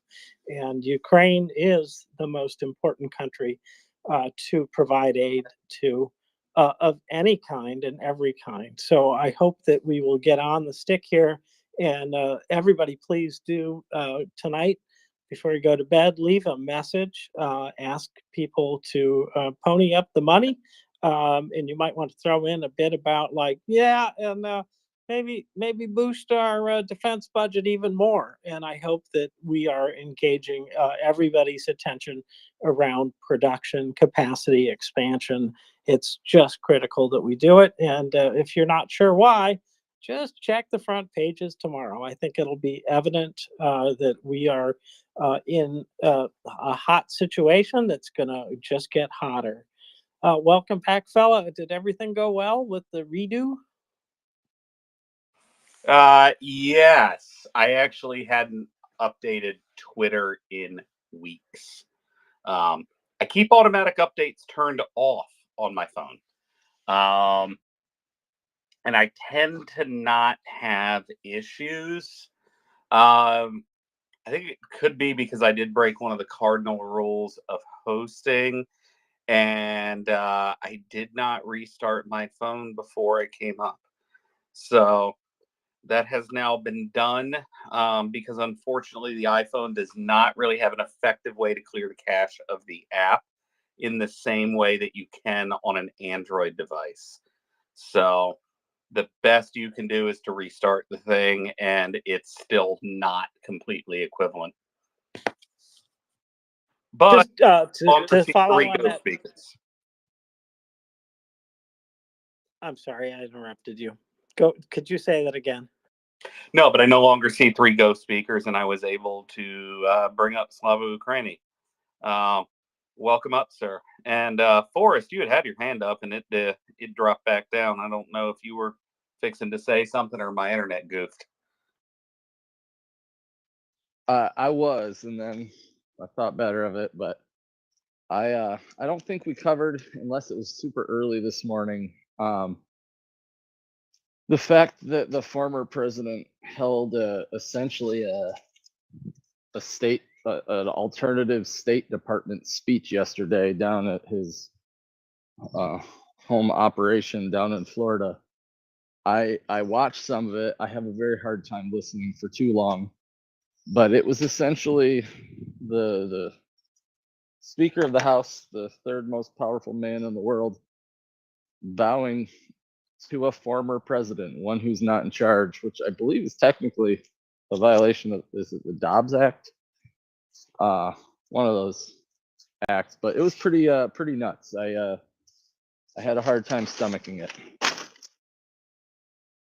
Well, I can see why. I think that he gets an undue amount of press, which is just free advertising, and he gets a lot of forgiveness around threatening people, judges, witnesses, potential jurors, and former people employed in the service of doing our elections.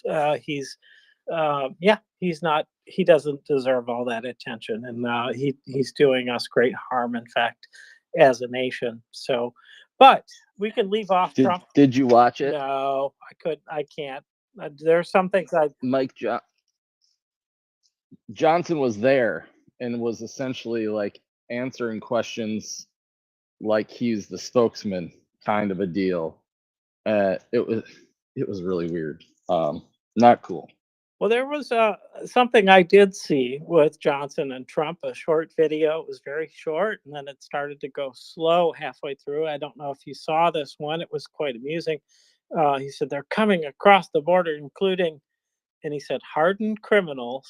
And as he said it, he threw his thumb back and pointed his thumb directly at Trump, and that's when it started to slow down and repeat, hardened criminals, which I found very amusing.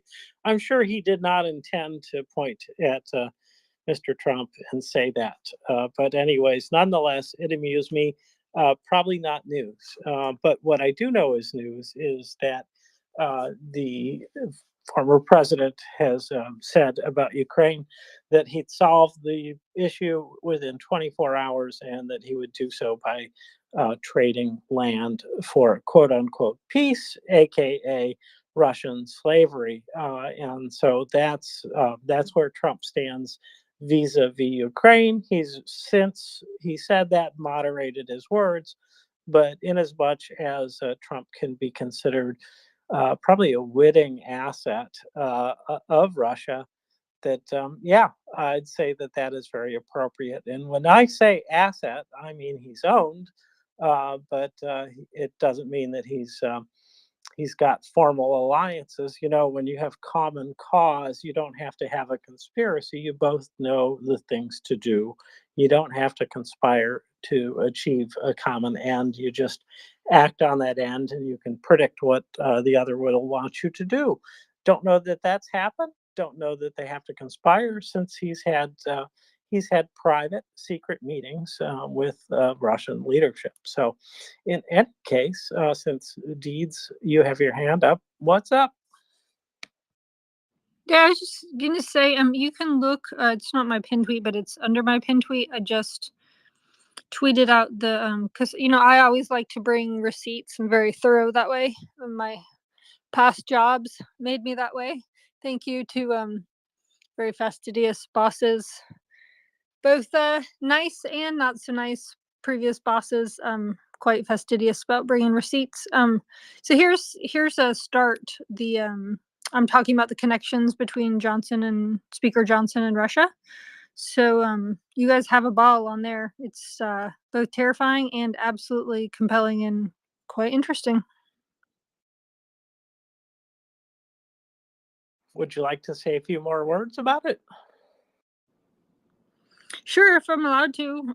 One huge component is and so I'd also like to just really make this really clear, which is people who are of the evangelical faith.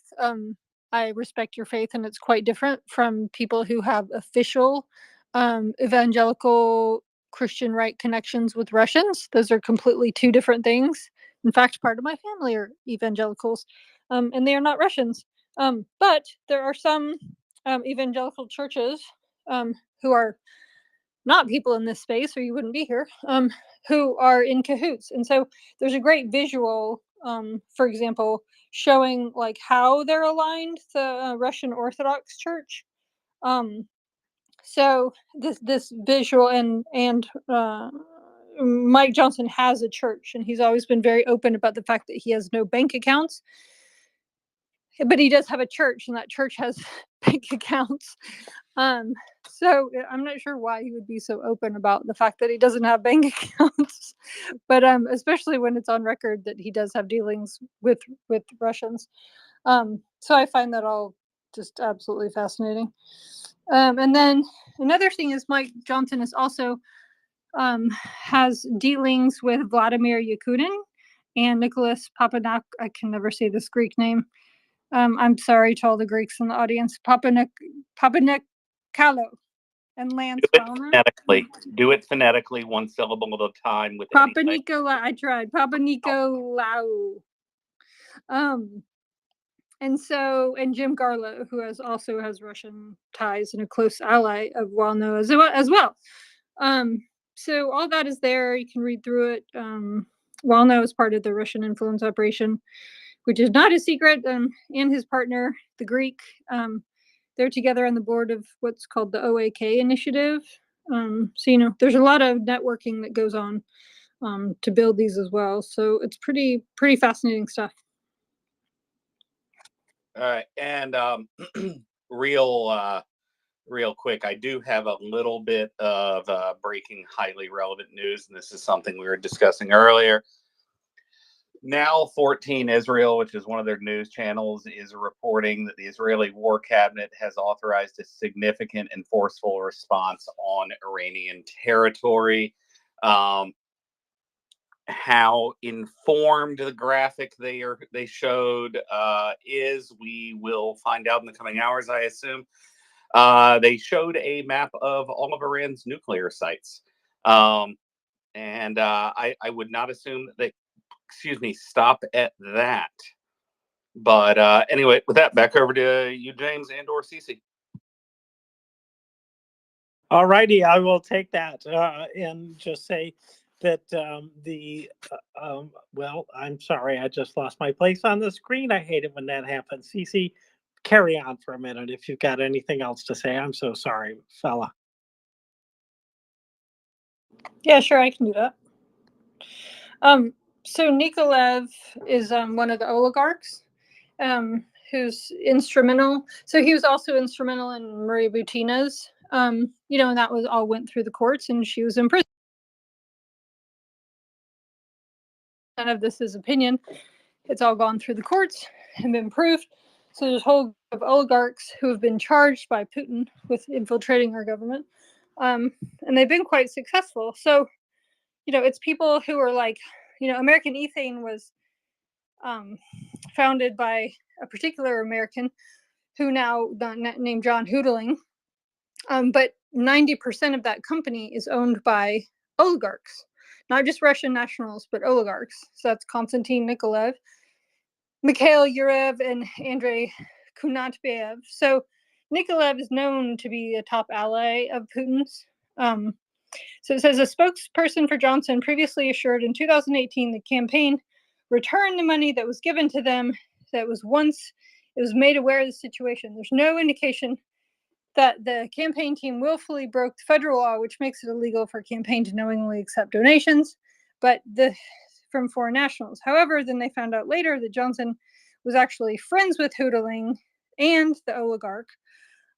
So they actually did willingly know. It wasn't like, oh, this is one of thousands of donations and we just happened to overlook it. They have a personal relationship. So for anyone that has been wondering about that, that's huge. Thanks, Cece. Yeah, I thought that these links were pretty clear. It's pretty disappointing, and I could understand where people could say, well, other people have taken Russian money, and to various extents that's been true over time, and we don't have a good way to stop money coming in because it's legal. But when it gets to be a certain amount or with certain people, and when the actions of the people on the receiving end begin to align with the needs of the nation donating it, I'd call that an undue influence. Because what I think is right is that people of one nation can certainly try to influence another, and there is nothing wrong with that per se. It becomes a problem when it becomes an undue influence where they have too much power within our government.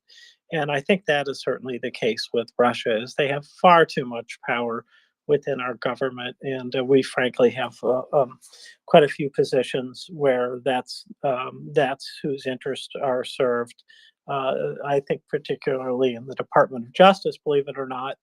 You wouldn't think that, but there are certain people in there who have worked for a great deal of money for law offices that have served Russians, and then they cycle into the Department of Justice to do a turn, and then they go back to private enterprise where they can't be promised a job, but will get a job for certain. So we have to be watchful of how things actually turn out. And when we talk about these Russian influence and who's an asset and who's not, recall that there's witting assets. I think Johnson is. I think Trump is.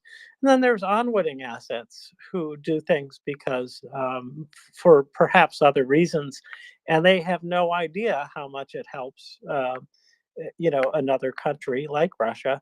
And I'd say that there are quite a few people who admire the previous president who will do what he says because he's saying it, and then it turns out that they become thus unwitting assets. So it's a complicated thing, Deeds. It really is, and I feel bad for the people who get caught up in this unwittingly, who perhaps don't know better. But I don't think we're talking about a man who accidentally got there, who accidentally, fell into this, who didn't realize what he was doing. I think he knows. So, Deeds.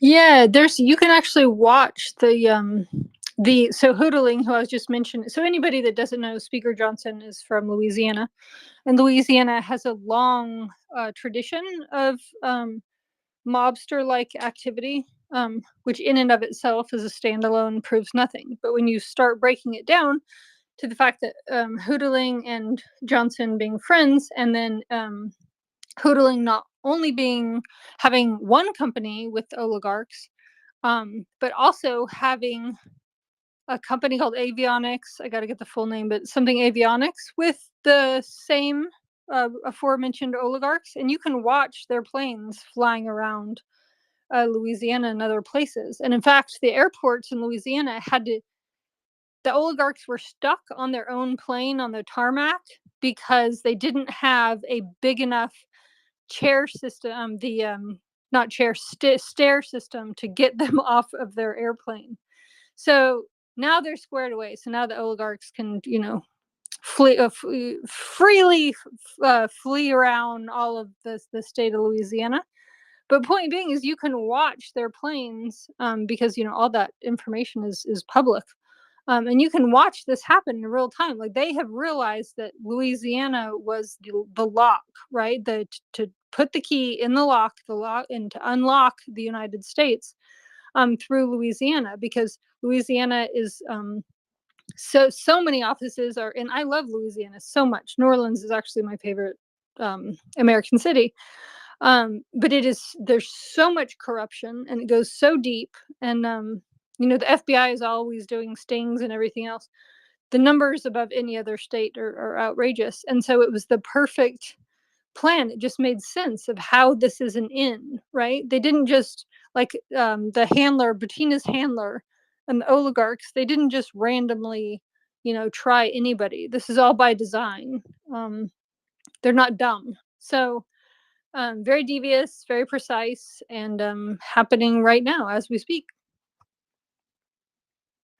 Thanks, Deeds. I think so. I didn't realize. Are you saying that there are fat cats who couldn't get on their planes? Did I misunderstand that? Oh my God, I love that visual so much. Just huge, fat Russians not able to fit through their door. No, but they could not fit down the stairs. The stairs were too small. They wouldn't reach up to the door of the oligarch's plane because it's so huge. So now Louisiana has changed their aviation infrastructure, and so now they have stairs that can actually reach their plane's door to get their rotund Russian arses down onto Louisiana soil, so they can deal with politicians there. Well, I'm so sorry I misunderstood that. So, well, let's go to Ukraine with a bit of news. A couple things. One is, and I think we've heard this, but I think it's worth repeating, especially with the destruction of power plants, that the German government hopes it'll help Ukrainians find themselves. Will deliver 400 generators to Ukraine. These are fairly large, not as large as what they're replacing, but many more. And with the kind of distributed generation that they'll provide, it'll be better protection against outages for Ukrainians. This is a big deal. It means that they'll be able to keep the lights on, keep communications up, and otherwise let Ukrainians carry on with their lives as usual, perhaps with some restrictions depending on the amount of power that's been taken out. And what we're seeing is that like in the first winter, they were trying to take out power stations to go after the Holodomor. In other words, a Holocaust by the cold. That was unsuccessful. They're going after this to damage Russian capacity to carry on life as usual, and I don't think they're going to stop. And with if they're able to replenish their supplies of missiles and drones, then especially the Shahed tactical drones, then I think that they will just keep on doing that, and that could lead to the same thing in the next winter. So real possibilities that that could happen without enough support from the United States. And certainly they are not getting enough. So we need to realize that the fate of Ukraine is largely in our hands here in the United States. And so before you go to bed, I hope that you will call your representative and call a few others, especially the three mics. There's also the people who are retiring who've got a little less pressure on them. They are more likely than the general population, let's call them, of representatives to sign on to the discharge petition. And we should push hard for that. And then, of course, there are the Republicans who are in the vulnerable districts, which Biden won. So think about calling them all. It doesn't take long. Your message doesn't have to be complicated, but it should definitely specify we're talking about the discharge petition number 9, because that's already queued up, done in the Senate. It just needs to go to the president's desk after one way or the other after the bill is passed by the House. So, Fella, do you have anything? No, I am. I'm trolling some news feeds right now, looking for any updates either on arrivals in Kherson or anything confirmed out of Israel and or Iran. Not really seeing anything that is confirmed right now, other than it does look like the IDF has intercepted the first batch of ballistic missiles sent their way. So we'll see how this night progresses. Did have some news out of, and this was, I had 4-5 stories that I wanted to go over tonight, and you know, the drone attacks, especially in Kharkiv, are basically a night occurrence now, and ballistic missile attacks on there are a nightly occurrence. And one thing I had come across today, and I know we've already mentioned it, that Germany is in the process of coughing up an additional Patriot battery. But the article on Pravda earlier, that Ukraine is negotiating right now with Germany for an additional IRIS-T system on top of another Patriot battery that Germany is already committed to. And I'm hopeful that they are successfully getting some more air defense capability out of the EU member states, especially since the European Council isn't moving forward to finalize last year's budget until this Patriot question gets resolved. Hopefully in this coming week. Tonight's events notwithstanding, we get some good movement of some Patriot batteries or equivalent out of other EU countries that are currently in possession of them.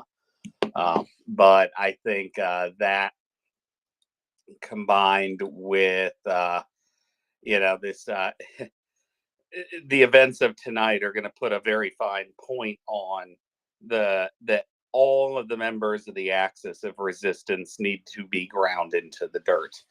And that includes both Iran and Russia.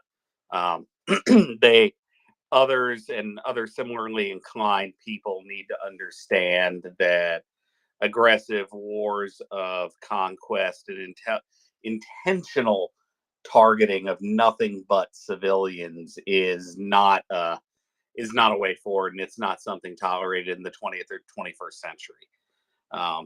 that's some serious medieval crap, and it belongs in that time period, not now.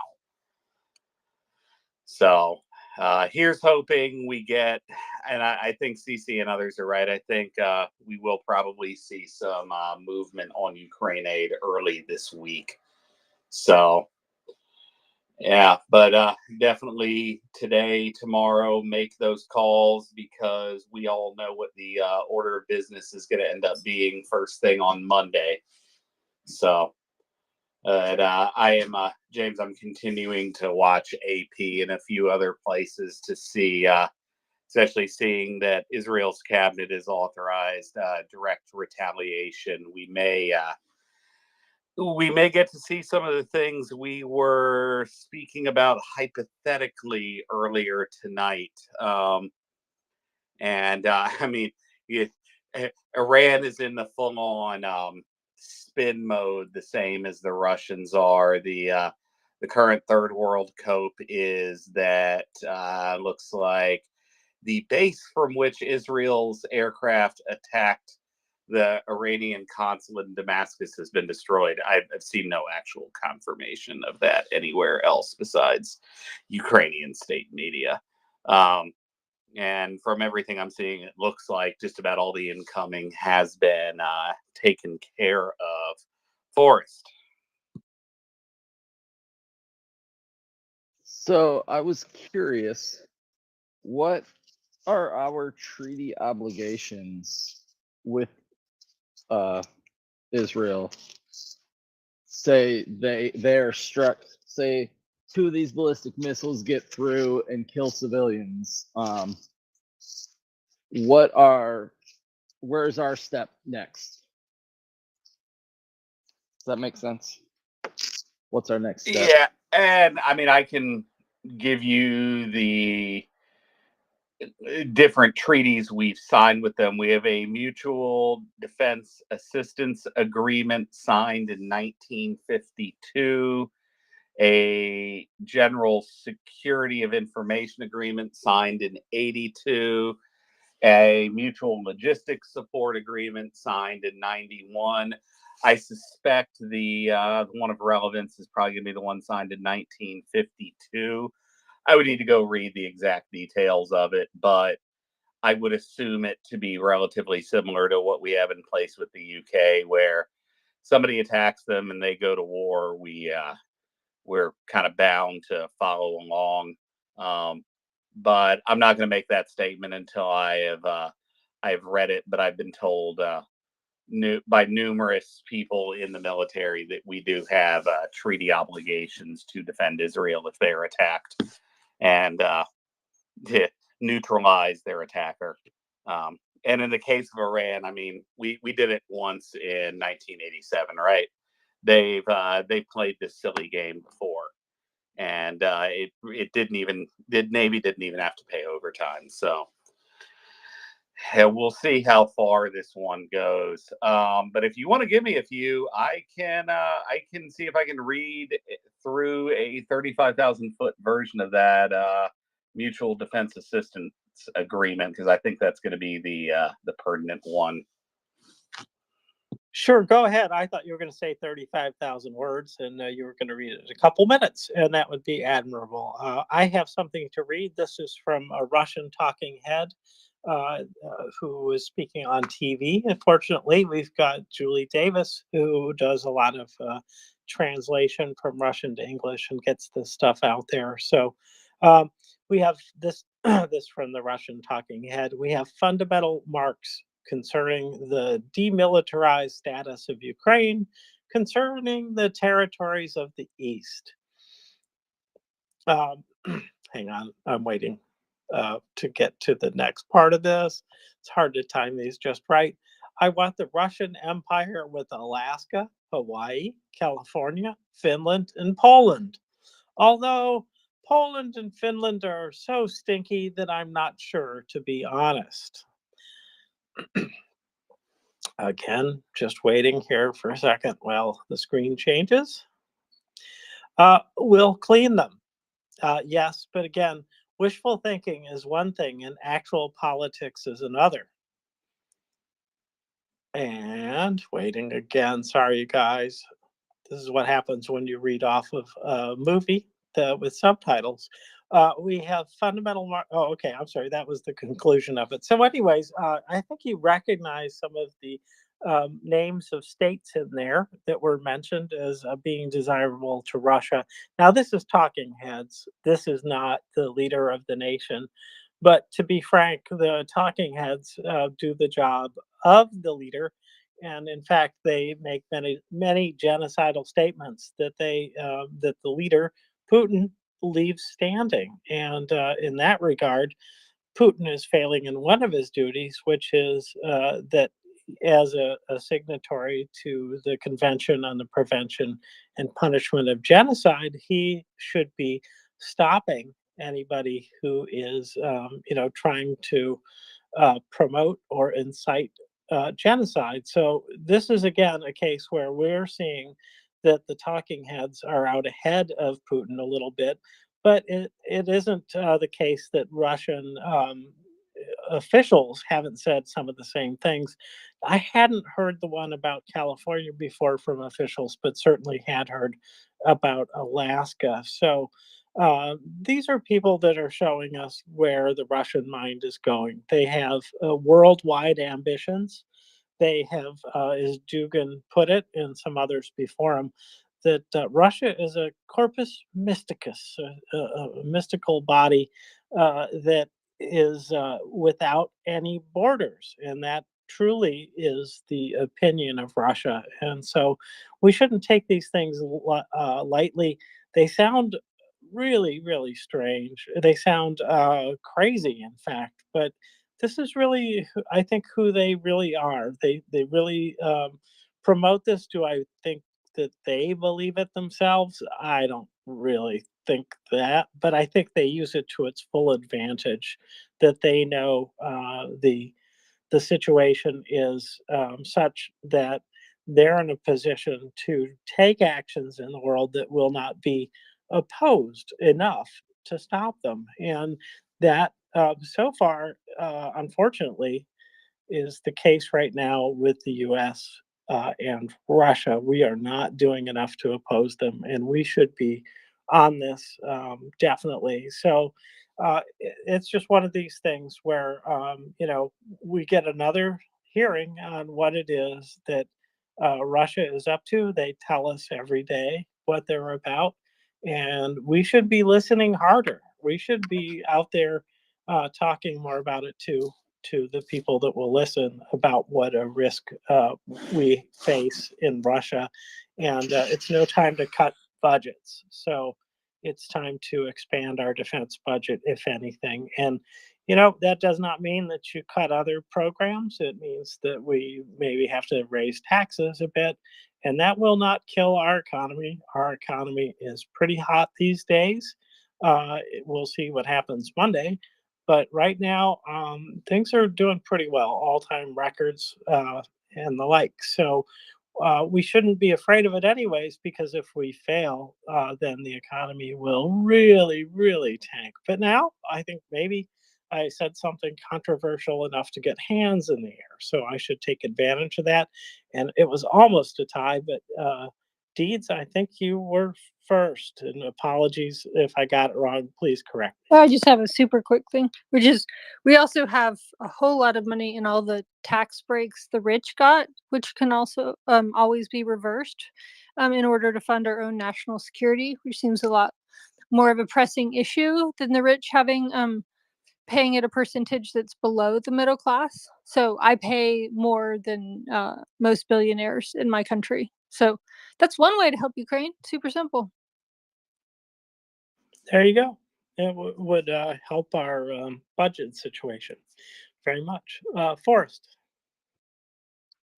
Yeah, mine's along the same lines ish. I don't think it's controversial, but since the Republicans took control of the House, we've been operating off of continuing resolutions and other stopgap measures to keep the government functioning, the government including the Department of Defense.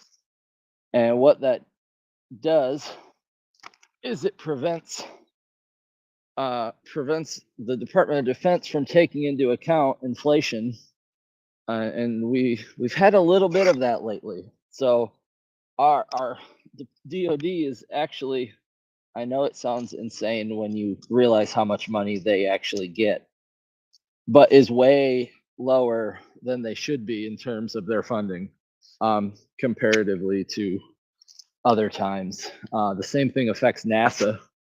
I'm a big space dork, and they're having to cut programs because they've been on CRs, and the CRs don't cover inflation, and they don't really hit at some of the key issues that need to be addressed. And so it's just general effery, and this general effery continues, and it continues to hurt Americans and people across the world. Well, Forrest, if you go back, it started before the GOP took over the House. But if you go back 15, 20 years, look at the number of bills that get through Congress every year. Every single year, just about, each successive Congress is less productive than the Congress before. We've entered into, definitely in the last 5, 6 years, a just about exponential year-over-year decline in the amount of work that these children are actually able to get done. And it's, but you're absolutely right. This is why things like the Artemis program have been as underfunded and neglected as they are. While, I don't doubt, and I'm actually a big proponent for the commercial partners initiative that NASA has. I do definitely believe that private industry can do it faster, better, cheaper. I don't particularly care if that means the money is fairly allocated to all 50 states.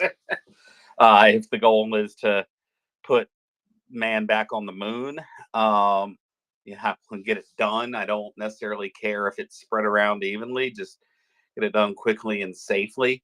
Because, the last time we did this on numerous occasions, we were literally just a hair away from complete mission failure. So, quite frankly, 11 lucked out. All of the Apollo missions lucked out. I think everybody knows how closely 13 that was a combination of luck and insane skill. But anyway, Forrest, your hand went back up.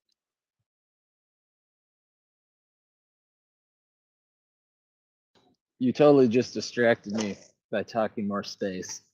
So my brain instantly went all those places when I was, my point that I was going to return with is, to me, this started in the mid-90s. Newt Gingrich in the balancing the budget and the fiscal responsibility party and all that stuff that came out of that. I'm not saying the other side doesn't have issues. Most of that time I was considered myself a Republican. But this inability to compromise really stuck with the Tea Party. That's what their name was, the Tea Party, and then the Freedom Caucus. And these individuals have no business governing. They don't want to govern. They would rather the government be shut down than be open. And it is infuriating to me as an American, as a parent, that we have people whose job it is to govern and they literally want nothing to do with it. If I wanted nothing to do with being a teacher, I would get fired. And these people don't get fired because they say the right words on Fox News often enough. And it blows my mind. But yes, I'm a big fan of the space program, and the commercial crew program was actually brought about under the Obama administration. And the woman who really was at the head of that, her name Lori Garver, was my mom's best friend in high school. So I have a little connection in the DC, Virginia area.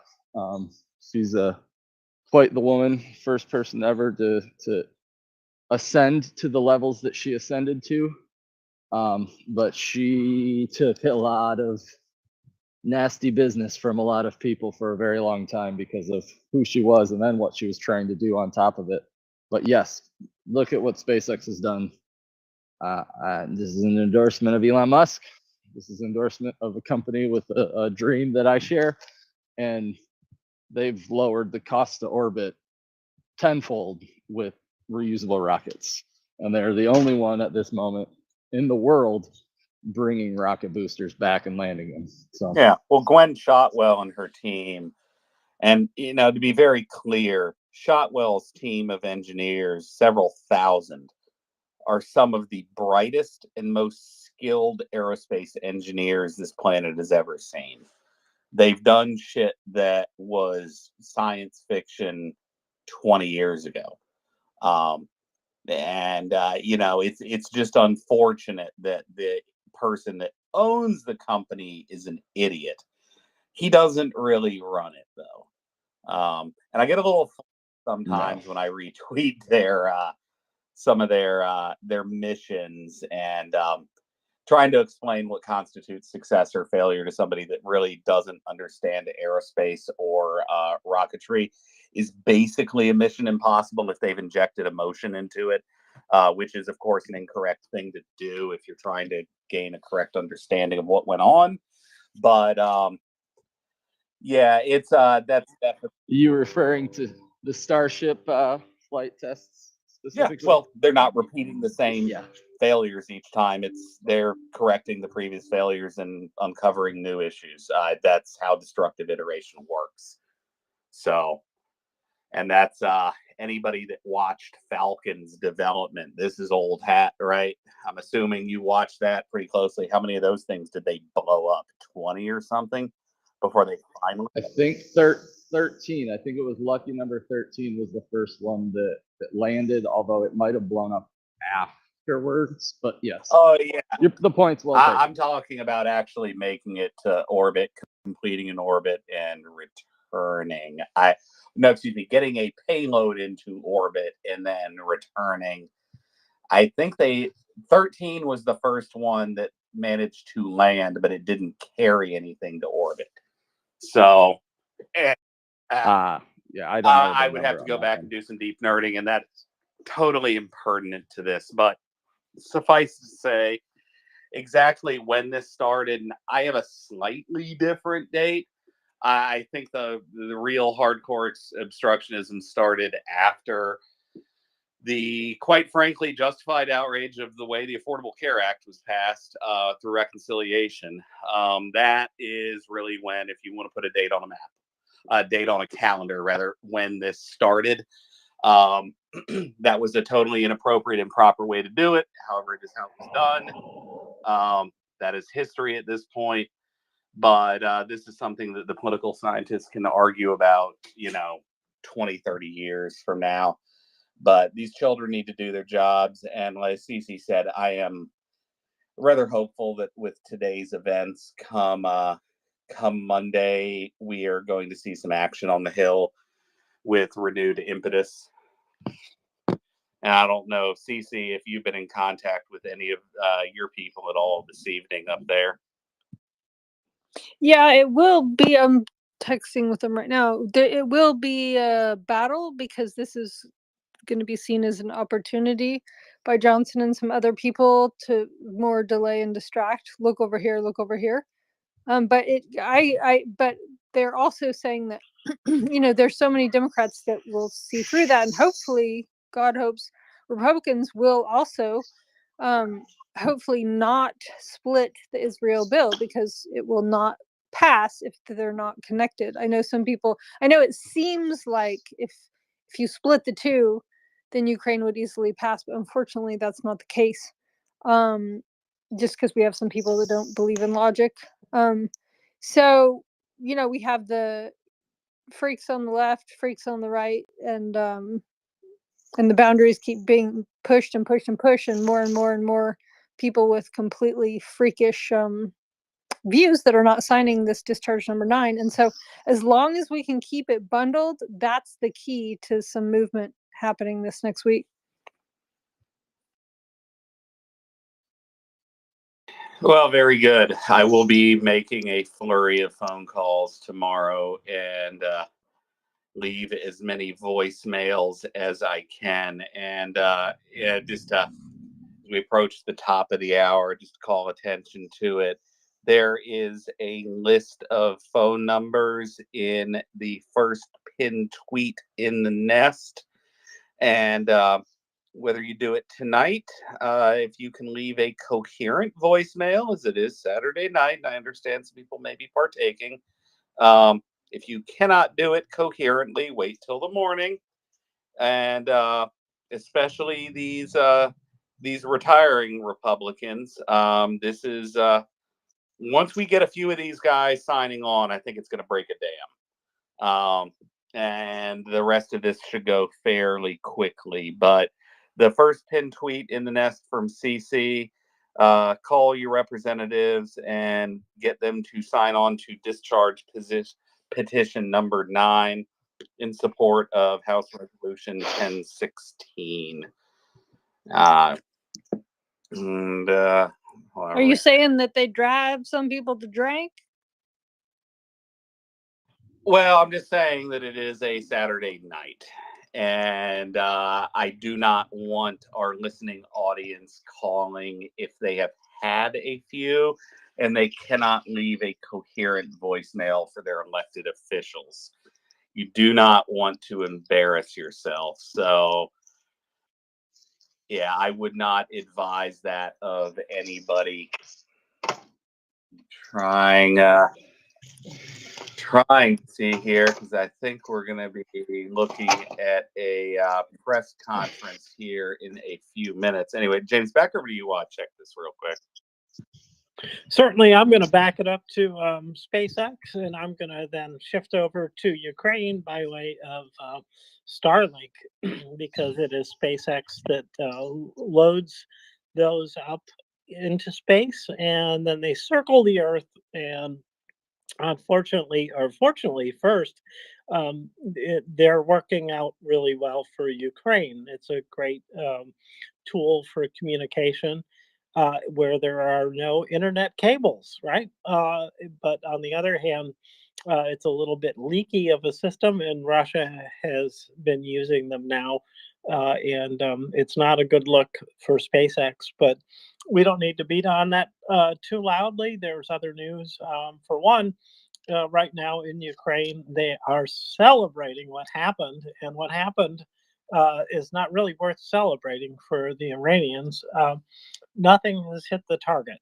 So most of these apparently were shot down before they even entered Israel airspace. So there isn't a whole lot that looks like it was damaged. And so why they're celebrating, I guess, just because they shot them off. So like fireworks, but dangerous.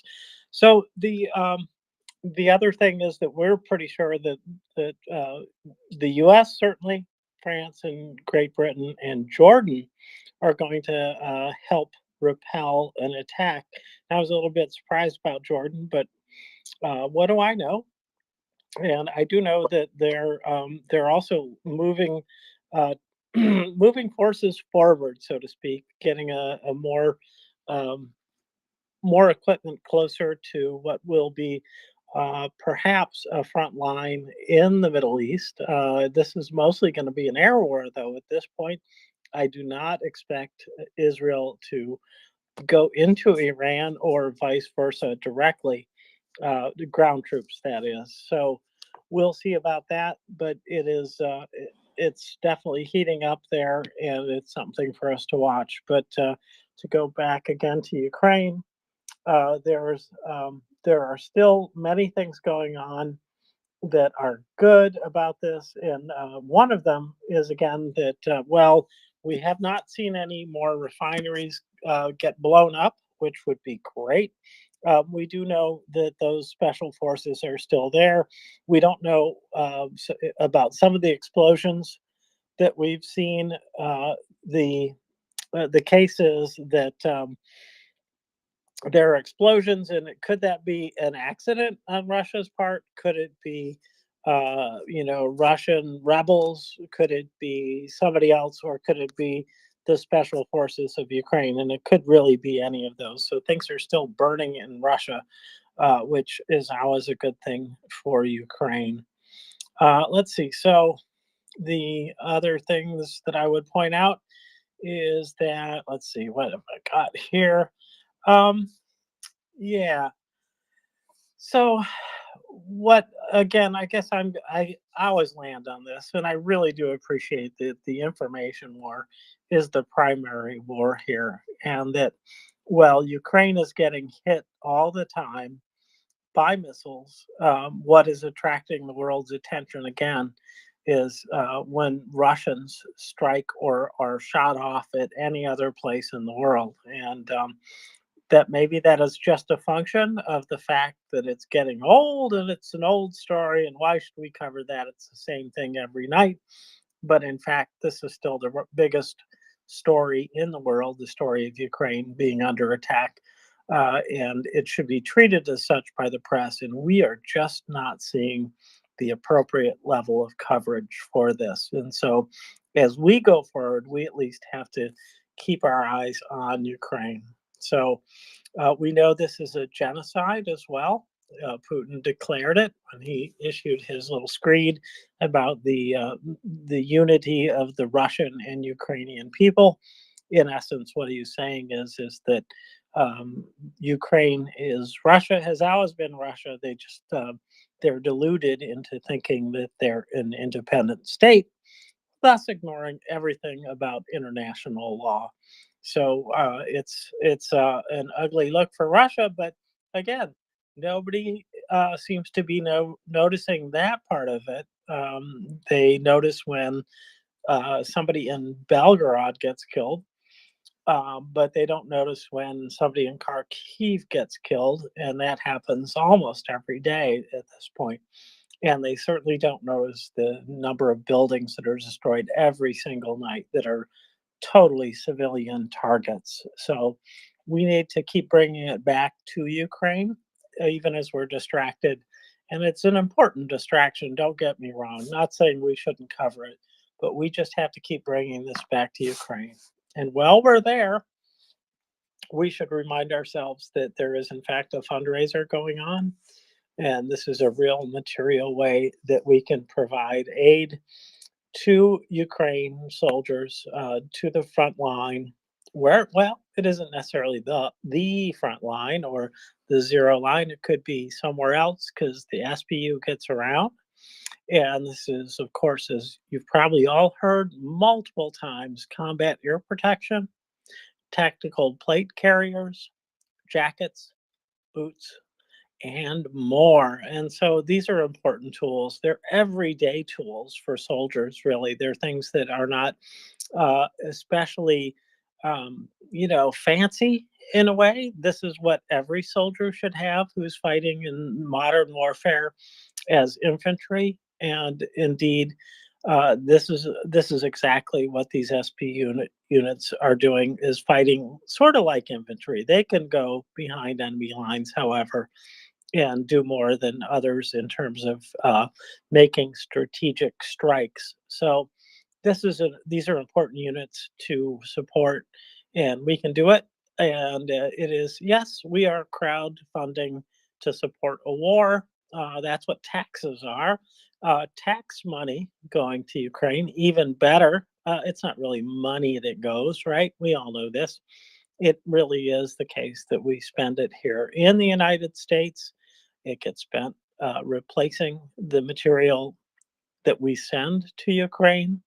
And it does stimulate our economy because it is growing our jobs. But in our case, we ignore all that because this is our money coming out of our pockets to fund Ukraine directly. So we can put our wallet where our heart is and fund the people that we know can get jobs done that need to get done to defend Ukraine and to free themselves from Russia.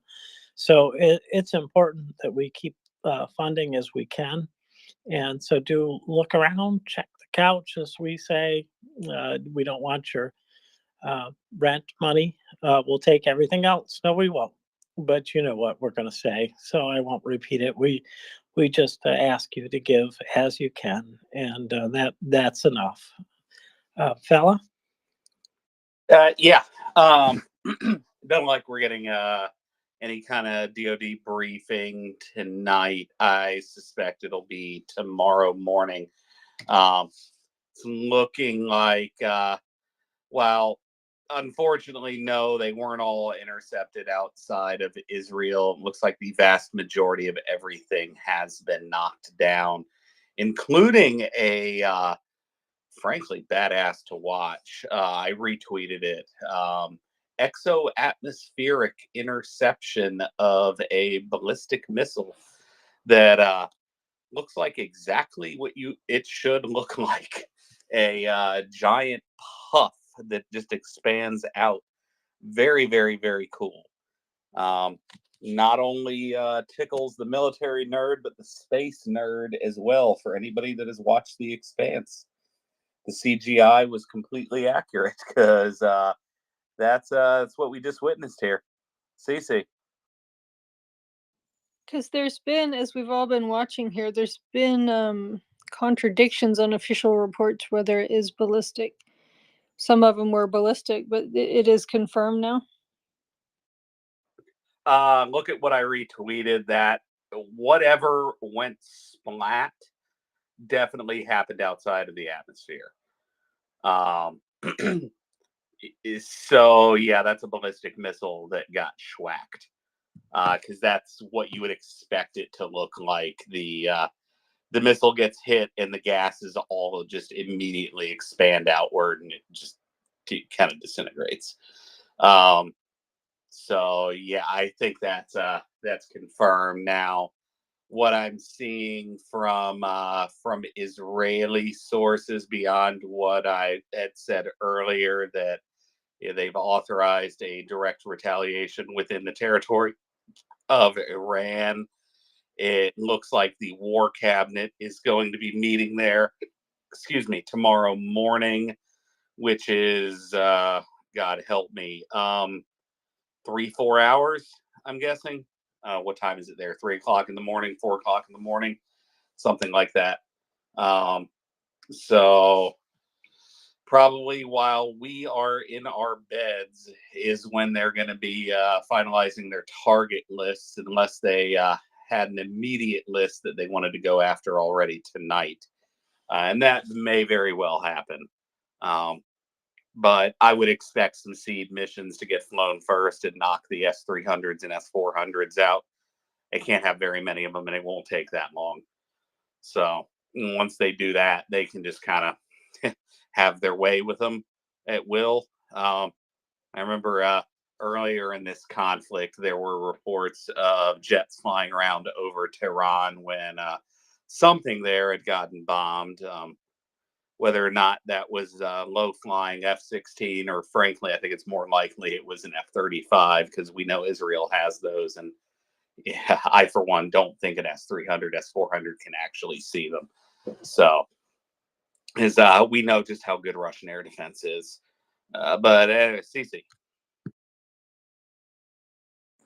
Well, I know this would just be a casual conversation because no one is psychic, but I'm just wondering for our Iranian friends, who I just love and adore the people who've been fighting the regime, of how you might see this playing out in helping them to eventually topple the regime. I mean, obviously, it'll make us more, United States, more active against them instead of passive. But I'm just wondering, like, as all the geopolitical pawns move on the board, how it might help jiggle some stuff loose here.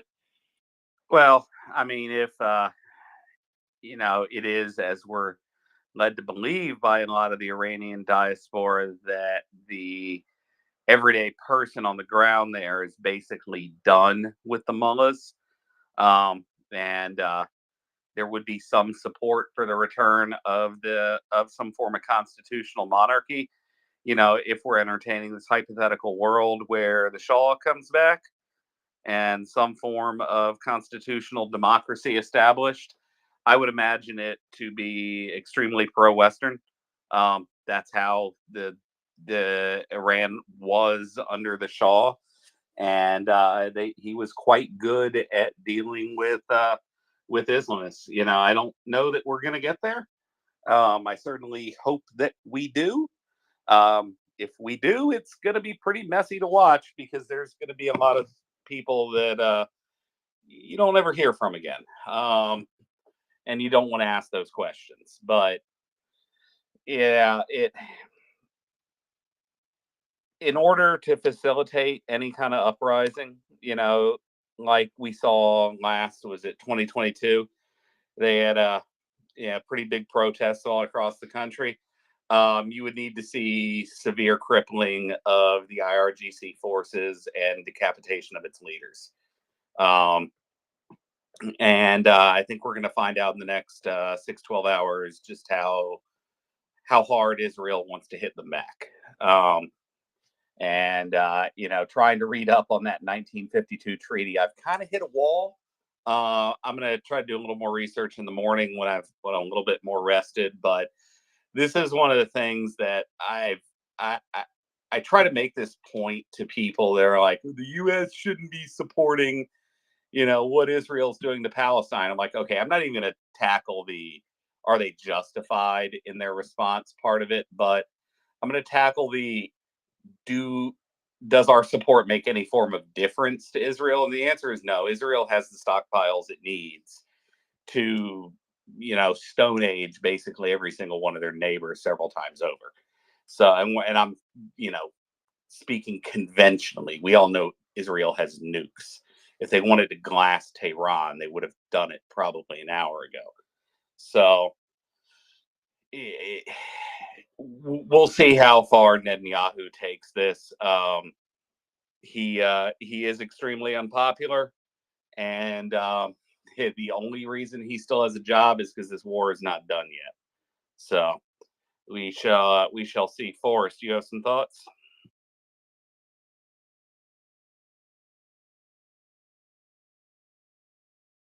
Forrest is busy, so I'll just start in with this just short report out about Luhansk, where Ukrainian forces took out a command post of a Russian military group center. So that's good news that they hit this and apparently did quite a bit of damage there. So just a short readout on that. Forrest? Well, this happens sometimes, you know, when people have kids. Hey, my mic. Go ahead, Forrest. Mic button was stuck. I'll be right there. Give me 30 seconds. Okay. No problem, Forrest. This happens. You know, sticky mic syndrome and the like happens. So, and I don't know about you, Forrest, or fellow, pardon me. I just wanted to give you some trivia about my update. When I updated today, I'm getting less and less ghosting appearing. So this is good news as far as I'm concerned. This is the cache problem, I believe, that you're talking about. So yeah, Forrest. Hey, sorry about that. Yeah, in regards to fella, what you were just talking about, our whiffs, and not in the mission, but our whiffs in Afghanistan, and with even having second Iraq as conflicts, put us in such a shitty spot right now because so many Americans are fed up with wars in foreign lands, specifically in the Middle East. If if that doesn't happen in that manner, the whole potential of what we could do would be totally different today, and it's frustrating living in that reality. Yeah, I understand that pretty well firsthand. I think y'all at least know. I graduated high school was when 9/11 happened, so I have a really sizable chunk of my friends ended up going to the military.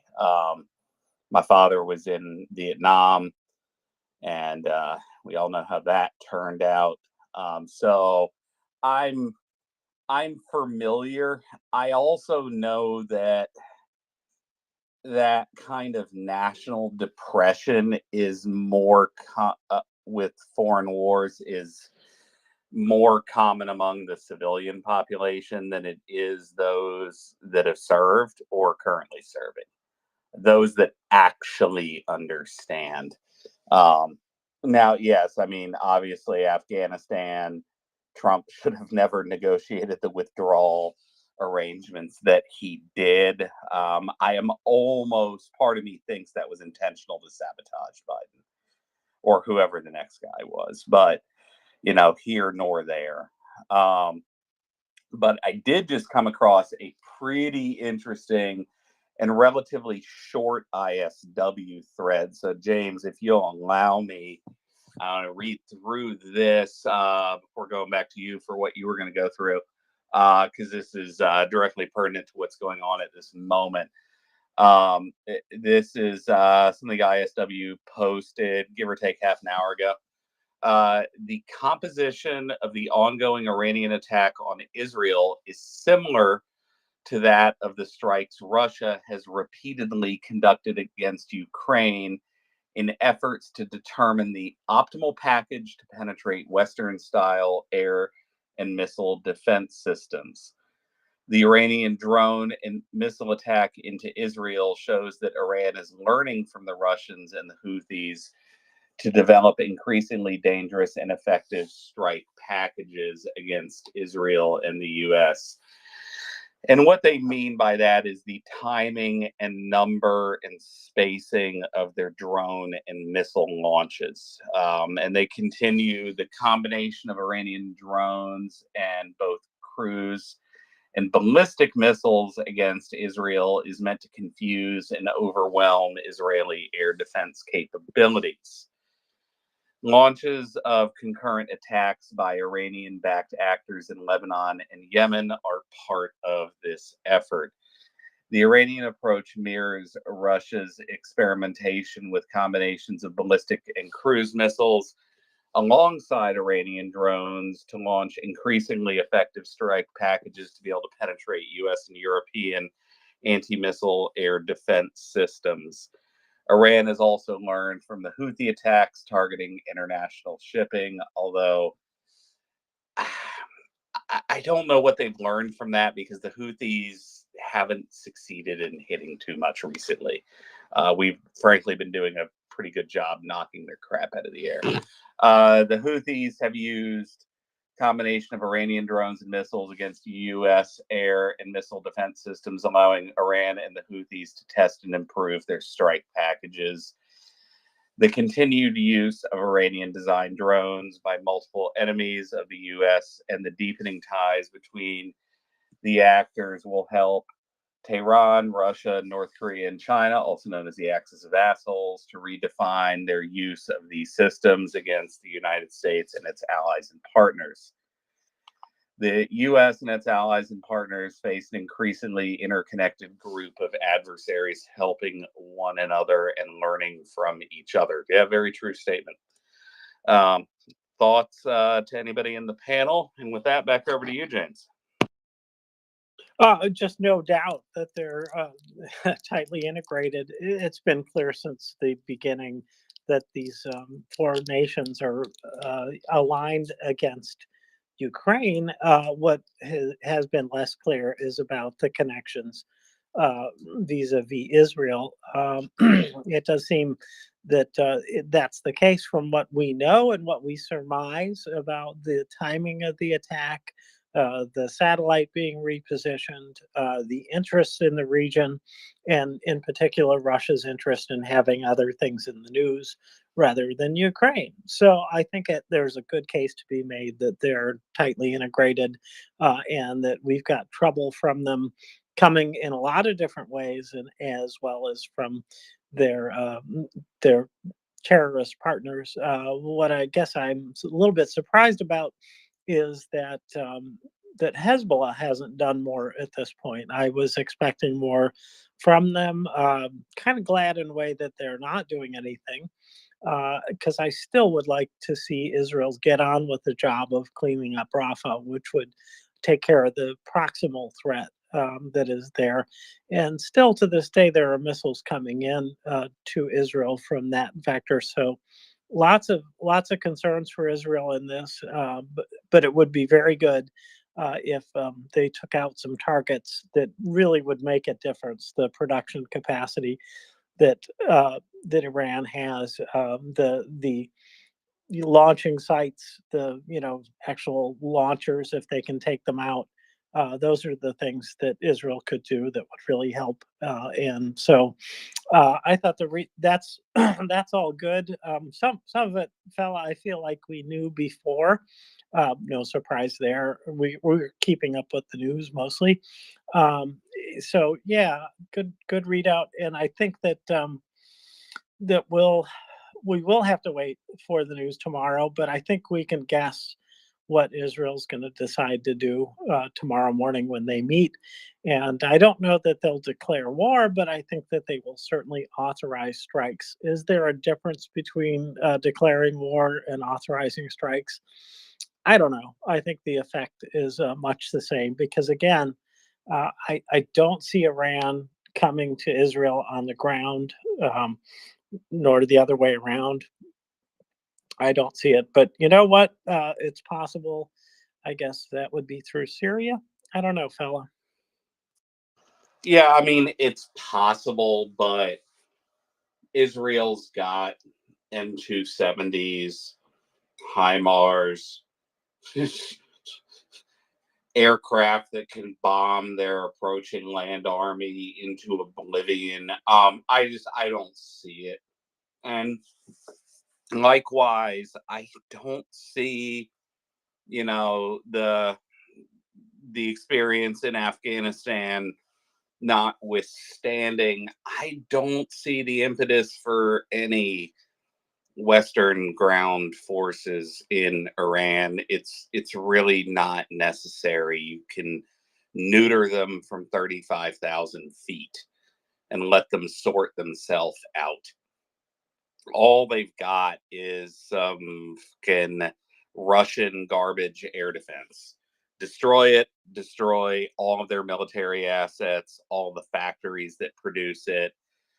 And, while you're at it, the Navy, and you might even stage a few special forces raids to liberate some of the ships that they have taken hostage.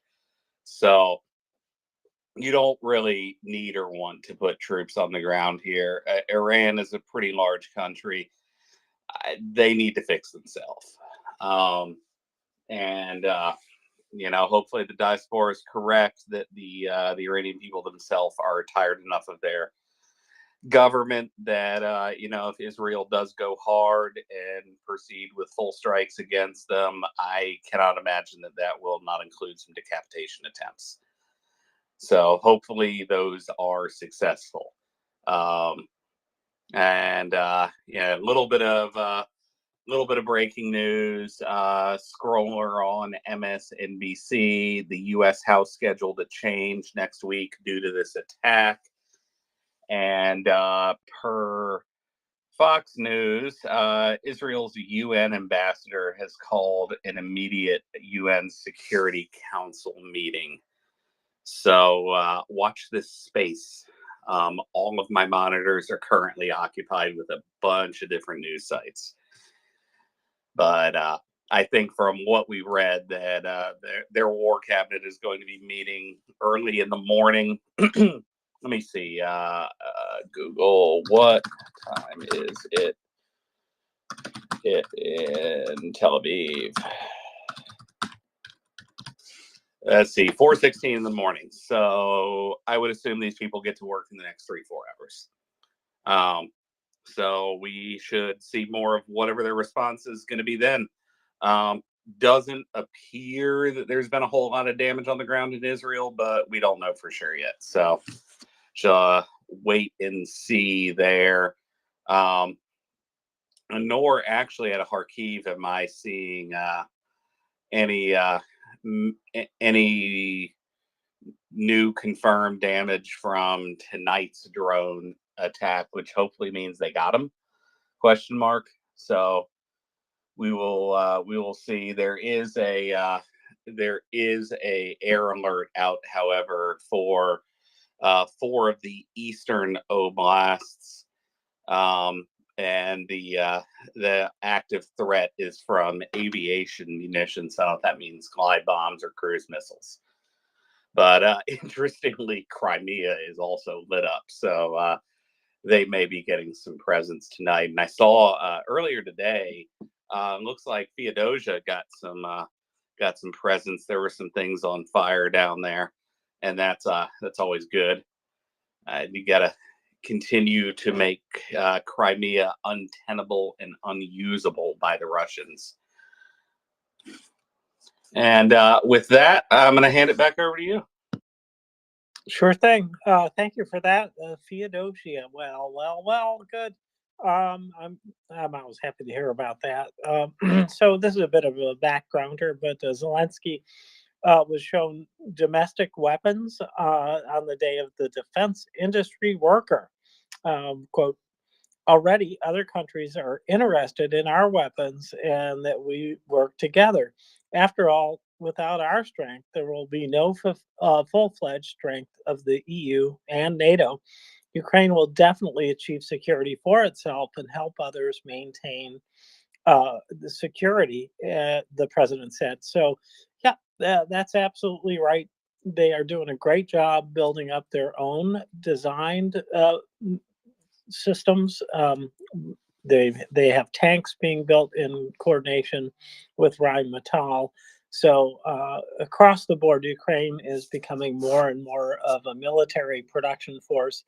And so I would not be surprised if, as soon as the war is over, they'll be one of the leading sellers in the world. Although that's a big leap, right? I still wouldn't be surprised, because one thing I think that Ukrainians can bring, unfortunately, due to their position income-wise, is that they'll be able to offer lower labor costs.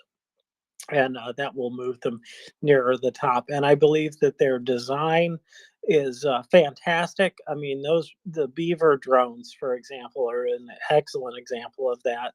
And the proof, I think, is in the pudding, as they say, and they have done a lot of damage in Russia. So just something sort of to celebrate, I guess, that they are doing so well in terms of producing their own weapon systems and in cooperation with other countries, building additional weapon systems in country.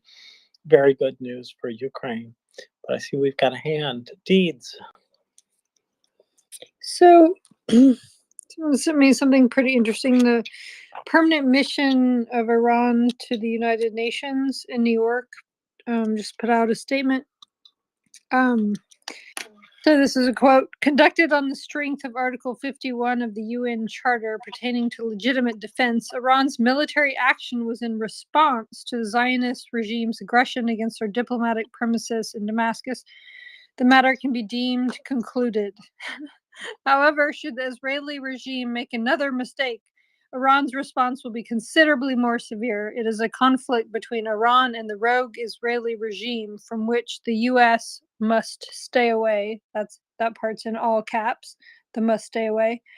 And then they just put out another: Iran's invocation of Article 51, which I'm not familiar with, of the UN Charter occurred following a 13-day period marked by the Security Council's inaction and silence, coupled with a failure to condemn the Israeli regime's aggression. Certain countries' precipitous condemnation of Iran's exercise of its legitimate right suggest a reversal of roles, equating the victim with the criminal. So it's a ridiculous stance, but it is important for us to know who is saying what. It's incredible that they'd invoke Article 51, which allows a defending nation to solicit and receive military aid from other countries to the defender.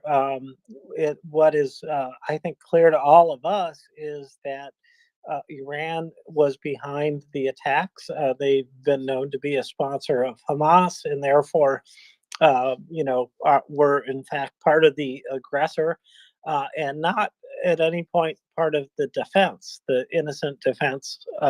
And Israel is most certainly just that.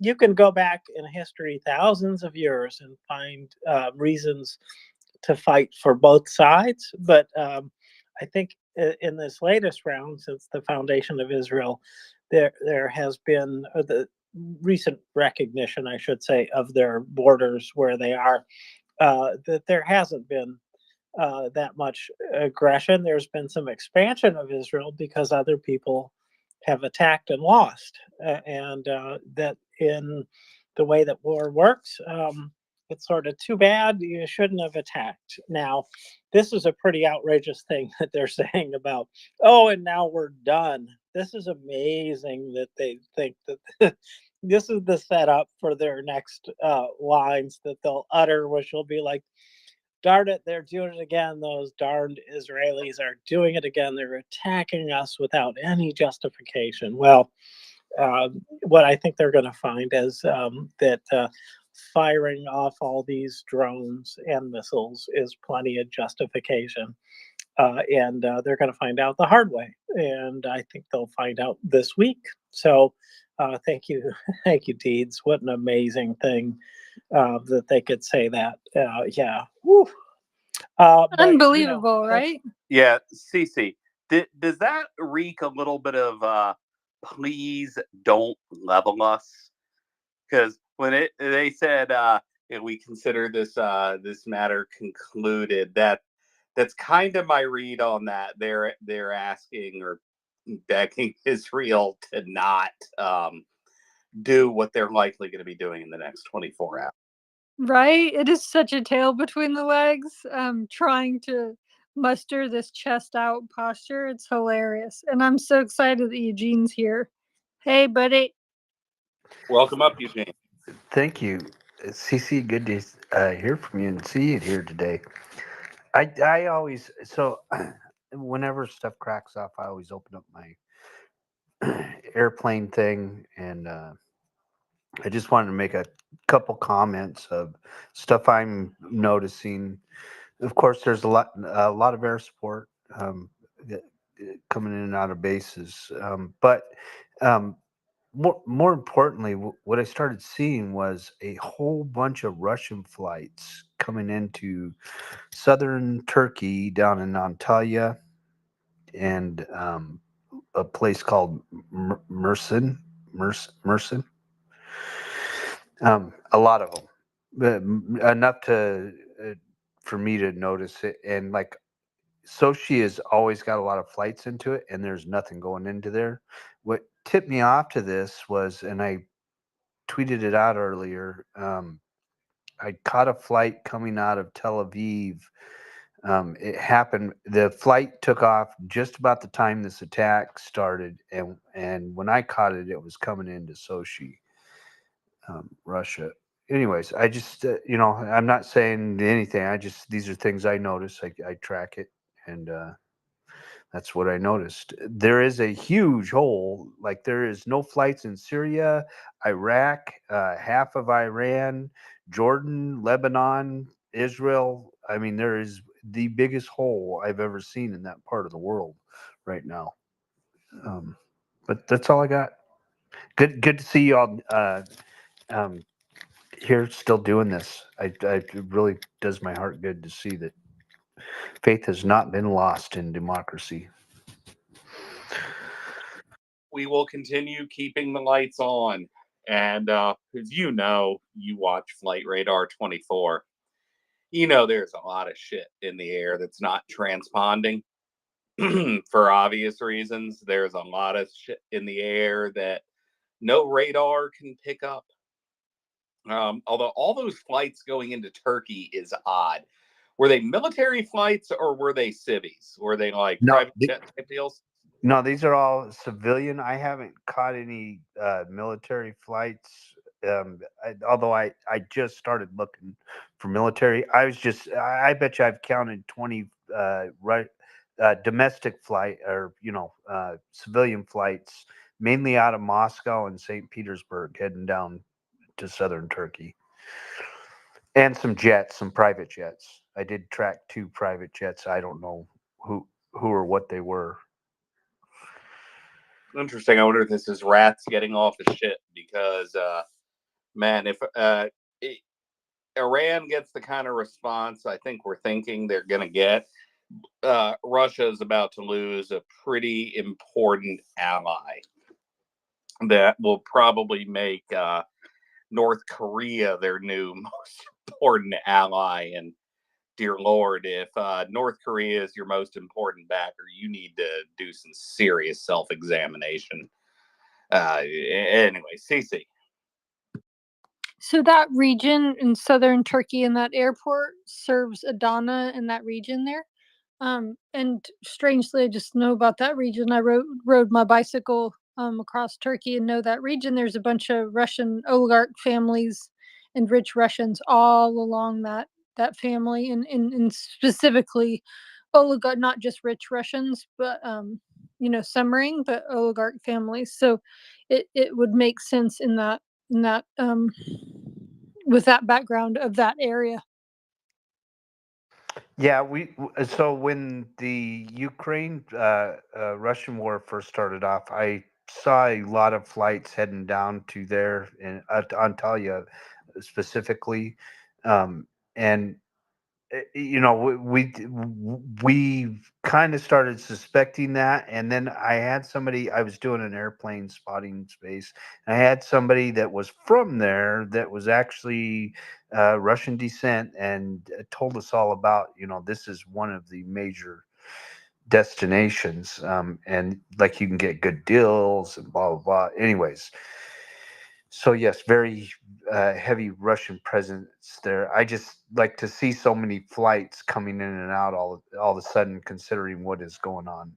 Just kind of perked my interest. It's also very hot in the summer. I don't recommend it.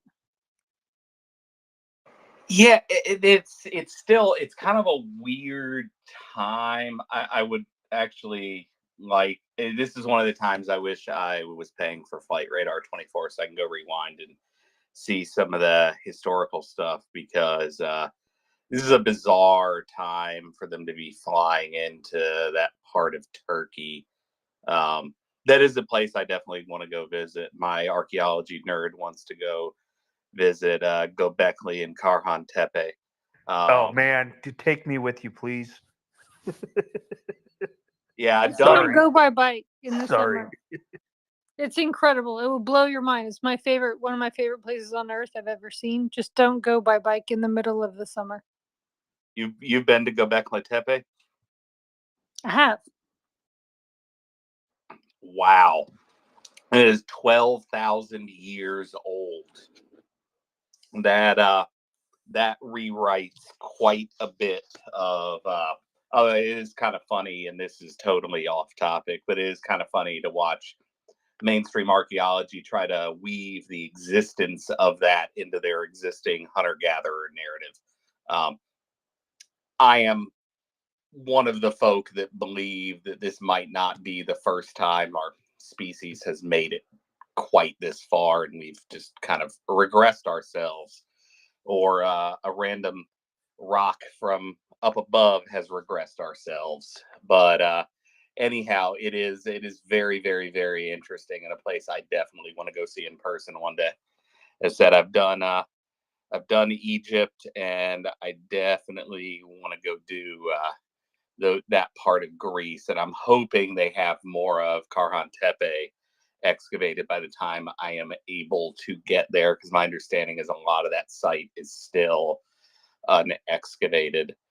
Although it is kind of funny, the explanation for the pillars at Karhan Tepe is they've defaulted to the old usual religious significance. They are phalli, which nobody builds that many phalluses that are that size if they're just coming out of being hunter gatherers. Come on now, y'all. But anyway, this not is why without a lot of insecurity, fella. Not without a lot of insecurity. So there's a joke with archaeology that any ancient site is either religious or phallic. But anyway, CC. I'd also go to Cappadocia. There's all in that region. There's all sorts of lava. I won't go. I could go on this forever, but I won't. Just brevity. There's in Cappadocia. This whole region of southern central Turkey it was made of lava. This material called tufa, Tufa. Oh So yeah, it's built cities underground in them, right? yeah, underground, and then also these huge, enormous phallic structures were caused by wind erosion of the tufa of the volcanic rock. And so it creates these amazing, and they would even have religious temples inside of these phallic structures, and so the cave paintings there are unbelievable. Yeah, that's another in my list of places I want to go visit. I've got pretty wide shoulders, so I don't know how that's going to work out, but I guess I can turn sideways and squeeze my arms through.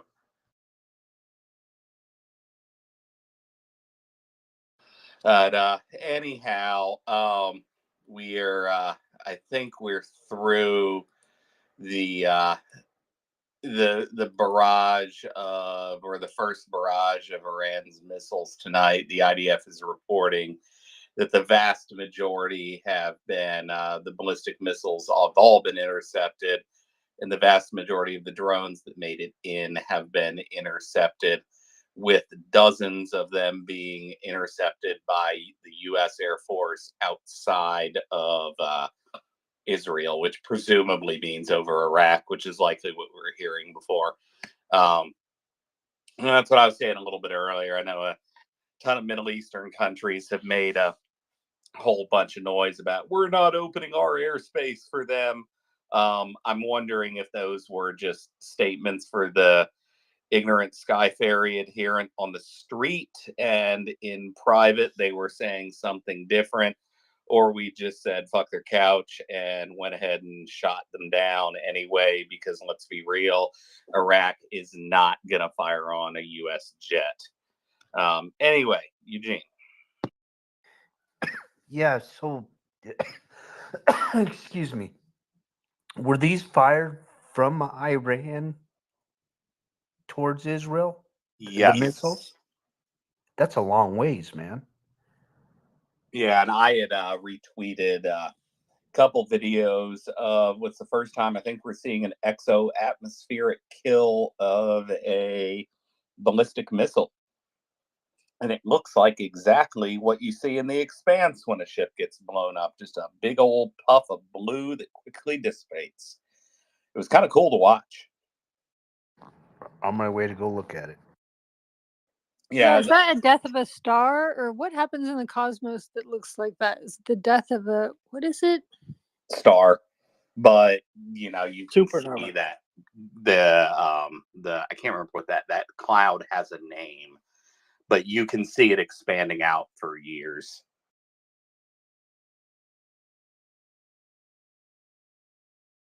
Yeah, James, I'm sorry I cut you off. No, I jumped in on you, so my bad.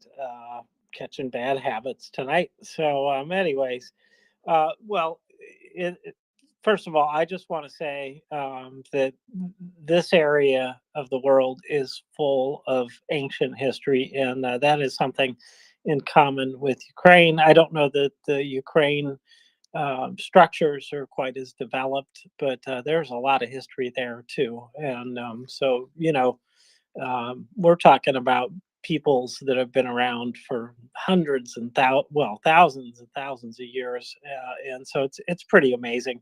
I also, how do you pronounce? I do terrible with these names, but I saw that Topeki, however you call it, Göbekli Tepe.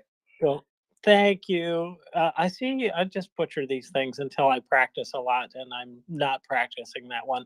But I understood at some point that it got buried again, which I found very strange. But I am dragging us away from Ukraine, and that's the wrong direction.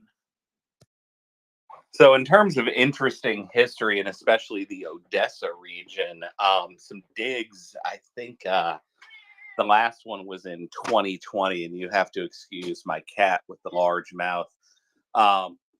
We're uncovering the remains of structures or anytime you're dealing with something 6,000 years old, you're mostly just looking at the evidence of the post holes in the ground and a few items that can be C14 dated, but they've got human occupation in Odessa back at least 6,000 years, which probably means a lot older. Because you got to remember, a lot of the names and places in ancient Greek mythology do go back to exactly this region.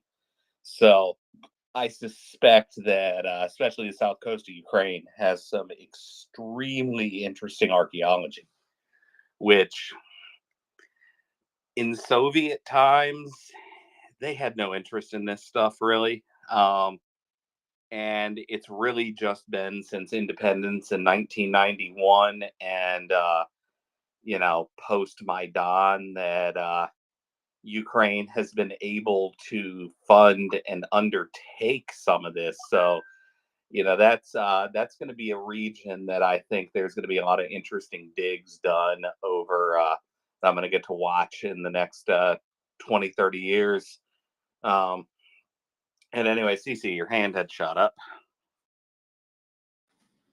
Oh, sorry, it's a little unrelated. I was just wondering if Iran has the capability, the capacity to, could they have sent something a lot more threatening? Is this more of a symbolic thing because they knew that they'd be shut down? I mean, everyone knows about the Iron Dome, so I'm kind of confused. Why even expend the resources? Yeah, I mean, they know they have Iron Dome, they have Patriot, and they have Arrow. Arrow is Israel's anti-ballistic missile system. It's similar to THAAD, which is ours. I suspect, and I'd said this numerous times, I think the mullahs were trying to figure out what they could get away with and still stay alive. And in conjunction with that statement you read out from, who's that? Their ambassador out of New York, or their consulate there. Yeah. Yeah, that whole statement, I don't know if you agree, definitely has the reeks of please don't Stone Age us. I think they were trying to figure out how far they could go without provoking a massive response, which it looks like they're likely to get. I just saw a little news flash. Our least favorite Israeli prime minister appears to be on the phone with the president of the United States right now. So, yeah, fill in the blanks as to what you think they're discussing. Shouldn't need too many guesses there. But I would expect that in the next 24, 48 hours, Iran is going to lose quite a bit of its industrial capacity and quite a bit of its military toys. I mean, y'all know how militant I am, so you can probably guess what my response would be, and it would involve a whole lot of B-52s. But anyway, I think Israel's going to be a little bit more calibrated than what I would be. I would simply urge them to try and decapitate as much of the IRGC as possible, and because the best outcome for the world and for democracy for this is to depose the existing Iranian government and give the people there a fighting chance to restore their democracy. And that is something we forget. The Persian people actually have a substantially longer history of being a normal, productive country than they have of being a whack job, theocratic pariah. That's a relatively recent thing for them. So, and the world is lesser because of it, quite frankly. But we'll see how this shakes out. I'm not I'm not having visions of seeing a President Pahlavi anytime soon. Back over to you, Cece. So now Graham has decided to finally show his face and say, yes, yes, pass the supplemental. He used to be a great champion for Ukraine and then completely turned into a insert the blank. So maybe this is a good sign, and maybe he will actually be vocal and go to battle and not splitting the aid from the Ukraine aid from Israel. So, you know, he's back in the news, guys, for better or for worse. No, this guy, weather vane, I'd say. You could call him that, Lindsay weather vane.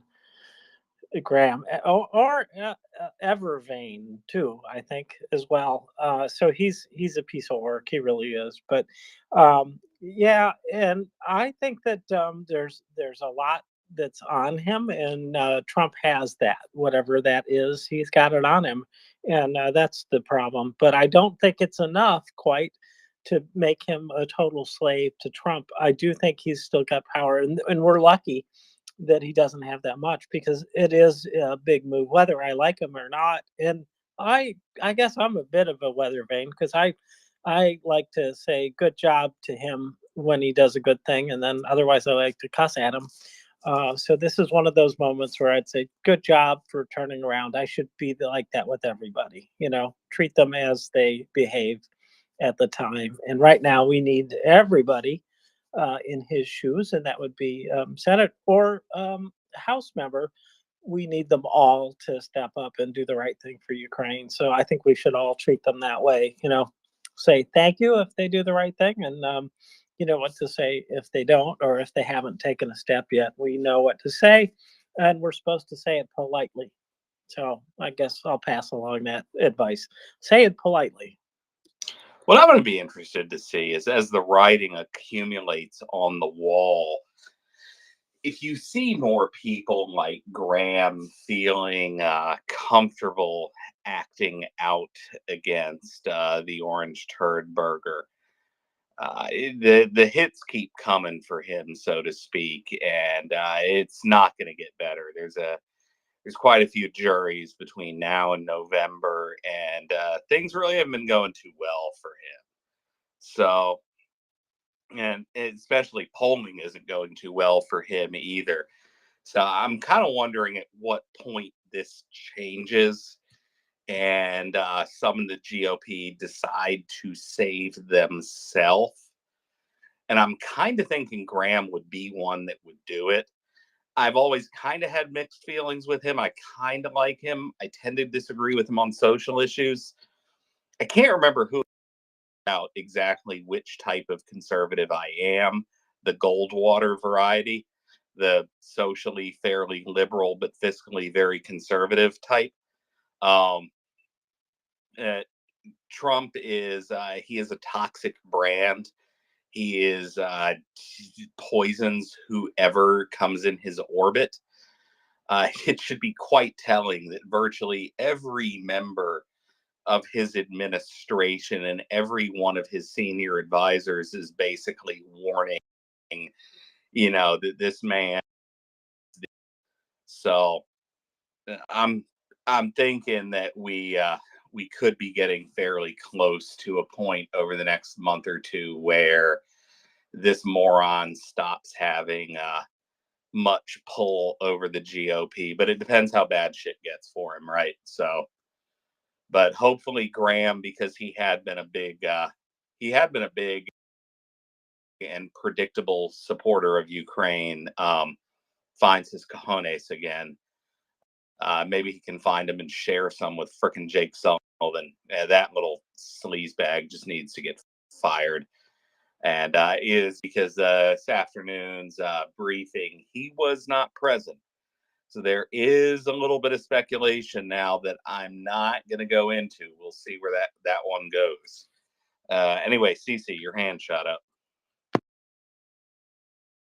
Yeah, we had worked with Graham's office before, and they were so helpful with Ukraine. And there was a very abrupt shelf of almost giving Ukrainian groups the finger after going over there in person, coming out in solidarity with Biden and Schumer when they were saying that we had to fund Ukraine before the end of year before last. So all of these things. And then all of a sudden, pointedly, just completely and utterly stopped. So now I don't trust him further. And before that, I used to not like him, right? But if a friend of Ukraine is a friend of mine, so he's a friend. So now I don't trust him as far as I can throw him, because we were in the middle of doing some really important things that he knew that lives, are in the balance with Stacey, his signatures. let me just stop you for 1 second. I'm going to let you keep on. But I want to ask you something, because you just said something I consider relatively insane. Have you ever met a single politician that you would actually trust farther than you can throw them? Because I have not, and I've met quite a few of these idiots. No, but I do trust them to know what national security issues are, and that their constituents know what national security That's issues fair enough. are. Okay. Yeah. So it's not just because I blindly trust him, it's because he's been around so long and is part of that old guard that used to know what national security, how important it is, and how it's not a partisan thing. And so that would be the only reason that I would have trusted him. But even that, so it's just unheard of that he would turn his back on such an important national security issue. Never have I thought a politician would be empathetic and do something out of the bottom of their heart. Especially, I don't think Graham. There's no heart if you knock, because I knocked on his chest. There's no heart in there, but there is a brain and a self-protective, old guard notion of what the United States has to do to keep both their constituents and to keep them safe. He's got Reagan turning in his grave. That's for damn sure. I do not know what has become of this party. It makes me quite sad that any of them could be moronic enough to think that anything that benefits Russia is anywhere even remotely in our national security interests. Like, regardless of what you think about Reagan, he was quite crystal clear with Russia, and he was bang on. And so was Patton.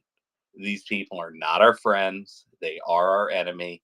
The Soviet Union, all it did is change names in 1991. That's it.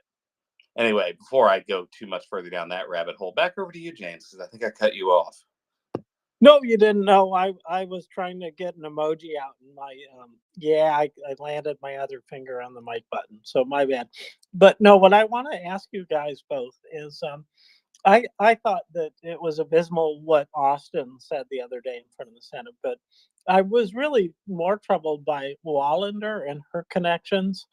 Do you guys know more about this person and what her connections are to Russia? I do not.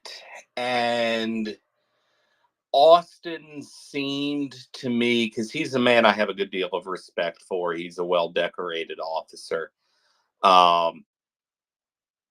He seemed to me to be reading from a script that he was told to read. My read on that, and I don't know what yours is, CC, is that this is something that a puke like Sullivan had written. And this is the that blows my mind with Sullivan. He and I are basically the same age. And that means we are old enough to know what Russia is. And we have no excuse. But the difference in himself and myself is I have lived and existed outside of the groomed and gilded halls of government and its apparatuses, and he has not. And I don't really know where that twisted worldview comes from, where you're actually afraid of these people, because you can't be afraid of them. That's, they see weakness and they feed on it. You confront them head on, like Kennedy did, like Reagan did. You don't appease them. Anyway, with that, back over to you, James. And if not, Dryfly came up and his hand immediately went up. Let's go right to Dryfly. There's a really good documentary on Netflix called The Turning Point. It's the history of the bomb in the Cold War. I recommend people watch it. It's about 9 series long. You get to about 2/3 of the way through it, and Reagan becomes prominent part of it. And they go into great detail by people who were in his administration at the time. And like a lot of people, he was far more complex than the stereotypes either conservatives have of him or liberals. My respect for the man increased enormously watching that show. One of the things liberals don't know is that while he was building up the weaponry, he absolutely from day one knew that it was all a bargaining chip and that it's somewhere along the line we were going to have to negotiate. But we got to get someone there we can negotiate with and on terms we can negotiate with and from a position of strength. Those were his prerogatives. So when Brezhnev was there, there's no one to negotiate with. Brezhnev was dying.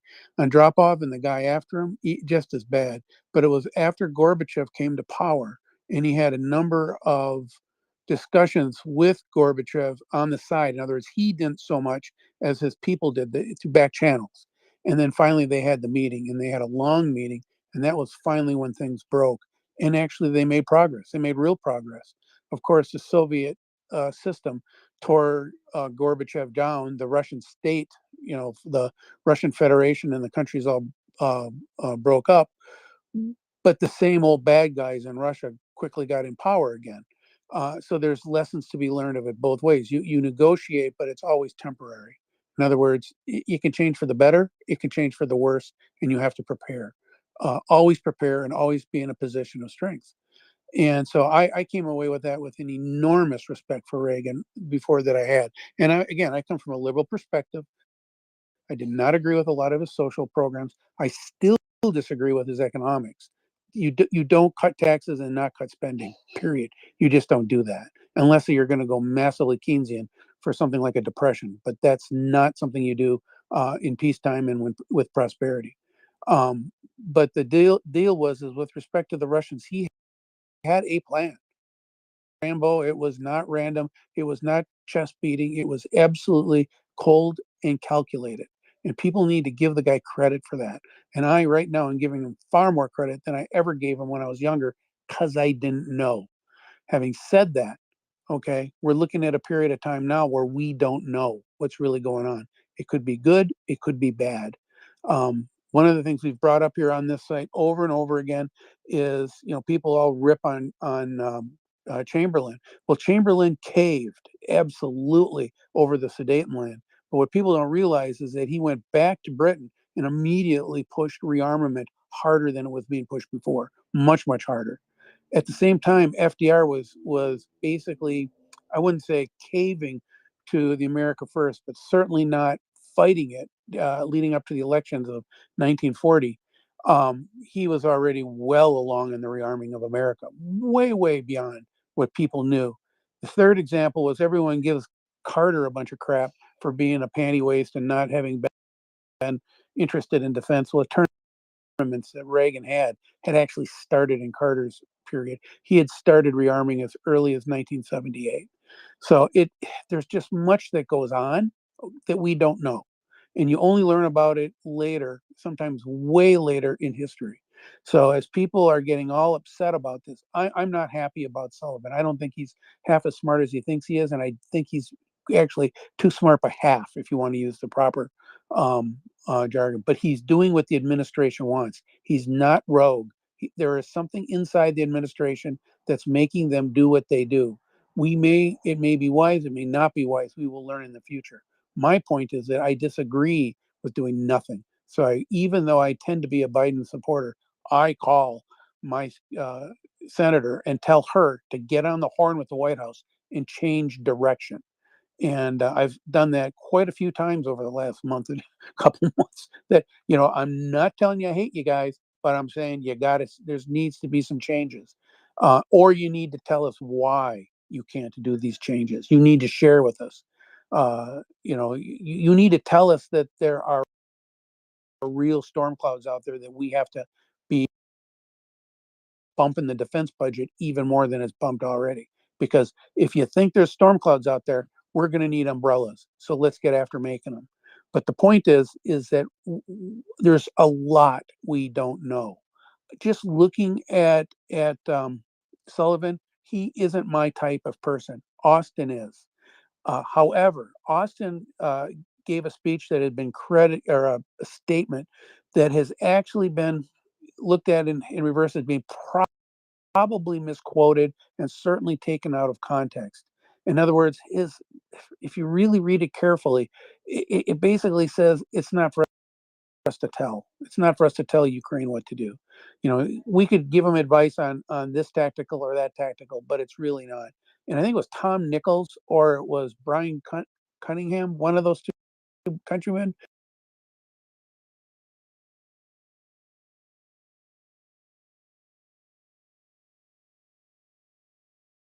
It's very likely Austin doesn't believe that. It's just that he also doesn't believe it's helpful to go way deep into Russia if Russia's really, really on the verge of doing some awful stuff, and we wouldn't know.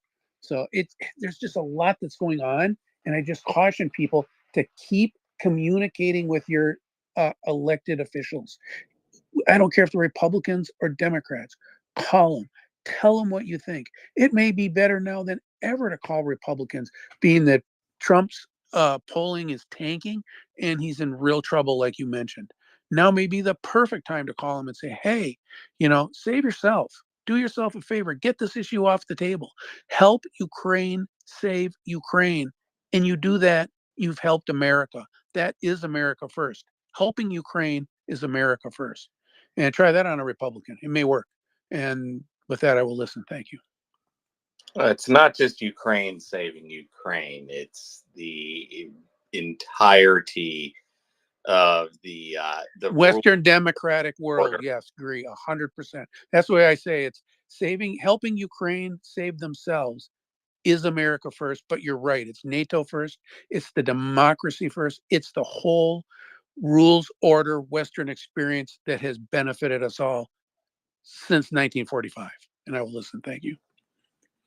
And I'd actually argue that goes back to before 1945, because even prior to that, there was something of an understanding that was largely enforced by the Royal Navy at that point that global trade was a thing and don't mess with the boats. It was just had an extra fine points put on it years later. So no, this is 100% in our national security interests. And anyone that thinks that letting Russia get away with what they're doing is somehow putting America first, I really want to know what their definition of putting America first is, because it clearly ain't the same as mine. The rules-based order is not something that's optional. All of the prosperity that basically every developed nation and developing nation has experienced in the last 70, 80 years is thanks to that. And letting the axis of assholes walk all over it is not going to lead to good things.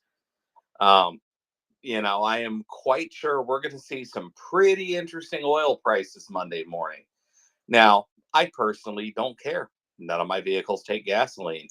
All this is going to do is make my groceries a little bit more expensive. It doesn't matter to me, but it matters to a ton of people what they pay at the pump. And, by ignoring, you cannot stick your head in the sand, just like the isolationism in America first of the late 1930s up till December 7th, 1941. That shit really didn't work either. The world doesn't really give a shit what America's opinion is to a certain extent. Our enemies aren't going to stop attacking somebody just because we think they shouldn't do it because it doesn't concern us. We aren't that important. We don't have the option to not involve ourselves sometimes. This is an interconnected organism, and that's not how global trade works. But it is 10 o'clock, and James, you know what that means. That means our time here is coming to an end. It has been a highly eventful evening, and I'm going to be up for probably a lot later than I should be tonight, watching some of my news feeds here. It has been great co-hosting with you tonight. It's been great having especially Cece up with us this evening to give us some insights on what's happening with these children in daycare. But I have enjoyed every moment of it.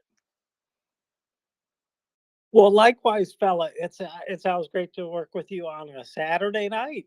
This is a thing, and this has been an eventful night. And we just have to keep our eye on Ukraine and keep the world's eye focused as best we can get that focus on Ukraine. So very eventful. And America First is just a label. If I were the devil, I might call myself God. And I think that's the situation that the America First front is in, as far as I'm concerned. They're no good nicks. So call them what you will. You can use any name. You can wrap yourself in the flag and do dastardly things. And so so there's that. But Ukraine is what we're here for, and democracy is what we're here for, and that is under attack around the world. And so everybody should wake up and realize who the enemy is of democracy, and that is empire. And that, in this case, especially, is Iran and Russia, especially those two, but not only. So, anyways, thank you for helping to defend democracy, the United States, Ukraine, and Israel, fella, and Deeds, Dryfly, Forrest, and the others who came up to speak. We sure appreciate your presence here. It is so much more interesting when we have a wider conversation. And so to all of the listeners, I thank you too for your participation and being here. And please stick with us as we go forward. And we will be here 24/7 till the Russian cows go home. So, And y'all with have been that, fabulous hosts. Can I just thank you guys? Because what a great couple hours this has been. So insightful. Such just the way that you've threaded different opinions. You guys are awesome. So thanks to you. thank you, Deeds. Appreciate that. So, fella, whatever order you want to go in. You have been up longer than I have, so normal decorum dictates, sir, that you get to drop first. It's been great co-hosting with you this evening, and I hope you enjoy the rest of your Saturday evening. For me, it's 10:04 p.m. Well, you know where I am. I'm in Virginia on the East Coast. But well, listen, I'm taking the slide down. I've reordered my priorities. I'm going to drop by a gas station first thing, I think, fella. So, anyways, you did that, fella. You did that. But good for you. Thank you. You guys have a great evening, and Slava Ukraine. Yep, Slava Ukraini and Herom Slava, James. And no, I have not slid by a gas station in a great long time. I dispense the Angry Pixies into my vehicles. It saves so much of my life and time, but I drive a lot, so the Angry Pixies just make it easier. There's no oil changes or anything else, and I just wake up and my car is good to go every day. And if I need to drive 200 miles, so be it. I don't have to waste time at a damn gas station. That's that is the upside of EVs, folks, that people do not discuss a lot, is that if you do randomly spend 3-4 hours on the road a day, you do not have to waste your time at damn gas stations or figuring out where the hell they are. So, but anyhow, yeah, CC, I don't even know what the hell your name is now. You're gonna stay CC because it's 2 letters, and let's face it, I'm ready. So that that definitely works for me. And we try here. We know everybody's got kind of different perspectives and opinions. We try to keep it absolutely fair and balanced. Now, fair point that was brought up earlier, and I am going to reiterate just for the freaking legal eagles that are lurking in our audience. Congressional staff members all have to pass the Sierra Foxtrot 86 review process put forth by the federal government. But yeah, anyway, I'm just going to leave that at that. You know, you can background check people, and there can be impetus to just get it done, as the saying goes. And you know, anybody that's had any experience in the business world or in politics knows what that means. That needs a check mark next to it, and doesn't really matter what you come across in the interim. And welcome up, Prince. I hope you made it up the staircase all right tonight. No problem at all. Well, The very good. staircase was kind. Then, knowing that, I will go and take my leave of y'all. You have a great evening, and I will be listening to you and Tracy this evening. Slava Ukraini. Herom Slava. And good evening, everybody.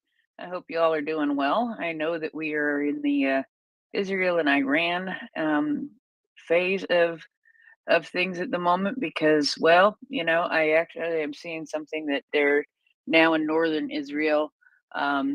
Alarms are now sounding, and 25 projectiles have been fired from Lebanon. So that's a twist, and we'll see what we find out about there. I do also see that the UN Security Council has decided to convene an emergency session later today. Now that would be on Sunday, the 14th. Cece, where did you go? Goodness, I'm gonna have to. She's still there for me, Prince. Well, you got a ghost then, because I don't see her. I'm gonna go send a message to Cece and yell at her because I have a burning question that I have been dying to ask her. It's a burning question, and it was important. Oh well, I will survive. So yeah, we will be probably doing some SB. I think at this point we're going to be doing some SBU. We're going to be checking in with Israel, and Lord knows where the night will take us. Of course, always keeping an eye on Ukraine at the same time. Ukraine has actually been a little bit calm tonight again, so it feels anyway. I mean, I do see that Zaporizhia and Donetsk are lit up right now. Zaporizhia actually just lit up. There is tactical aviation in the area. But of course, as always, for, you know, hundreds of days, Luhansk and Crimea have been in the red because, well, they should always be afraid. And we are upon the anniversary of the Moskva's promotion to submarine class, and very happy to have had that happen. And so, Tracy, how are you? I'm fine, thank you very much. How are you? Well, I'm okay. It's been a bit of a busy, crazy day, and so yeah. But I am going to send Cece a message because I did have a burning question for her. But I will survive. So yeah, I am just looking to see here what else maybe have been happening that is worthy of breaking news to begin with, and really it really has been all about Iran and Israel this evening, and the interesting part is what I apologize, I don't remember, Eugene was his name, came up and said about the flight paths in that area, and the flight paths are I think very, very interesting, with this big huge hole where there are absolutely no flights that are to be seen. But there are in Saudi Arabia, but not really in Jordan. None in Jordan that I see really. Maybe one in Lebanon. But and oh, there is one over Iraq. But that is a plane that is going to Kuwait, so perhaps that's a special case there. But other than that, for the most part, over Iraq and Iran, half of Iran, there are like no flights, and it's kind of creepy. Anyway, for those of us who lived in the United States when 9/11 happened, that was one of the creepiest parts to me. When 9/11 happened was not hearing anything overhead. You don't realize how much noise the planes make overhead in your day-to-day life that you just don't even notice it because it is just the way it always is. But when there are no planes in the air and all you hear is an occasional fighter jet, it is eerie. So just think about that. Think about that and think about Ukraine. Ukraine's been that way for over 2 years now. For over, what is it, 788 days? No, excuse me, 81 days. Today is the 781st day of the full-scale invasion in Ukraine. In Ukraine right now, it is 5:12 a.m., which means it is actually also 5:12 a.m. in Tel Aviv, in Israel, because interestingly, they are in the same time zone as Kyiv. So that we have heard that they will be having a meeting in Tel Aviv about what will, if any, their response be. And they're having that meeting probably within the next couple of hours. And Ukraine, of course, will be waking up here soon, as people tend to wake up when the light happens. And we will see where the rest of the evening takes us, because it will be very interesting to see where it does take us. And so yeah, and that's that. Tracy, what do you say?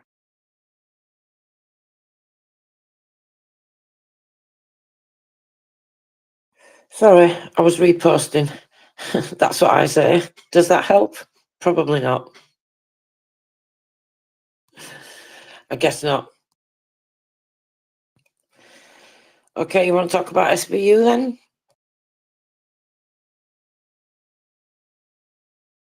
I was lighting a cigarette. Yeah. We can do that, and I will keep an eye out for other breaking news and try to bring that to people as it comes, and keep an eye on a couple of things here. So let me pull that up, and we can get going, huh? Well, were you finished? Yeah. Okay, so I was just making sure, that's all. Okay, I guess we should look at some numbers then. And we should tell you who's got nicked this week, shall we? So we've got 21 cases this week. That's because one of them is an evading scheme, which of course is a network of people, as many people will be aware. These are huge networks of people, so they take a long time to take out. And there's been some other developments this week as well that should probably you might have heard about, you might not have, which, as you can imagine, have taken up probably quite some time. One of them was the head of the cyber department, of course, Ilya Vichuk. He was, well, reassigned and sent to the front line because, well, he was naughty. He was not having none of it. So he thought he would decide to get away with deceitful behaviour, and it didn't work for him, I'm pleased to say. Anyway, let's get back to the numbers, shall we? So 10 in the strategic category today. So that's pretty good because we've got 3 sentencing. So I'm pleased to say about that, of course, because I like to see them get sentenced, as you are well aware.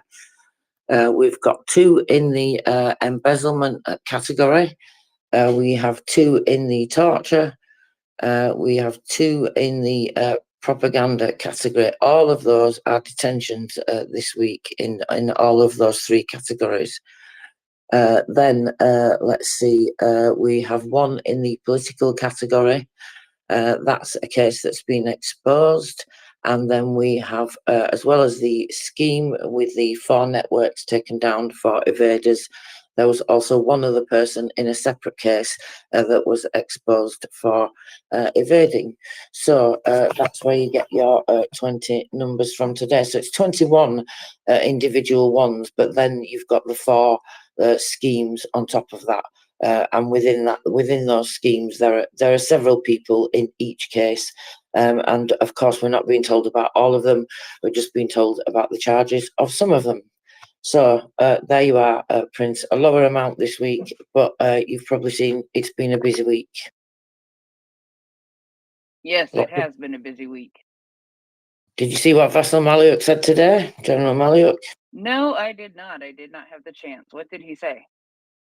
Well, there was a statement put out today. He was speaking, apparently, I think on television in Ukraine. I'm not sure if it was just exclusively in Ukraine or not. But he put out a wide statement, which I thought was pretty good. And I was wondering if this is coming now because of the head of the cyber department being taken down. Because when you see what he's talking about, I'll go over this first, and then I guess we'll go over the cyber case. But so the SBU has exposed 11 intelligence networks since the beginning of 2024. That's 2024 alone. So when I first read that, I was thinking since the beginning of the full-scale invasion. But then I read it again, and I was like, wait a minute, that says 2024. The first time you read the sentence, you scan it quickly. But then my eyes instantly scanned back to it. I was like, hang on a minute, that's 2024. And then, of course, you go on to read further. So then what it does explain is that actually since the beginning of the full-scale invasion, they have taken out 47 intelligence networks, which I think is pretty staggering, really. Ukraine War Update was explaining some more about what he thought today, and I thought he was absolutely right in the thoughts that he expressed, that just the complexity of these networks, how intricate they are. I mean, we know just from learning from all the propaganda and just the things that we go through in one particular case with these FSB agents, all the twists and turns and all the different things. So I cannot imagine how much work has gone into building these cases, not just like to build the case, but as Ukraine War Update said, over time, think about that, it would have started with one person that was able to inform of what was going on, or one person that's telling them something, and then, of course, or they would find one piece of evidence, as these things inevitably go in a case, over here, some piece of intelligence, and that's the way it starts to get built, isn't it? So 47 extensive networks. One of the things that he mentioned, which I found, not completely surprising or not completely shocking, but a bit surprising, maybe. I don't know which way around that phrase goes anymore nowadays, to be perfectly honest. But anyway, is that they actually foiled an assassination attempt on the head of the Kherson Regional Military Administration, Alexander Prokudin, and that was just only a couple of days ago, apparently. So anyway, I was wondering if this in part is why the head of the cyber was being investigated further for his inflated earnings. It could be completely unrelated, of course, we won't know yet. It may just be that abuse of power that he's been charged with up to now, which we'll come to. So the special services prevents enemy penetration of critical infrastructure facilities, including through cyberspace. It also blocks attempts to spy on the routes of international aid and locations of defence industry and enterprises, etc. For example, the SBU recently detained an FSB agent in Dnipro who was taking photos and videos of the local thermal power plant and preparing enemy missile strikes. A former policeman in Zaporizhia who's monitoring military equipment facilities, as well as several employees of Ukrzaliznytsia who provided information to the enemy about the logistics of moving weapons and equipment damage. We have a clear task from the President Volodymyr Zelensky to prevent any challenges, and we carry it out in order to protect the lives of citizens of the state, he said. and a bit more. Then he went on to say he reported that since the beginning of 2024 alone, the SBU has opened 352 criminal proceedings for treason. 98 of those people were convicted. 807 of those are for collaborative activity, which is interesting, as you and I have talked about that before. 177 convicted out of those 807 for collaborative activity. So somewhere to go in those convictions, it seems, yeah.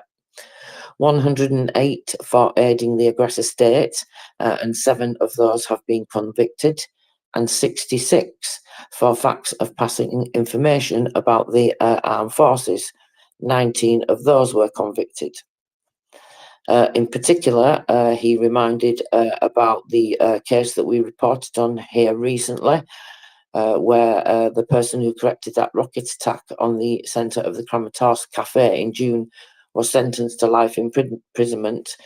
And one of the preventative tools for detecting enemy agents is regular anti-terrorism and counter-subversive measures, which I would absolutely love to know more about. But I guess I never will get to find out.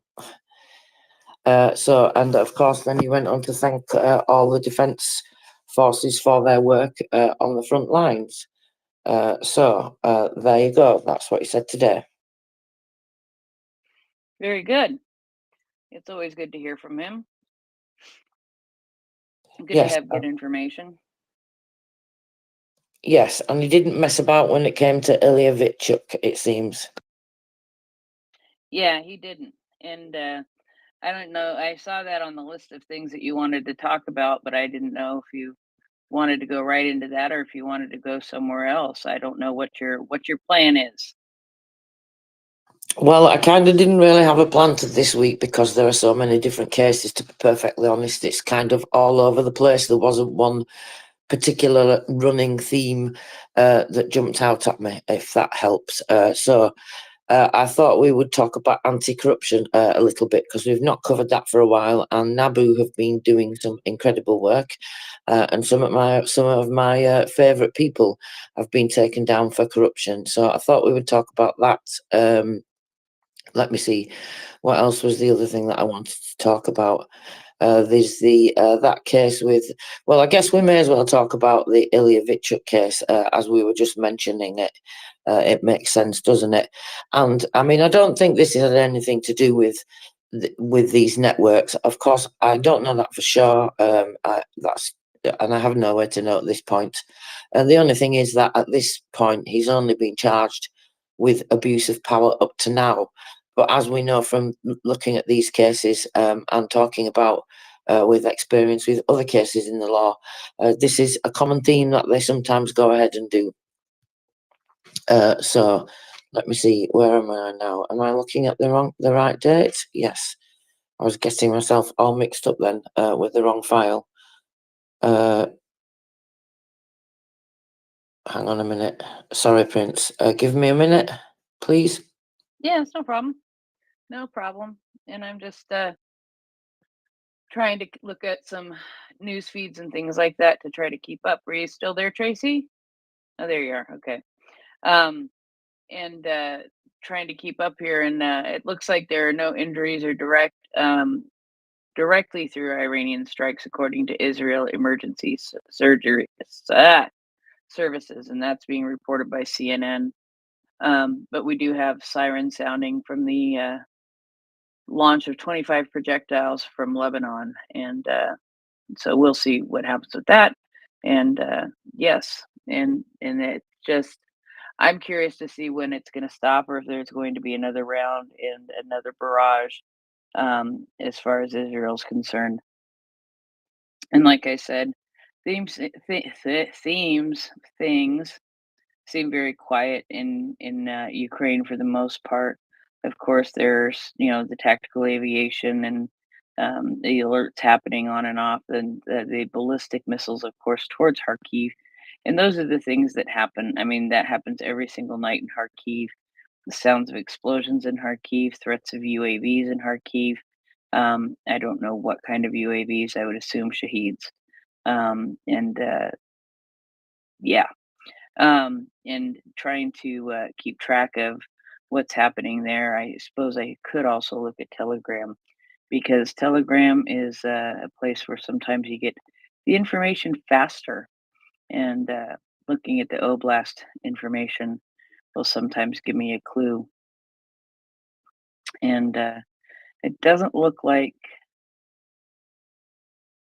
Let's see.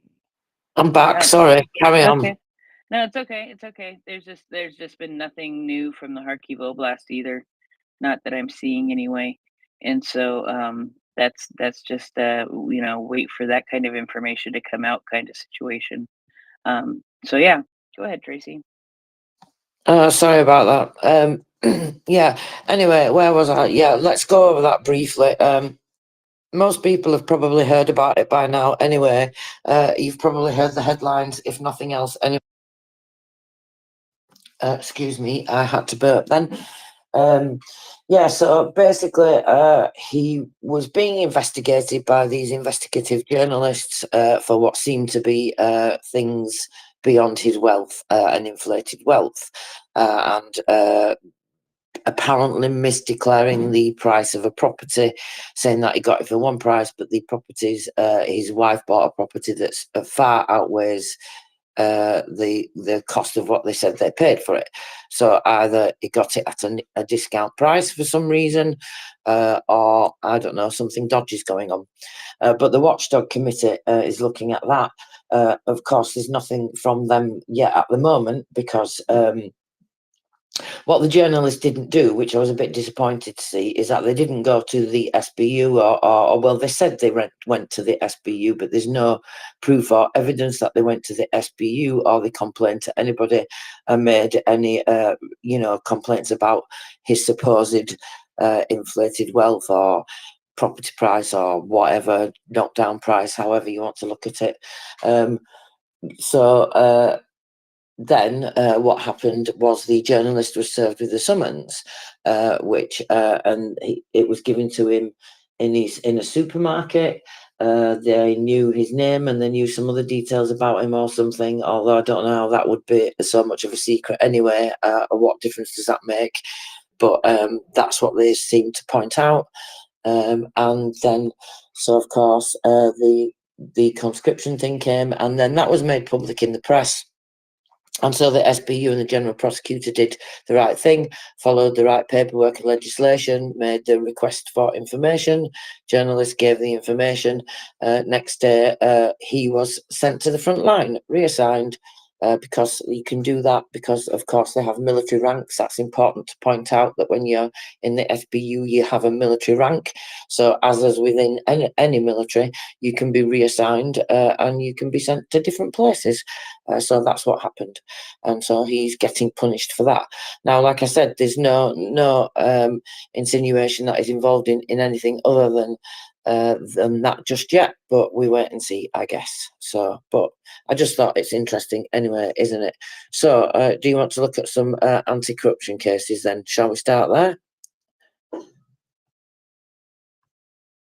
I take it that's yes. Yes, yeah. Sorry, I couldn't freaking find the unmute button because mine was minimized.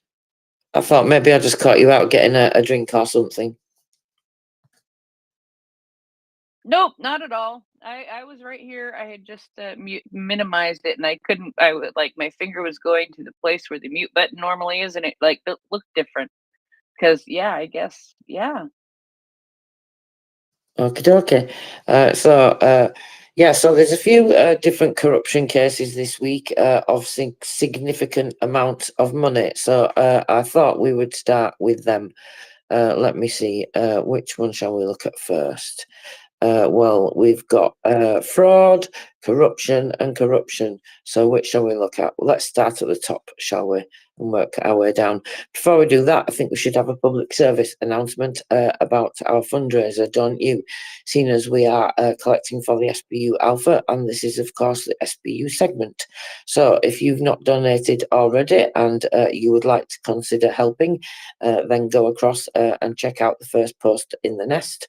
Why is it not the first post in the nest? It should be. What's going on here? Or is the nest just not updating for me, Prince? It just may be. It's not updating for you.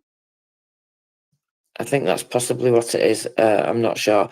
Anyway, the post is definitely in the nest. So check that out and have a look, because we are trying to raise funds for combat protection, tactical plate carriers, jackets, boots, jackets to go with the combat trousers that we raised funds for, because that was for the SBU Alpha unit. Of course, it's not for the same unit, I don't think, or maybe it is, because we've had two guests visit here from two Alpha units, haven't we? So there we go. Now, these guys and girls are doing incredible things on the front line, trying to keep Ukrainians safe and trying to kick Russians out. So if you want to help them be protected whilst they do that, then go ahead and give a donation if you're able to. Consider being generous if you're able to, if you're lucky enough to be in a position where you can be generous. Because, well, why would you not? I know you are here paying attention because you are interested in Ukraine. And if you're not doing anything to help Ukraine, to fight with Ukraine, to show Ukraine the love and support from around the world, then, well, really, it's not very good, is it, at this stage? Because the world is in a little bit of a mess, and Ukraine is doing a great deal of mopping up that mess right now. So let's help them. That's what I say. Click on that easy payment link there in the post in the nest and pay that way, or you can go to MriyaReport.org, where of course you can check out all the other lovely things that we've done there. Well, I don't think all of them are listed on the website, are they? I'm not actually sure. Are they all listed on the website, Prince? All of the what? Sorry.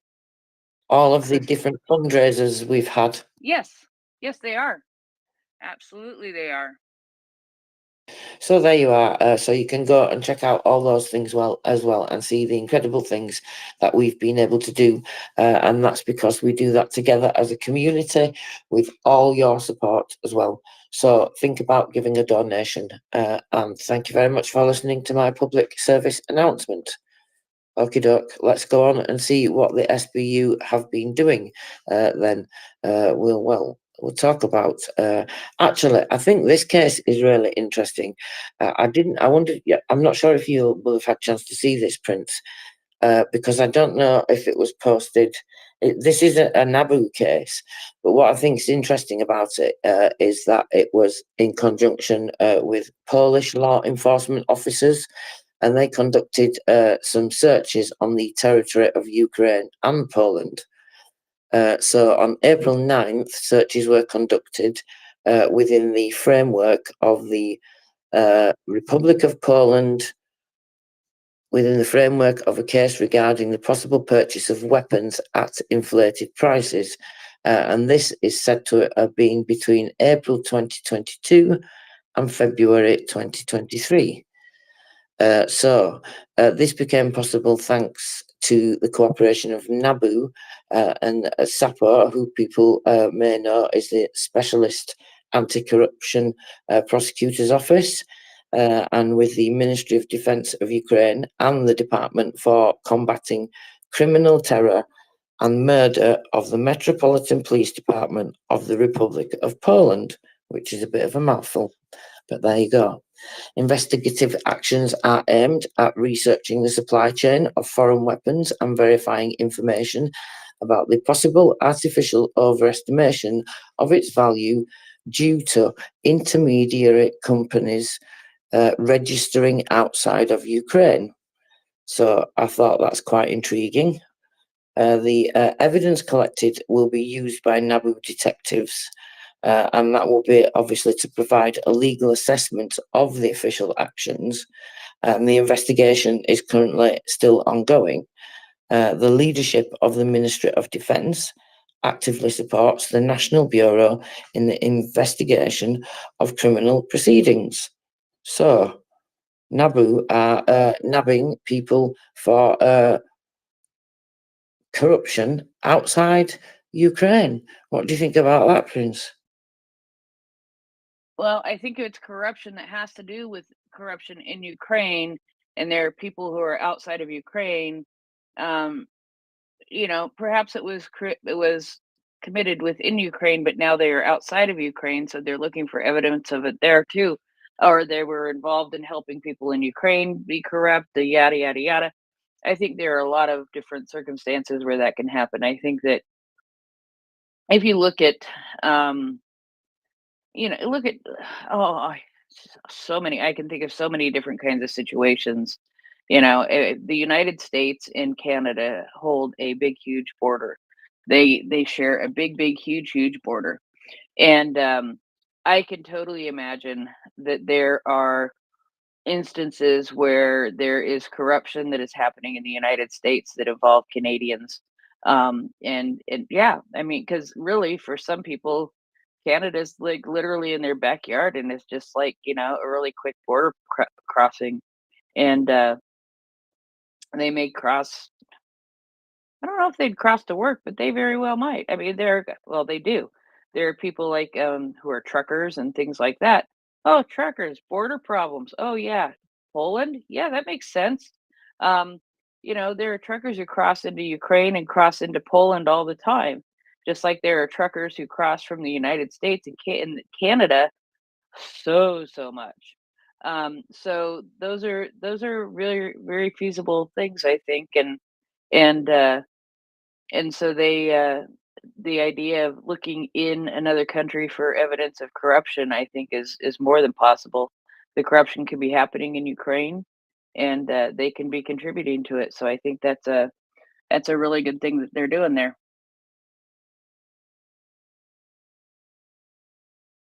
You know, Yeah, though, since I am thinking, Dan, do you ever do any cross country or cross? Do you ever do any international trade trade that's corrupt? No. Me? Never. Just checking, just checking, just checking. No, I don't. But I did read an article a while back. Um, the intelligence of Canada. It was something to do with the truckers and another group that they were watching, that they were getting intelligence from Russian propaganda and stuff, and causing all that that blockage. There was a big thing. I'm going to look for it. I might have bookmarked it, unless you saw it before me. I don't know. I don't not it doesn't ring any bells. Yeah, I think I might have bookmarked it. I'm going to look for it. Okay. I just wanted to see if, you know, how bad a boy Dan was. No, I'm a very good boy. I'm not a boy anymore. I'm an old man. I can't Yeah, afford well, with my looks. I can't afford a face plant at my age. sorry, face plant. He said it. That sort of made me laugh. Um, yeah, well, you know, you might get a good mud mask out of the deal. You never know. Um, so yeah, so those are interesting and fun things. And now I'm looking for something and can't find it, and it's gonna make me mad because I tell you what, sometimes. Anyway, so Tracy, what do you think about the cross-border dealings there?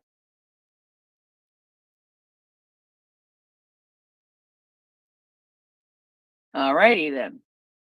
Um, okay, so um,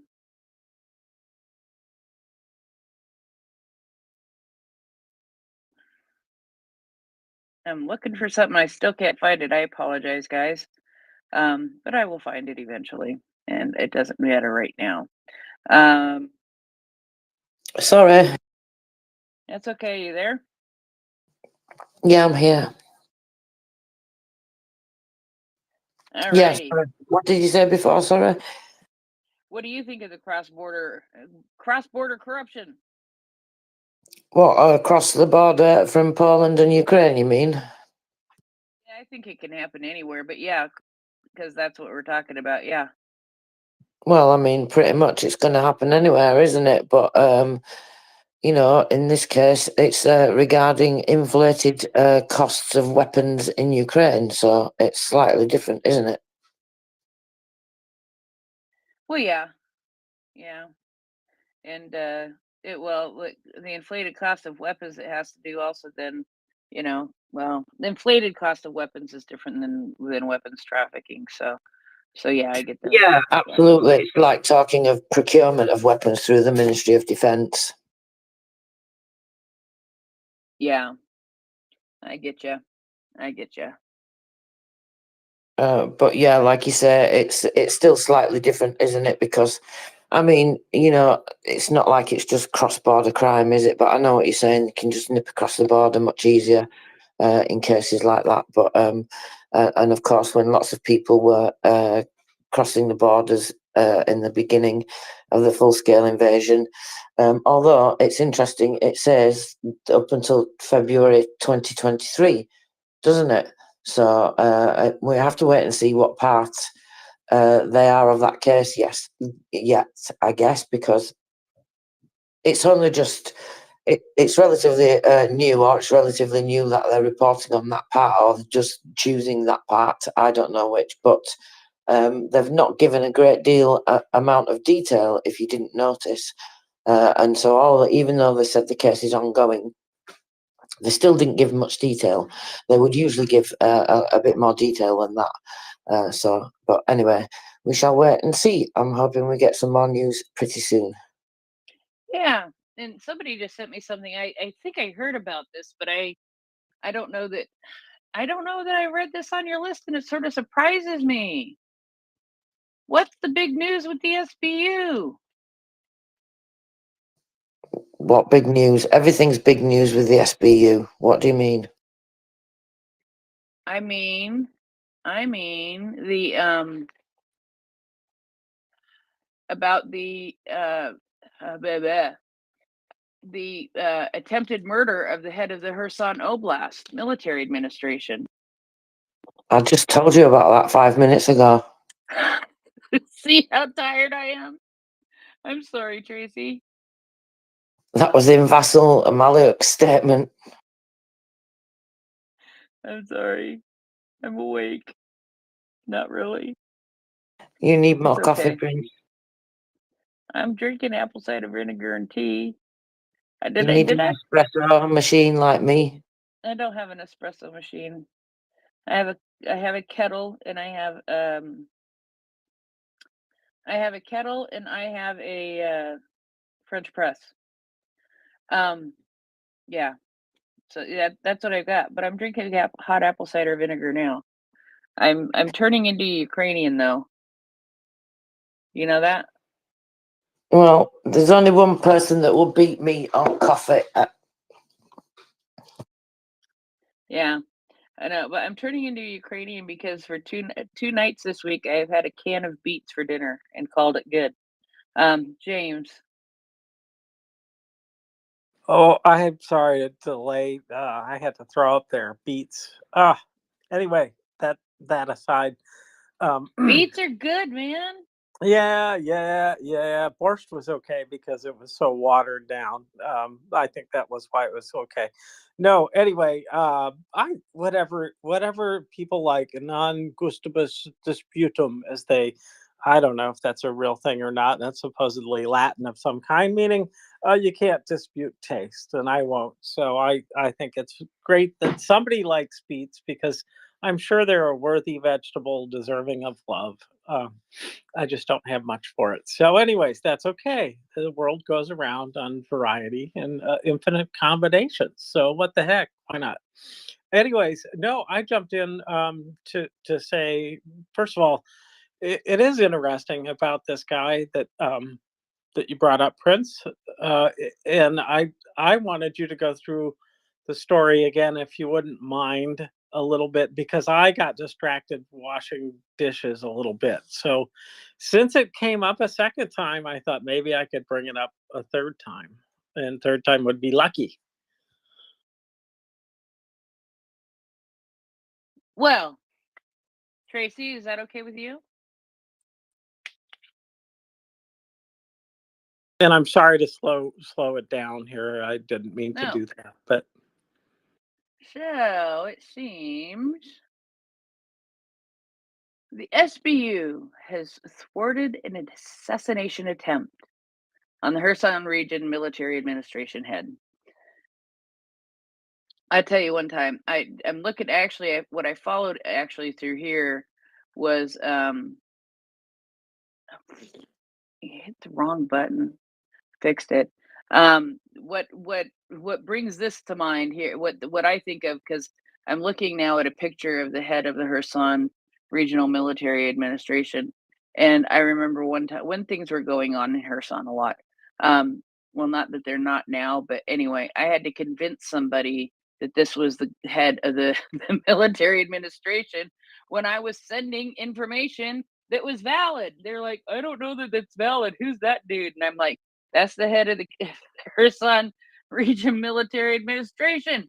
And people say, yeah. Anyway, that's cool. And- No, that's a good recap of it. I heard a lot of words from it, but it didn't. There's too much sound in my ear to hear it. But so great work, SPU. Right? I mean, I don't know Yeah. how they foil a plot except maybe through information, or maybe just luck and persistence in searching and stuff like that. But anyway, thank you. Yeah. So yes, and I love the way they worded this. A local resident of Kherson, a scoundrel, was detained on April 10th.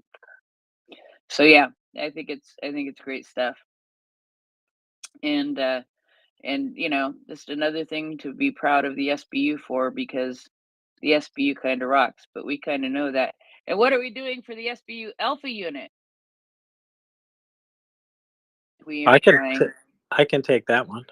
Go ahead. We're raising money for them so they can buy some basic equipment, ear protection, boots, jackets, plate holders, or plate carriers. Pardon me, plate carriers. So all those things. And I don't know that there was anything else. What am I missing? Anything? Oh, push to talk devices. I mean, there's a whole lot of options when it comes to tactical gear. I'm just giving examples off the top of my head. Yeah. I thought, Prince, I thought that's what it was going to be, was this combined, had ear protection as well as the speaker business, right? So they can talk while they're muted, essentially. So I'm glad that we're getting them top-notch stuff. We always actually, what we get them,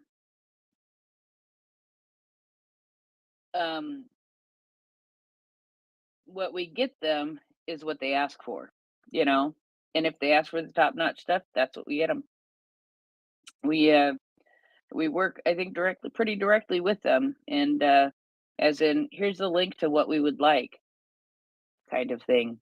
I actually don't do a whole lot of that, but I would imagine that they tell us exactly what they want, and that's what we raise funds for, and that's what we get, because really they know best what they need, and so it's them telling us what they need, not us saying, hey, can we buy this for you?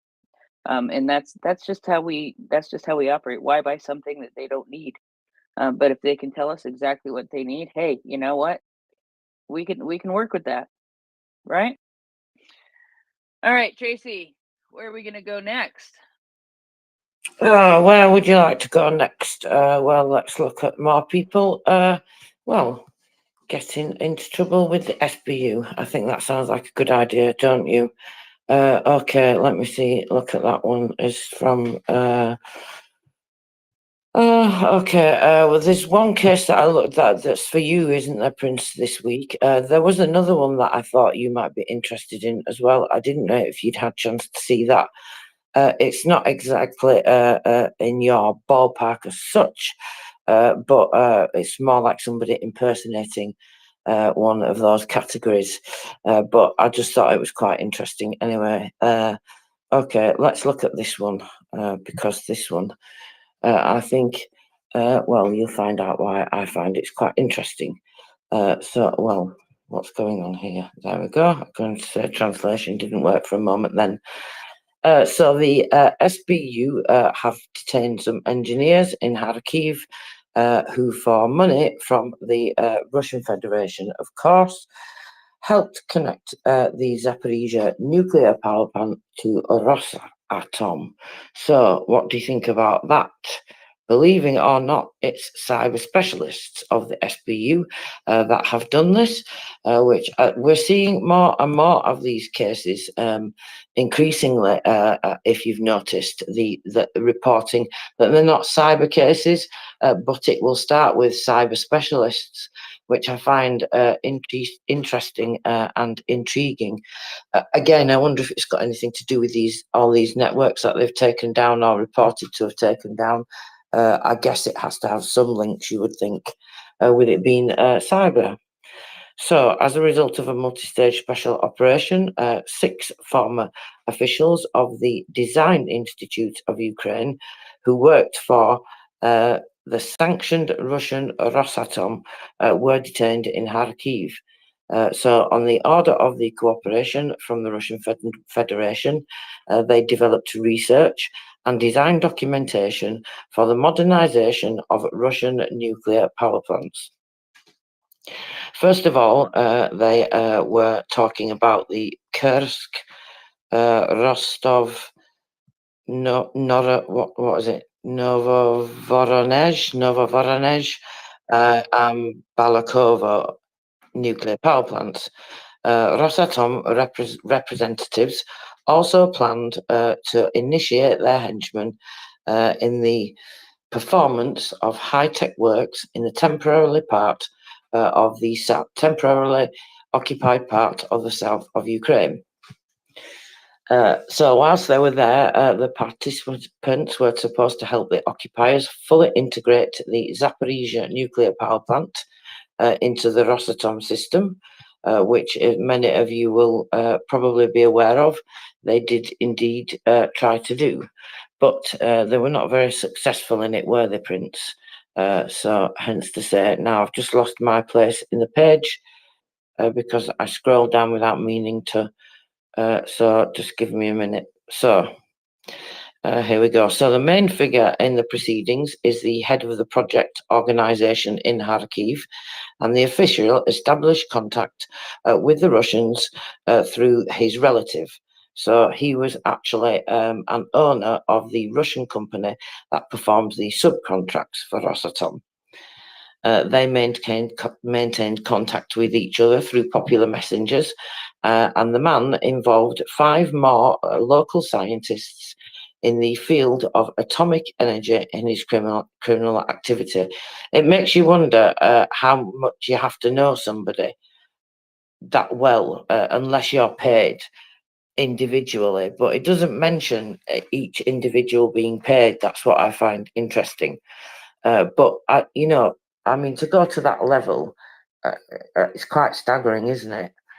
So the extras carried out the orders of it always says rachists, which maybe we should start using that. I don't know. That's debatable, I guess. And even in the conditions of the constant enemy missile and drone attacks on the regional centre. For cooperation with the occupiers, those involved received a reward in cryptocurrency from Russia. Well, did they ever get that, I wonder? Funds were supposed to be deposited into crypto wallets of fictitious persons who then would process and receive the sums and transfer it to the designers. During the searches and the places of work and the actual residences of the persons involved, documents, computers, and mobile phones that they used for cooperation with the terrorist country were seized. On the basis of the collected evidence, the investigators of the SBU notified all 6 detainees of several suspicions